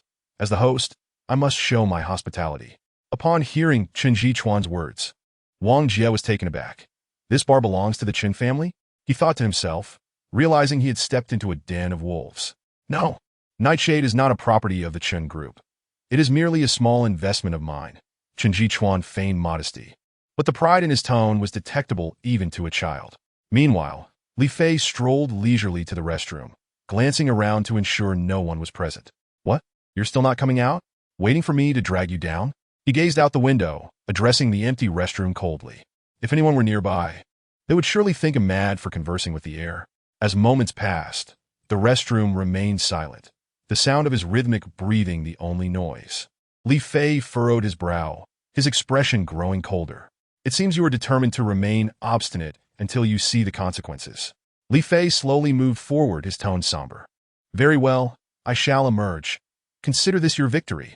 Just then, a voice floated in from outside, followed by a striking figure leaping through the window. None other than Suya. How did you know I was outside? Suya asked, gazing at the impassive Li Fei with confusion. She had been hanging at the window, utterly still, without making a sound, and she truly did not comprehend how he had detected her presence.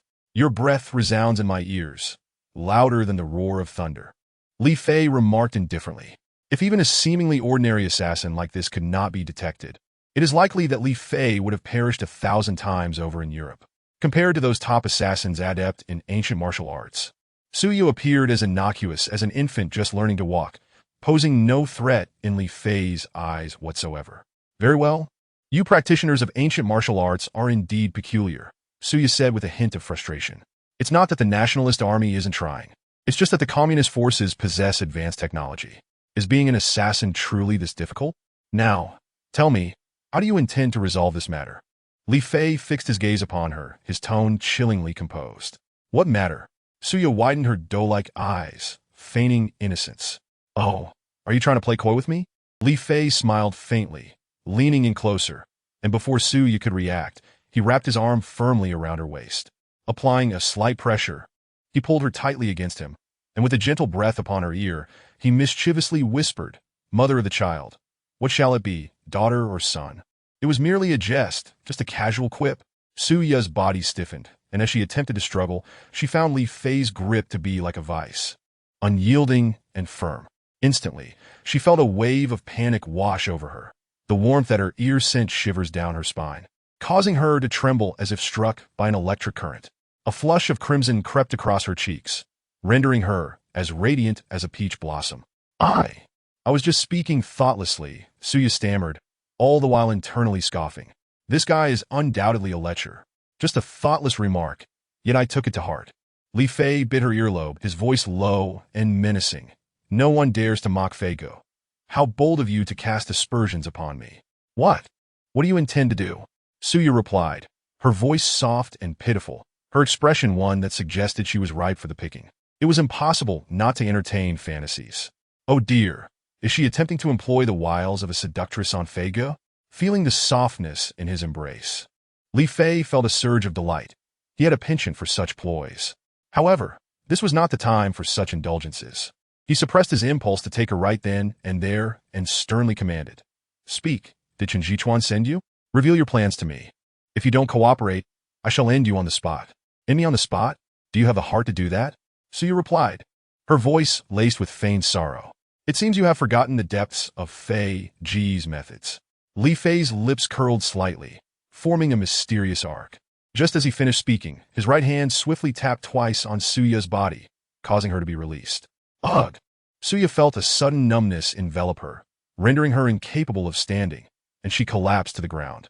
Almost immediately, a sharp pain surged through her chest. She instinctively tried to scream, but all that escaped her lips were hoarse whimpers. Am I mute? A wave of fear washed over her mind as the dual blows of emotional distress and physical agony struck, leaving her pallid and trembling on the ground. Rolling about in despair, her clothes soon drenched in cold sweat. Feigo is a lover of flowers. Do not force me to destroy this delicate bloom. Li Fei calmly closed the bathroom door, his demeanor unperturbed. What kind of ability is this? To render someone mute in an instant? Is it akin to the pressure point technique seen in dramas? Suya felt a surge of panic. She realized she had underestimated the man before her. On the surface, he seemed a lecherous fiend, yet in truth, he was a ruthless devil. She could endure pain, but to become mute was a fate worse than death. She was terrified. Desperately, she clung to Li Fei's leg, her eyes pleading. Have you come to your senses? Are you willing to speak? Li Fei remained expressionless, his voice steady. He cherished flowers, but if that flower were poisonous, he would not hesitate to destroy it. Li Fei's icy voice resonated in her ears. Suya's eyes brimmed with desperation. She opened her mouth to say something, yet only managed a choked whimper. If you wish to speak, nod your head. Li Fei said coolly. In truth, he had fully grasped the meaning in Suya's gaze. He merely wished to toy with her for a moment. Those who play with fire must be prepared to bear the consequences. She had already witnessed his strength that day in the hotel bathroom, and yet today, she dared to provoke him. Thus, she deserved a measure of punishment. Ugh! No sooner had Li Fei finished speaking than Suya fervently nodded her head. Why go to such lengths? Li Fei shook his head, his foot swiftly tapping twice against her back. Suya felt a warm current coursing through her body, the excruciating pain dissipating entirely. She lay sprawled on the floor, drenched and resembling someone just pulled from the water. It was Chen Jichuan. He sent me here. She hastily confessed, fear propelling her words, daring not to hesitate further. This man is a devil. Indeed, it is this fellow. A cold smile curled at Li Fei's lips as he scoffed. Now, tell me your detailed plan. Chapter 54? The Husky? His plan is for me to impersonate a bartender, and while serving, to accidentally spill soup on you, then seize you when you go to the restroom to clean yourself. As she spoke, a flicker of hesitation crossed Suya's face, but recalling the torment she had just endured, she trembled uncontrollably. Chen Jichuan, you shall bear the brunt of having provoked this calamity, she silently vowed, reaching in her pocket to retrieve a blue pill. She looked at Li Fei and stammered. This is widow's robbery, an intense aphrodisiac newly developed by Tian Wang. Once ingested, one will succumb to madness, losing all sense of reason. She spilled everything like a bamboo tube pouring out beans, betraying Chen Jichuan without reservation. This woman, with a face that bore a hint of heroism, showed no hesitation in selling out her employer. Li Fei couldn't help but feel a twinge of sympathy for Chen Jichuan. After all, he was a top-tier heir worth billions. Why would he hire such an incompetent assassin to deal with himself? Reflecting on the elite assassins he had encountered abroad, who would rather take poison than fall into enemy hands, The contrast with this domestic counterpart was stark. Li Fei felt a sense of disappointment. The disparity was too vast. I understand your capabilities. I never intended to target you. But at that moment, in front of the employer, I could do nothing, or he would complain to Tian Wang, and I would have to bear the consequences. You understand, I've already failed one mission, and if I fail again, I shall be expelled from Tian Wang. Suya noticed Li Fei's silence and felt a shiver run down her spine, immediately casting him a pitiful glance as she weakly explained. Clearly, she could have relied on her looks to entice a wealthy heir, yet she foolishly chose to be an assassin, which was a disservice to herself and others. Li Fei was at a loss for words, internally scoffing as he fixed his gaze on Suya's eyes, asking, "He gave me this drug. There must be a subsequent plan, right? He said there is a female husky at the bar, and he will bring it over, making you do unspeakable things with the husky, then lure Su Qingqing and others to witness, thus ruining your reputation." Suya trembled as she spoke. What the hell? How wicked? Li Fei raised an eyebrow. This scheme is indeed ruthless. Not only does it ruin one's own people, but it also ensures one cannot return to Jiangxing. Truly, a two birds with one stone scenario. What a cunning plan. This operation is exceptionally audacious, since you wish to engage in such lewd acts with a husky. Today, Fei Gu shall grant you this wish. A chilling aura gradually emanated from the depths of Li Fei's eyes. Call him and inform him it's all set. Instruct him to bring the husky over. Li Fei wore a playful expression. What kind of harrowing experiences has Fei Gun not encountered? However, this farcical plot involving a wealthy heir and a husky is something he had never witnessed. The thought of it was somewhat exhilarating. Very well. Contemplating the events that were about to unfold, and she couldn't help but silently mourn for Chen Jichuan. On the other side, Chen Jichuan was expounding with grandiloquence, quoting classic texts, displaying himself before the ladies like a proud peacock, leaving no stone unturned in his quest for admiration. At that moment his phone rang. Upon glancing at the caller ID, a flicker of excitement danced in his eyes. Success!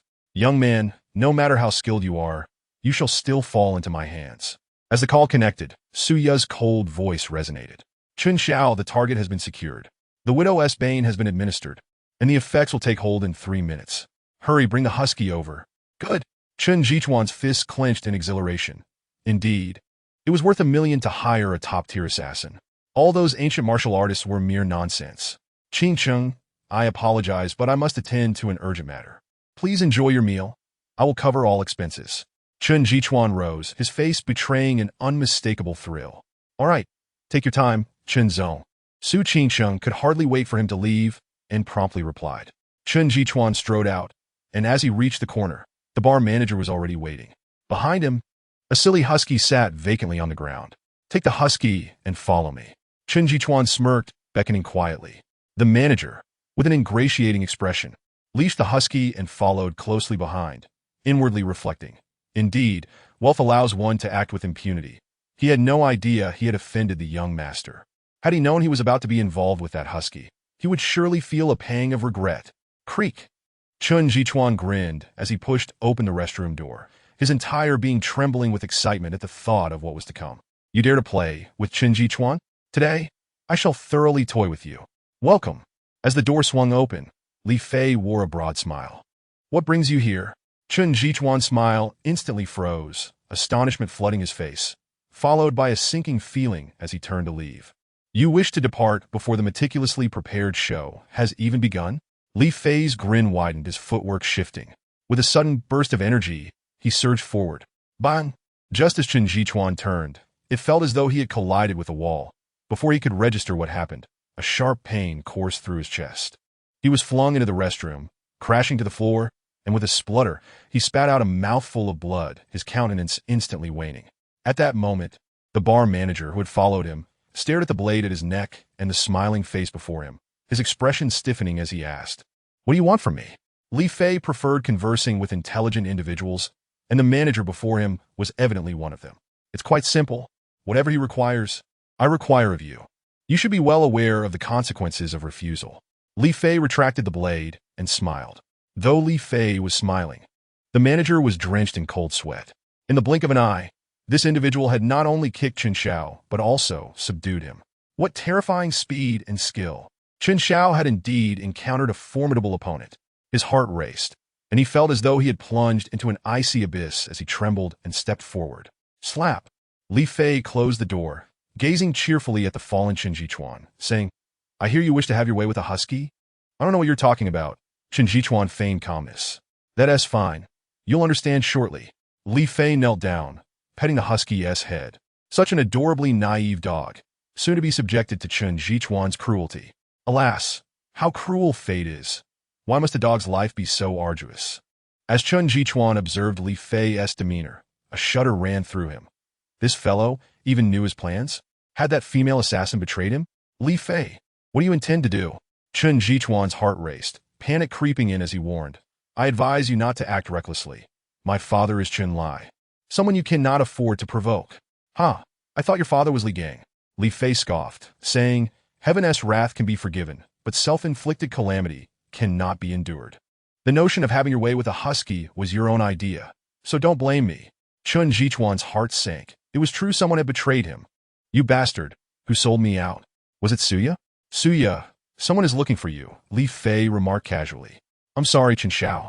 Suya emerged from a nearby cubicle, her expression apologetic as she gazed at Chen Jichuan. "Dead friends do not affect the living. I am merely forced by circumstances.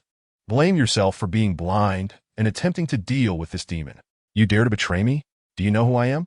Chen Jichuan seethed with rage, glaring at her with a ferocious expression. Suya remained silent, observing him. At this point, it mattered not who he was. Meanwhile, Li Fei smiled amiably at Chen Jichuan, saying, "If you wish to reminisce, there will be ample time in the future. We must now get down to business." "Get down to business?" Chen Jichuan's expression shifted, an ominous premonition swelling within him, and he began to feel a sense of panic. "What do you intend to do? I warn you, it is in your best interest to release me. Otherwise, my father will not spare you." "Are you afraid?" Li Fei grinned, displaying a set of pristine white teeth. "Release me, and I promise I shall no longer trouble you or harass Su Qingqing." Chen Jichuan looked at Li Fei, anxiety etched on his face. "No waities. Even if you wish to bother Su Qingqing, I fear you may no longer have that capacity." Li Fei smiled faintly, snapping his fingers, then glancing at Suya. Suya instantly understood, discreetly retrieving the widow's bane and slowly approaching Chen Jichuan, saying, "Chen Xiao, I advise you to cooperate. Otherwise, should I take action, you will suffer greatly." Chapter 55. So stimulating. Stay back. Chen Jichuan's scalp prickled upon seeing the pill in Suya's hand. He knew all too well the consequences of consuming it. A chill surged from his soles, swiftly enveloping his entire being. At that moment, fear gripped him. He could hardly believe that a mere bodyguard dared to treat him, the sole heir of the Chen group, in such a manner. "No, you cannot do this. My father will not let you off." Chen Jichuan frantically retreated, his voice trembling. "Alas, you can only blame yourself for provoking someone beyond your means." Suya sighed quietly, seizing the moment when Chen Jichuan screamed, snapping her fingers to launch the pill directly into his mouth like a bullet. Simultaneously, she swiftly lunged forward, gripping his jaw and forcing him to swallow the pill. As it dissolved in his mouth, Chen Jichuan felt as though he had been electrocuted, becoming utterly dazed. "It's over. I'm finished." Despair flickered in his eyes as he realized the consequences of this pill all too well. "May I leave now?" Having swallowed the widow's bane, Suya quickly retreated, casting a complex glance at Li Fei, coldly stating, "Will you not stay to witness this splendid scene?" Li Fei replied, "Not interested." Suya shook her head.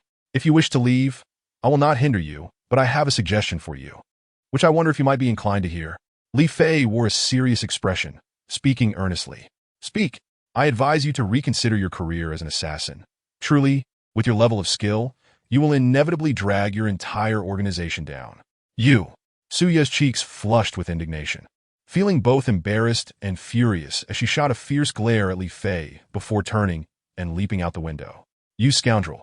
May you never fall into my hands again." Suya's resentful voice echoed from outside.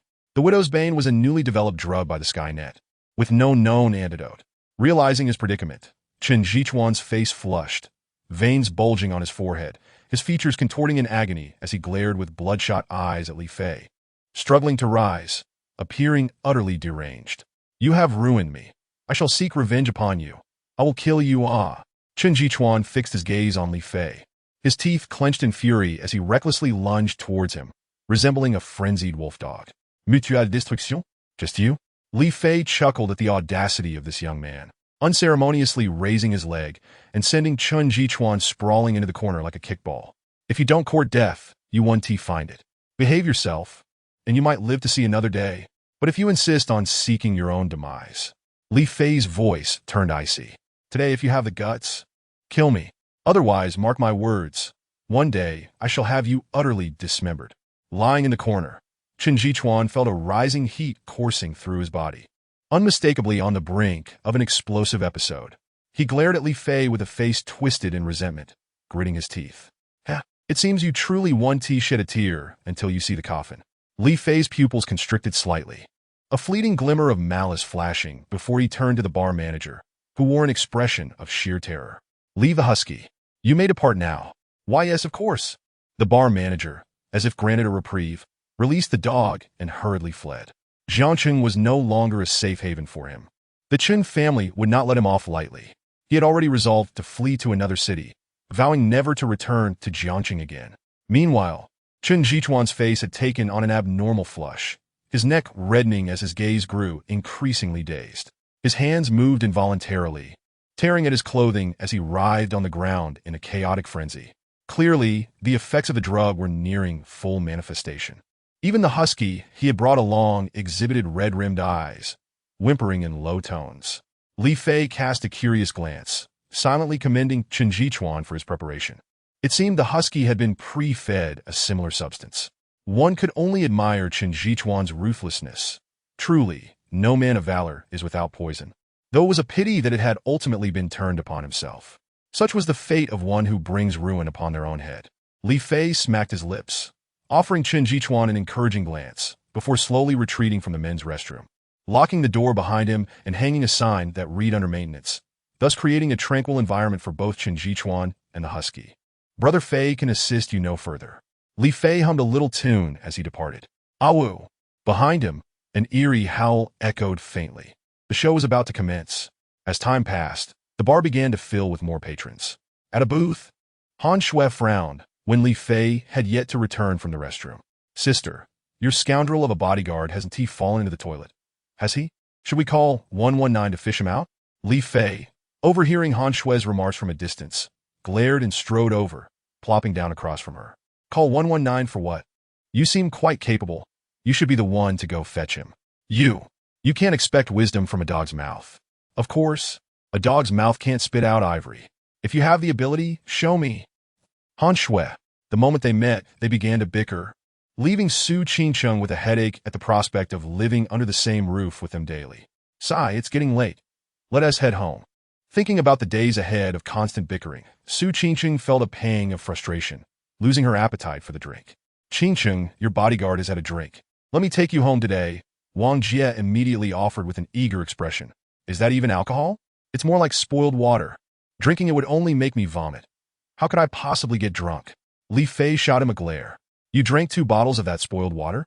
Wang Jie was incensed. Do you understand the concept of self-sacrifice? Why should I let Su Zong drink such horrid stuff? Li Fei rolled his eyes. All right, thanks for your kind offer, but let Li Fei drive. It's fine. After Su Qingcheng made her decision, Li Fei's position as the designated driver was secured. The 4 of them gathered their things and prepared to leave. Once Wang Jie saw that Su Qingcheng and the others had departed, he felt it pointless to linger. Just then, an urge to urinate struck him, so he stood up and headed towards the restroom, planning to relieve himself before heading home. He cursed under his breath, feeling disgusted by the antics of that scoundrel bodyguard today. He needed to devise a plan to teach that bastard a lesson. Wang Jie's expression darkened as he contemplated this. Just as he reached the restroom door, a cacophony of excited chatter caught his attention. Whoa, this guy has quite the taste. In all my years, it's my first time seeing a husky in such a state, especially in a bar. This is wild. That guy's expression seems off.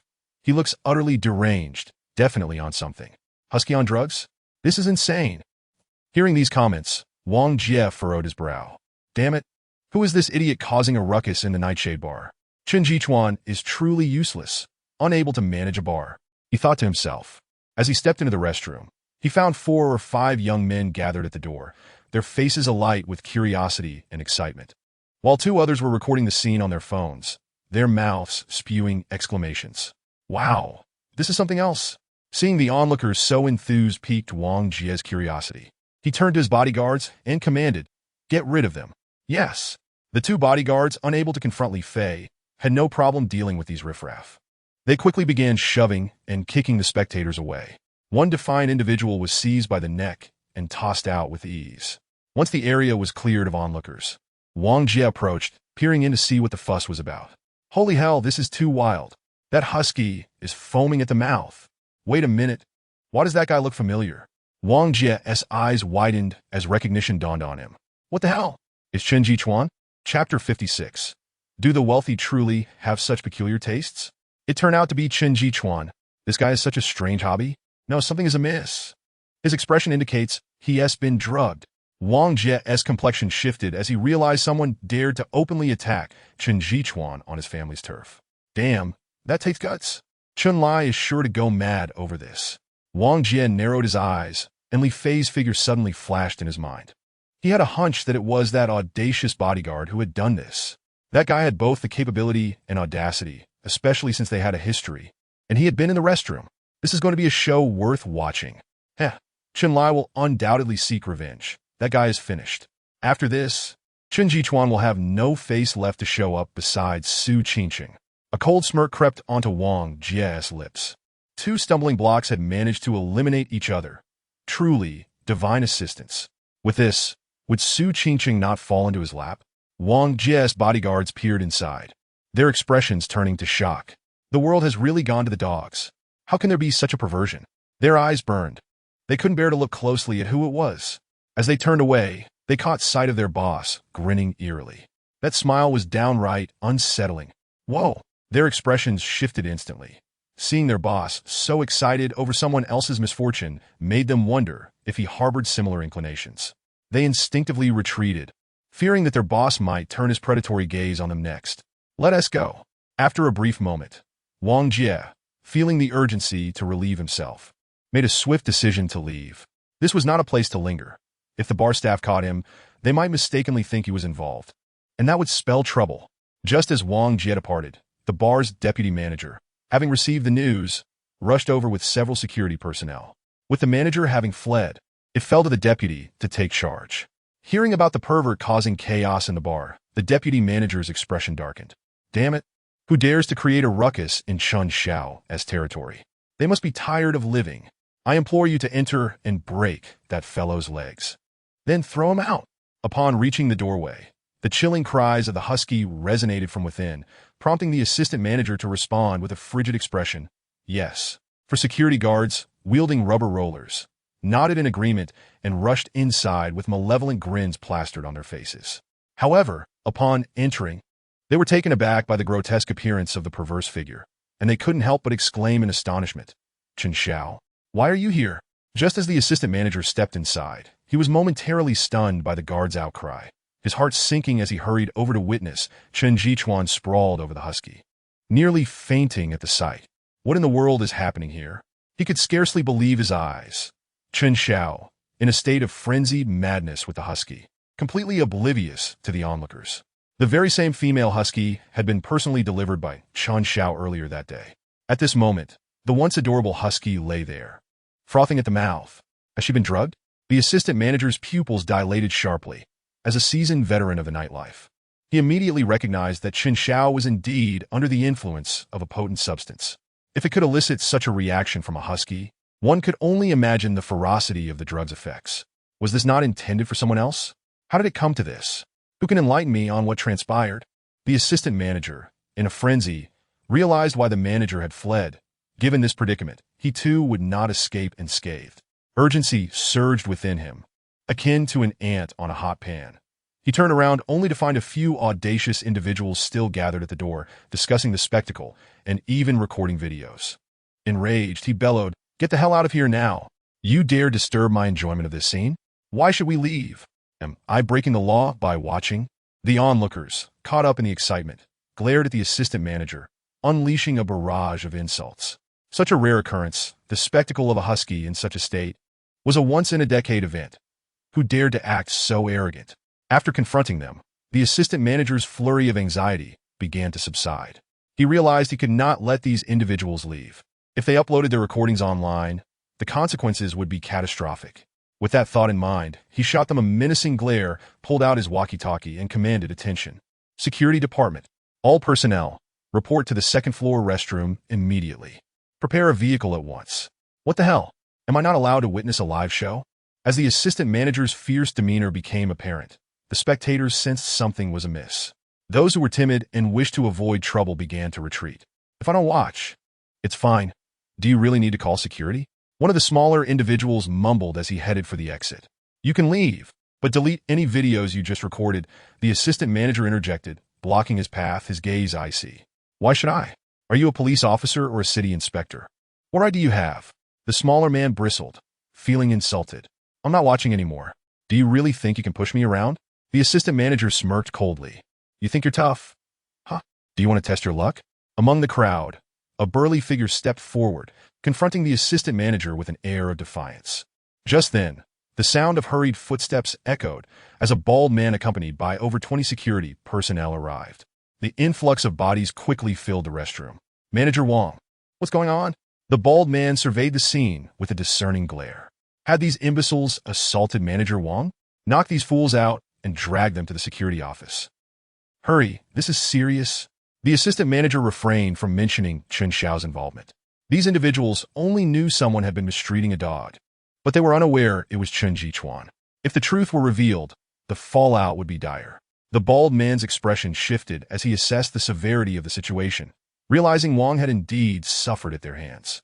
All right, brothers, let's move, he commanded, his gaze turning steely as he gestured for the security guards to surround the troublemakers. In the cramped restroom, the individuals had nowhere to flee, panic setting in. What are you doing? Is it necessary to knock us out just for watching? I'm calling the police. The smaller man exclaimed, raising his phone in protest. Call away. It won't matter, the security guard sneered, swiftly delivering a blow to the back of his head, rendering him unconscious with a dull thud. Their technique was swift and precise, a clear indication of their experience in such matters. One by one, the onlookers were subdued. Baldy, you, stay here. The rest of you, lock these fools in the security room and confiscate their phones. I'll handle this. The assistant manager issued commands, intent on minimizing the number of witnesses. Brother, is there something serious going on? The bald man inquired, noticing the assistant manager retaining a few trusted individuals. What you see here stays between us. The assistant manager insisted sternly. Wong, you still don't trust me? Just say what needs to be said, the bald man reassured him. Sign. The assistant manager pushed open the door to the men's restroom, revealing Chen Xiao still in a frenzied state, frothing at the mouth. Good heavens! This is Chen Xiao. Do the wealthy truly have such peculiar tastes? The bald man and his security team stood dumbfounded by the scene. Stop gawking. He has been drugged. We need to discreetly transport him to the hospital.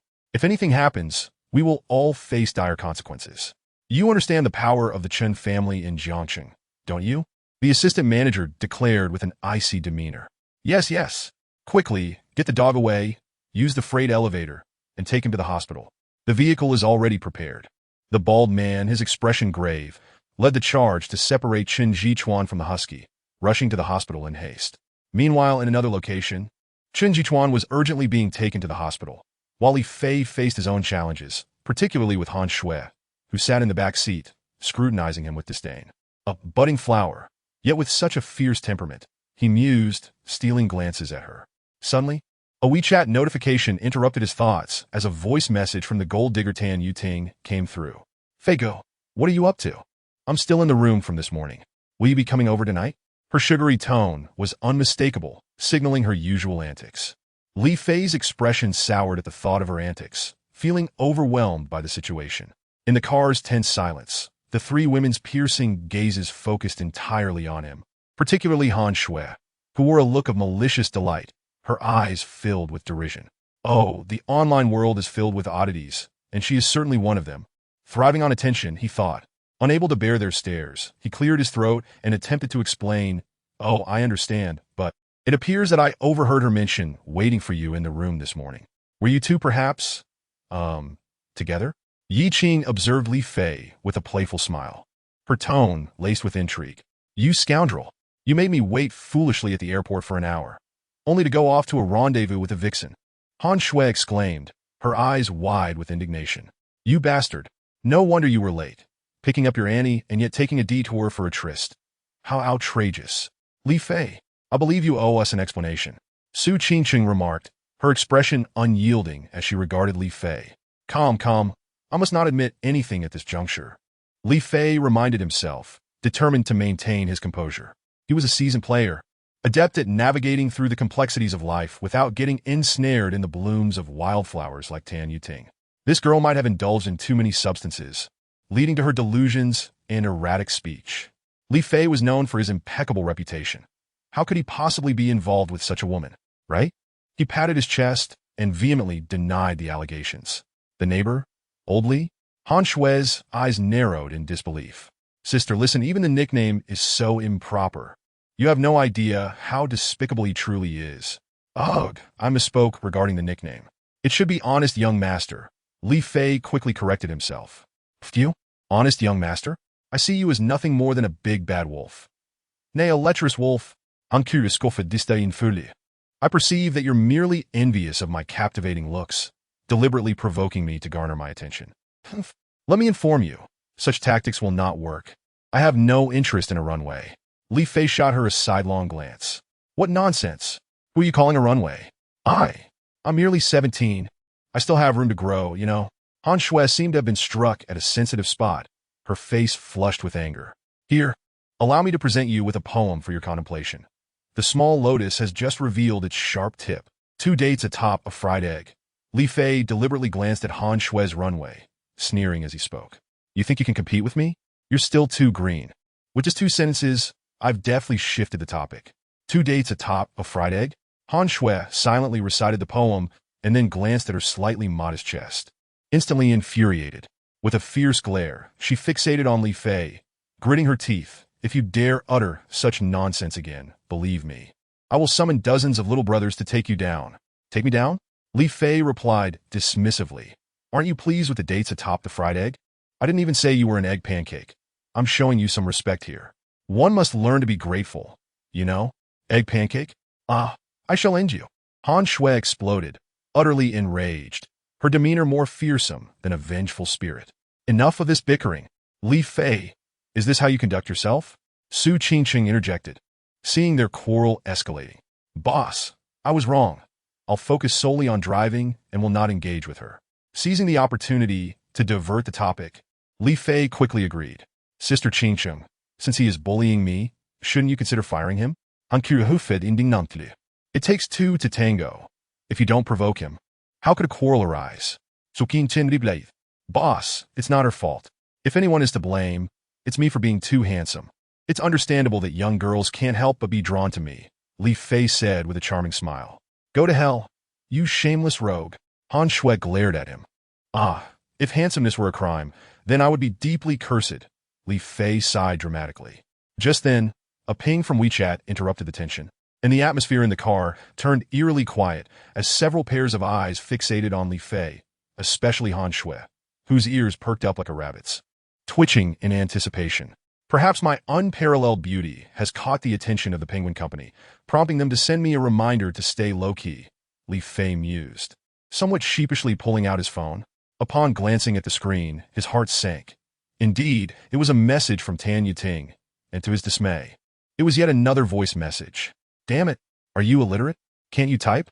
Li Fei grumbled as he placed the phone on his lap, one hand on the wheel while he typed a response with the other. If you have something to say, type it out. I'm driving the boss around. As soon as Li Fei sent the message, Tan Yuting replied almost instantly, clearly awaiting his response. Feigo, aren't you a high-ranking executive? Why are you always playing chauffeur for the boss? When did I ever claim to be a high-ranking executive? I'm merely a professional driver for the boss. What? You're a driver? What is wrong with that? You don't look down on drivers, do you? That Maserati isn't your boss's car, is it? Indeed. You guessed it. You scoundrel. You deceived me? What did I deceive you about? When did I say the car was mine? Didn't you claim to earn $1 million a month? Nonsense. I said my monthly salary is below $1 million. Below $1 million? How much is that? 30,000. That is still 97,000 short of $1 million. Bastard, go die. Li Fei. With riches, one smiles. Without them, one curses. Truly a gold digger. How uninteresting. Seeing that this scoundrel had switched to typing instead of using voice messages, Han Shui seethed with anger, convinced something was amiss. She stealthily moved closer to him, whispering, "Fei Go, are you enjoying your chat? Are we still on for tonight? On for what? What kind of rendezvous are you suggesting?" "I, honest young master, am not that kind of person," Li Fei retorted, his eyes widening in righteous indignation. "You needn't try so hard to seduce me. Let me make it clear. We are impossible. My preference leans towards meat buns, while you are but an egg." "Ah, go to hell, you scoundrel." Han Shui, furious, prepared to unleash a tirade. Nearby, Su Qingqing gently patted her shoulder, her exquisite face revealing a hint of fatigue as she said softly, "Enough shouting. Let us sit quietly for a moment. Li Fei, please take us back first, and then drop off Manager Yi." After having just endured the betrayal of both the corgi and the security manager, coupled with ongoing issues regarding the new product that were gaining traction online, now even the newspapers were beginning to report. Clearly, someone was stirring the pot behind the scenes. It was truly a time of internal strife and external threats, leaving even the steadfast Su Qingqing feeling somewhat weary.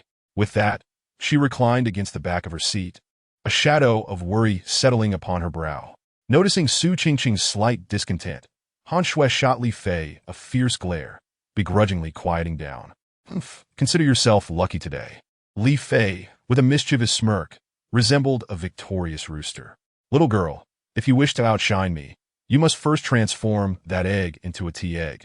Yi Qing quietly observed the playful banter between the two, a smile gracing her lips, embodying the essence of youthful exuberance.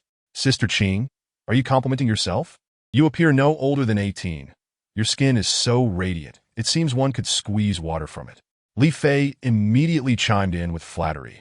Chapter 58, The Alluring Yi Qing. "Hee, with such sweet words, it seems you've caused quite a bit of trouble for the young girls, haven't you?" Yi Qing replied with a flirtatious smile, her eyes sparkling with mischief. Han Shui scoffed, muttering under her breath. Li Fei glanced between Yi Qing and Han Shui, bewildered. This was the stark contrast between women and girls. One ignited a fire within, while the other incited an urge to drag her from the car and teach her a lesson. As they spoke, the Maserati arrived at the entrance of the Tulip Villa, the automatic doors sliding open. The car halted at the entrance. "Boss has arrived. You all may disembark first. I will drop off Sister Qing before returning," Li Fei announced as he turned around. "All right then, Manager Yi. See you tomorrow. Goodbye, Suzone." Su Qingqing waved goodbye, watching the car fade into the distance before turning to retrieve her keys from her bag. As she opened the door, she said, "Let's go, Xiao Xue. We're home. Get some rest early tonight. Tomorrow morning, let Li Fei take you to school. Sister Qingqing, we won't be living with that scoundrel Li Fei, will we?" Han Shui exclaimed, her beautiful eyes wide with astonishment. "Do you harbor some misunderstanding about him?" Although Li Fei likes to be flippant with his words, he is fundamentally a decent person. "Misunderstanding him? Do you have any idea what he did to me today?"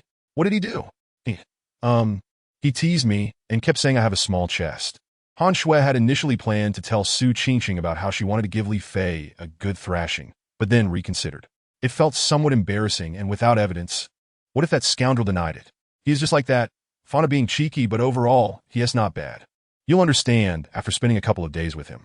Anyway, I'm feeling a bit tired. I'm going to wash up and get some rest. You should sleep early too. Su Qingqing offered her a few words of comfort before heading upstairs. Han Shui remained rooted in place, her eyes darting around, seemingly concocting some scheme. This rascal must have bewitched Sister Qingqing somehow for her to trust him so implicitly. No, I must devise a plan to deal with him. Meanwhile, Li Fei stood before the expansive villa, a standalone mansion of approximately 700 to 800 square meters, complete with a temperature-controlled outdoor swimming pool. His eyes widened in disbelief as he exclaimed, "Sister Qing, is this your home?" Goodness, this villa is significantly larger than Su Qingqing's. It's worth at least $1 billion or $2. How can a mere manager afford such an opulent residence? Li Fei's pupils constricted as he regarded Yi Qing with newfound scrutiny. This woman is not simple. What is her connection to Su Qingqing? What's wrong? Is there a rule that Sister Qing can't live in a grand villa?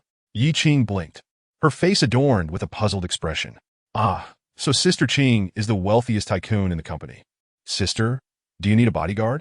One who can fight and warm your bed. Li Fei chuckled. That will depend on how warm your bed-warming skills are. If you're exceptional at it, I might consider it. Yi Qing extended her delicate tongue to lick her lips, her alluring gaze intoxicating. It was a blatant invitation and suggestion. Li Fei swallowed hard, outwardly appearing flustered. Yet internally he remained composed and vigilant. While it was true that he was exceptionally handsome, the notion that he could captivate a distinguished woman of considerable wealth within just 2 or 3 days was far-fetched. With Yi Qing's looks, demeanor, and background, she could easily attract any number of suitors. Why would she settle for Li Fei? Such fortuitous circumstances were too good to be true. Since I'm here, I might as well sit down. I advocate for testing the waters first, Li Fei grinned. And everything that's been used has yet to receive a negative review. Oh, is that so? Yi Qing opened the door, turned on the lights, and settled onto the sofa, crossing her legs. She lit a feminine cigarette and smiled seductively. The way you say that makes me quite curious. I wonder if President Su has ever utilized your talents? She parted her enticing lips, exhaling a ring of smoke. Her charming cheeks partially obscured, adding an air of mystery. Ah, time is of the essence. I haven't had the chance to warm anything yet, Li Fei replied dryly. Meaning you haven't warmed my bed yet? Yi Qing gazed at Li Fei with a smile that was neither fully amused nor displeased, her voice drifting through the smoke, devoid of discernible emotions.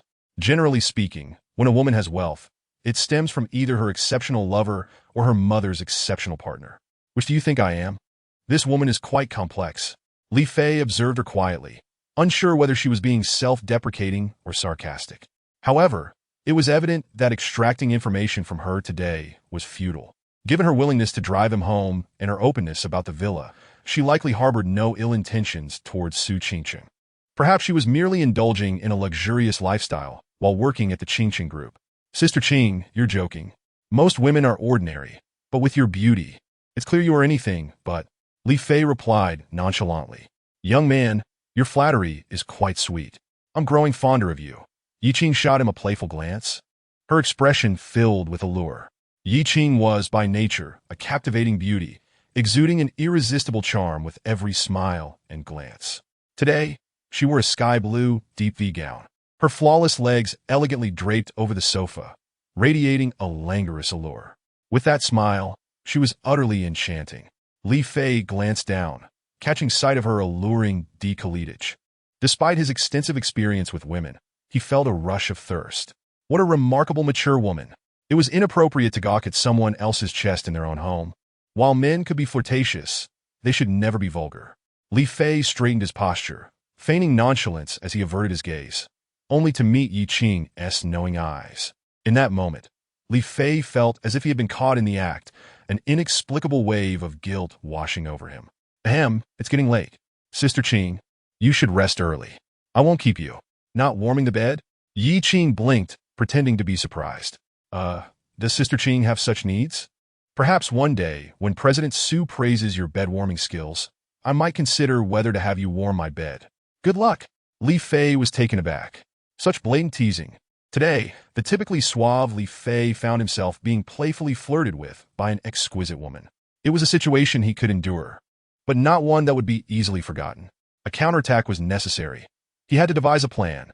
Li Fei narrowed his eyes, scrutinizing Yi Qing, contemplating what stance he should adopt to showcase his charm when the moment arose. This was a serious matter, and he pondered it deeply. Yi Qing felt a shiver run down her spine under Li Fei's heated gaze, as if she were unclothed. This young man was quite irresistible. She tightened her clothing, regretting her flirtation. There was a sense that if this continued, things might spiral out of control, given their solitude. What if Li Fei's primal instincts took over? With his prowess, it would be nearly impossible to escape. All right, young man, it's getting late. President Su is waiting for you to return to warm the scene, so I won't keep you any longer. Yi Qing smiled. Sister Qing, you're setting the fire on my doorstep and then sending me away? Li Fei's eyes widened. I was just about to finalize my strategy. Why chase me off? I wouldn't want to hinder you from warming President Su's bed. What? Do you wish to stay? Should I call President Su to excuse you? Yi Qing's playful smile concealed a hint of alarm. This flirtatious young man didn't seem inclined to leave, and the situation felt precarious. Li Fei chuckled awkwardly and rose. I was just joking. Well then, Sister Qing, sleep well. Go ahead, see you tomorrow. I want to escort you out. Please close the door on your way out. Yi Qing smiled seductively, gracefully making her way upstairs, leaving Li Fei with a view of her alluring silhouette. One day, Li Fei vowed to claim this ripe peach for himself. On the second floor of the villa, before the expansive floor-to-ceiling windows, Yi Qing gazed at the departing Maserati, a hint of wistfulness crossing her exquisitely beautiful face. Perhaps Li Fei might be a worthwhile choice? As she watched the blue vehicle vanish into the night, a thought suddenly crossed her mind. This notion burgeoned within her mind like wild grass, refusing to be cast aside. If Li Fei were to encounter that venomous woman from the Yi family, he would likely unleash a flurry of blows, wouldn't he? The mere thought of it brought a subtle smile to Yi Qing's lips. A wicked harlot confronting a brutish fellow. How amusing it is to contemplate. On the other side, Han Shui lay in bed clad in a nightgown, tossing and turning in a restless state. This simply wouldn't he do. She had to devise a scheme to retaliate against that scoundrel. The indignation simmered within her, rendering sleep impossible. Han Shui sat up, her dark, bewitching eyes darting about. Despite his unappealing visage, foul temper, and lecherous demeanor, his skills were undeniably formidable, certainly a master of martial arts. If only she could tame him as her foremost subordinate. Perhaps she could overlook today as a front. Should she seek vengeance or recruit Li Fei as her lackey? Han Shui tilted her head, her mind a battlefield of conflicting thoughts. To forego retribution would mean harboring unresolved grievances. Yet securing Li Fei as her devoted follower would propel her dreams of reigning supreme over the Jiangxing high school scene into reality. She resolved to exact revenge while also subjugating him, ensuring he would be utterly compliant. With a glint of cunning in her eyes, Han Shui sprang into action. She dashed into the bathroom, retrieving the intimate garments she had just changed out of, and stealthily opened the door, peering out to confirm the coast was clear. With a swift run, she entered Li Fei's room. How fortunate for this lecherous man, who incessantly sought favors. Today, she would grant him a special privilege. Gritting her teeth, she tossed her undergarments onto the center of Li Fei's bed, then checked the time on her phone, estimating his return was imminent. Activating the recording function, she hid the device by the headboard, ensuring everything was in place before quietly slipping into the bathroom, her eyes keenly fixed on the room. This insatiable fiend would surely be overwhelmed by the sight of her alluring, unadulterated garments. Once he succumbed to the temptation of her intimate wear, she would make her grand entrance. The prospect of catching him red-handed thrilled her. If he dared to defy her, she would expose his true nature to Qingcheng, showing her the footage and ensuring his expulsion. Ah, how clever she was, a genius beauty combining allure with intellect, concocting such a brilliant scheme. Just then, heavy footsteps echoed through the space. He was here. Han Shui's heart raced, knowing that apart from Li Fei, no one else would approach the villa at this hour. She cautiously adjusted the door, leaving a small crack for her observation. Li Fei, wearing a frown, pushed the door open and flicked on the lights. As he stepped inside, his pupils dilated in surprise. There was someone present. He recalled having deliberately flicked a bit of ash at the door earlier that day, and now the ashes had vanished, leaving behind a faint footprint. The rhythmic pounding of a heart was impossible to escape his keen ears.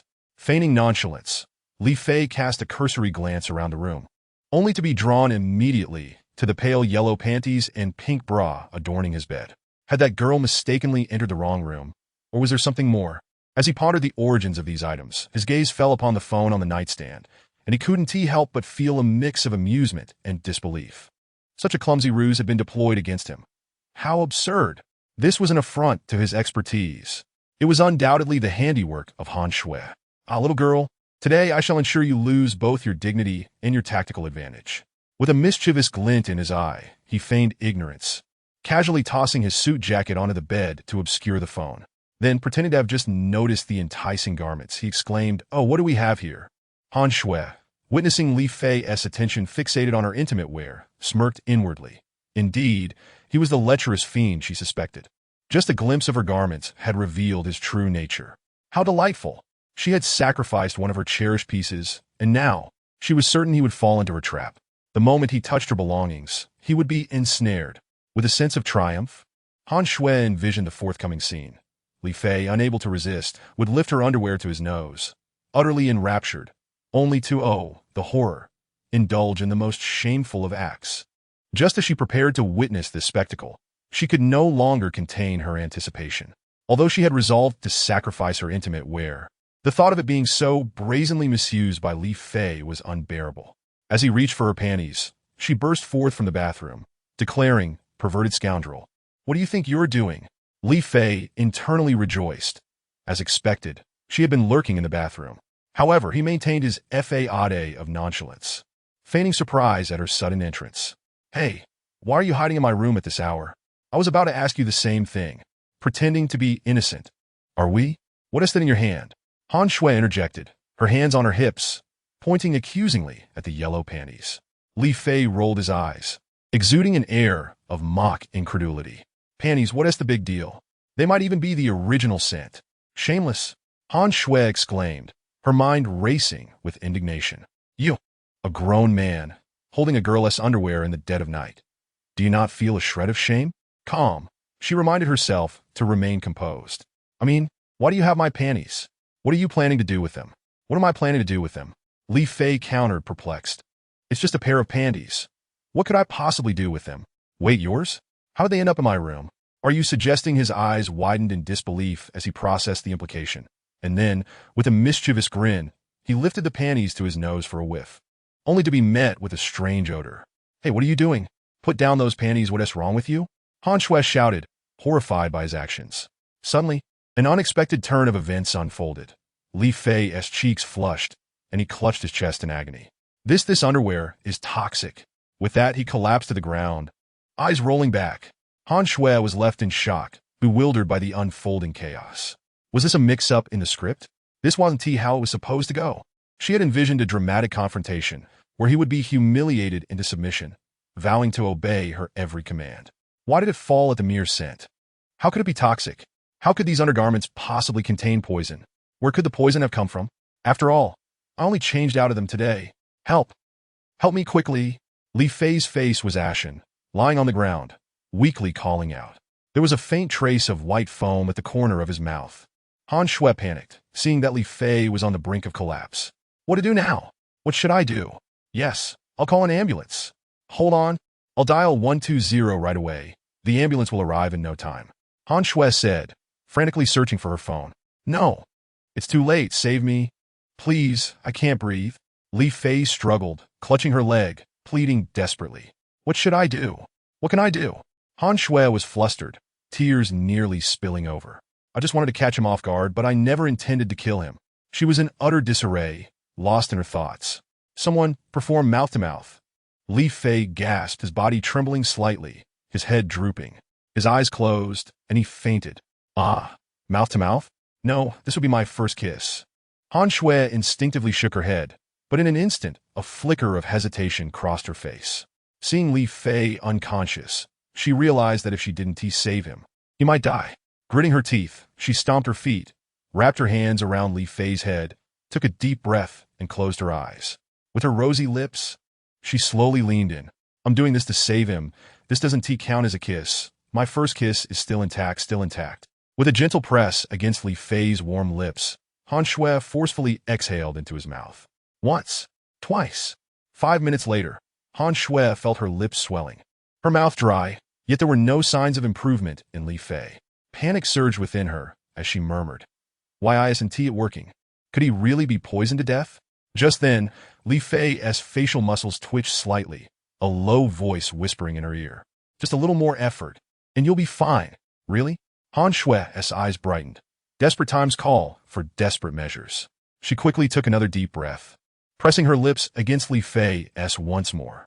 Just as she was about to blow air into his mouth, a hot tongue suddenly invaded her own. "Ah!" In an instant, she felt as if she had been electrocuted, frozen in shock.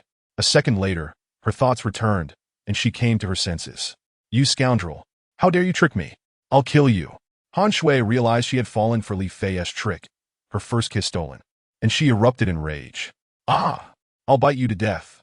She bit down fiercely, aiming for the tongue that was wreaking havoc in her mouth. "Oh no, if I bite down, I might sever it."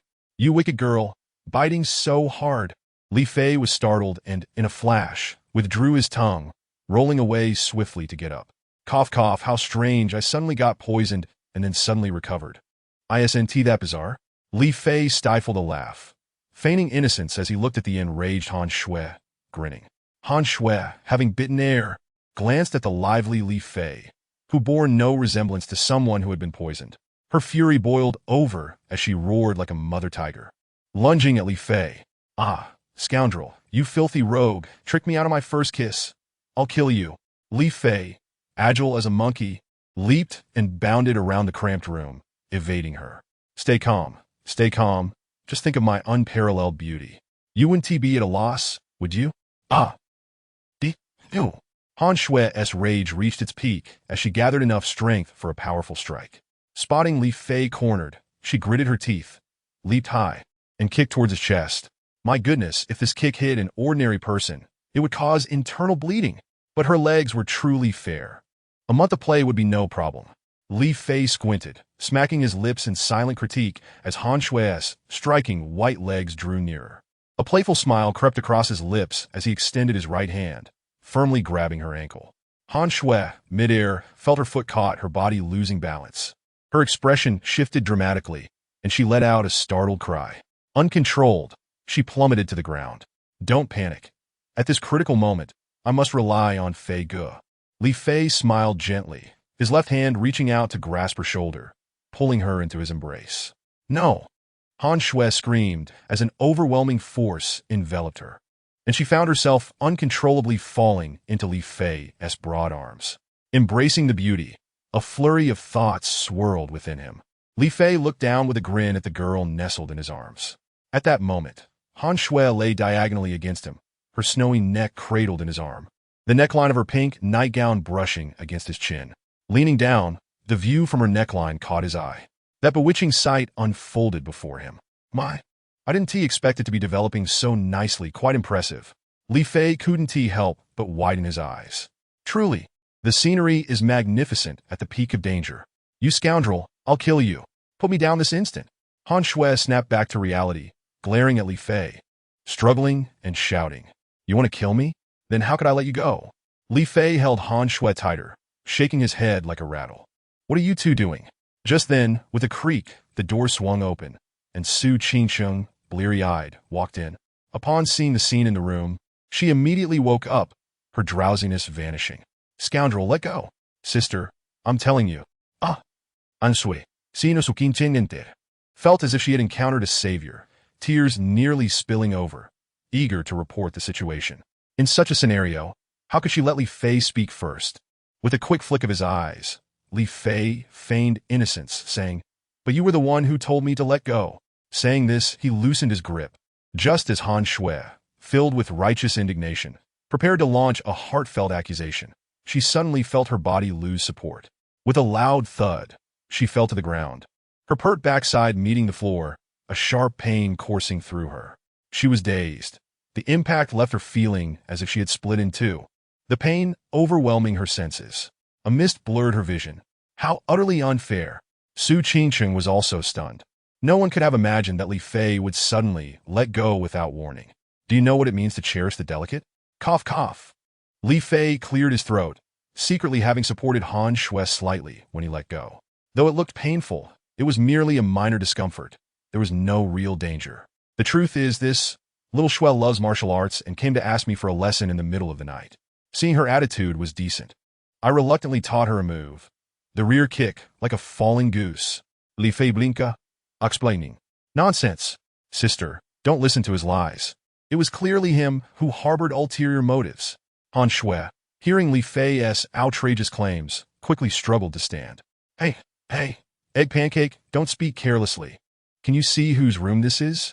You ran into my room in the middle of the night, and still say I'm the one with ulterior motives. That is a bit too much. Li Fei skufa. Egg pancake?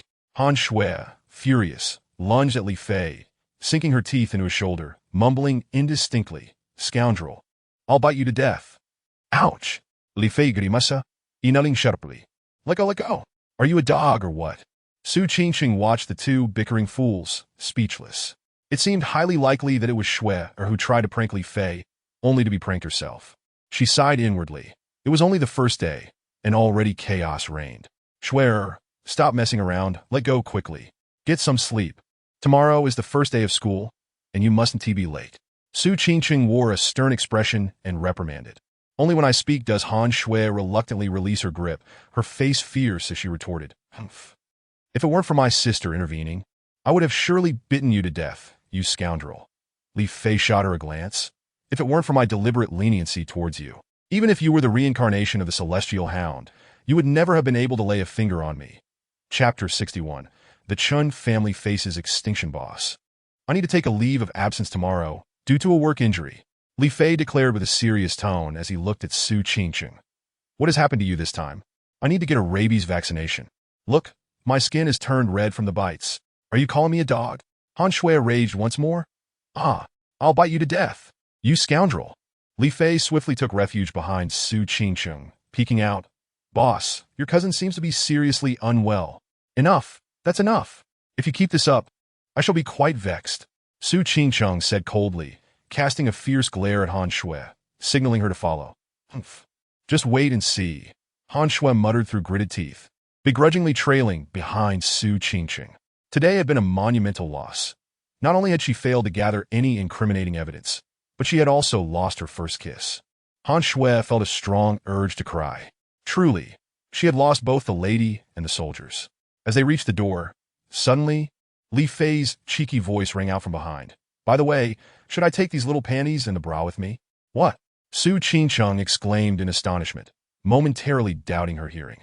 Meanwhile, Han Shui's face turned a deep crimson, the blush creeping from her delicate features to the nape of her neck. Embarrassment and fury surged within her. She let out a shriek, covered her face, and dashed forward, snatching the items from Li Fei's hands. With her head bowed, she dared not breathe a word, let alone meet Su Qingqing's gaze, and fled back to her room in a flurry. "You too?" Han Shui fled like a startled rabbit, leaving Su Qingqing glaring at Li Fei with furrowed brows, her expression turning dark. "Don't blame me, boss.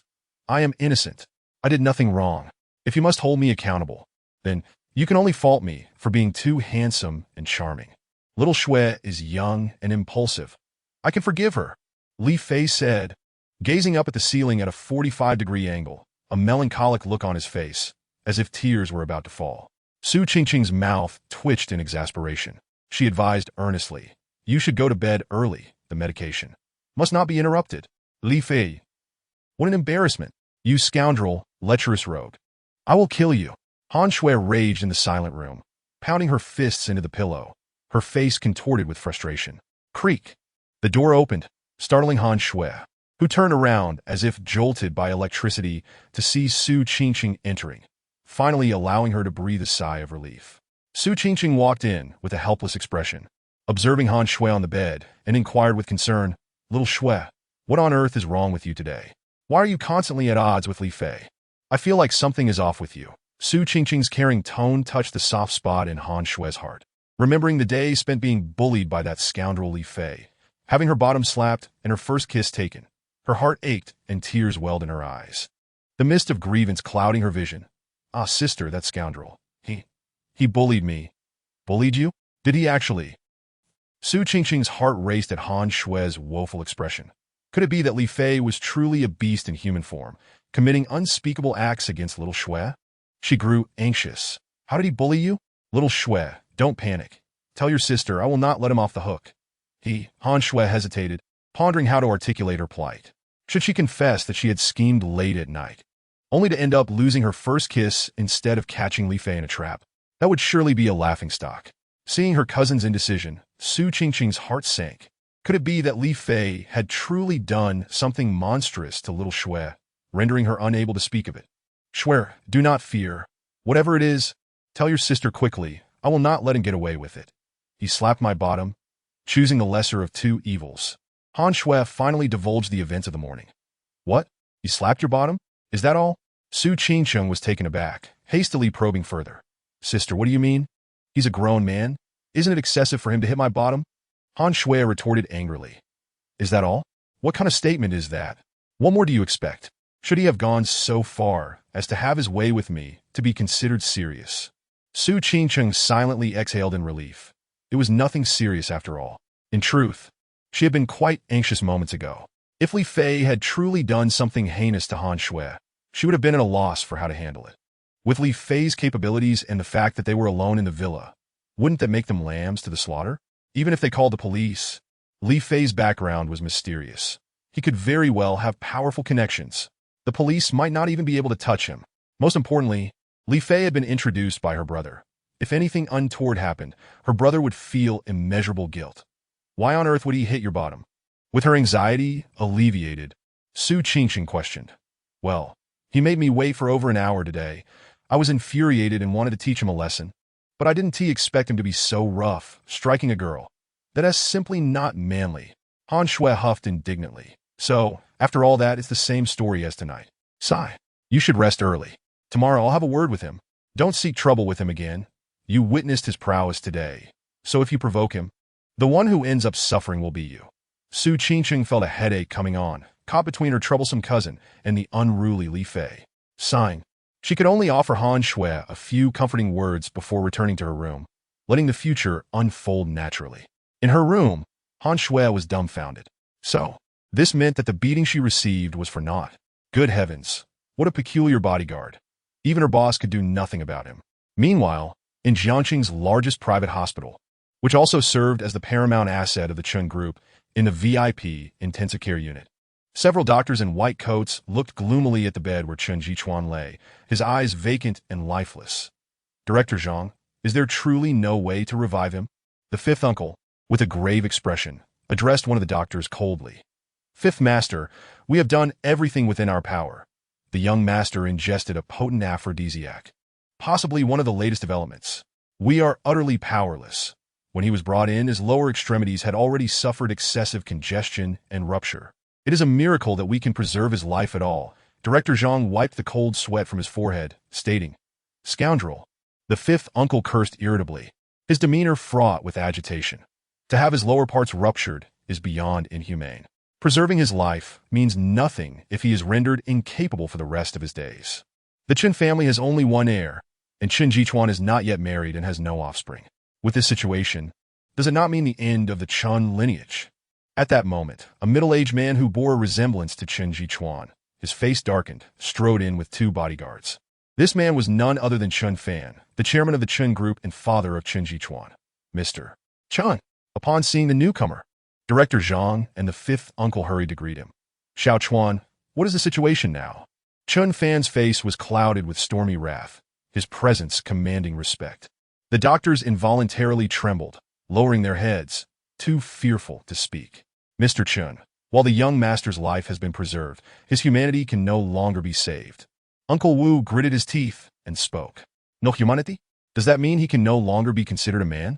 Are you saying that my son will become a useless person, leaving the Chun Group without an heir? Chun Fan's eyes bulged, and his icy voice seemed to lower the temperature in the hospital room. Silence, a silence as heavy as death. Several doctors, terrified, shrank back as if their heads could disappear into their necks, afraid of incurring the wrath of the furious Chun Fan. Uncle Wu opened his mouth, but could find no words. Having his only son rendered incapacitated, becoming a eunuch, was a dual blow both psychologically and physiologically, far too devastating. Chun Fan's ability to restrain himself from going mad on the spot was a testament to his formidable mental fortitude. Chapter 62. Revenge from dawn till dusk. Chun Fan's face twisted with rage, his pupils a crimson hue, his gaze fiery and predatory like a beast ready to pounce. As he surveyed the room, his heart wrenched upon seeing his son lying on the bed, dazed and devoid of any will to live. Just yesterday, Xiao Chuan was vibrant and handsome, and now, in a mere day, he lay there with a vacant stare, resembling a soulless corpse. Chun Fan clenched his fists, the veins on his arms standing out starkly. Whoever it is, I, Chun Fan, swear to annihilate their entire family. Xiao Chuan, tell me what happened. Chun Fan fought to suppress his grief, gazing intently at his son, holding his hand tightly, and said in a deep voice, no matter who it is, your father will ensure they regret being born. Chun Fan's words reverberated in Chen Jichuan's ears, slowly stirring the emptiness in his gaze. As flickers of life returned to his eyes, and his once numb facial muscles began to twitch. Sir, the young master is beginning to regain consciousness, Uncle Wu observed, looking at the slowly reviving Chen Jichuan. Yes. Chun Fan nodded, fixated on his son. At this moment, he yearned to know who had the audacity to lay such a vicious hand on his son. He craved vengeance, to tear that person apart. to make them regret their very existence. As Chun Jichuan's mind cleared, he looked at his father, tears streaming down his face. Dad, it was the bodyguard of that BTCH Su Qingcheng. You must avenge me. I want him castrated. I want him to be flayed alive. Hatred flickered in Chun Jichuan's eyes, his face contorted in rage, as he clung to Chun Fan and screamed frantically. Su Qingcheng? Qingcheng Group? Chun Fan embraced his son, gently patting his back, slowly closing his eyes as he murmured, Dad, I'm done for. I'm finished. I want to kill him ah. Chun Jichuan's pupils were bloodshot, his expression manic, as he shouted incessantly in a frenzied state. All right. Your father will definitely avenge you. Don't get too agitated. Just rest for now. Chun Fan held his son tightly, comforting him until Chun Jichuan's emotions calmed slightly. He opened his eyes and looked at the silent Uncle Wu, giving a slight nod. Seeing this, Uncle Wu stepped forward, swiftly pressing a point on the back of Chun Jichuan's head. The screaming young master froze, collapsing into unconsciousness. Everyone, out! Chun Fan's expression softened as he gently laid the unconscious Chun Jichuan back on the bed, then spoke in a low voice. Yes, Mr. Chun. Director Zhang and the others felt a wave of relief wash over them as they hurriedly exited, leaving the spacious VIP room with only Chun Fan and Uncle Wu remaining. Old Wu, did you hear that? I want you to personally go and bring that wretched Su Qingcheng and her bodyguard here. I want to flay this pair of wretched souls in front of Xiaochuan. Chun Fan fixed his gaze on Uncle Wu, each word dripping with venom. Uncle Wu looked at the murderous Chun Fan, hesitating before saying, Sir, this matter is somewhat complicated. To handle it well, we may need to wait a couple of days. What? Chun Fan's expression shifted, disbelief creasing his face. You can't handle it even with your own efforts? Is that bodyguard also from the ancient martial arts world? Indeed. In fact, the young master has already sent Zhang Wei to test that fellow, and he was defeated in just a few moves. Uncle Wu nodded solemnly. Defeated in just a few moves? How could such a formidable person be a bodyguard for that BTCH Su Qingcheng? Chun Fan questioned. For now, we are unsure. Perhaps he is simply infatuated with Su Qingcheng's beauty. Zhang Wei estimated that the fellow is at the initial stage of the Xian level, but to defeat him in just a few moves indicates that he is at the mid-stage of the Xian level. While it would be easy for me to defeat him, if he is intent on fleeing, it would be quite challenging to retain him. Allowing a tiger to return to the mountain could lead to endless trouble, sir. Uncle Wu sighed helplessly. What should we do then? Are we to let this matter slide, allowing my son to be rendered useless for no reason? Chun Fan's voice dripped with malice. Certainly not. I've already contacted my senior brother, who is also at the peak of the Xian level. He will be arriving in Jiangqing in a few days. At that time, I assure you that fellow will have nowhere to escape. A ruthless glint appeared in Uncle Wu's eyes. Your senior brother? You can still reach out to the Jinlong sect? Chun Fan's expression brightened with hope, contemplating a certain possibility. Trembling, he said, I have heard that the elixirs of the great sects in the ancient martial arts world can bring the dead back to life. If you can contact the Jinlong sect, does that mean Xiaochuan still has a chance? No matter the cost, whether it be 10 billion or 20 billion, I will pay anything to save Xiaochuan. This, sigh. A hint of melancholy crossed Uncle Wu's face as he sighed. In the ancient martial arts world, money is but waste paper. It holds no value. Individuals like myself, who have been expelled from the sect, cannot return. My senior brother has only reluctantly agreed to assist due to our decades of past ties. Is there truly no way? Chun Fan's expression turned bitter, having just ignited a flicker of hope only to plunge back into despair. The abrupt transition from heaven to hell left him feeling utterly defeated. I advised the young master just yesterday to wait a couple more days. Yet who could have anticipated that today would bring calamity? Uncle Wu shook his head, sighing. Wait a few days. Chun Fan gritted his teeth, his face contorted with rage. I will not allow them a moment of peace. Contact Director May from the Food and Drug Administration. I want to meet him first thing tomorrow morning. The new products from Qingqing Group have caused severe facial lesions in numerous individuals. How can such substandard products be allowed into the market? I demand that Qingqing Group shut down their production line immediately for rectification. Furthermore, reach out to the marketing department, increase our investment, and engage more internet trolls, newspapers, and portals. By tomorrow morning, I want the internet flooded with negative news about Qingqing Group. Also, arrange for a group to protest at Qingqing Tower, holding banners for their rights, and contact a batch of reporters and television stations for interviews. I will personally call Lu Dali. ISNT, he interested in the miraculous project of Su Qingcheng? Let us arrange a meeting tonight. That bodyguard is fond of beautiful women, so I'll set him up with two. I want that wretched Su Qingsheng to live in a state of perpetual anxiety from the first moment she opens her eyes, to be engulfed in fear as she awaits her final judgment.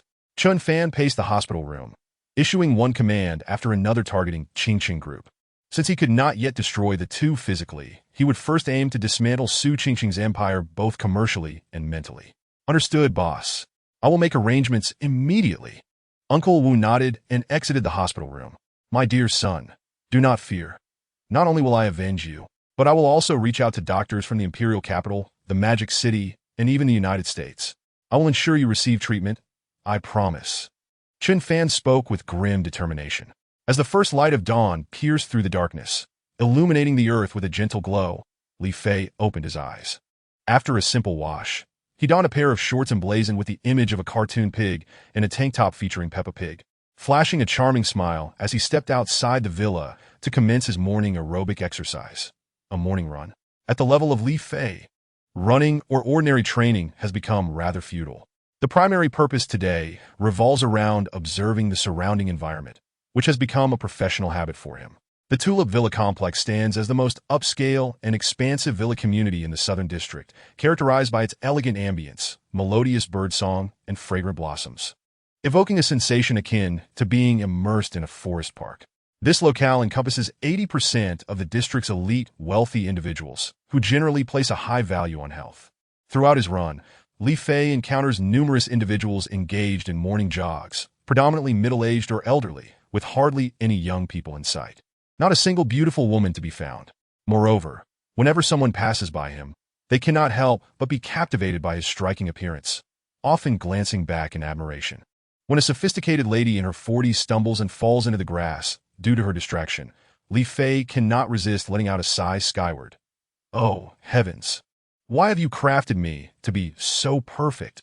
Always the center of attention wherever I go.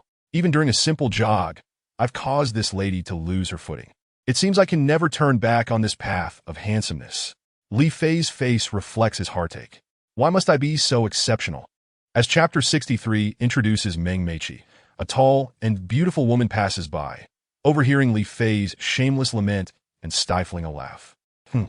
Li Fei turns to look, his eyes instantly brightening. The previously languid demeanor vanishes as he becomes invigorated. The girl appears to be in her early 20s, clad in a white tracksuit and wearing flat sneakers, standing around 1.70 meters tall, with a strikingly attractive figure, her hair in a high ponytail, delicate features, and skin as fair as snow. Unquestionably stunning. Li Fei has a vague sense of familiarity with her, yet cannot recall where he has seen her before. Goodness! This girl is as beautiful as Yang Yun, he muses. To encounter such a level of beauty while out for a jog suggests that today might indeed be auspicious for him.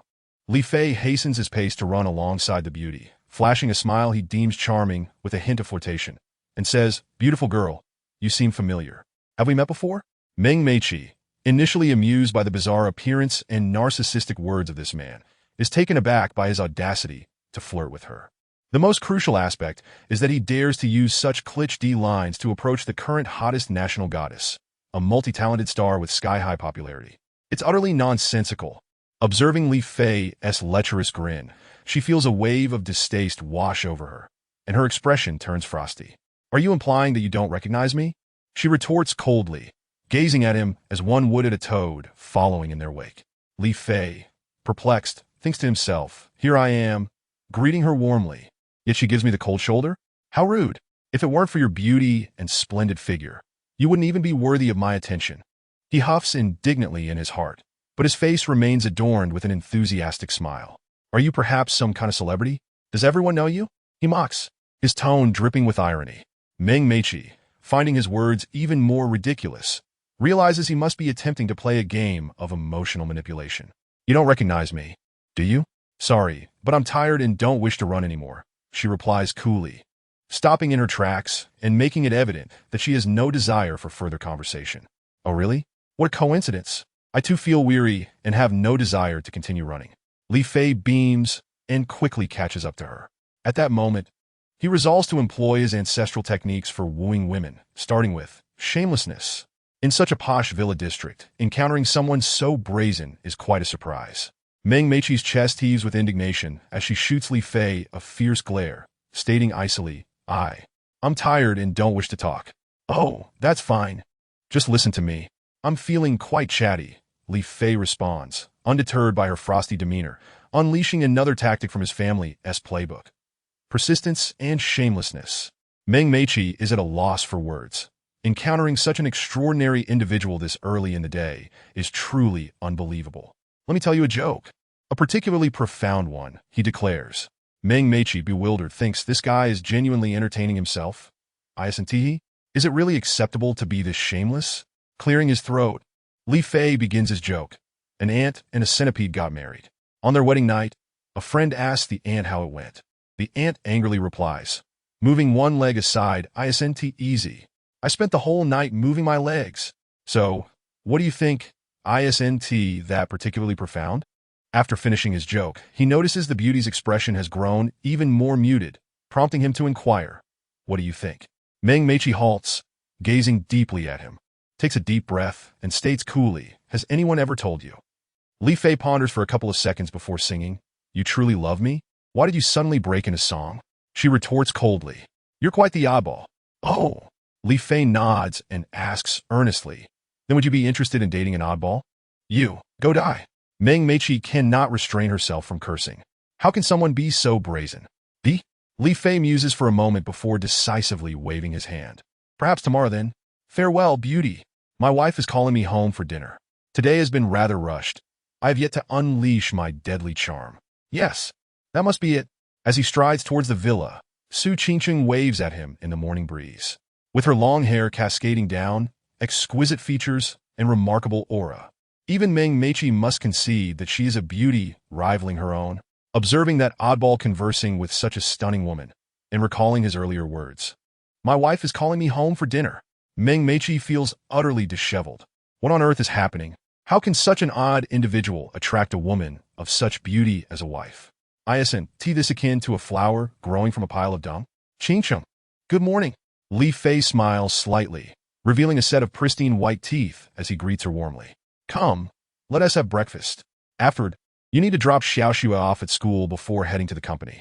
I have a meeting scheduled with Deputy Director May of the Food and Drug Administration this morning, and time may be tight, so let us hurry. Su Qingqing nods with a smile, then glances at Meng Meiqi, momentarily taken aback. Who did I just see? Is that Meng Meiqi? The newly emerging superstar, a triple threat in film, television, and music, known as the National Goddess, is standing right here with Li Fei. How could she possibly be chatting with him? Li Fei nods, preparing to enter the house, but notices Su Qingqing standing there, stunned, as if turned to stone. He gently pats her shoulder, perplexed. Boss, what are you doing? Do you know Meng Meiqi? Su Qingqing asks, regaining her composure, astonished. She has long wished to invite Meng Meiqi to endorse the company's new product. But Meng Meiqi's side has consistently deemed the Qingqing group too small for her current standing, repeatedly declining the offer. If Li Fei truly knew Meng Meiqi then, a bold thought suddenly emerged in her mind. If they could collaborate with the most popular star in Huaxia at the moment, the Qingqing group would not only escape its predicament, but could also see its revenue soar to new heights in an instant. Who is Meng Meiqi? Li Fei asked, bewildered. You don't know Meng Meiqi? Yet you were just chatting with her? Su Qingqing exclaimed, wide-eyed. Ah, the girl with the icy demeanor was Meng Meiqi. Boss, do you know her? Li Fei responded in astonishment. Icy demeanor? What on earth is that? You don't even recognize Meng Meiqi, the most sought-after star in the country. I truly suspect you are an alien. Su Qingqing retorted, clearly vexed, as it seemed her hopes had been in vain. I've been abroad all this time. I haven't had the leisure to keep up with domestic celebrities. Li Fei rolled his eyes, realizing after all that she was merely a star. No wonder she had such a detached expression. Back in the day, the Hollywood A-list actress, Charlize Theron, almost leapt to her demise for my sake. Was I not proud? One day, when I call Charlize over, you'll understand just how captivating I can be. Li Fei mused privately. All right, let's have breakfast. Su Qingqing nodded regretfully. Fried eggs, bread, milk, and fruit. Li Fei grimaced. Such a simple breakfast indeed. At the dining table, Han Shui, upon seeing Li Fei's disdainful expression, felt an irritable surge. She couldn't help but snap, Hey, what kind of expression is that? You're a bodyguard, and the boss personally prepared breakfast for you. Yet you're still complaining. Aren't you ashamed? Chapter 64. Love grows over time. What? You think I'm disgusted? I'm actually quite pleased. Li Fei declared as he picked up his chopsticks, not even glancing up, swiftly devouring the breakfast laid before him. You! Han Shui bit her chopsticks, glaring at Li Fei as he devoured egg after egg, secretly cursing. Damn it. Why aren't you choking on that? Gulping, she thought this egg is quite well cooked. If only there were some soup dumplings, it would be perfect. This is quite demanding. If you have the skill, why not make it yourself? Li Fei replied after a sip of milk. Han Shui glared at the empty plate, fuming. You pig. You finish an entire plate of fried eggs in one go? If you like to eat, you should make it yourself? What kind of logic is that? If I like beautiful women, should I just go and give birth to one? No, I can't do that. Li Fei cast her a sidelong glance. Snap! Han Shui bit down hard, breaking the chopsticks. Damn you! Tomorrow I'll buy laxatives for you and make you suffer until you bleed. Let's see if you dare to be so arrogant. Food should not be discussed. Unable to watch any longer. After a simple cleanup post-breakfast, the three of them drove away from the villa. First dropping Han Shui off at school before heading to the company. Li Fei, little Shui is going through her rebellious teenage phase. Don't take her antics to heart. Just be a bit more tolerant with her. Su Qingqing advised after Han Shui got out of the car. Not at all. I find her quite charming. Although we often bicker these past 2 days, it's all in good fun, Li Fei said with a smile. Su Qingqing chuckled, shifting the subject. After such a serious incident yesterday, although the perpetrator is dead, I can't entrust such an important position as the security department manager to just anyone. How about you take on the role part-time at the company? I can raise your monthly salary to 50,000. What do you think? I can take on the manager role, but let's skip the salary increase. How can that be? Now you're a bodyguard, part-time driver, and manager. You deserve to earn more. Fine if you insist. Li Fei didn't want to appear overly sentimental. All right then, once we arrive at the company, go report to Sister Qing. I've already informed her. Today, take a tour of the security department. Once I'm done, we'll head to the Food and Drug Administration. Okay. Upon arriving at the company, Su Qingqing headed to her office while Li Fei wandered to Yi Qing's office. As he pushed the door open and saw Yi Qing, his eyes lit up. Today, she wore a purple dress that accentuated her graceful curves, exuding an aura of maturity and charm. Sister Qing, you look stunning today. Li Fei exclaimed sincerely. Oh, am I not beautiful every day? Je vink fine English. Of course, you're always beautiful, eternally enchanting. Ha! Your flattery is as sweet as honey. Yi Qing laughed alluringly. You've only been here for 2 days and already become a manager. Shouldn't you treat me to a meal to celebrate? As long as Sister Qing graces me with your company, I can treat you every day. Is that so? Then I seem to have found a long-term meal ticket. Long-term meal ticket? Li Fei raised his eyebrows with a hint of flirtation. Sister Qing, your words are a bit suggestive, aren't they? He suggestive? Who is this Fei you speak of? Ye hing giglet, hello charming unrestrainet. Sister Qing, you should be careful with your words. We might get carried away. Get carried away? I'm just worried your charm might not be strong enough to spark a fire. Oh, come on. That's a serious provocation to my masculinity. Li Fei countered, feeling the heat rise. Yi Qing's next move was like throwing gasoline on a fire, causing Li Fei to lose his composure. Suddenly, she stood up, leaning on the desk, her body inclined forward, her alluring lips provocatively licking her lips. Oh my! This enchantress certainly had boldness. Yi Qing's move was truly captivating, igniting a fire within Li Fei. Sister Qing, you're pushing me towards a crime. Li Fei grinat wickedly. Stop being close. Just then, Yi Qing retreated a couple of steps as he advanced, pressing her against the wall, hands braced against it. A smile spreading across his face as he executed the classic wall push of a domineering CO. Come on. Who is afraid of whom? She challenged, wrapping her arms around his strong waist. What, little brother, are you scared? Li Fei's hesitation did not escape Yi Qing's notice. Her lips curled in a taunting smile. No matter, I'll face whatever comes. Today we must adhere to the 4-character maxim. Love grows over time. Li Fei decisively leaned down, intending to savor Yi Qing's fiery red lips. Just then, the office door swung open without warning. Ah, what are you two doing? Song Xiaoxue exclaimed in shock, her eyes wide as she took in the scene of Li Fei and Yi Qing in the corner, her face a picture of confusion. Oh dear, what have I just witnessed? The elegant and noble Sister Qing is openly playing wall push with Brother Fei in the office. They've only known each other for a few days. Isn't this progress a bit too rapid?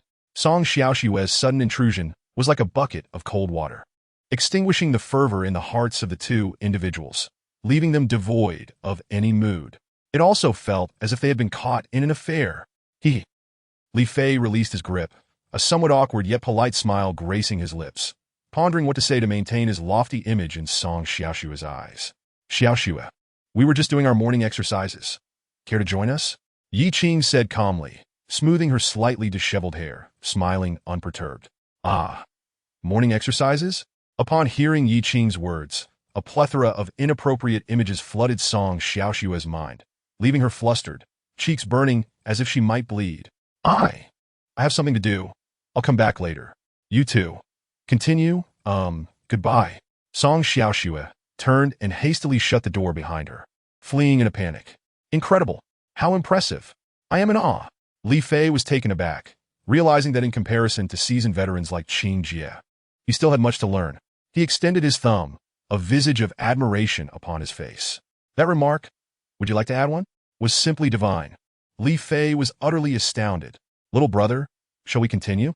Yi Qing winked, her charm laced with a hint of playfulness. Forget it, Qing Jie.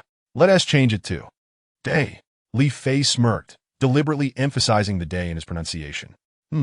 Indeed, there is plenty of time ahead. Yiving chucked it. Wow, what a notion of plenty of time ahead. Li Fei couldn't help but admire the profound depth of the Chinese language.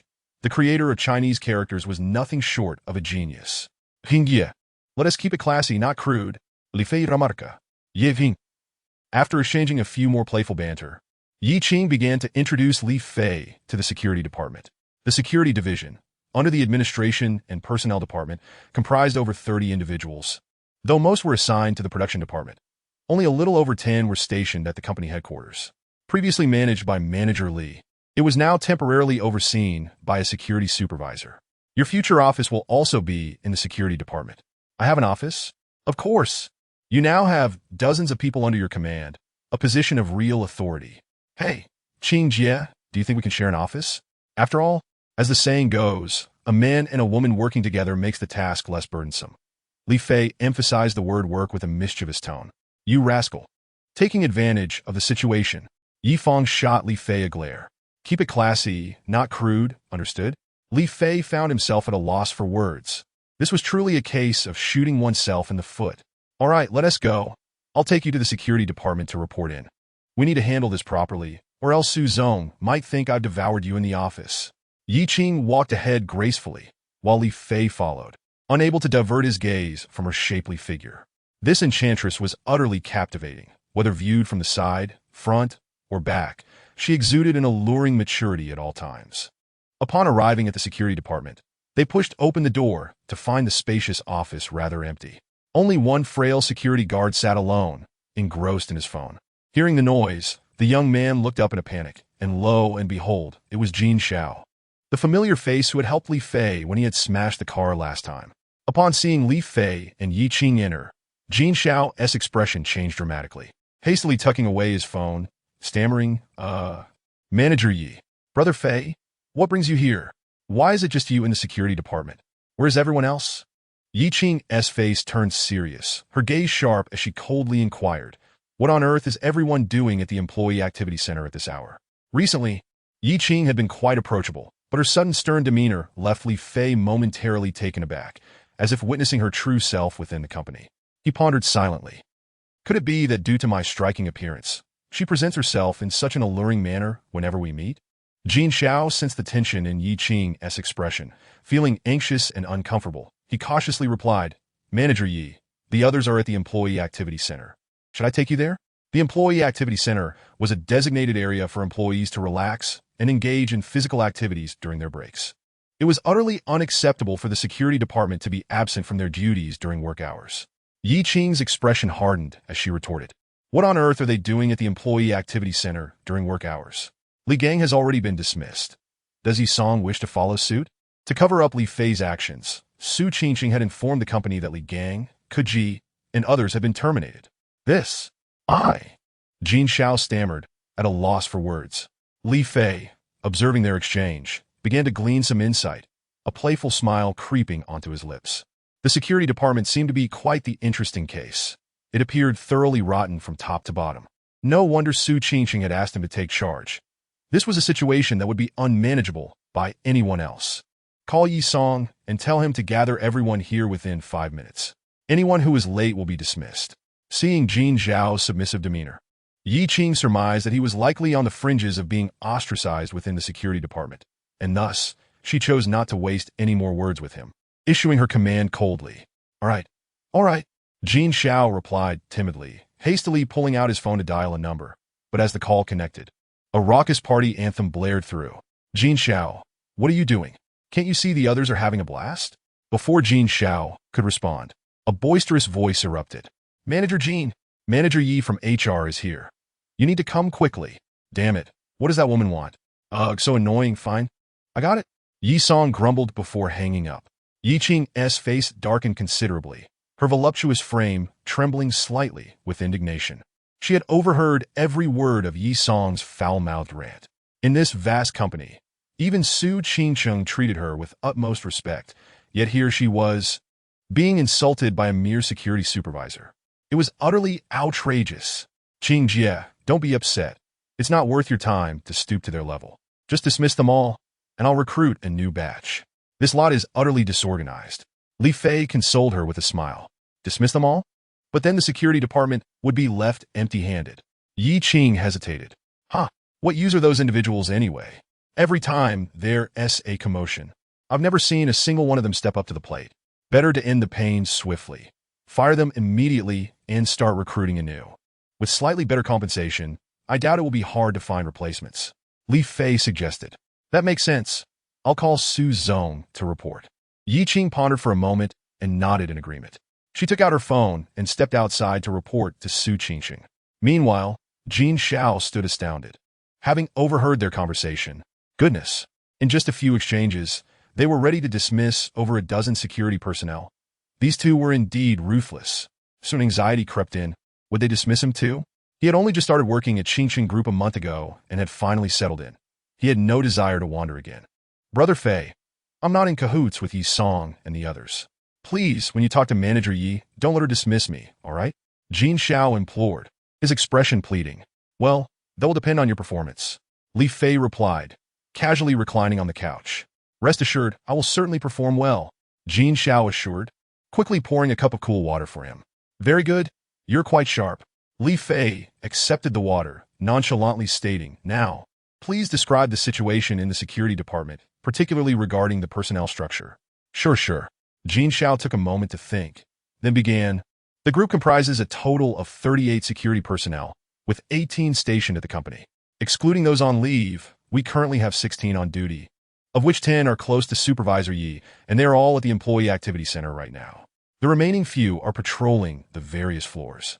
After listening to Jin Zhao's account, Li Fei nodded noncommittally. Just then, Yi Qing returned from her phone call. Su Zong has agreed, and henceforth, everything regarding the security department is under your purview. Dismissals and recruitment will be handled by you, with the HR department providing assistance. Su Zong is quite accommodating. Li Fei chuckled. Meanwhile, Jin Zhao, overhearing this exchange, couldn't help but be astounded. Goodness, the recruitment and dismissal processes are tightly intertwined, with the Human Resources Department in collaboration. What a significant power that is. Will the security department not become a dominion of his own? One must hold on tightly to this elephant's leg. Am I right? I am quite disheartened. You have effectively dismissed my human resources manager. Yi Qing shot him a glance, feigning anger as she spoke. What do you mean by dismissing the human resources manager? Qingjie, you are merely speaking nonsense. We are entirely innocent in this matter. Yi Qing, young brother, during work hours, one must remain refined and elegant. There are others present. Impressive, truly impressive. How audacious to openly tease Manager Yi. Jin Zhao's admiration for Li Fei had now elevated to reverence. Furthermore, the typically frosty and temperamental manager, Yi did not seem angered. Such skill in flirtation is truly admirable. As soon as Yi Qing finished her sentence, he hastily declared, You two esteemed individuals can consider me invisible. Li Fei cast a surprised glance at Jin Zhao, This fellow seems rather perceptive. Just then, a rough voice resonated. Subsequently, the door to the security department swung open, and a dozen young men clad in security uniforms strode in.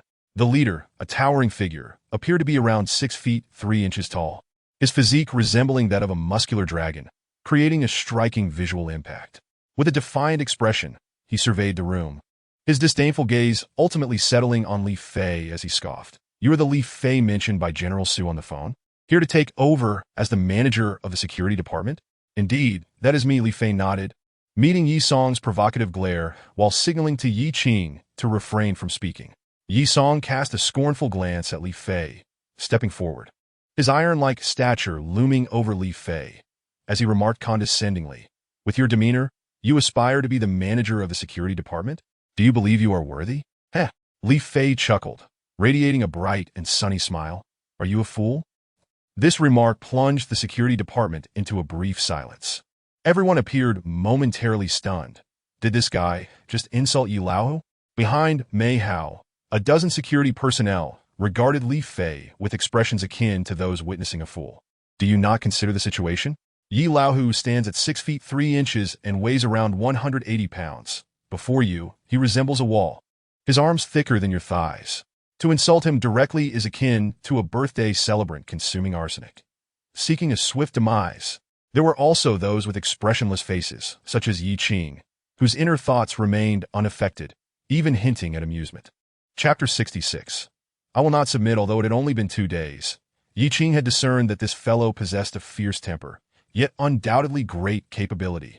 Yi Song's anger flared instantly, glaring at Li Fei with a stormy expression. "Kid, do you dare repeat that?" "Heh." Li Fei smiled and shook his head. He was astonished that such a simpleton existed in this world. Others scold him as a fool, and he requests them to repeat it. Is this what is meant by offering the other cheek when struck? Such masochism is a condition that requires treatment. Since you have extended such a sincere invitation, I shall reluctantly oblige. Li Fei cleared his throat and unabashedly cursed, "Fool, bastard, you seek death." Yi Song was enraged. No one had ever dared to insult him to his face, especially not in front of his subordinates. Could he endure this? His expression twisted in fury as he prepared to confront Li Fei. The security personnel behind him exchanged glances, reveling in the impending drama. Just as Yi Song's fist was raised, Yi Qing shouted furiously, "Yi Song, what do you think you are doing? Who gave you the audacity to act recklessly in my presence?" She was not particularly concerned for Li Fei's safety. Her primary fear was that he might lose control of his temper and kill Yi Song in front of so many witnesses, which would lead to considerable trouble. "Kid, consider yourself fortunate today. I shall spare you for Manager Ye's sake. Should this happen again, I will break your legs." Yi Song hesitated for a moment, retracting his fist, seething with rage. He still had to consider the face of the human resources manager. "Heh." Li Fei offered a faint smile, thinking that had Yi Qing not intervened, this chap would already be lying on the ground. "Listen, I hereby officially announce that Li Fei will now serve as the manager of your security department, and he is granted absolute authority. From now on, the personnel decisions and salary adjustments within the security department will be determined solely by Manager Li," Yi Qing stated coldly. "What?" Yi Song's eyes widened in disbelief. The authority over personnel decisions and salary adjustments is his? Is he not effectively becoming the president? Moreover, this directly disrupted his plans. He had intended to assert dominance over Li Fei today, making him compliant and turning him into a puppet while he reigned as the overlord of the security department. Instead, he now held the reins of life and death over him. How could he manage that? I refuse to accept this. Why should someone who has only been with the company for 2 days be granted the position of manager with such immense power? I have been here for so long. Without merit, at least I have put in hard work." Yi Song protested stubbornly. "If you refuse to accept it, you may take it up with the president." Yi Qing replied icily. "As for contributions and hardships, everyone in this company has them. Are you implying that anyone in this company can become a manager?" Yi Song was momentarily taken aback, but still could not accept it. "No, I refuse to accept this." "Refusing is of no consequence. The appointment letter will be issued shortly. Everything I have stated will be formally communicated to your security department. From now on, the fate of each of you will be determined by Manager Li, the president, and I shall not intervene." "Damn!" Yi Song gritted his teeth, cursing inwardly. "Li Fei, Congratulations. Yi Qing could not be bothered to engage further with Yi Song and smiled at Li Fei. Li Fei nodded, smiling as he replied, "Thank you for the trust. President and Qing Jie, I will manage the security department efficiently." These words grated on Yi Song's nerves. This essentially meant that he would be managing everything under him. "Fine. Since the personnel appointment has been announced, I shall take my leave for now. Should you need anything, feel free to contact me at any time. Both I and the president will fully support your work. Proceed boldly." Yi Qing tossed this remark over her shoulder as she turned to leave. The sound of her high heels gradually faded, leaving the security department in profound silence. As it was evident that everyone had yet to recover from Yi Qing's words, Li Fei's gaze swept over the crowd, the corners of his mouth curling upward. "Jin Xiao." "Yes, Brother Fei." "No, I mean Manager Li." Jin Xiao trembled slightly, responding respectfully. In the entire security department, only he and another security guard had witnessed Li Fei handle the Long Knife Society members. This esteemed individual was not only capable, but also had the full support of the president. Henceforth, he would undoubtedly be the absolute authority in the security department. "Gather all the security personnel, except for the two stationed at the entrance. I wish to hold a meeting," Li Fei commanded. "Understood. Right away," Jin Xiao replied, immediately taking out his walkie-talkie to summon the patrolling security guards.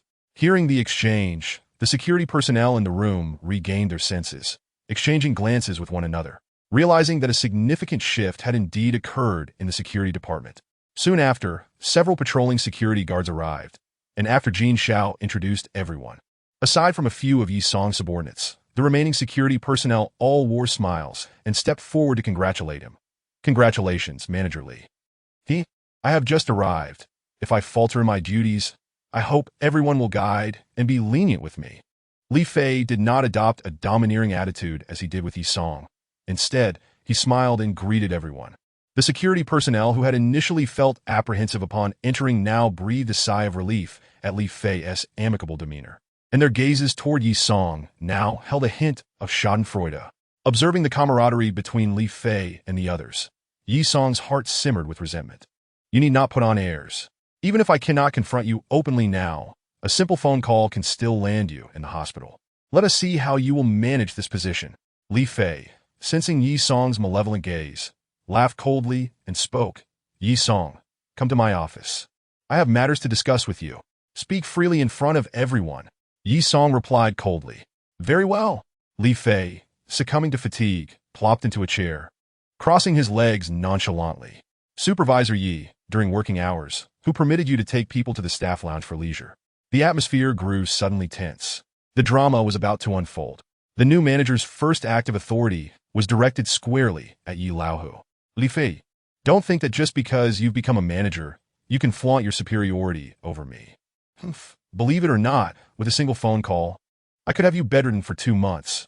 Yi Song glared coldly at Li Fei, his voice dripping with menace. Li Fei chuckled, a mischievous glint in his smile. "Oh, do you believe that I could have you dismissed at a moment's notice?" Upon hearing this, Yi Song's expression shifted dramatically. Yi Qing's words echoed in his mind. This rascal could indeed dismiss him with a mere utterance. If he were to be ousted, what good would it do to have someone beat Li Fei into the hospital? It would merely be a petty act of venting frustration. What he desired was to be the manager while Li Fei languished in a hospital bed. Without either, he was left dissatisfied. Yi Song took a deep breath, suppressing his anger. "I acknowledge my mistake in this matter. I will be more mindful in the future." Yi Laohu had backed down. This revelation astonished the onlooking security personnel, who had seen Yi Laohu, emboldened by his imposing stature, often disregard even the former manager, Li Gang. Yet here he was capitulating so swiftly. Others, eagerly awaiting the unfolding spectacle, secretly lamented, "Why back down? Go confront him." If both of them were to be ousted, perhaps the manager position might fall into their laps. "Very well. Since you recognize your error, I shall not pursue the matter further." To everyone's astonishment, Li Fei suddenly became exceedingly accommodating. Yi Song exhaled in relief, while a cold smirk formed in his heart. "I'll just call Wang Xiao later." "Supervisor Yi, do you know why the president appointed me as manager?" Li Fei produced a cigarette, and Jin Xiao, ever perceptive, promptly offered a lighter. "Heh, who can fathom the president's thoughts?" Yi Song retorted with a mocking smile, internally cursing Su Qingcheng as well. Not knowing is of no consequence. I shall enlighten you, Li Fei declared, slamming his palm onto the table. Because the security department has become utterly disorganized, Li Fei suddenly erupted, startling the security personnel present. The security department is in disarray? What do you mean by that? Supervisor Yi, how many security personnel were on duty yesterday? Li Fei fixed Yi Song with a piercing gaze. Yi Song, his face darkening, replied, 17. 17 security personnel on duty? How many were present to thwart the Longdao Society's disturbance yesterday? Li Fei's tone was icy. Upon hearing this, Yi Song and the others shifted uncomfortably, lowering their heads in silence, though they remained unfazed internally. How ridiculous! I came here to earn a paycheck, not to risk my life against the Longdao Society. No one spoke up. Li Fei was indifferent, a smirk creeping onto his lips. Kid, don't you wish to play? Today, Brother Fei will arrange a proper show for you, ensuring you have a splendid time. As the drama escalated, Li Fei continued. The president is exceedingly displeased with the performance of the security department. With so many witnesses present, it is evident that several of you are no longer fit to remain at Qingqing Company. As the saying goes, in times of chaos, strict measures are necessary. I have decided to conduct a comprehensive evaluation of all security personnel. A comprehensive evaluation? The security staff exchanged glances, their eyes widening. The second wave of turmoil was about to ignite. Those who pass the evaluation may remain. Those who do not will be eliminated. This is also the President's directive. So your continued employment at Qingqing Company hinges on your evaluation performance. As Li Fei's words fell, the atmosphere shifted palpably. Elimination? Li Fei, with an impassive expression, turned to Yi Song. Supervisor Yi, given that the Longdao Society caused a ruckus, and you, as a member of management, took no action, your evaluation will commence with you. Yi Song's eyelids twitched, his face darkening further. What does the evaluation entail? No need to panic. Follow me to the Employee Activity Center, and I shall explain the specific evaluation criteria there. Li Fei concluded, striding confidently towards the exit. The Employee Activity Center? Yi Song's expression soured further, as a sense of foreboding washed over him. This scoundrel wouldn't he be seeking revenge for earlier transgressions? Would he? Not just Yi Song, but even his loyal subordinates, sensed the gravity of the situation. Li Fei might indeed be plotting to eliminate dissenters under the guise of evaluation. The Employee Activity Center was vast, occupying an entire floor and housing a genuine gym. Li Fei, seated on a piece of fitness equipment, grinned at Yi Song. Supervisor Yi, I believe that security personnel should not merely serve as gatekeepers. They must possess combat efficacy. At the very least, they should be able to handle a few ruffians. Wouldn't you agree? Otherwise, why would the company hire you at such a premium? There are plenty of people willing to guard the streets. Yi Song could now ascertain that this brat was indeed intent on exacting revenge. Supervisor Yi, if you wish to lead within the security department, you must first demonstrate that you possess abilities beyond mere physicality, such as exceptional physical prowess. I won't make it too difficult. Let us start with 200 push-ups. Yi Song's mouth twitched in disbelief. 200 push-ups? Are you serious? What? Is the expression on Supervisor Yi's face indicating a reluctance to comply with the company's evaluation? Li Fei raised an eyebrow, a playful grin adorning his face. Yi Song gritted his teeth, resigning himself to the situation. Fine, I will accept the evaluation, but I need a moment to relieve myself first. All right? You have 5 minutes to finish.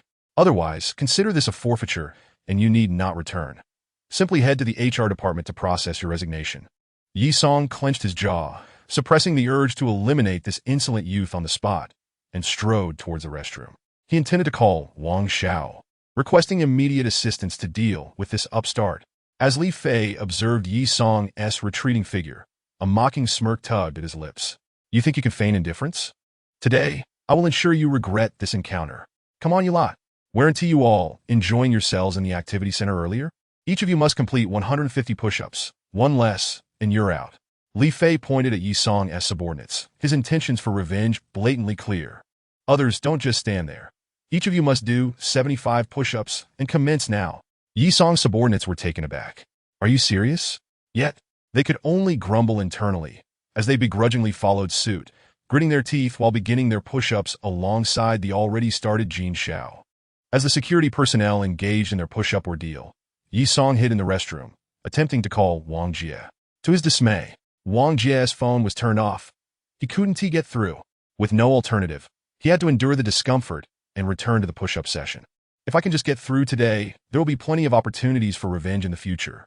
Upon Yi Song's return, aside from his loyal subordinates, the other security personnel had already completed their push-ups. Supervisor Yi, have you finished? Let us get started. Everyone help him keep count. Li Fei beamed at the visibly frustrated Yi Song. Yes. Jin Xiao and the others realized the true nature of this evaluation. The new manager was simply intent on dismantling Yi Lao. Yi Song felt his teeth grind together in frustration, inhaling deeply to compose himself as he began his push-ups. 1, 2, 3. Li Fei led the counting, and Jin Xiao and the others swiftly followed suit, counting in unison. Yi Song's forehead bulged with veins. 99, 100. Yi Song, a former soldier, maintained commendable physical fitness and managed to complete 100 push-ups without losing his breath. However, as he reached 150 or so, he began to struggle. His arms bulged with veins, sweat cascading down like rain, his face reddening with exertion. Each push-up seemed to inflict unbearable agony, akin to being struck with a stick. 177, 185. Supervisor Yi, you're just a few short. Keep it up. I heard you're a veteran, right? A veteran soldier, unable to complete even 15 push-ups, would surely tarnish the reputation of all military personnel if word got out. Li Fei sat leisurely on a gym apparatus, sipping an ice-cold cola. Upon hearing this remark, Yi Song nearly choked, collapsing to the ground in disbelief. How could this be? I have managed to accomplish over 180. What does it mean to be unable to do even 15? Has all my effort been in vain? Yi Song cursed Li Fei in his heart, gritting his teeth as his limbs trembled, forcing himself to complete each push-up one by one. Nearby, his loyal subordinates looked on with sympathetic expressions, relieved that Li Fei had spoken during their workout, or else they might not have been able to endure. 200. When Jin Xiao announced the count, Yi Song exhaled heavily, collapsing to the floor, gasping for breath, utterly motionless. Director Yi, you truly are impressive, as expected of a leader. Li Fei stood up, beaming as he praised Yi Song, then pointed at his subordinates. Rest for 3 minutes, then you all will spar with Director Yi. The losing side will be eliminated on the spot. At this, Li Fei turned back to Yi Song, smiling as he continued to deal with various troublemakers.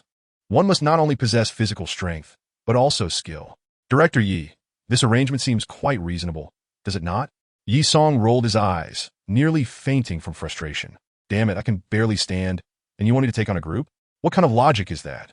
Moreover, Li Fei only granted him 3 minutes of rest, barely enough time to relieve oneself. It was evident that he intended to take this opportunity to expel Yi Song from the company. Not only was Yi Song fuming, but his subordinates were equally distressed, secretly cursing Li Fei's ancestry. How on earth are we supposed to fight? Is this for real? They dared not injure Yi Song. If they held back, they would be eliminated, which was indeed infuriating. All right, 3 minutes are up. Let us begin. Li Fei glanced at his watch, announcing with a smile. Yi Song struggled to rise, his legs still trembling uncontrollably. Internally, he seethed at Li Fei's cunning tactics, which were clearly aimed at sacrificing him for the sake of preserving his own position. Li Fei's intentions were transparent, yet Yi Song had no choice but to endure. He shot a resentful glare at Li Fei and signaled to his loyal subordinates to cooperate. The subordinates understood instantly, nodding in agreement to play along and navigate this challenge together. Just as they were about to proceed with their plan, Li Fei calmly stated, "Remember, you must give it your all. If I detect any sign of holding back, there will be no mercy. Everyone will be eliminated." Yi Song's expression stiffened, as a wave of frustration surged within him. Under Li Fei's oppressive presence, they had no choice but to press on. The sound of fists connecting resonated throughout the activity center, occasionally punctuated by cries of pain. Yi Song gritted his teeth, dragging his trembling limbs as he swung his fists. Li Fei, leisurely enjoying his cola, monitored the situation, knowing they wouldn't dare to play tricks under his watchful eye. Though they weren't giving it their all, they were still putting forth a solid effort. The exchanges became increasingly intense, and after a punch landed squarely on Yi Song's face, he retaliated, knocking down the subordinate who struck him.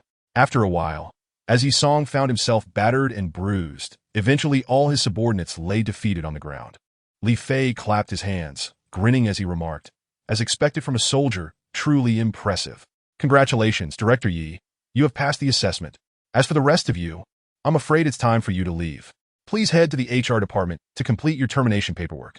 Yi Song and his subordinates' expressions shifted, disbelief washing over them at how casually Li Fei announced their dismissal. All right, the rest of you stretch a bit. Pair up for practice. But remember, no heavy strikes. Li Fei then turned away from Yi Song and addressed the remaining security personnel. Yes. Yi Song and his subordinates felt their faces drain of color. Damn it. Why weren't we told to hold back earlier? After their practice, Li Fei gained a clearer understanding of the security team's abilities and learned each of their names, effectively meeting his objectives for the day. After a brief rest, Yi Song's subordinates begrudgingly headed to HR to finalize their departures. To be fair, none of them wished to leave Qingqing Group. The salaries were high, and the benefits were excellent. They had invested a great deal of effort to join in the first place, only to find themselves dismissed today. Don't worry, he won't be able to last long. I'll have all of you back soon, Yi Song vowed as they departed. At that moment, Li Fei called out from a distance, Hey, Director Yi, please guard the entrance and swap with the 2 security guards on duty for their assessment. What? I have to guard the entrance? Yi Song's face darkened. This was beyond outrageous. If you don't go, then who will? Should I take over? Li Fei shot him a cold grin. Fine, I'll go. Yi Song gritted his teeth and walked away, seething. Just wait. I'll ensure you're bedridden for a month. After the 2 guards completed their brief assessment, everyone in the security department realized that a significant change was underway. After encouraging the team, Li Fei organized them for patrol duty, glancing at the time. It was nearly 10 o'clock, and he hurried towards Su Qingqing's office. Upon exiting the elevator, he encountered Song Xiaoxue in the hallway. The moment she saw Li Fei, her expression turned peculiar, and she instinctively lowered her head, her face flushed with embarrassment. As they were about to pass each other, she lowered her head even further, almost as if wishing to vanish into her clothing. Li Fei, taken aback, stepped in front of her, puzzled. Xiaoxue, what is the matter? Nothing. Song Xiaoxue stammered, her focus solely on the floor. She failed to notice Li Fei blocking her path, colliding with him and bouncing back like a startled rabbit. Li Fei was speechless, wondering how he had frightened her so. Thank you for yesterday, Fei Gu. I have something to do, goodbye. She cast a furtive glance at Li Fei, stuttering a farewell before hastily fleeing. It's all because of my looks. Making her heart race and causing her to panic, Li Fei mused, rubbing his chin in confusion, unable to comprehend the situation fully, ultimately attributing it to his extraordinary appearance. Yes, it must be that. Rushing around the corner, Song Xiaoxue found herself alone, exhaling in relief as she leaned against the wall. The memory of that morning echoed in her mind. Fei Gu and Qing Jie engaged in inappropriate activities in the office. Truly unprofessional. She resolved to keep her distance from him in the future. Meanwhile, Li Fei entered the president's office to find Su Qingqing tidying her desk. Upon seeing him, she set down her papers and smiled warmly. How did it go with the security department? Was the transition smooth? Dressed in a standard OL outfit, with a sharp black blazer over a white blouse, Su Qingqing's beauty was captivating. The simplicity of her attire only accentuated her charm, particularly when Li Fei noticed that one button of her blouse was undone, revealing a tantalizing glimpse of her neckline. Suddenly, her gaze sharpened, she swallowed hard, and absent-mindedly nodded. Well, it's all right, a number of people were dismissed, so we need to trouble the HR department to recruit some new ones. All right, I'll make the arrangements shortly. Su Qingqing replied, but she noticed Li Fei's peculiar expression and his evasive eyes, which struck her as odd. What is the matter with you? Is Yi Song being uncooperative? Oh no, it's nothing. Li Fei abruptly snapped back to reality, quickly averting his gaze to feign nonchalance. Well, suit yourself, he said. Li Fei responded absent-mindedly. Yun Fei, brother, I've decided to accept your proposal and become your little brother-in-law. Su Qingqing gradually sensed that something was off. Although Li Fei had always been a bit flirtatious, he had never gazed so unabashedly at her as he did today. Furrowing her brow, she glanced down at her chest, and her expression changed dramatically. One of the buttons on her shirt was inexplicably undone. Her luscious red lips let out a sharp gasp, and a wave of embarrassment and anger surged within her. This scoundrel was actually peeping at her. Oh no, I've been caught. Li Fei's heart sank. and he quickly attempted to remedy the situation. Boss, I actually wanted to tell you that, your button isn't fastened properly. To his surprise, Li Fei's face flushed. Su Qingcheng snorted coldly, shooting him a fierce glare, and said icily, "It's about time. Let us head to the Food and Drug Administration." All right. Throughout the journey, Su Qingcheng maintained a frosty demeanor, sitting in the passenger seat with her lips pursed, not uttering a single word. Clearly, she was still seething inside. The atmosphere in the car grew tense, and with traffic adding to the awkwardness, Li Fei pondered ways to lighten the mood. When women hold in their anger, it can lead to breast pain, and over time, it might even cause sagging. As a renowned friend to women, how could Li Fei allow such a dreadful fate to befall Su Qingcheng, who was still in her prime? Boss, how about I tell you a joke? Li Fei ventured cautiously. Su Qingcheng shot him a cold glare. Without hesitation, she snapped, "Shut up and drive properly." Li Fei. Such good intentions met with disdain. How outrageous. Nevertheless, with a heart big enough to weather any storm, he brushed it off. Boss, the esteemed traditional Chinese medicine practitioner Lu Sun once said, holding in anger can lead to wrinkles, commonly known as aging quickly. Li Fei continued. The esteemed traditional Chinese medicine practitioner Lu Sun? Su Qingcheng was momentarily bewildered. What nonsense is this? Did Lu Sun ever say you talk too much? Well, probably not, he replied. Then you must not have read enough. Do you know Xianglin Sa? She is talking about you, Li Fei retorted. As they bantered, the car arrived at the entrance of the Food and Drug Administration. Boss, should I wait for you here, or shall we go in together? It's up to you. Boss, I am not an arbitrary person. Go to hell. Su Qingcheng exited the car and slammed the door shut with a loud bang. She suspected that if she stayed with this guy any longer, she might very well meet an untimely end from sheer frustration. Hey boss, that's a $400,000 car. If you slam the door like that, a chip of paint could cost thousands. Can you afford that? Li Fei pursued her, unceremoniously. Su Qingcheng nearly stumbled, almost twisting her ankle. Get this straight, this is my car, and even if the door fell off, it's none of your concern. She turned back, her nose flaring in indignation. Oh, she makes a valid point, Li Fei thought, and in imitation, he slammed the door with a loud bang, causing the car to jolt slightly. Su Qingcheng glared at him through gritted teeth. I have a wish right now. Is it that you hope the world is filled with love? I wish a lightning bolt would strike you down. Oh, that wish is going to be quite difficult to fulfill. Su Qingcheng inhaled deeply, forcing herself to calm down, and ignored him. Chapter 69. A 20-year veteran driver you can trust, the two entered the Food and Drug Administration, one after the other, and approached the reception area, where a plump woman in her 30s greeted them, possessing a certain charm. Hello, I am Su Qingcheng from Qingcheng Group. I have an appointment with Mei Hao. May I inquire if he is available to meet? Su Qingcheng smiled. Sure, please wait a moment. The woman glanced at Su Qingcheng, nodded, and ascended to the second floor. A minute later, she returned with a blank expression. I'm sorry, Mei Hao is currently in a meeting. Please wait a while. A meeting? How much longer will it take? Su Qingcheng frowned. The woman cast her a fleeting glance, responding coolly. Who can say? Just wait. Very well, thank you. Su Qingcheng, feeling helpless, resigned herself to waiting. What is going on? Didn't we have an appointment? Li Fei furrowed his brow, sensing a foreboding feeling about the day as proceedings. I'm not sure. It could be an impromptu meeting, Su Qingcheng said, glancing at her watch. It's almost 11. It shouldn't take too long. Let us hope so, Li Fei nodded noncommittally.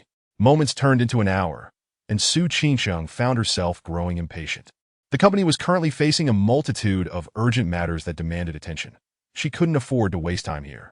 Li Fei, why don't you go ask if the meeting has concluded? Ask whom? Li Fei rolled his eyes towards the service desk, dismissively stating, that woman left half an hour ago and hasn't returned. I bet they've already wrapped up for lunch by now. What? Su Qingcheng's expression soured as she looked up to see that indeed, all the service windows had closed. You should have Mei Hao's number. Just give him a call. Li Fei suggested. But isn't he in a meeting? It might not be appropriate to call. Su Qingcheng hesitated. In a meeting? Li Fei scuffa. You should know their kind by now. It's all a ruse. Who knows, they might be off enjoying themselves at some club. All right, let me check, Su Qingcheng decided. After contemplating, she took out her phone and dialed a number. After 2 beeps, the call was abruptly disconnected. What if he doesn't answer? For someone of his standing, If he were genuinely in a meeting, his phone would either be with his secretary or turned off. If it rings and then hangs up immediately, it's quite clear he doesn't want to deal with you, Li Fei remarked, a hint of concern creeping into Su Qingqing's heart. Given the recent spate of negative news surrounding their new product, whispers of a potential inquiry from the Food and Drug Administration regarding Qingqing Group had already surfaced. Now, with Mei Hao refusing to meet, it only corroborated the rumors. Let us just go to his office and see if he is there, Li Fei suggested. Isn't that inappropriate? Su Qingqing hesitated, wondering what good it would do to confront someone who clearly wished to avoid her. What is inappropriate? Can it get any worse than this? Let us at least see him in person and hear what he has to say. When faced with an enemy, we must stand our ground. What is there to fear? Li Fei said dismissively.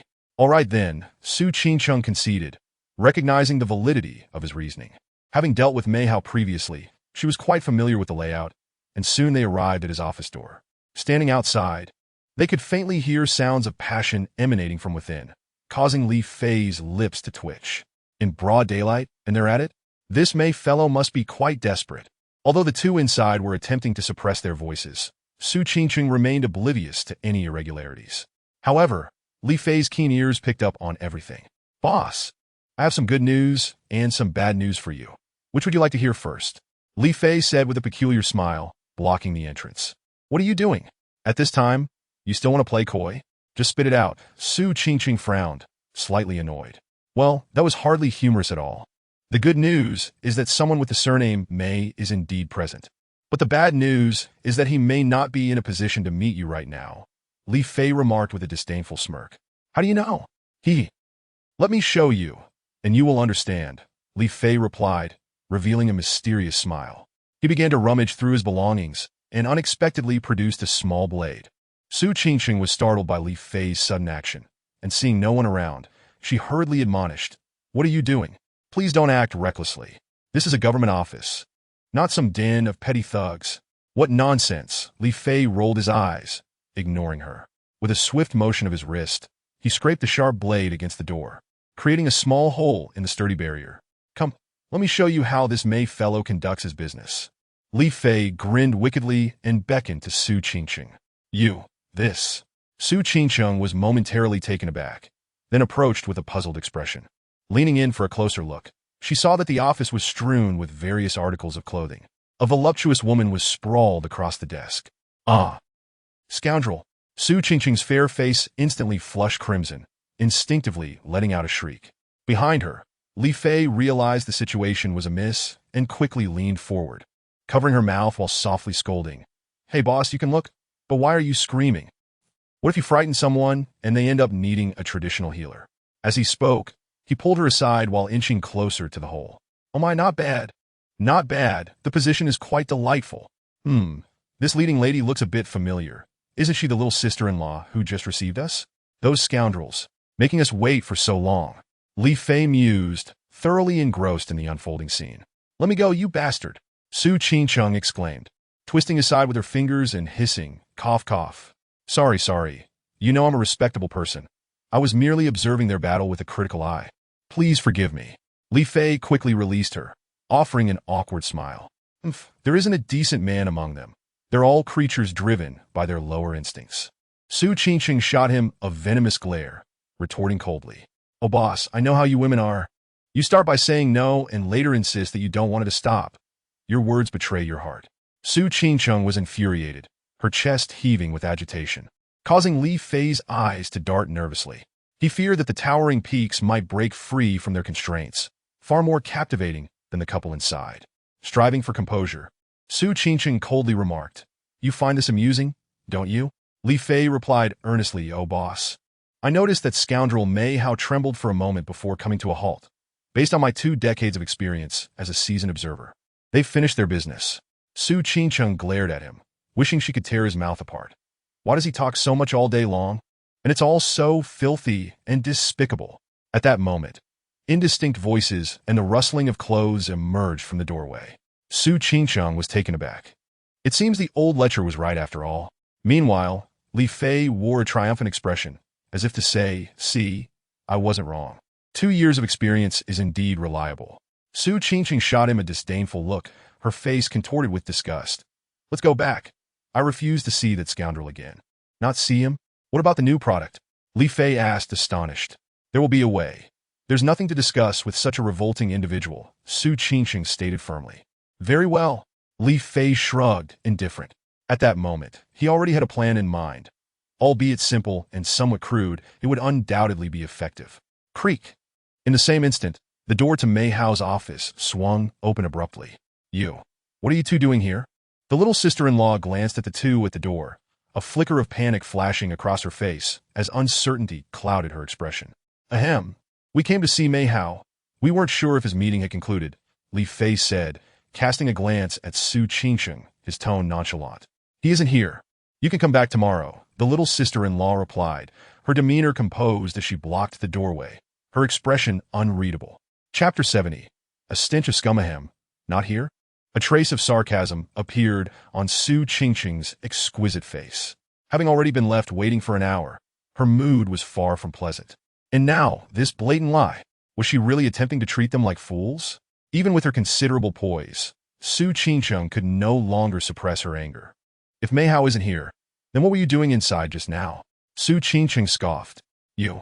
What do you mean by that? The little sister-in-law's expression shifted, her face darkening as she retorted. Do I need to report my actions to you? Did they discover something? Is it President Su? Xiaolu. It was all prearranged. Let her in. At that moment, a slightly hoarse voice resonated from within the office. Instantly, the little sister-in-law's expression soured. Pfft. Li Fei couldn't help but burst into laughter at the sight of her discomposed face. Seeing Li Fei mock her, the little sister-in-law felt a surge of indignation. She glared at the two before storming off in a huff. Su Qingqing led the way, with Li Fei silently following. Finally laying eyes on Mei Hao. He appeared to be in his 40s, sporting a receding hairline adorned with gold-rimmed glasses, and a pair of squinty eyes set in a supremely oily face. His figure was obviously portly, the protruding beard belly larger than that of a woman 8 months pregnant. Li Fei speculated that he couldn't even see his own member when he looked down to urinate. Mei Hao lounged in his chair, his lecherous gaze fixated on Su Qingqing's ample bosom, his eyes glinting with lascivious intent. President Su, please take a seat. May I ask who this is? Mei Hao inquired with a smile, gesturing towards the chair in front of his desk, only then seeming to notice Li Fei accompanying her. His expression momentarily darkening as he asked coolly. The desk still bore the lingering, pungent scent of post-coital activities, prompting Su Qingqing to feel a wave of nausea. She discreetly shifted her chair back and replied, This is Li Fei, my bodyguard. A flicker of displeasure crossed Mei Hao's face, and he replied with a stern demeanor. President Su, is it necessary to bring a bodyguard when visiting me? Are you afraid I might do something to you? Mr. Mei, you're jesting. Li Fei is not only my bodyguard, but also serves as my driver, Su Qingqing explained coolly. Oh, I see. It seems I'm misunderstood. In that case, please have your driver wait outside while we have a proper discussion, Mei Hao suggested, his smile returning as he glanced at Li Fei. This, Su Qingqing hesitated. She had no desire to be alone with such a scoundrel. Hihi, what's wrong? Am I in your way? Li Fei smirked, casting a disdainful glance at Mei Hao. Bang! Mei Hao exploded in fury, slamming his palm onto the desk. Those who come here seeking his assistance are typically obsequious and trembling with fear. Yet a mere bodyguard dares to speak to him in such a manner. He slammed the table in anger, bellowing. Who gave you the audacity to speak to me like that? Get out. President Su, I suggest you replace this bodyguard with someone of better quality, or he will inevitably bring you trouble. Mei Hao pointed a finger at Li Fei, his fury palpable, and not content with that, he turned to Su Qingqing and shouted, With your demeanor, how dare you speak of quality? I spit on you. You think you're worthy? Li Fei found no reason to indulge such a wretch, retorting without hesitation. Then patting Su Qingqing's shoulder, he remarked, Let us go, boss. There is nothing worthwhile to discuss with this fellow. Su Qingqing was at a loss for words. This man was like a firecracker, igniting at the slightest provocation. However, this rotund individual was no saint either. Memories of the unsightly scene they had witnessed just outside began to resurface. As she inhaled the peculiar scent reminiscent of disinfectant, a wave of nausea rolled through her stomach, making her feel somewhat queasy. Observing the lascivious glint in his eyes directed towards her, Su Qingqing found herself hesitant to engage in a private conversation with him. Given that Li Fei had already had a falling out with him, Su Qingqing decided to stand up. offering an apologetic smile as she coolly remarked, "I'm sorry, Mr. May, but perhaps we should discuss this another day." It had been quite a while since Mei Hao had encountered someone in Jiangcheng who so brazenly disregarded him. He could hardly recall the last time. To his surprise, he found himself confronted by two such individuals today, each more audacious than the last. His gaze turned icy, akin to the cold, venomous stare of a serpent, fixating on Su Qingcheng. "Presidenso," he stated frostily, his tone dripping with malice. The Bureau convened a meeting just the day before yesterday regarding the issues with Qingcheng Group. The current course of action is to demand that Qingcheng Group recall all the products that have received complaints. Had I not personally guaranteed your opportunity for this discussion, I assure you the production line of Qingcheng Group would have been shut down by now. I trust you understand the gravity of the situation. Therefore, I must insist that your bodyguard exit, allowing us to converse privately. You still have a chance, otherwise. Mei Hao remained composed in his chair, unabashedly scrutinizing Su Qingcheng with a fervent gaze.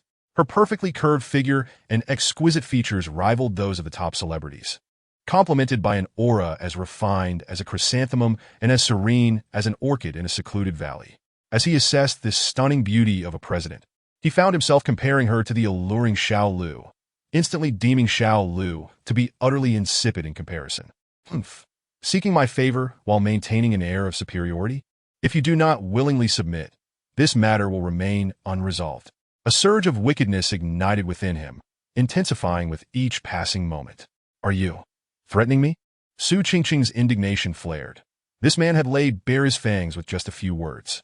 To openly wield his authority as a means of coercion was nothing short of shameless. "Threatening?" Mei Hao sneered dismissively, exuding an air of invulnerability. "Feel free to think as you wish. Just know that if you wish to keep your company afloat, you must comply. Otherwise, you are utterly disgraceful."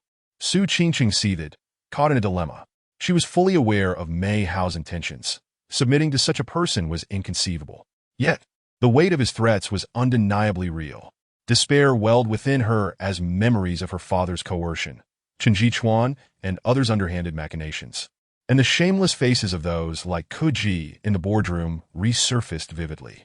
Now, with Mei Hao entering the fray, she questioned why so many ravenous wolves lurked around her company. Was she truly destined to surrender and accept her family's arrangements? A sense of despondency enveloped her. She felt utterly exhausted. Each day was a relentless battle against countless hidden dangers. When would it end? Mei Hao observed the silent struggle of Su Qingcheng, a triumphant smile creeping across his face. He relished watching these women, who usually held themselves so high, writhing and ultimately succumbing before him.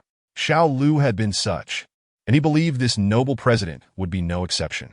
Just as Su Qingcheng began to lose hope, a warm and strong hand reached out to firmly grasp hers.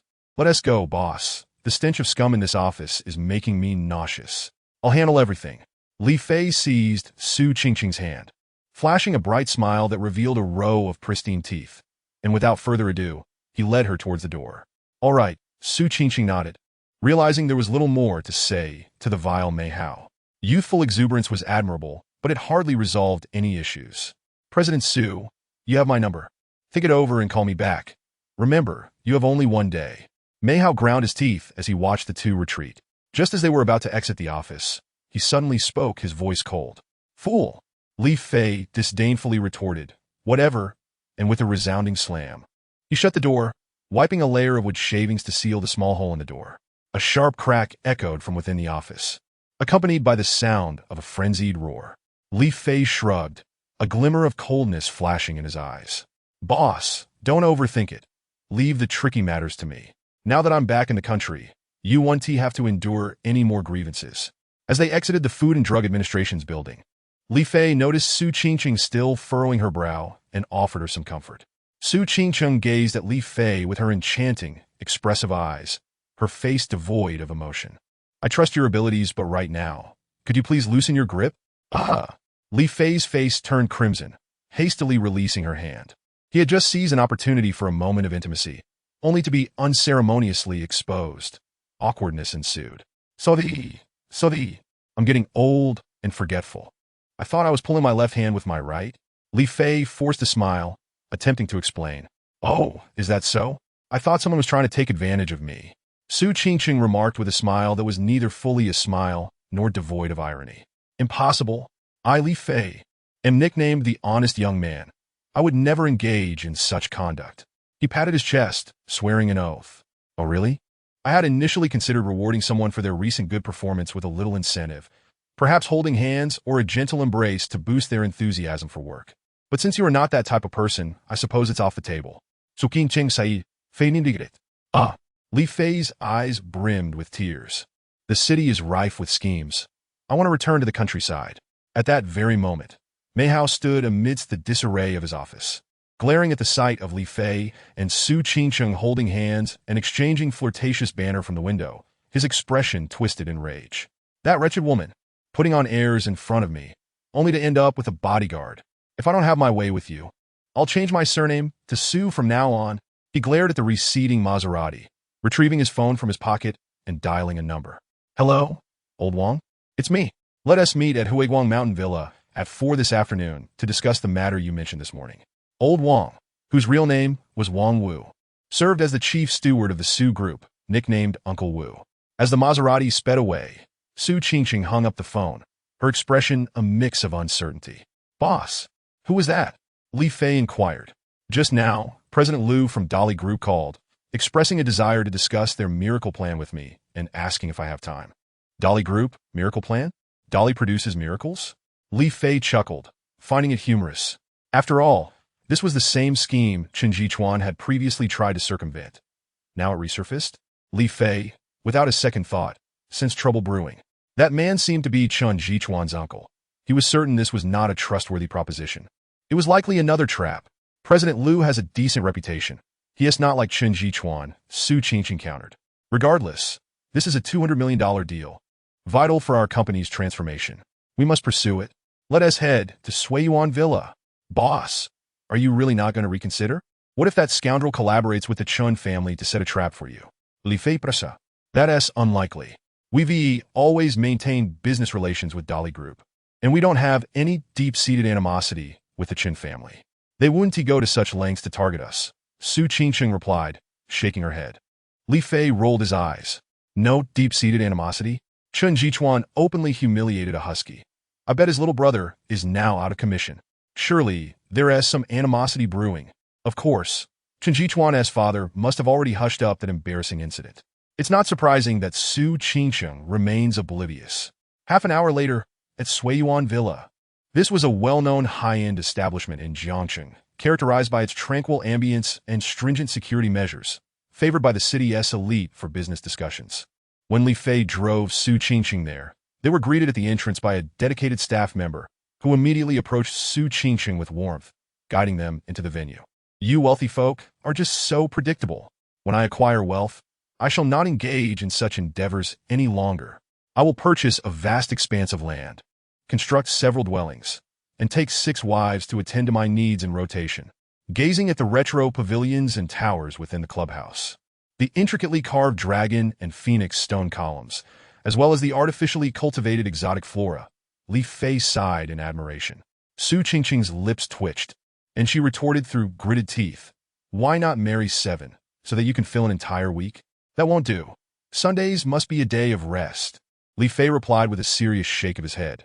Even civil servants enjoy a 2-day weekend, so I should at least have 1 day off, right? As the saying goes, there is no land ruined by tilling, only oxen that die from exhaustion. I am still young. I cannot afford to wear myself out so early. The guide ahead stumbled, nearly falling in a most undignified manner. Su Qingqing felt utterly embarrassed, wishing to kick the fellow into a rubbish heap. Soon, the two were led to a luxurious private room, lavishly decorated, and most importantly, equipped with a KTV. Li Fei chuckled from a distance. It seems I shall be able to sing the love of the boatman once again. Lu Dali was already waiting in the room, alone, without any bodyguards or secretaries. In his 40s, he appeared quite cultured, with a gentle smile on his face. However, his gaze was sharp, sparkling with intelligence, revealing that he was not someone to be trifled with. Su Zong, I have long admired your reputation. To manage such a large conglomerate at such a young age is truly humbling for us middle-aged men. Upon seeing Su Qingqing enter, Lu Dali quickly approached, his demeanor understated. You are too modest, Lu Zong. You are a role model for my learning. Su Qingcheng offered a brief handshake, engaging in a touch of mutual flattery. Ha! Let us refrain from excessive praise. Please come in. Lu Dali warmly invited Su Qingcheng into the private room. He then swiftly positioned himself in front of Li Fei. Su Zong, who might this be? Allow me to introduce. This is my bodyguard and driver, Li Fei. He has long admired your achievements and wished to meet you, Su Qingcheng explained. I'm Mr. Li, so young yet with such diverse responsibilities. Quite impressive. Lu Dali smiled as he shook Li Fei's hand, before changing the subject. Su Zong, I believe we should approach this meeting with caution. The fewer people present, the better. After all, this is a 200 million deal. I have even left my bodyguards at the door. Is that so? Su Qingcheng raised an eyebrow slightly. Ha!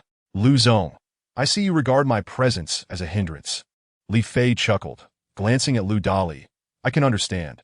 After all, who could resist harboring thoughts about a beauty as striking as our Su Zong? Lu Dali was not offended, laughing amicably. Mr. Li, you jest. To speak frankly, many companies are eyeing the miracle project in Jiangqing. It's not just Qingcheng Group. I have spoken with 5 or 6 other companies as well, so the contents of our negotiations must remain confidential. This perspective held some merit. Su Qingcheng understood Lu Dali's intent, pondered for a moment, and nodded. Very well, Li Fei. Please wait outside while I discuss matters privately with Lu Zong. Understood. I have booked an adjacent room as well. Let Mr. Li rest there for a while. Lu Dali smiled. However, merely having a room won't suffice. Lu Zong, you are covering the meal and drinks, but I haven't had lunch yet. Li Fei Tiesa. Su Qingcheng shot him a glare. What nonsense is this? All your expenses are covered by Qingcheng Group. How can we impose on Lu Zong? Anything is fine, as long as someone is footing the bill. Li Fei shuzha nonchalantly. Grinning, you both take your time. I'm off to have my meal. Lu Zong, I entrust our beautiful president to your care. Should she be mistreated in any way, I shall hold you accountable. Mr. Li is quite amusing. Rest assured, even if Su Zong receives less than favorable treatment, I will bear the brunt of it. Lu Dali chuckled. You said it? Li Fei replied with a knowing smile, before turning to exit the private room. Li Fei was escorted by a server to another opulent private room. It was equally high-end and extravagant. Li Fei harbored no concerns for Su Qingcheng. He plopped down onto a luxurious leather sofa, and soon, a server approached respectfully. Sir, please hold on. The show will commence shortly. The show? Li Fei inquirat, sumawat puzlat. The server nodded. Yes, it has been arranged personally by Lu Zong. 10 pairs of young dancers from the National Dance Association have rehearsed a dance specifically for you. Rehearsed for me? Li Fei's lips curled into a sly smile as he asked. Indeed, Lu Zong mentioned that you are the most esteemed guest today. We must ensure your enjoyment. Most esteemed guest? Li Fei chuckled. That title is too grand for me to bear. I am merely a bodyguard moonlighting as a security guard. Bodyguard, security guard? The server was taken aback. What do you mean? Li Fei nodded. Indeed, a genuine bodyguard. As for the entertainment, I fear that after indulging, I might find myself unable to settle the bill, and that would be quite embarrassing. You need to worry about that.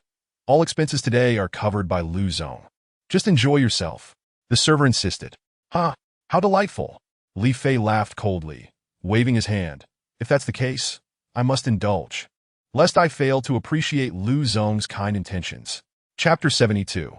Where shall the beautiful ones teach the flute? With that, Li Fei burst into laughter, declaring, Then bring me a case each of the most expensive white and red wines, along with 10 or so platters of abalone, lobster, and hump. Let's get this party started. What? The server's facial muscles twitched. 2 cases of wine? Isn't that a bit excessive? After a moment's hesitation, the server asked. Excessive? Not at all. Li Fei proclaimed exuberantly. If we can't finish it, I can always soak my feet in the leftover wine, right? Having money means being extravagant. So what's the problem? The server's expression twitched in disbelief. You, a bodyguard, being extravagant? Very well, please wait a moment. I shall have it arranged. The server bowed and exited, and soon, the items Li Fei ordered began to arrive in succession. Li Fei wasted no time, opening all the bottles of wine, and instantly, the room was filled with a rich aroma. He nodded in approval. This is the real deal. No one is trying to swindle me. Without hesitation, he began to drink directly from the bottles, tossing aside those he didn't finish, causing the server to wince at the sight. After all, these were wines worth thousands per bottle. Just then, a group of individuals dressed quite scantily, essentially in swimsuits, streamed into the private room. There were 20 in total, and fortunately, it was a super luxurious room. Otherwise, there wouldn't have been enough space for so many. 10 men and 10 women, with handsome men and beautiful women, combined with their revealing attire, instantly created a rather sultry atmosphere in the room. Sir, please enjoy the performance we have specially choreographed for you. Wait! Li Fei interrupted the server, casting a glance at the group, and grinned. This program needs some adjustments. How would you like it changed? We will accommodate your requests. The server replied eagerly. All right, all the men can leave. Let the women stay. I prefer watching beautiful performances, Li Fei said with a grin. The server hesitated for a moment before signaling, and promptly, all 10 men exited the room, leaving 10 bikini-clad women behind. Li Fei then turned to the server. What about you? Are you male or female? Li Fei took a sip of red wine, speaking casually. The server's face darkened. All right, I will exit immediately. He bowed and retreated respectfully. Come now, don't just stand there. Each of you take a bottle of wine. Red or white, it matters not. Let us drink. Li Fei smiled at the 10 bikini-clad beauties, each boasting a figure to die for. Indeed, exquisite. The 10 women glanced at the bottles of wine that Li Fei had sipped from, their lips twitching, but remembering the purpose of their visit. They smiled seductively, and each grabbed a bottle of red wine. Boss, I toast to you, a tall and alluring young lady, standing at an impressive height of 1.70 meters, approached Li Fei with a charming smile, gracefully seating herself beside him while naturally leaning into his embrace. Her entire form nearly nestled within his arms. Ah, I do adore such passionate women. As long as I can keep Brother Fei delighted today. A generous tip is surely guaranteed.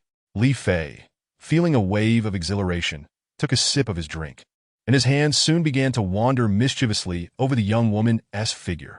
Rest assured, boss, my sisters and I will undoubtedly ensure your utmost pleasure today, she playfully declared. Oh really? So forward. I can hardly contain myself. Li Fei lo hartili. The other 9 young ladies, with their seductive glances, clustered around him, enveloping him entirely. In that moment, the air was filled with sweet nothings, and feasts for the eyes were abundant with their fair, supple forms. Given their fervent enthusiasm, Li Fei felt no need for restraint.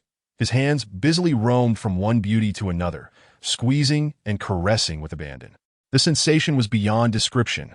The atmosphere in the room was nothing short of electric, with bursts of laughter echoing throughout. Boss, the soundproofing in this luxurious suite is truly remarkable. In fact, there are other, more exhilarating games you could partake in.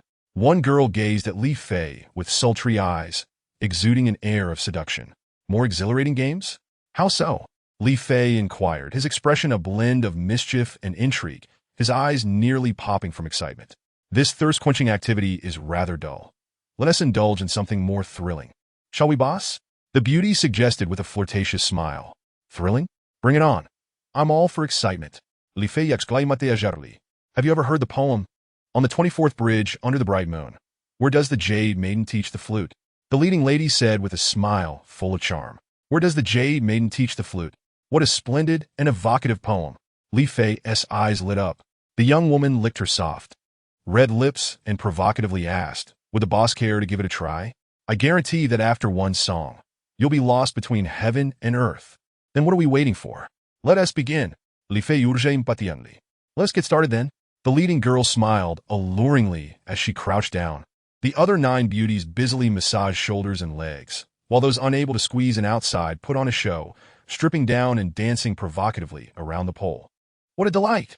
10 stunning ladies, all dedicated to pleasing a single man. This treatment is truly unparalleled. Damn, had I known life in the homeland was so decadent, I would have never joined the army. Just as Li Fei reveled in his enjoyment, the girl squatting before him suddenly flashed a glint of coldness in her eyes. Slowly parting her red lips and leaning closer, hidden within her mouth was a tiny syringe filled with a crimson liquid. One bite, and even an elephant like Li Fei would surely succumb. Just as her mouth was a mere centimeter from his, Li Fei, lost in blissful indulgence, jolted suddenly. A surge of energy sending all the young women surrounding him flying. Before the crouching girl could react in a flash of lightning, one of Li Fei's hands grasped her cheeks, while the other swiftly extracted the miniature syringe from her mouth, returning to his relaxed position as if nothing had happened. This all transpired in the blink of an eye. The 10 girls stood in shock. How did he discover their plan? This was utterly impossible. What are you staring at?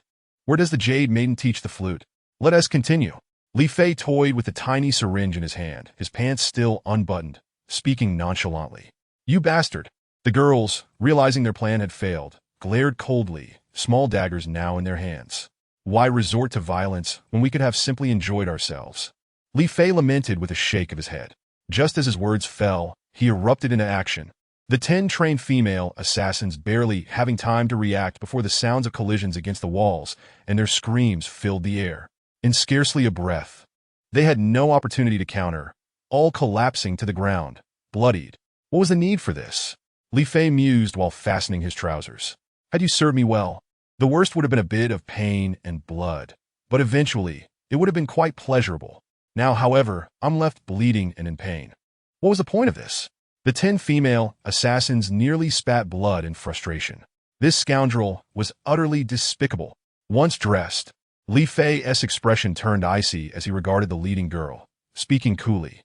Now, tell me, who sent you? Chen Jichuan or Lu Dali? The girl trembled under Li Fei's frigid gaze, unable to contain her fear. If I tell you, will you let us go?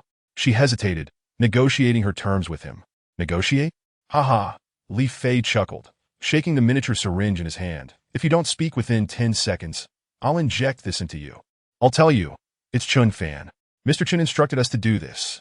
As she glimpsed the syringe in Li Fei's grasp, her body trembled, and she quickly divulged, Chun Fan? Is he Chen Jichuan's father? Li Fei inquired. Yes. Haha, I suspected as much. Li Fei twirled the syringe in his hand, approaching the girls with a grin. What are you planning? The girl quivered in terror. Nothing much. I'm just curious about what this old fellow has arranged for me. Li Fei replied cheerfully. No, please don't. The leading girl cried out in fright. I know how it is with you girls. You say no, but your bodies are always quite honest.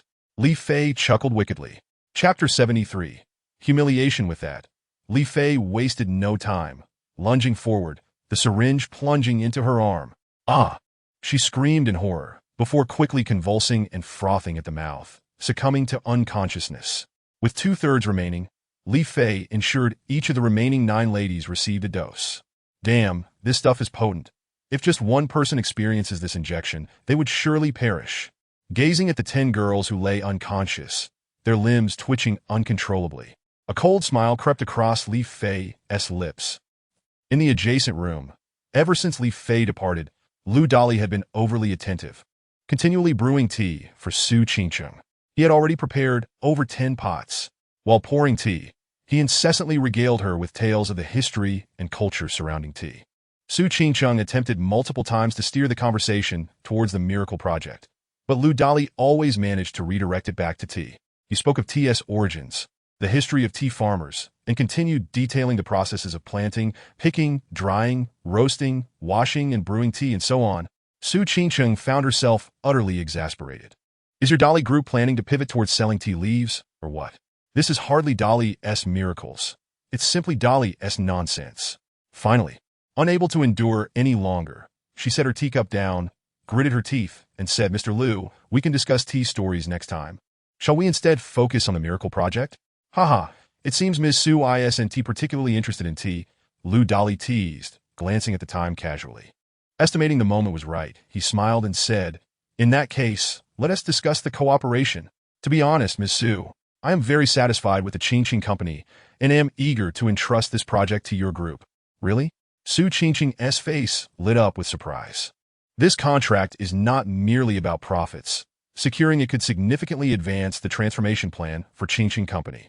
Absolutely, I am genuine in my intentions. I even brought the contract with me. As soon as you sign, we can commence our collaboration. Lu Dali beamed. The only issue remaining is the rebate. Provided there are no objections, we can sign the contract immediately. Mr. Liu is indeed a man of his word. Su Qingcheng exclaimed, her excitement palpable. At this moment, she felt a sense of relief in her heart. Prior to her arrival, she had experienced some hesitation.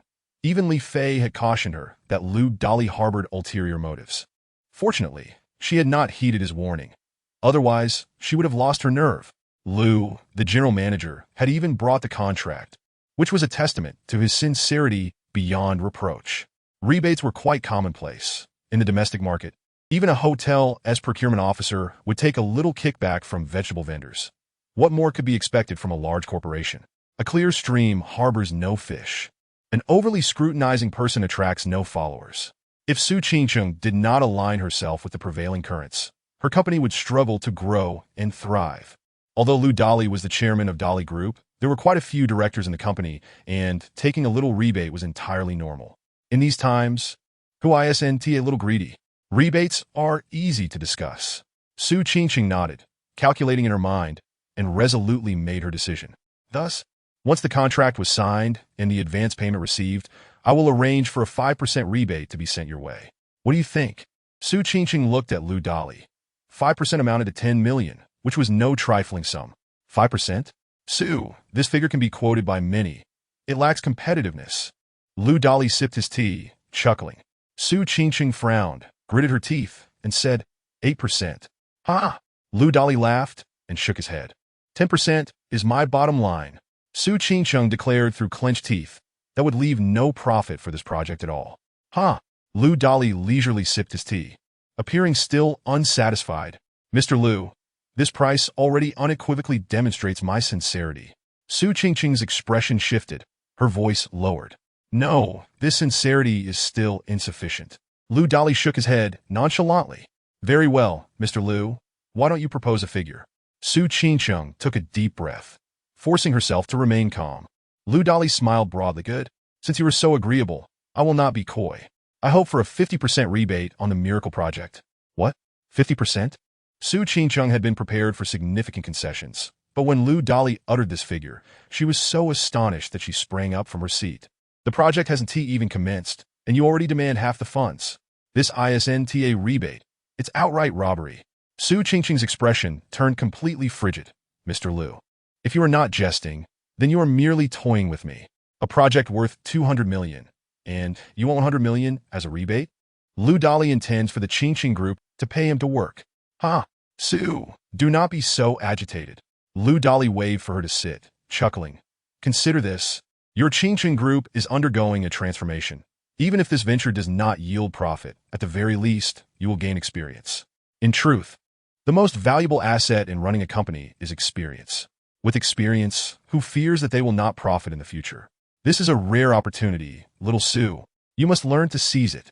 Su Qingcheng's expression darkened. Lu Dali was brazenly treating her like a fool, uttering such shameless words. Su Qingcheng prided herself on being a composed individual, but Lu Dali's words had ignited a fury within her, making her want to hurl her tea at his face. That was an egregious insult to herself and to the Qingcheng Group. The entire organization, with so many employees investing countless time and effort, would be subsidizing a project for them, and yet it seemed as though they were the ones benefiting Dali Group. A rare opportunity? Mr. Lu, are you serious with your words? Su Qingcheng replied coldly. Certainly, if you agree, we shall cooperate. If not, then ha-ha. Lu Dali remained as steadfast as a mountain, a smirk playing at the corners of his mouth. Su Qingcheng trembled with rage. Very well, Mr. Lu. I shall remember your words. Su Qingcheng stood, glaring at Lu Dali, her voice icy. Haha, it is good for you to remember, Su. After all, in the business world, I consider myself your elder. You may take my words as life advice, which I believe may prove beneficial to you in the future. Lu Dali stood, unabashedly smiling. Beneficial? Su Qingcheng scoffed. If Mr. Lu came today with the intention to humiliate me and the Qingcheng Group, then your objective has been achieved. Lu Dali feigned regret, shrugging. It seems that you harbor misunderstandings about me, Su. If that is the case, it appears this cooperation is thoroughly doomed. Your attitude, Su, is quite disheartening. However, this matter will not simply be brushed aside. I will inform my friends upon my return. Su, you exhibit a lack of respect for your elders, and your demeanor towards your seniors is truly disheartening. I suspect no one shall wish to collaborate with someone of your disposition. You. Su Qingcheng's eyes widened, her body trembling uncontrollably as she clenched her fists tightly. Shameless. Utterly shameless. She never anticipated that someone like Lu Dali could exist, a person so devoid of shame, who, despite his own transgressions, would turn the tables and accuse her of disrespecting her elders. Disheartening attitude?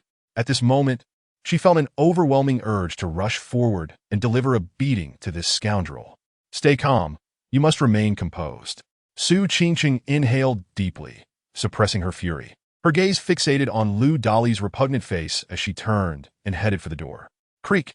Just then, the door to the lavish room swung open, and Li Fei entered with a cheerful demeanor. Gentlemen, I was having a splendid time next door. How about you? Have you reached an agreement? Li Fei, we are leaving. Su Qingqing's eyes glistened with unshed tears as she gritted her teeth. She truly regretted not listening to Li Fei's advice to avoid this encounter, which had resulted in her humiliation. Huh? Upon seeing Su Qingqing's expression, Li Fei's smile vanished instantly. He glanced at Lu Dali with an impassive face and strode towards him. What do you intend to do? Lu Dali recoiled, instinctively alarmed. What do I intend to do? Do you not recall what I said when I left? Li Fei approached, gripping Lu Dali's collar, disregarding his struggles, and raised his other hand to deliver a slap. Left hand, right hand, the sound echoed. Soon, Lu Dali's face swelled grotesquely, blood streaming from the corners of his mouth, and when he opened it, several bloodied teeth tumbled out.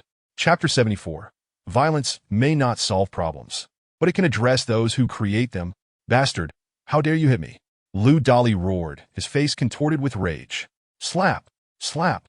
Li Fei ignored him, continuing the slow-motion assault. Left hand, right hand, a replay in slow motion. Lu Dali's face had swollen into a grotesque visage, his speech slurred and incomprehensible. Li Fei, that's enough. We are leaving. Seeing Li Fei prepare to strike again, Su Qingqing quickly intervened, concerned that if he lost control, Lu Dali would meet a fate similar to that of Ke Ji, for Lu Dali was a prominent figure in Jiangcheng, and even with Li Fei's connections, he should not resort to such reckless violence. With that, Su Qingqing turned and exited the private room. She never wished to encounter someone like Lu Dali again. Very well. Let us show our boss some respect. Otherwise, I shall ensure you regret it today. What? Still unconvinced? Did I not make myself clear when I left? If Su makes the slightest misstep, you will find yourself in a world of trouble. Li Fei discarded Lu Dali contemptuously, tossing him to the ground. Lu Dali wiped the blood from his mouth, struggling to rise, furious. Bastard, you bastard, tell me, what misstep did Su Qingqing make? Lu Dali was furious. If he had truly wronged Su Qingqing, he could accept a beating, but the fact remained that he had not even touched her hem before being turned into a grotesque caricature. This was infuriating. Damn it, you claim nothing happened. Take a look for yourself. Huh? Li Fei pointed at Su Qingqing's departing figure, scrutinizing closely, and indeed, she seemed to be unscathed. His eyes widened. Our boss's hairstyle is disheveled. Damn it, disheveled hair? What do I care? You shameless scoundrel. Lu Dali was nearly spitting blood. This rogue was utterly incorrigible. Scoundrel, just wait. I will report you and have you thrown in jail. Call the police? Hurry up then. I will just watch as they come to arrest you. Li Fei proclaimed boldly. Arrest me? How can they do that when you've beaten me to this state? Lu Dali retorted angrily. Nonsense. When have I ever laid a hand on you? What we have here is mutual combat. Do you understand? The forces involved are reciprocal. As I struck you, your face also met my hand. Li Fei asserted defiantly. You shameless wretch. Lu Dali nearly fainted from rage. How could such words even be uttered? He was utterly devoid of shame. Lu Dali, stop pretending with me. I know about your little dealings with Chen Fan. If it weren't for President Su's plea, I would have surely dealt with you today. Li Fei sneered.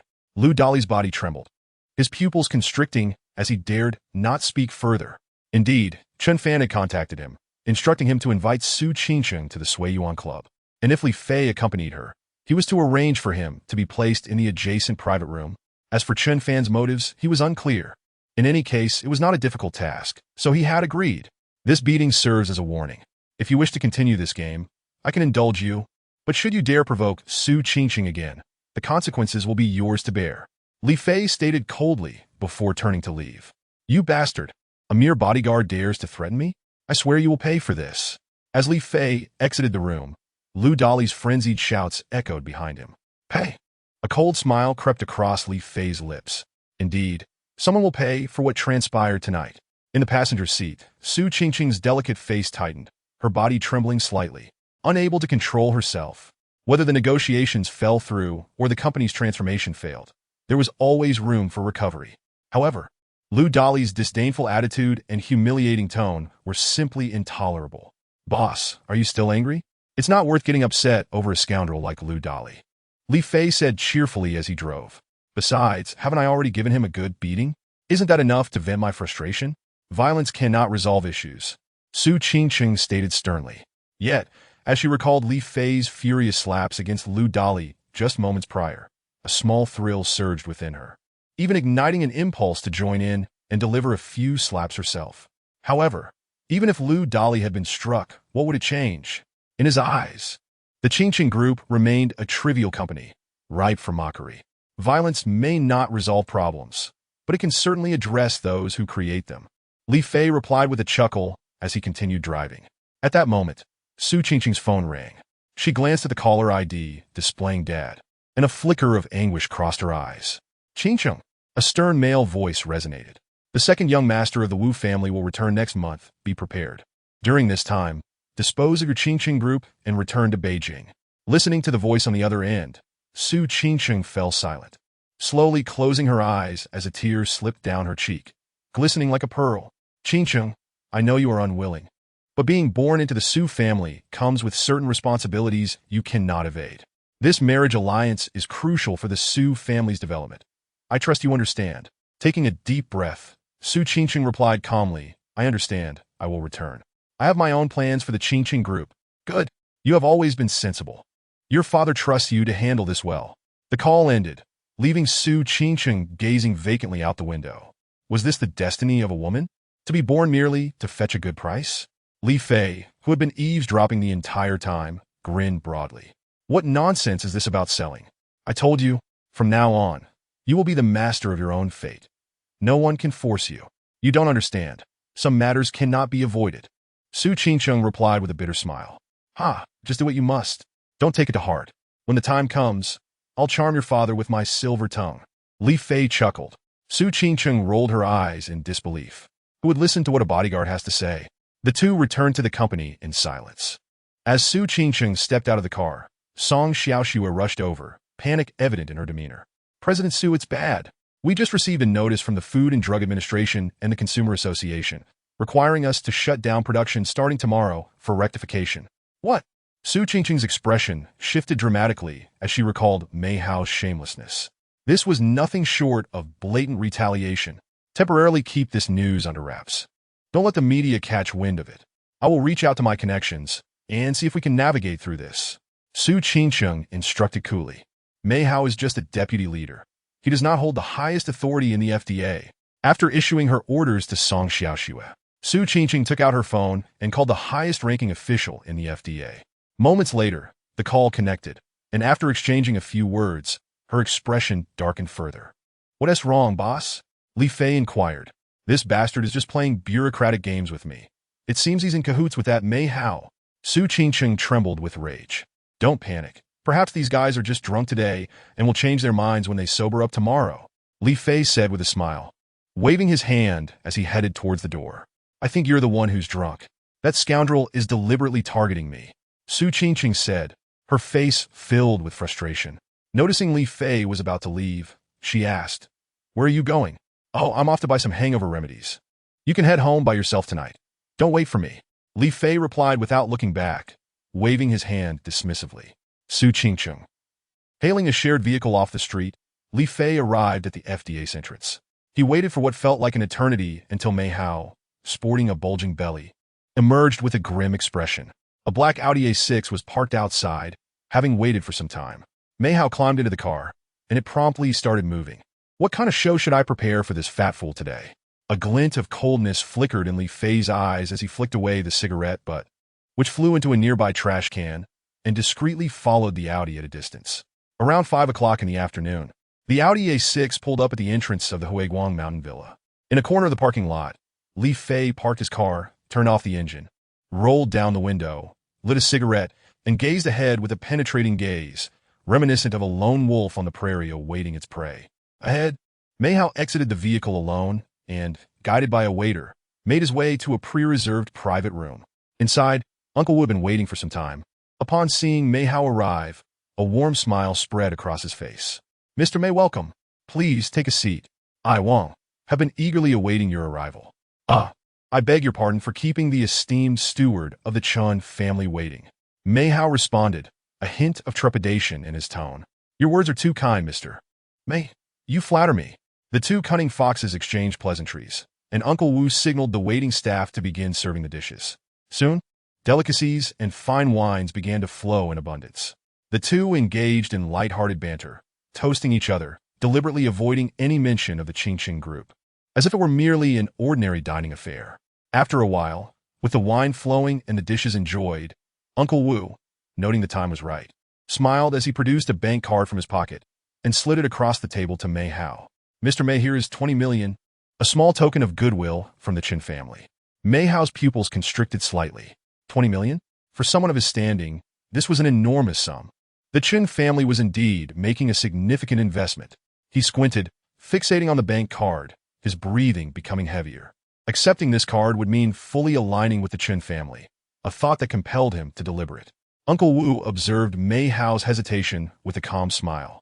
Confident and unhurried, he believed Mei Hao would undoubtedly accept the card. After all, he was a greedy and lustful man who could hardly resist the allure of 20 million. Indeed, after a moment's reflection, Mei Hao licked his lips, contemplating the undeniable appeal of money.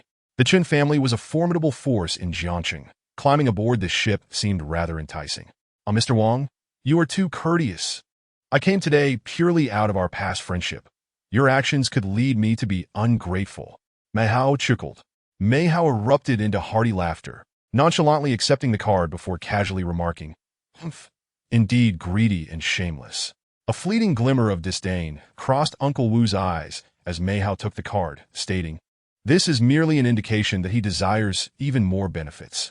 Ha! Well spoken. There is a certain beauty who has admired Mr. Mei for quite some time.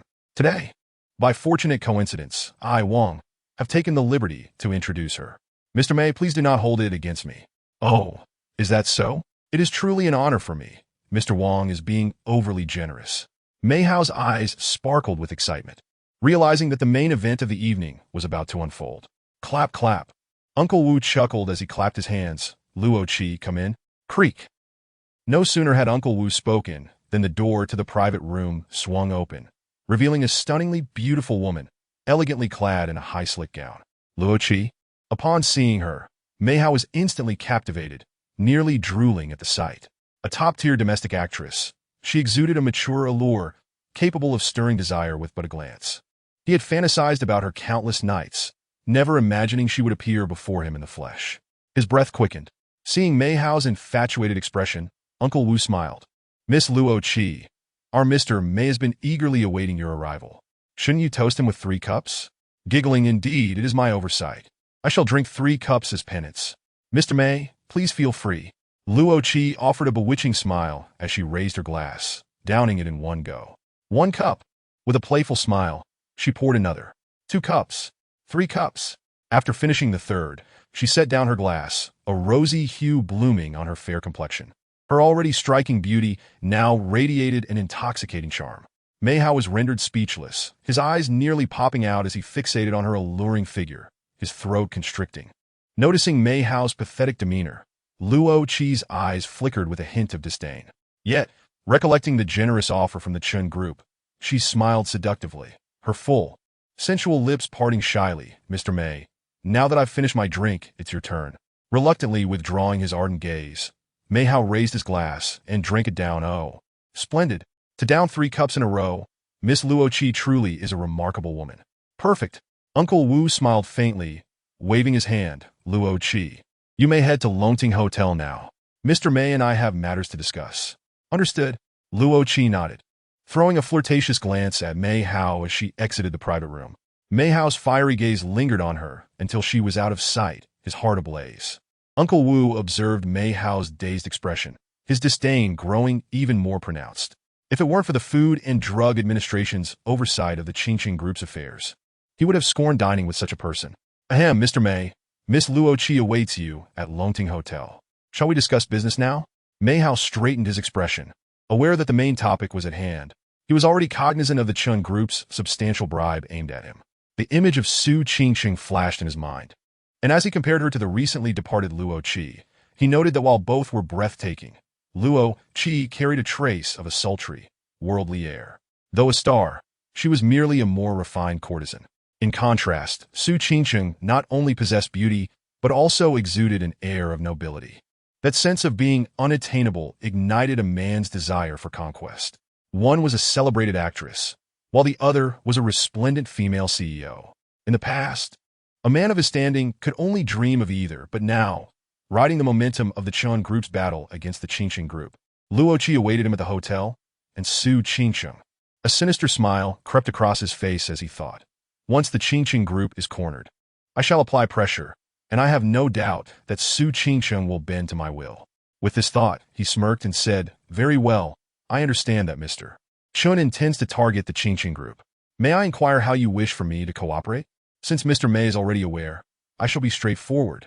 Currently, the Qingsheng Group is besieged by negative press. We have arranged for numerous individuals to file complaints with the Food and Drug Administration. Should the agency act accordingly and dispatch inspectors to the Qingsheng Group's facilities, Mr. May could use his authority to find a reason to shut down their production area. At that point, agreed, I will organize a team to inspect the Qingsheng Group tomorrow morning and halt their production line by noon. Mei Hao nodded coldly, his mind racing with thoughts of revenge for the affront he had suffered earlier that morning. After all, he had already planned to take action regardless of the Chun Group's involvement.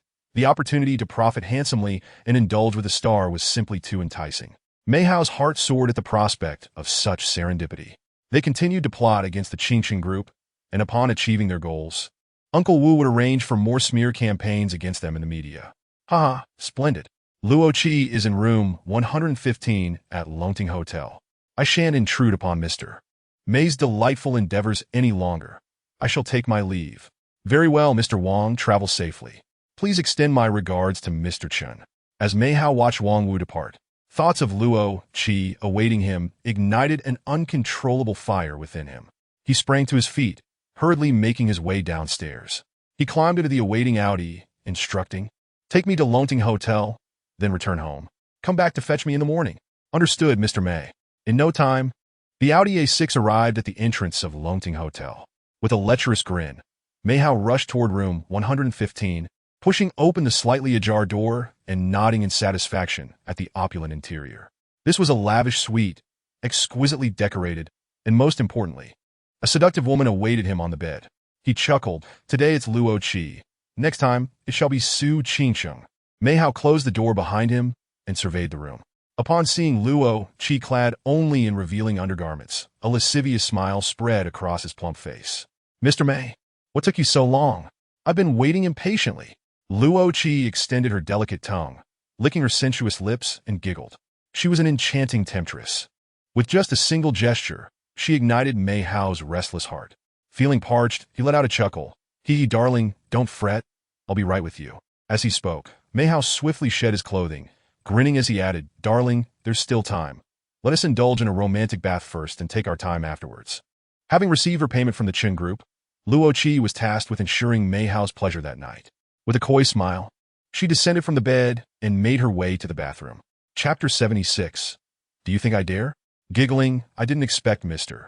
May to possess such a flair for romance. Go ahead and fill the tub. I'll turn off my phone and join you shortly. As Mei Hao chuckled and prepared for their rendezvous, he stepped into the bathroom. Just then, the doorknob rattled slightly, and with a soft creak, Li Fei slipped inside. Observing the empty room and hearing the crude sounds emanating from the bathroom, Li Fei shook his head in frustration. What a scoundrel, engaging in illicit affairs with subordinates during work hours, and then sneaking off to a hotel at night. This world is truly absurd, but perhaps it's for the best. I won't need to waste any more effort arranging entertainment. A peculiar smile crept onto Li Fei's face as he glanced around, pulling out his phone. Activating the camera, he concealed himself behind the curtains. This spot was close to the bed, perfect for capturing a bit of artistic photography. Given the passionate exchange he anticipated, it was unlikely they would notice his presence. Darling, you are truly irresistible. Giggling, is that so? In the same fleeting second, the sounds of Mei Hao and another individual reverberated through the air. Li Fei peered through the gap in the curtains and beheld the rotund figure of Mei Hao emerging with an extraordinarily alluring woman in his arms. As Li Fei scrutinized the woman, a sense of familiarity washed over him. Upon further contemplation, he realized it was none other than Li Yin. Li Yin, who had enjoyed fame for over a decade.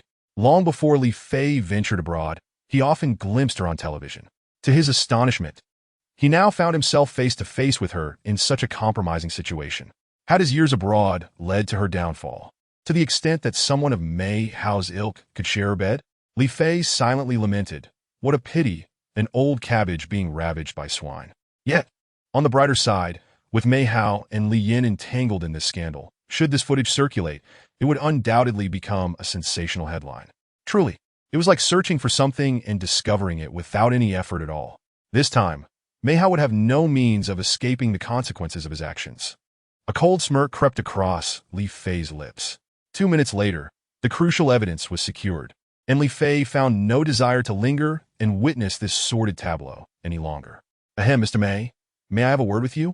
Li Fei remarca, tucking away his phone as he drew back the curtain, his expression devoid of emotion as he cleared his throat to interrupt the intensely engaged Mei Hao. "Can we discuss this tomorrow? Can't you see I'm busy?" Mei Hao retorted angrily, his instincts kicking in at the sudden intrusion. "What the hell? Is this a twist of fate?"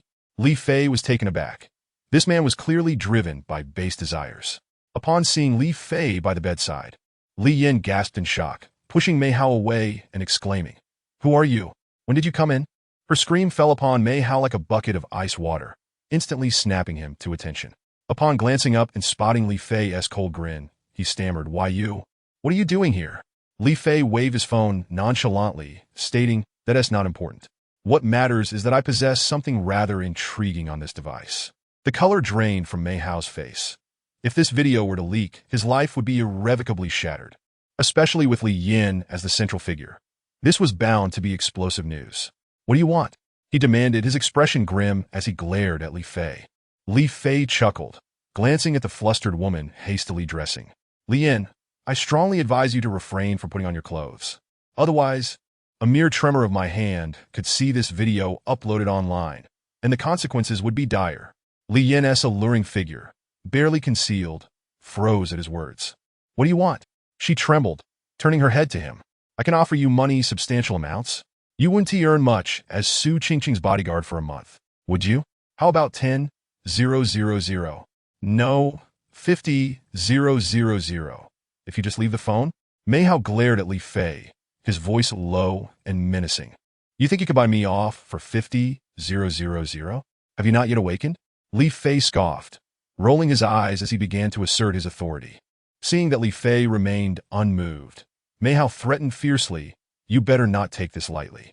Believe me, one phone call and I'll have you regretting your insolence. Do you think a measly phone can intimidate me? Try me." Li Fei replied coolly, casting a dispassionate glance at him. "Do you believe I wouldn't upload this video to your health department's website, letting everyone see the illustrious Mei Hao in action?" Mei Hao, realizing that Li Fei was impervious to both persuasion and threats, felt a surge of anger. A small-time bodyguard dared to threaten him. This was intolerable. 1. Li Fei began counting, his expression icy. 2. What do we do? Li Yin's face was a mask of panic, while their line of work involved unsavory arrangements. The exposure from this video would spell disaster for her reputation and career, leaving her unable to command a good price in the future. "For now, let us cooperate. I'll think of a plan," she resolved silently. Mei Hao gritted his teeth, both of them standing there in a compromising state. Li Fei couldn't help but chuckle inwardly at the sight of Mei Hao, such a diminutive figure, and yet Li Yin had been so invested in him. Truly, she was an actress of remarkable talent, deserving of the title of Best Actress. Mei Hao's eyes glinted with malevolence. After tonight, he vowed to ruin Li Fei. He stole a glance around and noticed the window was ajar, a decision forming in his mind. Li Fei was undoubtedly a professional bodyguard, and a direct confrontation would not bode well for him. However, if he could catch Li Fei off guard, snatch the phone, and toss it out the window. As long as the phone was out of Li Fei's possession, this mere bodyguard would be at his mercy in Jiangqing. It was a gamble. Resolute, Mei Hao feigned compliance, grasping Li Yan's hand and stepping towards the edge of the bed. Since he wants to take pictures, let him, he thought. Upon realizing Mei Hao's intentions, Li Yan's complexion paled, casting him a venomous glare. What a useless fool. She turned to Li Fei, a seductive smile gracing her lips. "Handsome, it seems you and Mr. May have some history. How about this? If you agree to blur my face in the video, I could offer you my company for the night. Seduction? Li Fei shot her a dismissive glance. While she was undeniably beautiful, she was nothing more than a harlot. Though Li Fei was somewhat of a libertine, he wasn't easily swayed. Get lost, I'm not that easy. An opportunity. As Li Fei engaged in conversation with Li Yin, Mei Hao's eyes lit up. With a sudden burst of energy, he lunged at Li Fei, intent on seizing the phone. Once I get that phone, I'll make you pay. The look of savagery on Mei Hao's face was unmistakable. Ah, how audacious, Li Fei thought, bemused at the sight of this rotund man, resembling a pig, daring to retaliate. It was akin to striking a rock with an egg. A cold smile played at the corners of his mouth as he raised his leg and delivered a powerful kick. Bang! Ah! A muffled thud echoed, and Mei Hao felt a searing pain in his chest, unable to suppress a cry of anguish. He was propelled backward like a deflated balloon, crashing to the ground and spitting blood. You! With a swift motion, Li Fei leaped forward, delivering 2 sharp slaps to Mei Hao's doughy face. Cooperate, or else I will end you. Li Fei's voice was cold as ice. His life abroad had been one of peril and violence. He was no saint. Violence was always the simplest solution to problems. Do you dare? Mei Hao glowered at Li Fei, a menacing threat lacing his words. Huh, do you really think I wouldn't? Li Fei's lips curled into a chilling smile as a glimmering blade materialized in his hand. What do you think? He bent down, pressing the blade lightly against Mei Hao's throat, eliciting a thin line of crimson. His voice was frigid, his gaze calm. Yet it was this very calmness that instilled fear in Mei Hao. This unwavering gaze sent shivers down Mei Hao's spine. He was terrified. He had a bright future ahead, with a secretary waiting for him. He couldn't afford to die.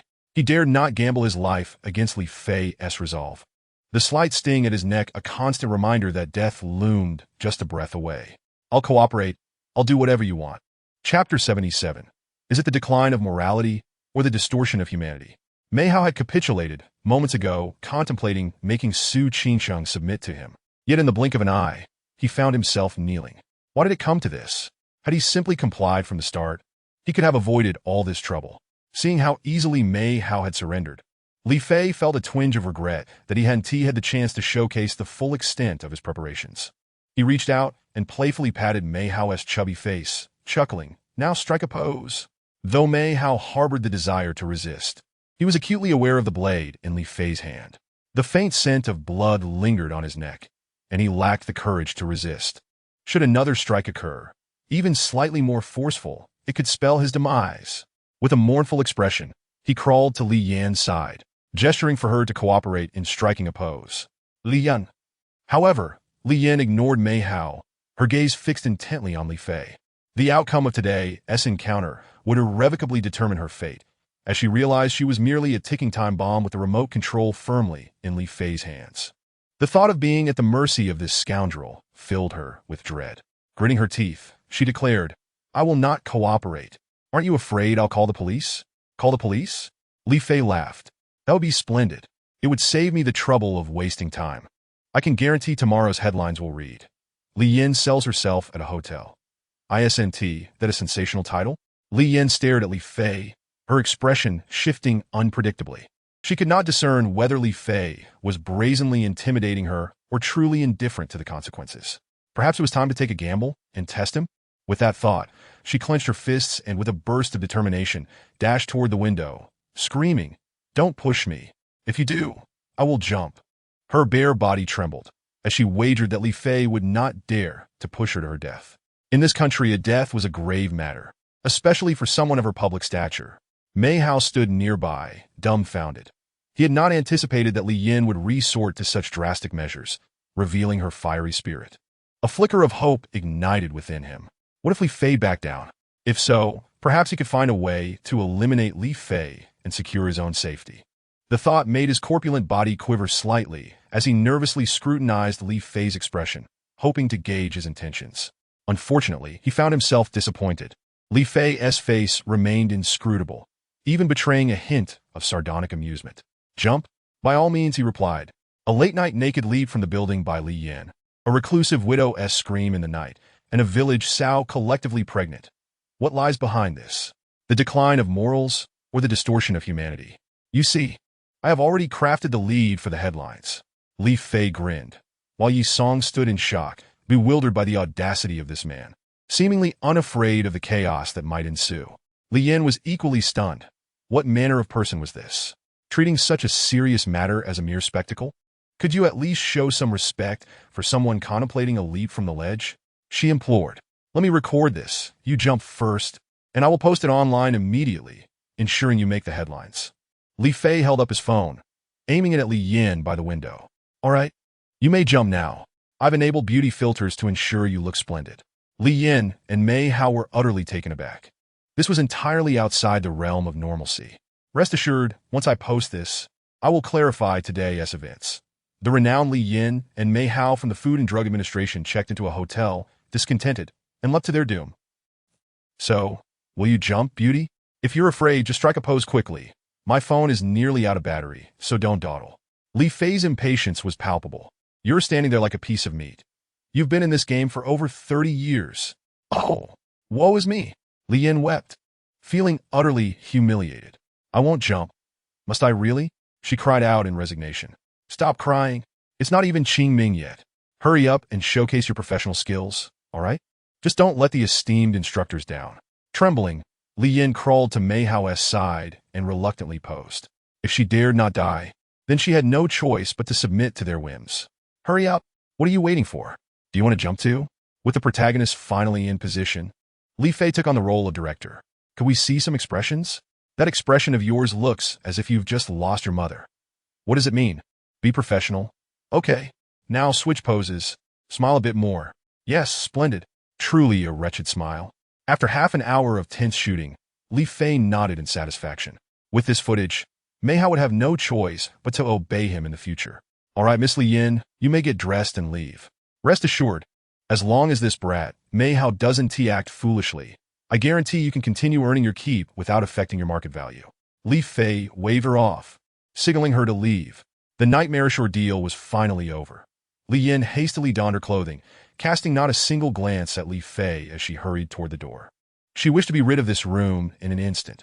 From now on, she could only pray that Li Fei and Mei Hao would come to an understanding and ensure this footage never saw the light of day, at least not while she was still in the limelight. As for what would happen later, she could not bring herself to care. With Li Yin gone, only he and Mei Hao remained. Li Fei kicked Mei Hao in disdain. Hurry up and get dressed. It's not out of kindness. I simply can't stomach the sight of a man with such a bloated figure, a belly larger than that of a pregnant woman, who would willingly disgust themselves. At this moment, Mei Hao likely wished to flay Li Fei alive, yet he knew better than to disregard his words. He hurriedly donned his clothes. Slumping down on the bed, Mei Hao looked at Li Fei with a sorrowful expression. Just say what you want. After all this trouble, I know you're not here merely for revenge over lunch. There was only one possibility.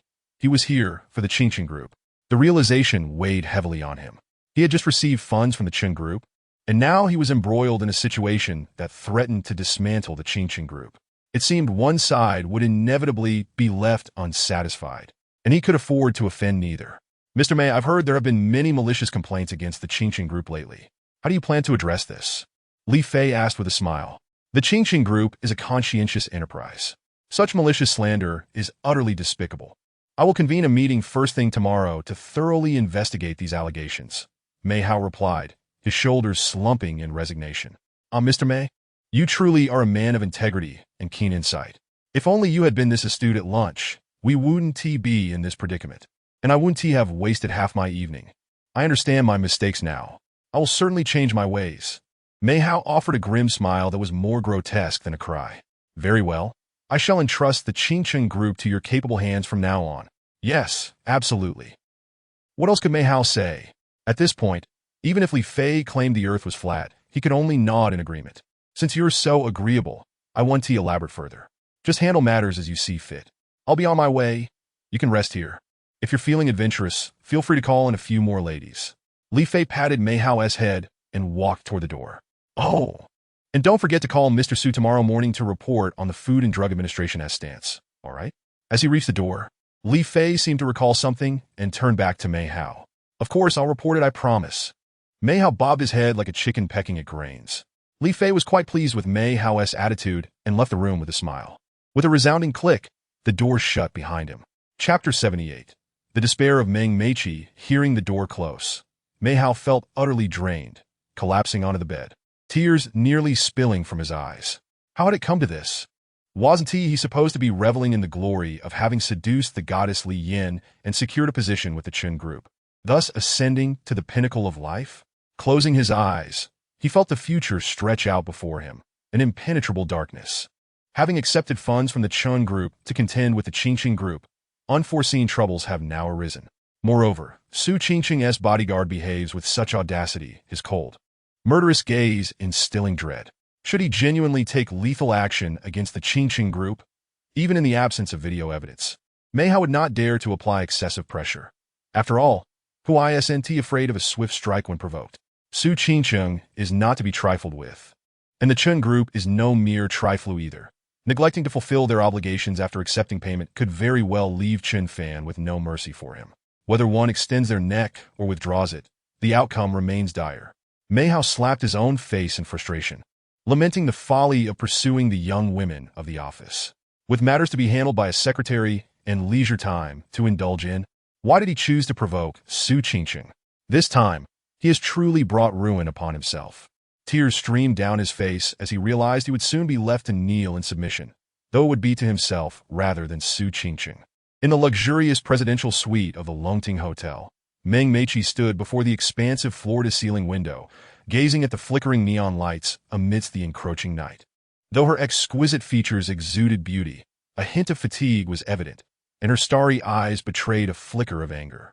Behind her stood Chen Lan, the premier agent of the Phoenix Entertainment Group, a voluptuous woman in her 30s, who approached with a glass of cool water, smiling gently.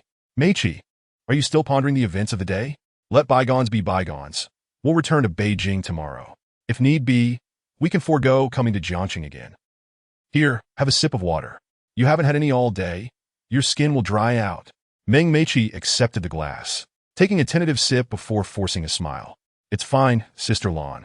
Don't worry, I'll just consider it a scratch from a dog. It's getting late. You should head back to your room and rest early. We have a flight to catch tomorrow. Noticing Meng Meiqi's small sip, a flicker of barely perceptible intrigue shone in Chen Lan's eyes. As long as you're all right. Come, Meiqi, finish your water. Women must stay hydrated. Once the skin lacks moisture, aging sets in easily.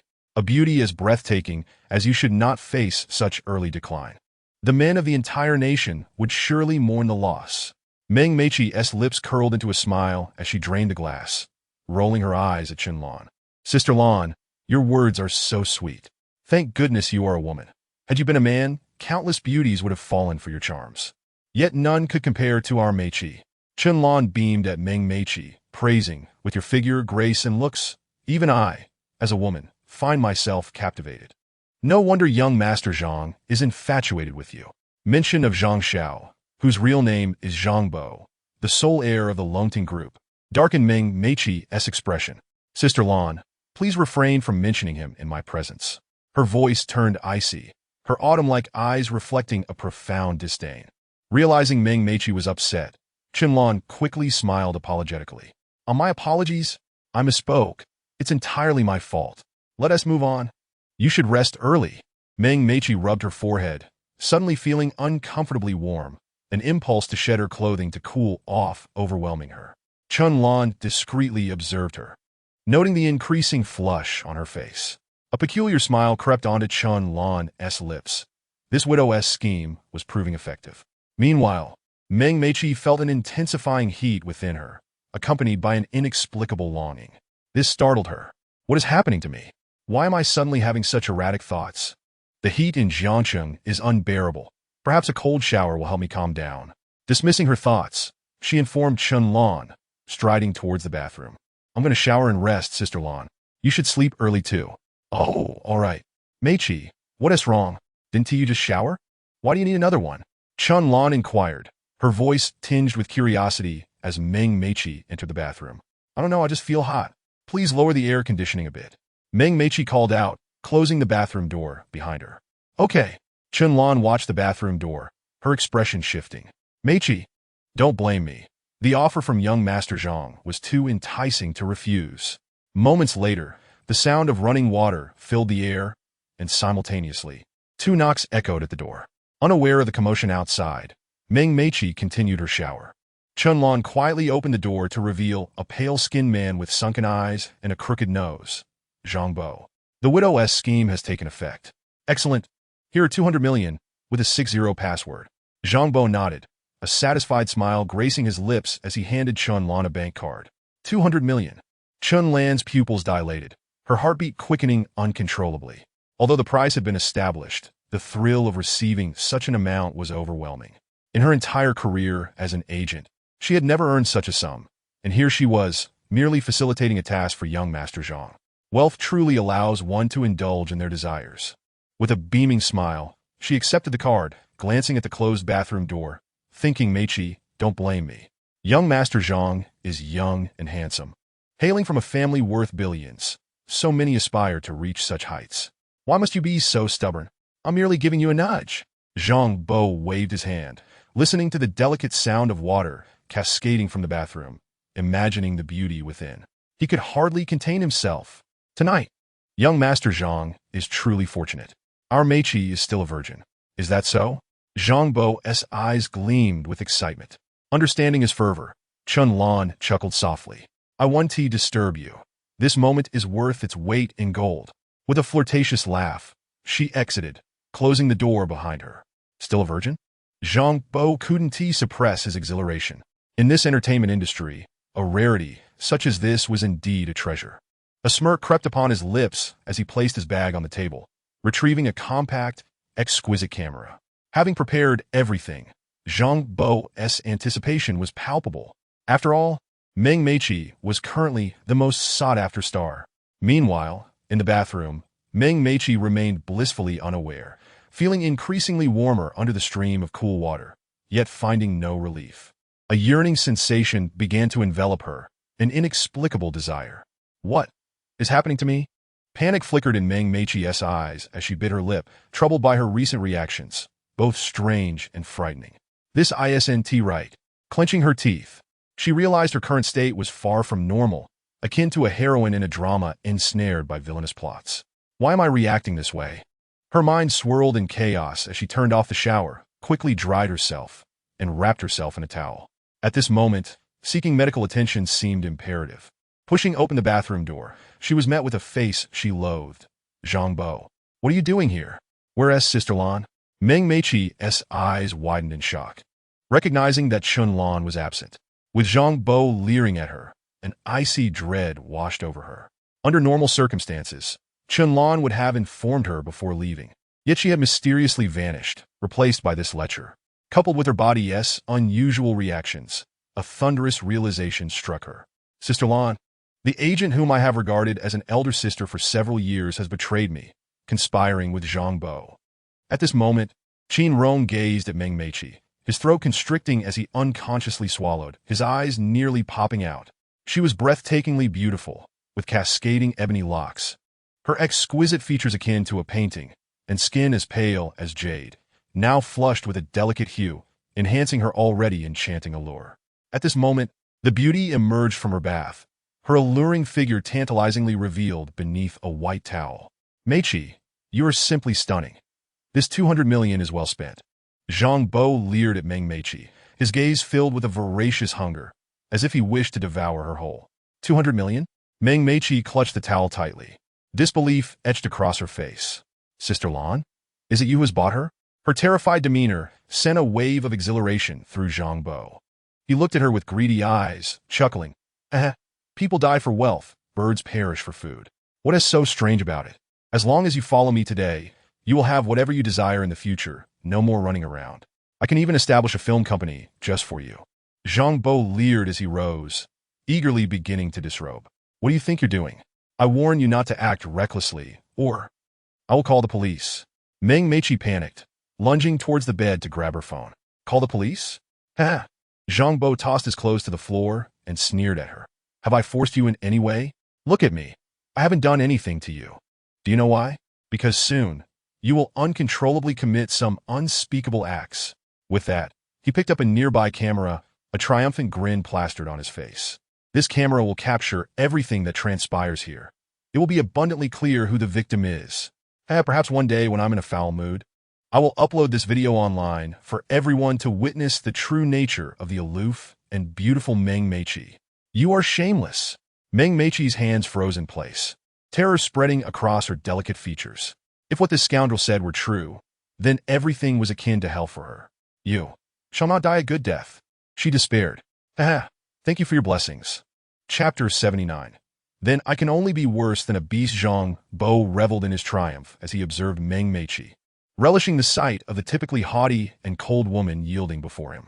Although he employed some rather unsavory methods, what did it matter? Moreover, they were in Jiang, where no one dared to offend the Longting group. Even if he called the police, I can assure you, they wouldn't dare to enter this room. Meng Meiqi felt despair wash over her. This was a web, a trap meticulously woven long before, and she had foolishly heeded Chun Lan's seductive words. Stepping in unguarded, her body grew warmer, and an uncontrollable urge to tear off the towel surged within her.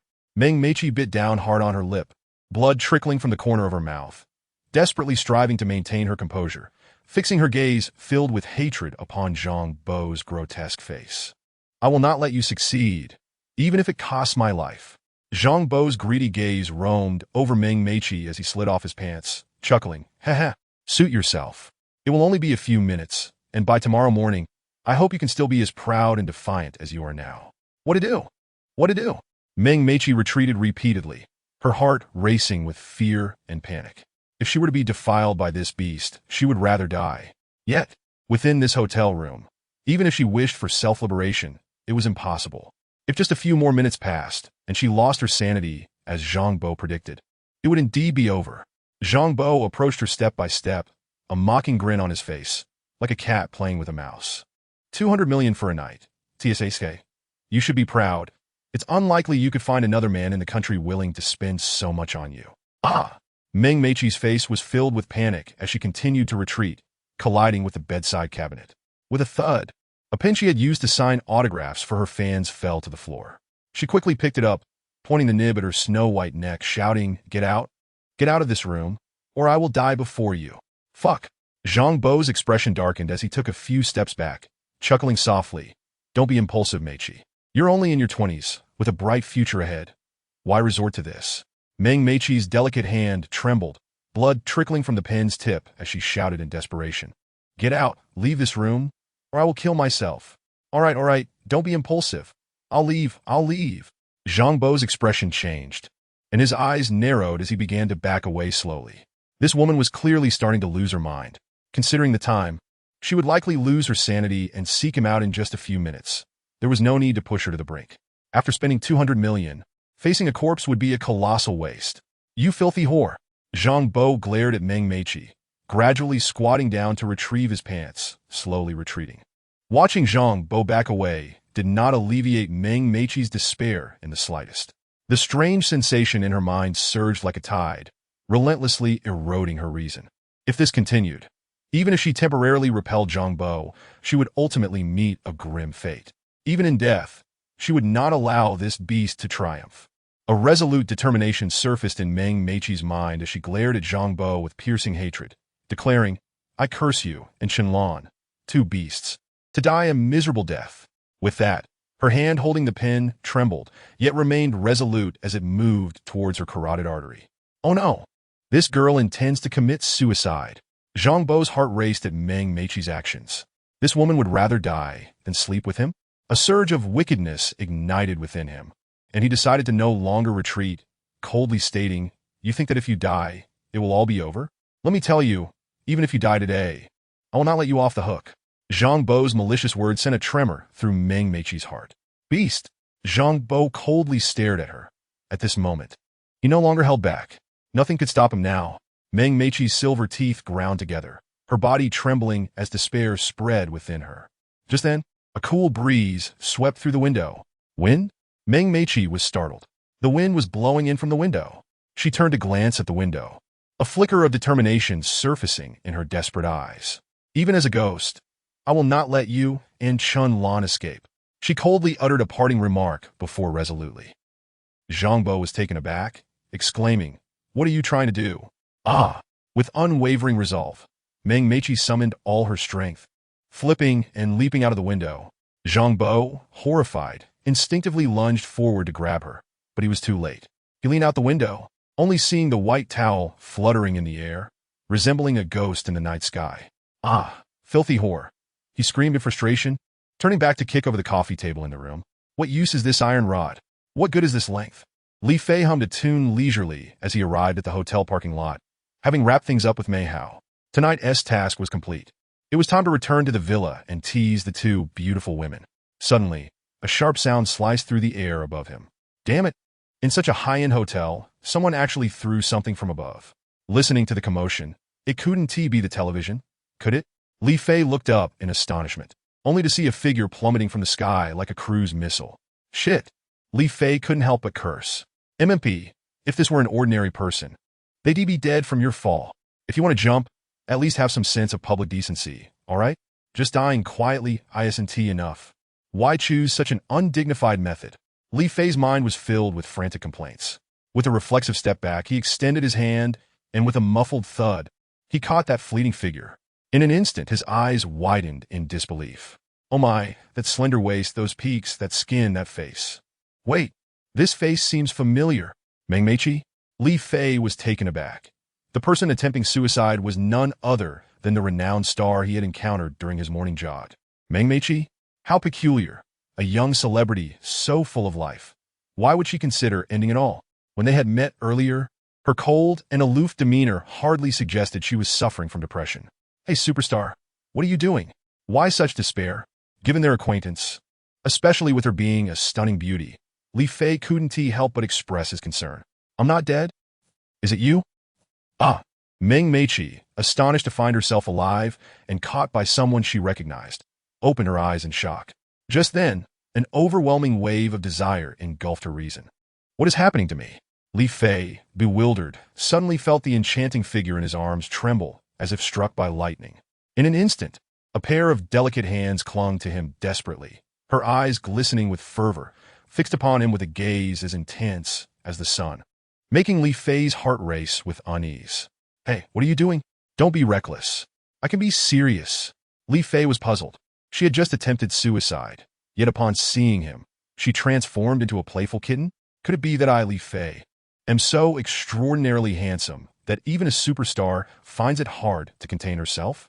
In that very moment, a pair of fiery red lips descended upon his, kissing him with a swiftness that left him stunned. What the hell? In broad daylight, engaging in such behavior. Isn't this inappropriate?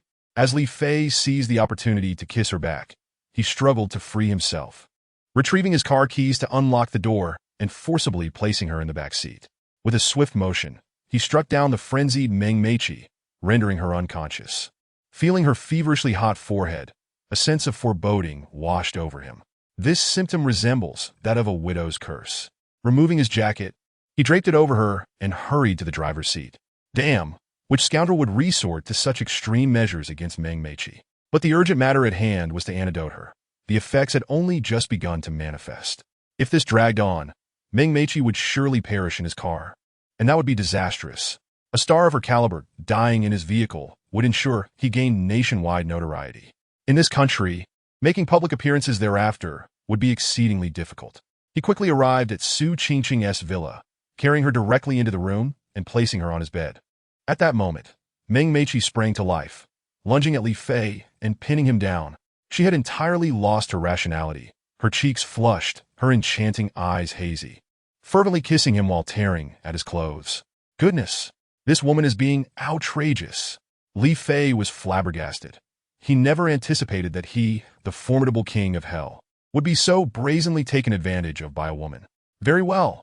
If you choose to behave so beastly, then I shall stoop to the same level. With that thought, Li Fei turned,